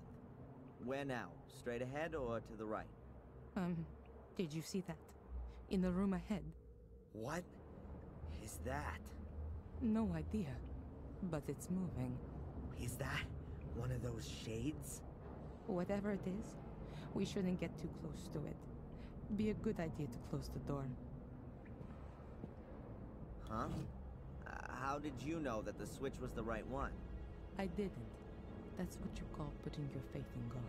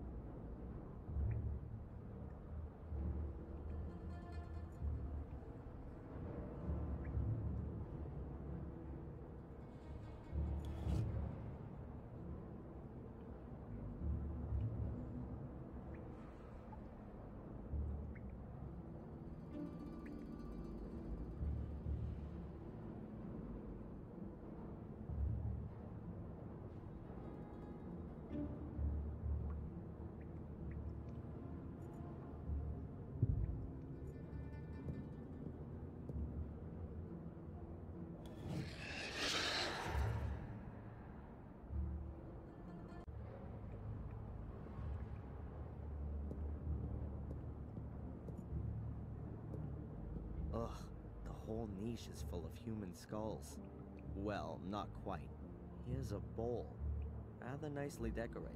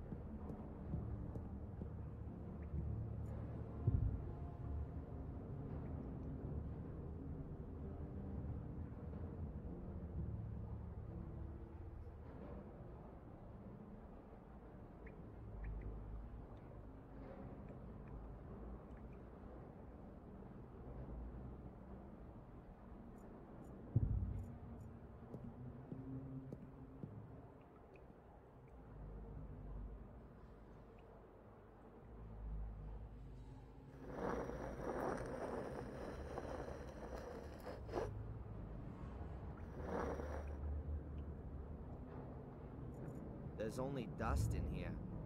Oh, and a weird-shaped staff.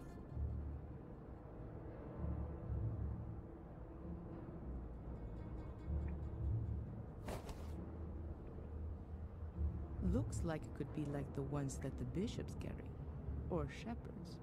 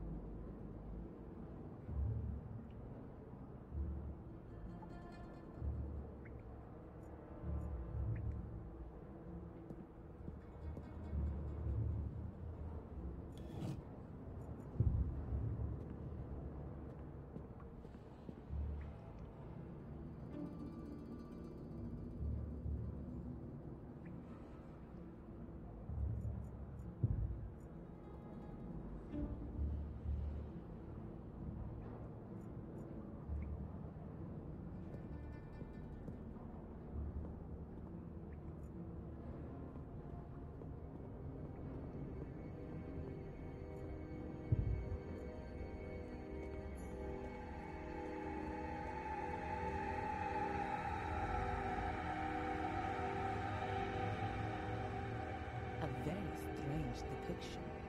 What can it mean? Ah, I'm sure that represents the Black Mirror. The death's head is symbolic of death. I don't know all the symbols, but they seem to be describing something. At least it looks like they've been divided into 7 groups. Perhaps each of the symbol sequences describes one of the people on the upper half.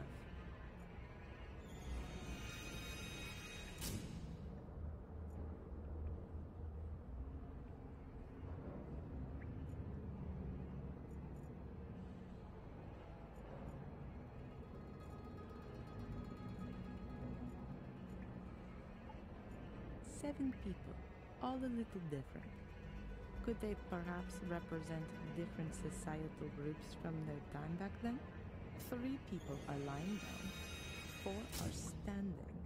In the middle, there's an altar chiseled in.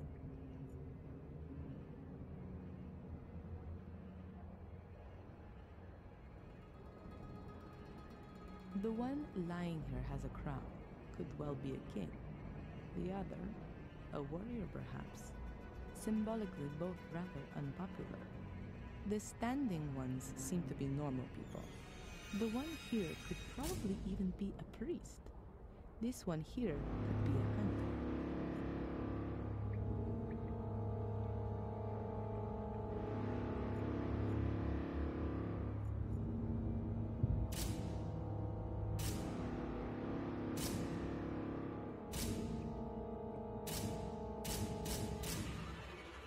Looks like an offering dish to me.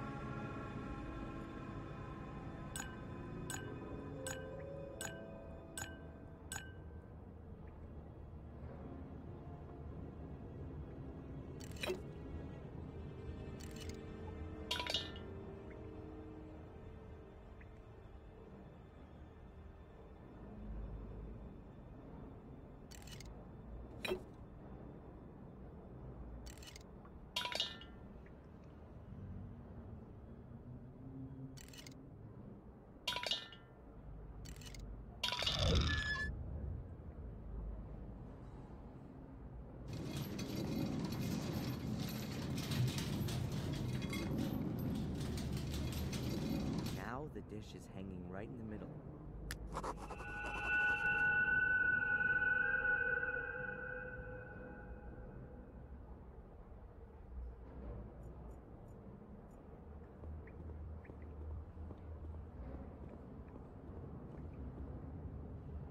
There's a metal capsule hanging between the chain links. Is that a little door? Oh, it is a door. And inside the capsule there's a golden key. Or maybe just gilded.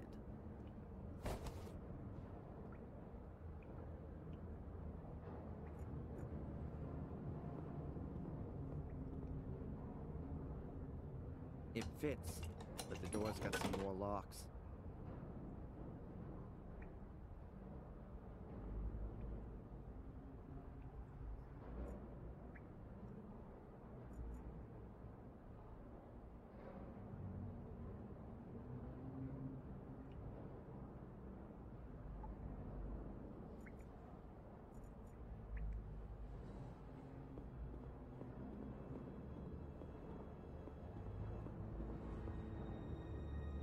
Now all the capsules are hanging level.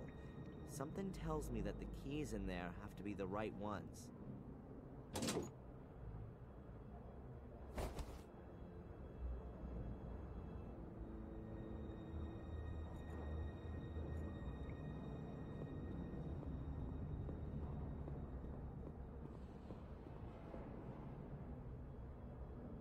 The locks are all undone. We ought to be able to open the door now.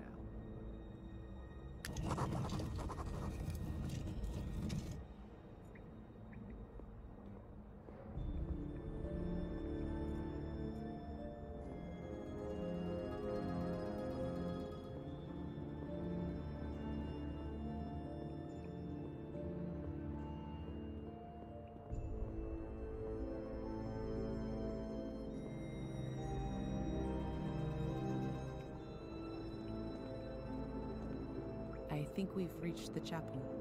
I almost feel like I've come home here. No. This chapel was built by Marcus and Mordred. It was their last cooperative work. It really is a sacred place. But Mordred used it for his own dark purposes. I doubt that.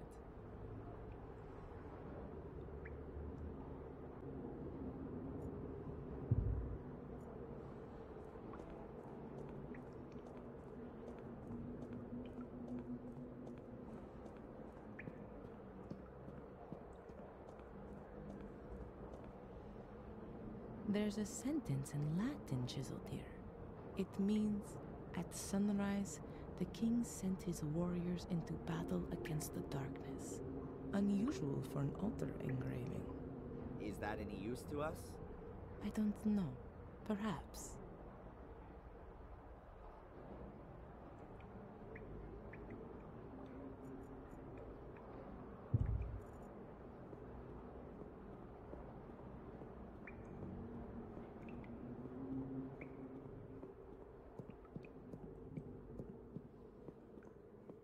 There's a whole bunch of hieroglyphics on the altar.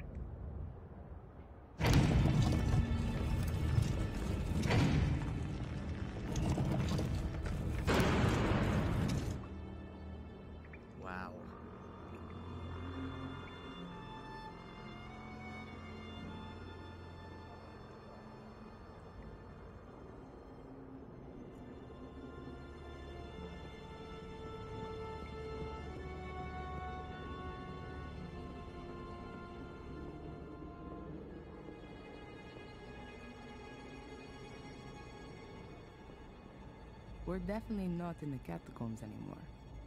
This looks more like an alchemy laboratory. I've been here before. Mordred?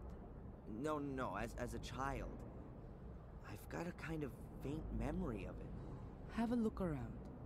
Perhaps it'll come back to you more strongly. Yeah.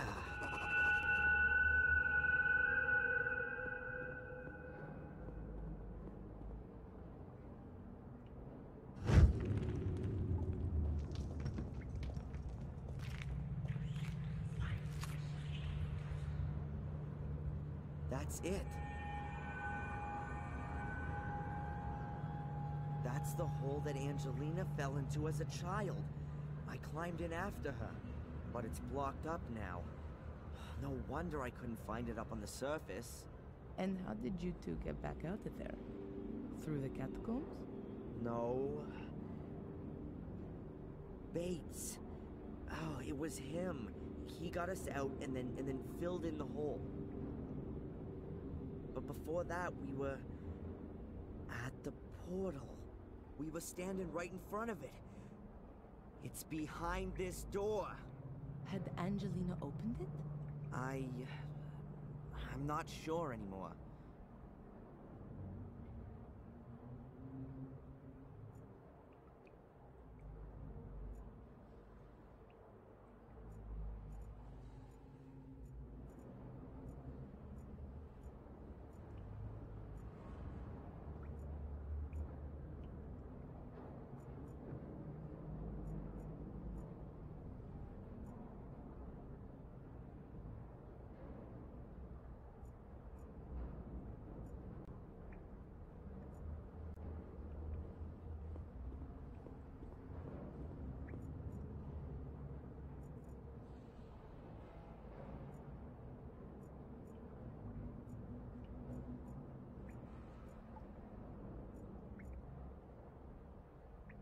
Great. Even more tea kettles. Oh, a real witch's kitchen. Mordred would definitely have ended up being burned at the stake sooner or later.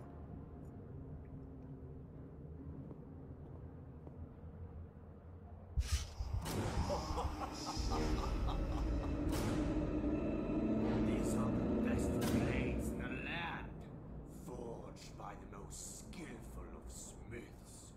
Much too good for those butchers that my brother calls soldiers. Adrian, you're scaring me. Please, put that away. And yet, they're nothing compared to my sword. Adrian, stop it! Huh? What? It's all right. Everything's okay. Just put the sword down and then everything will be fine. From now on, we'll have to watch out you don't pick up a sword again, okay? You're not going to go near a sword again, Adrian. Do you understand? We don't want you having an accident or anything, do we? Okay, Sister Valentina. Is there a reason you're talking to me like some kind of wacko? None. Apart from the fact that you look like one and are behaving like one. Your eyes have turned black again, and you're fiddling about with a sword, and you're speaking like Mordred. Now then, please do us both a favor and keep your fingers away from sharp-edged weapons.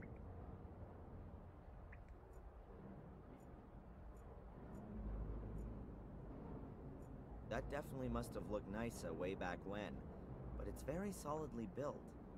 If it had been damper down here, then the beams would have rotted away ages ago. That's a depiction of a soul key.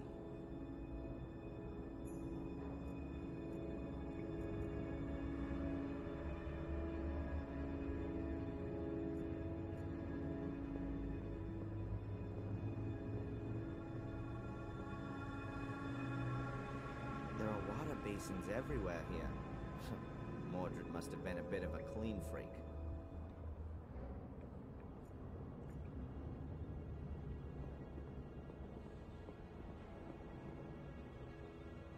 Electa. What kind of a book is that? Monoculus pater omnis thelesmi Laius? No idea. All in Latin.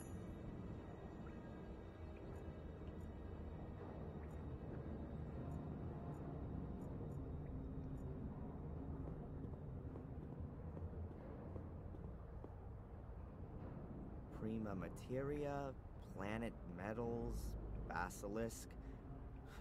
Welcome to Discworld.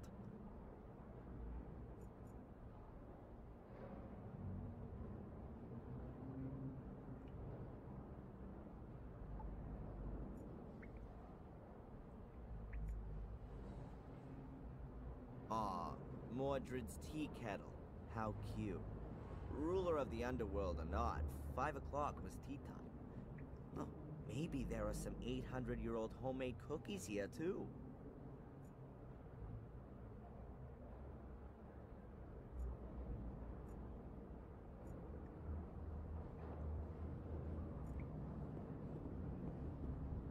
Valentina. Yes. Have you got any idea what all this machinery and stuff down here is for? That's a perfectly equipped alchemy laboratory. Mordred was a man of science. He's certainly not going to be able to help me with my physics studies. Alchemists were only bothered about creating gold. That's not correct. There were definitely alchemists who worked on other things too. Oh yeah, opening demon gates. I'd forgotten. They also tried to concoct healing potions, or the opposites, poisons. They were definitely more successful at the latter. Are you gonna let me take a look at your dagger? What? No, definitely not. I think I know how to open the door. It's quite simple. All right then. I hope you know what you're doing. What are you doing there? There was a door in the academy. It could only be opened with the blood of a Gordon. My blood. When I wanted to help Angelina as a child back then, I cut myself. That's why I was able to open the door. Gordon blood. One further reason why only you can be the god here.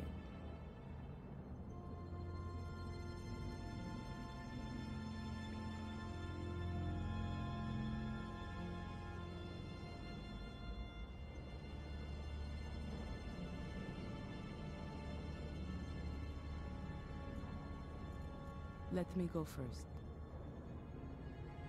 Why? I don't know what might happen when Mordred sees its beloved mirror again. Think about that thing with the swords. Okay.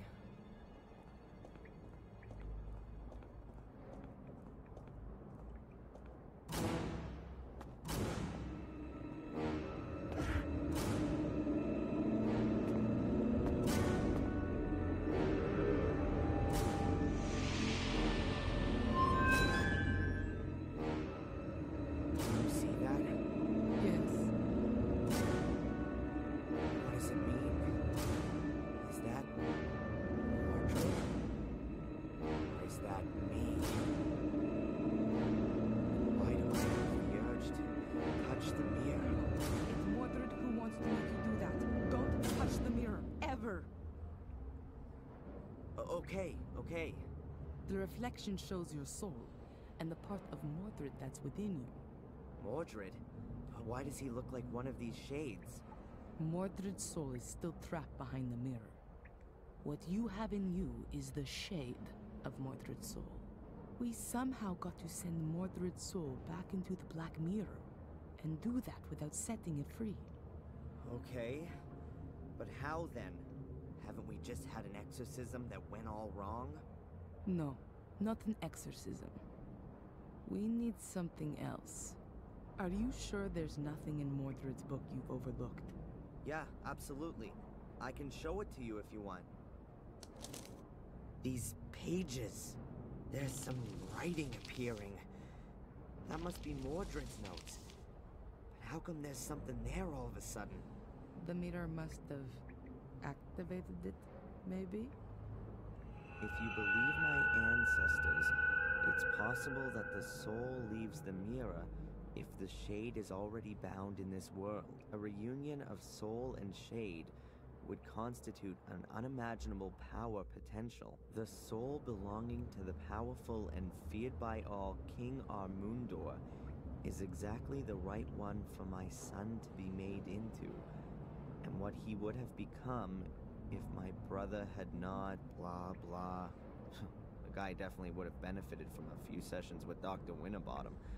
But hold it, there's something else here. Everything is prepared.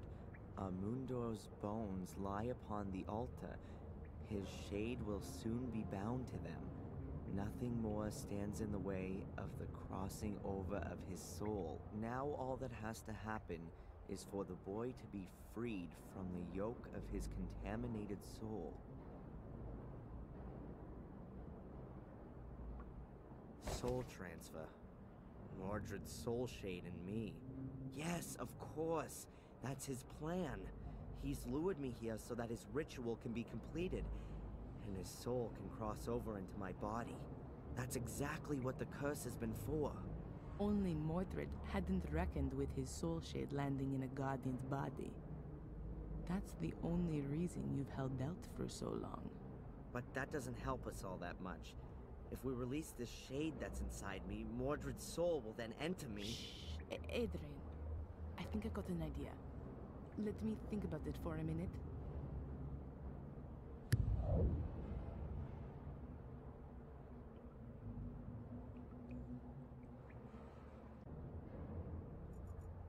I know from the Vatican files that there were human sacrifices here in order to see if their souls were good or evil. The same sort of idea as witchcraft. Mordred wrote that a soul could leave the mirror if its shade was already bound here, which is exactly the case here now. So, if Adrian were to die here, then Mordred would win. Adrian's soul would have been freed from eternity, and his body would take on Mordred's soul. But we have to get Mordred's soul shade out of Adrian one way or another. We absolutely have to make sure Mordred's actual soul can't leave the mirror. And Adrian's soul has to stay where it is. Sounds right. Adrian's reflection is a mix of his own soul and Mordred's soul shade. I don't have any better way of describing it. There's absolutely no way Adrian's soul can be allowed to lose the struggle against Mordred's shade. But what is on the other side? Only Mordred's soul? Or has Adrian got one of those soul shades as well? Adrian, can you read me the section about the shades from the Book of the Guardians, please? The ancients' graves are watched over by their shades. Their fate has been thus for thousands of years now, with no end ever envisaged. They were born in death, and it is death they wish to spread. The ancients forced them into our world. Thus, they don't belong here. They can be neither caught nor appeased. However, the light from the green flame unsettles them. It drives them into the darkness. One should not come too close to them there. Their power is old, very old.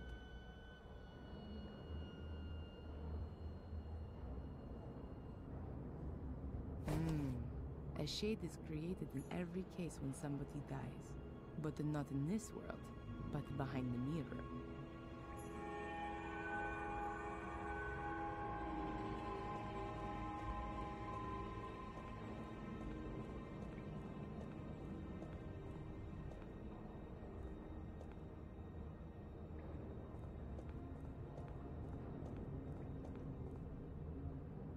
Adrian, have another look in Mordred's book. Maybe there's more there now. I did not want him to die. I wanted to save him from his wretched fate. I wanted to make him my son again. My son, no bastard from the loins of my cursed brother. I have kept to the ritual exactly.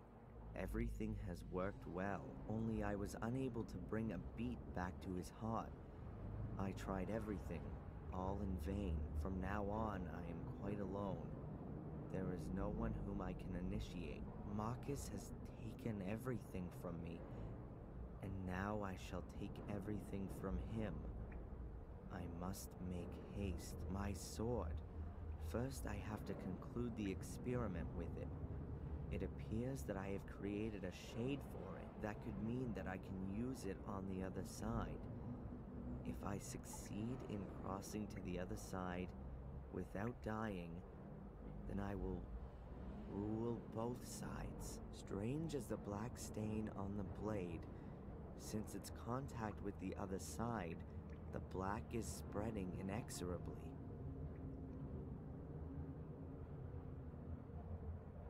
Rituals, experiments with a sword. What the hell was Mordred doing here? It sounds like he was trying out an ancient druidic soul transfer ritual on his own son. A soul transfer? He simply murdered him. Does it give the procedure for the ritual in the book by any chance?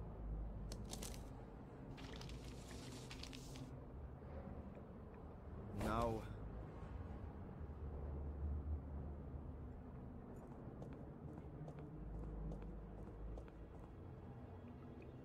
Adrian's shade needs a weapon to conquer Mordred, but I'm afraid that an ordinary blade isn't going to do the job. Mordred's already dead, and you can't pass a weapon through the mirror just like that. Wait, Adrian, what was that just now in Mordred's book about his sword? It says, strange as the black stain on the blade, since its contact with the other side, the black is spreading inexorably. And here, it appears that I have created a shade for it. That could mean that I can use it on the other side. That's it. We need Mordred's sword. Can't be all that difficult. Find a sword with a black stain.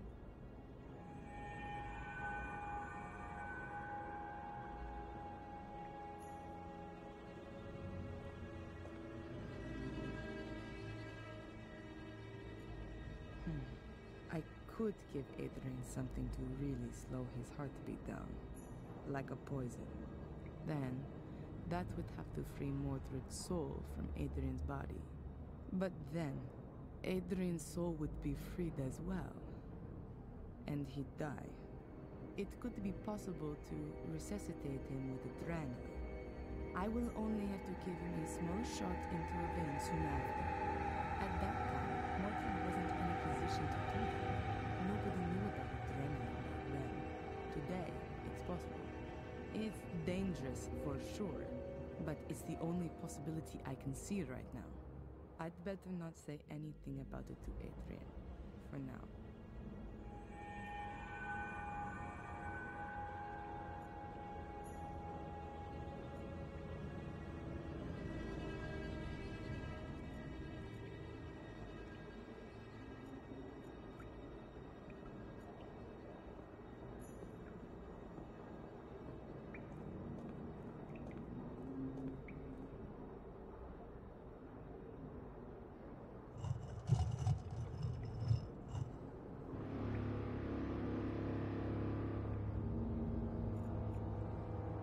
That was the White Lady's grave. Maria's grave. How do you know that? That's a female skeleton. And you can see the sword tip in a ribcage. It broke off when Mordred murdered his wife. You're right.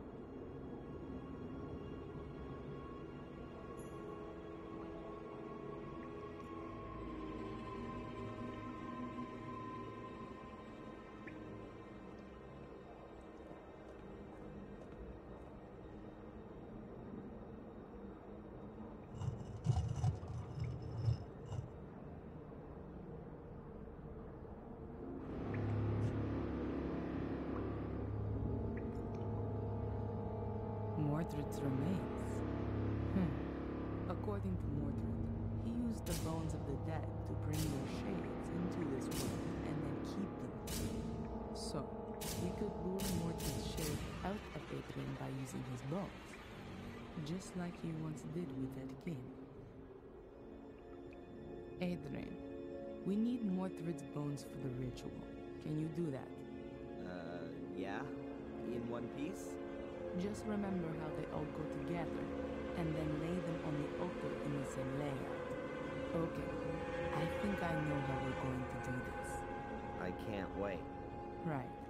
The Black Mirror seems to be a portal into another world. A kind of shade world. If a human dies anywhere near the portal, then a shade is born on the other side of the mirror. At the same time, there are two possibilities for that person's soul. If they were of pure heart, their soul shade remains behind the Black Mirror, and their soul flies shade free up to heaven?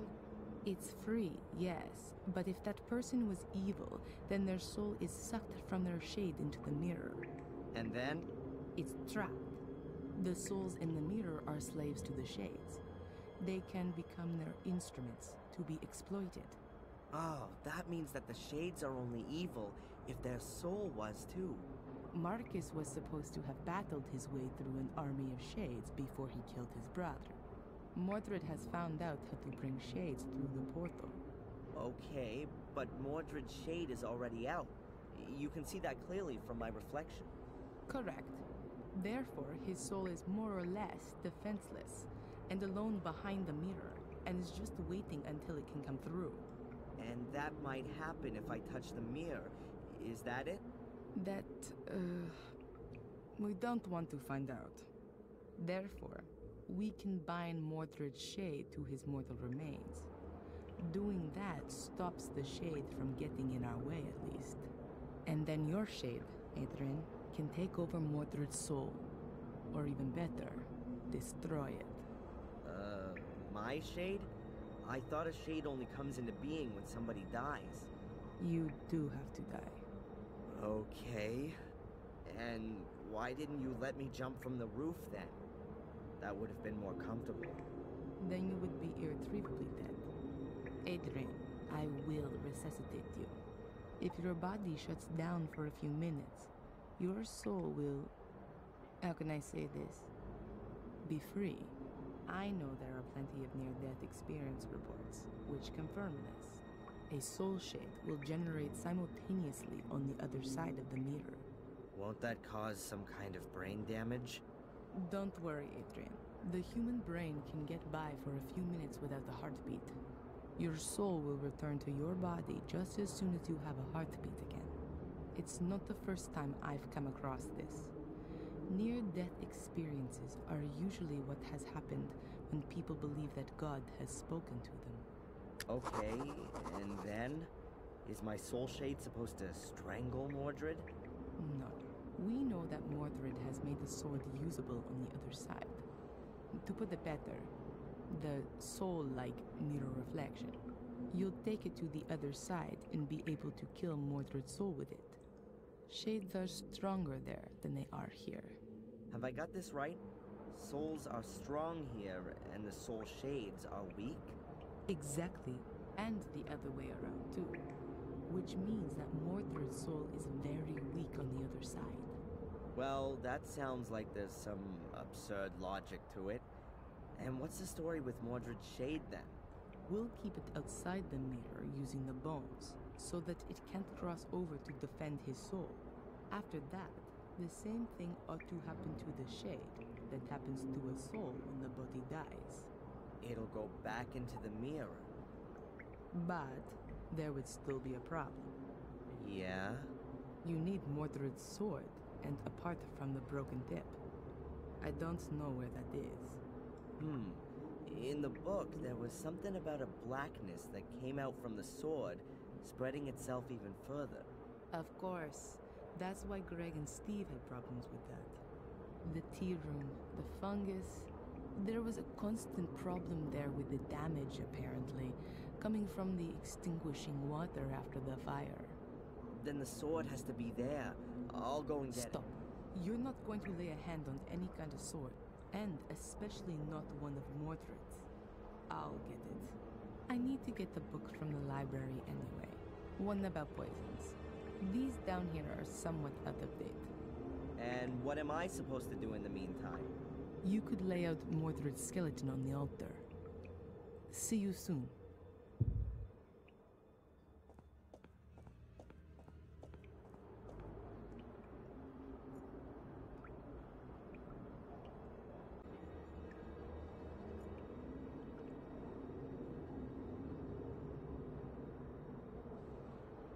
never remember the arrangement of the bones.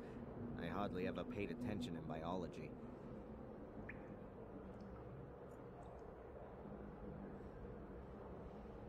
I can never remember the arrangement of the bones. I hardly ever paid attention in biology.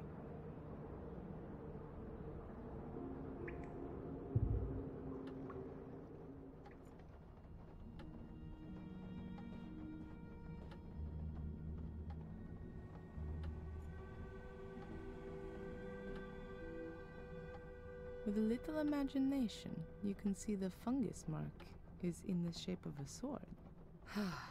That has to be the right place. The wall's only being held together by wallpaper. The rest of it is totally rotten.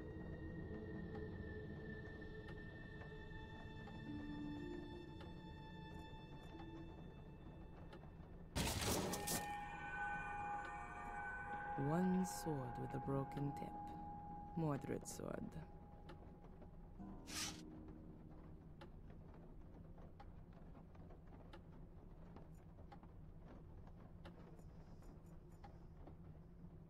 I still need the book about poisons from the library.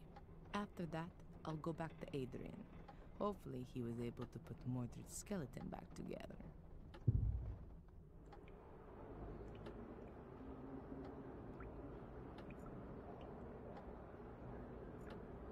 There are just too few pictures of you, Mordred.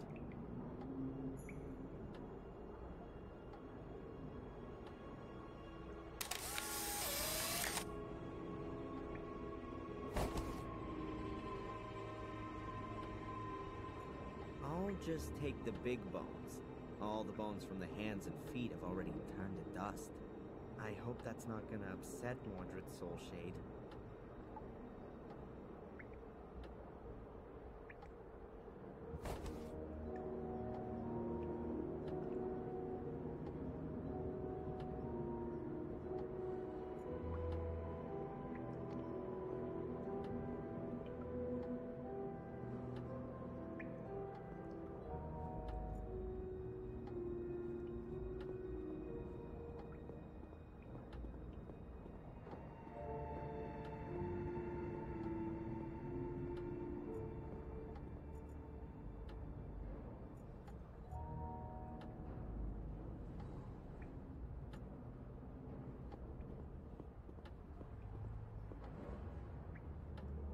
I'll put the bones down first, so it's easier to sort them. Right, so let's see how good my anatomical knowledge is.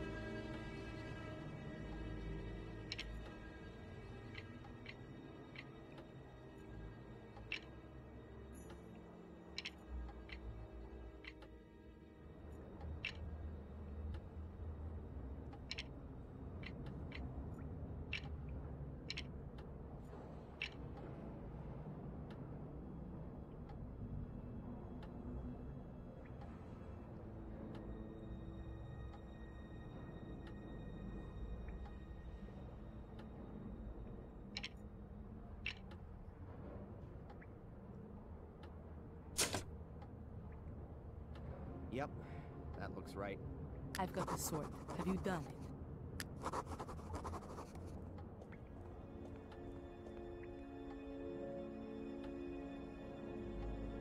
Mordred's skeleton's lying ready on the altar. Good. Are the bones lying like they were before? Head at the top, pigs at the bottom. Reckon so. Have we got everything we need? Looks like it. The poison's ready as well. Is it gonna hurt? Probably not.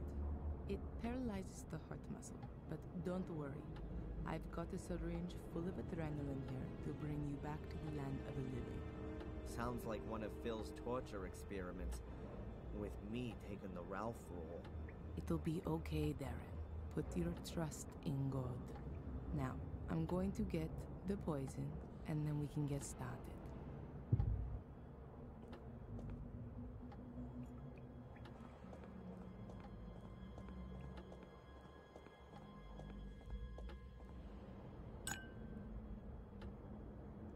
Poison.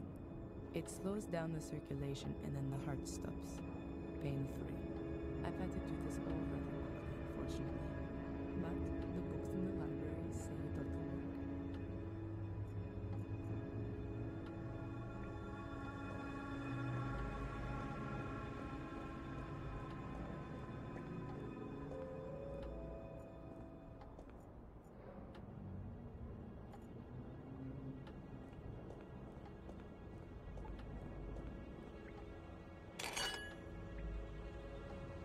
Good. You have to drink this. Wait, if I don't manage to finish off Mordred, what happens then? You have to win. It's your only chance. If you don't manage it, he'll kill you and his soul will take over your body. How are you gonna know if I've done it? What I mean is, when will you resuscitate me? I'm going to have to give you the adrenaline within 5 minutes at the latest, or else you'll die. Adrian, you have to do it. All right. Valentina? Yes. See you later. Yes. See you later, Adrian.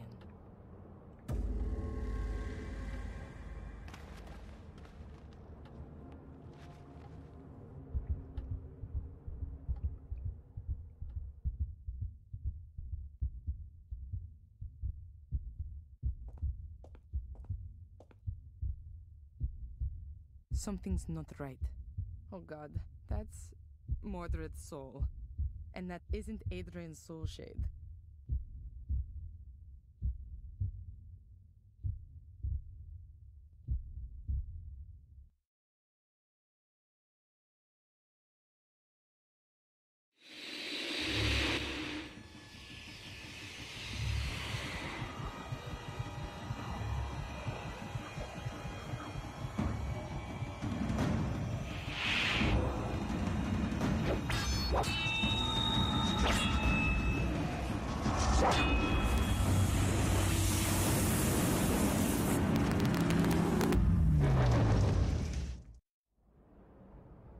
I think he's done it.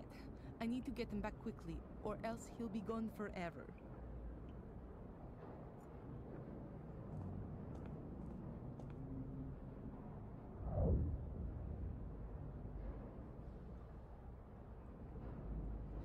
Oh no, it's not working. Adrian! Adrian, come back! Thank God, you're alive. What happened? I feel sort of different. You've beaten Mordred, and the curse along with him. You've done it. Really? The curse is finally broken? Yes. The last of the Gordons has done it. Let's get out of this place and never come back.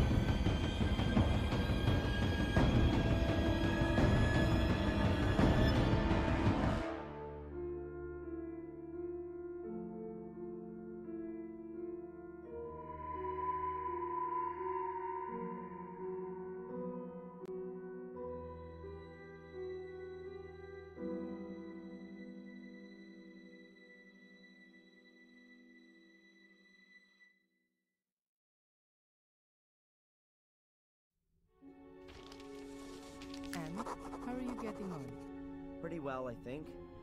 I'm done with the main points. Now I just have to get everything across into the Book of the Guardians. Do you want to have a look for yourself? If I may. Here, I'm not sure about this last point.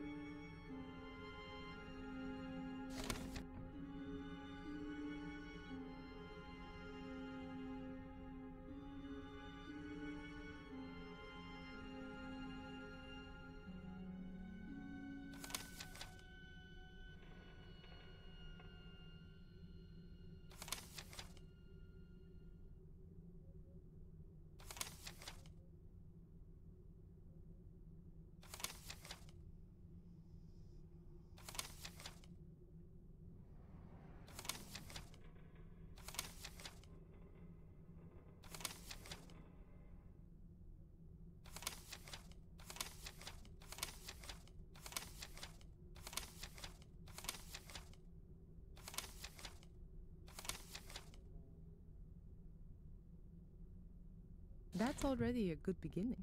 When are you going to put it into the Book of the Guardians? Not before I eat. Anyway, now I know what all those black balls were about. I can't wait. Mordred writes in his book that he had carried out a soul transfer ritual, but instead of all the bones, he had only used the skull and one black ball. The shade didn't go back into the mirror anymore after that, but always stayed close by the ball. Ah.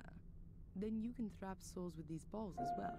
To all intents and purposes, they can be thought of as the body, right?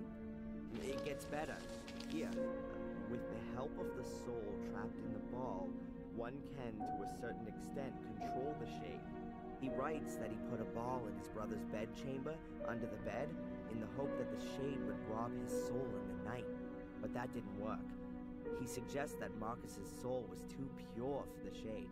What do you think? Do you think there are still shades going around today, doing all that evil stuff? I don't know. But if there are, then it's your job to stop them.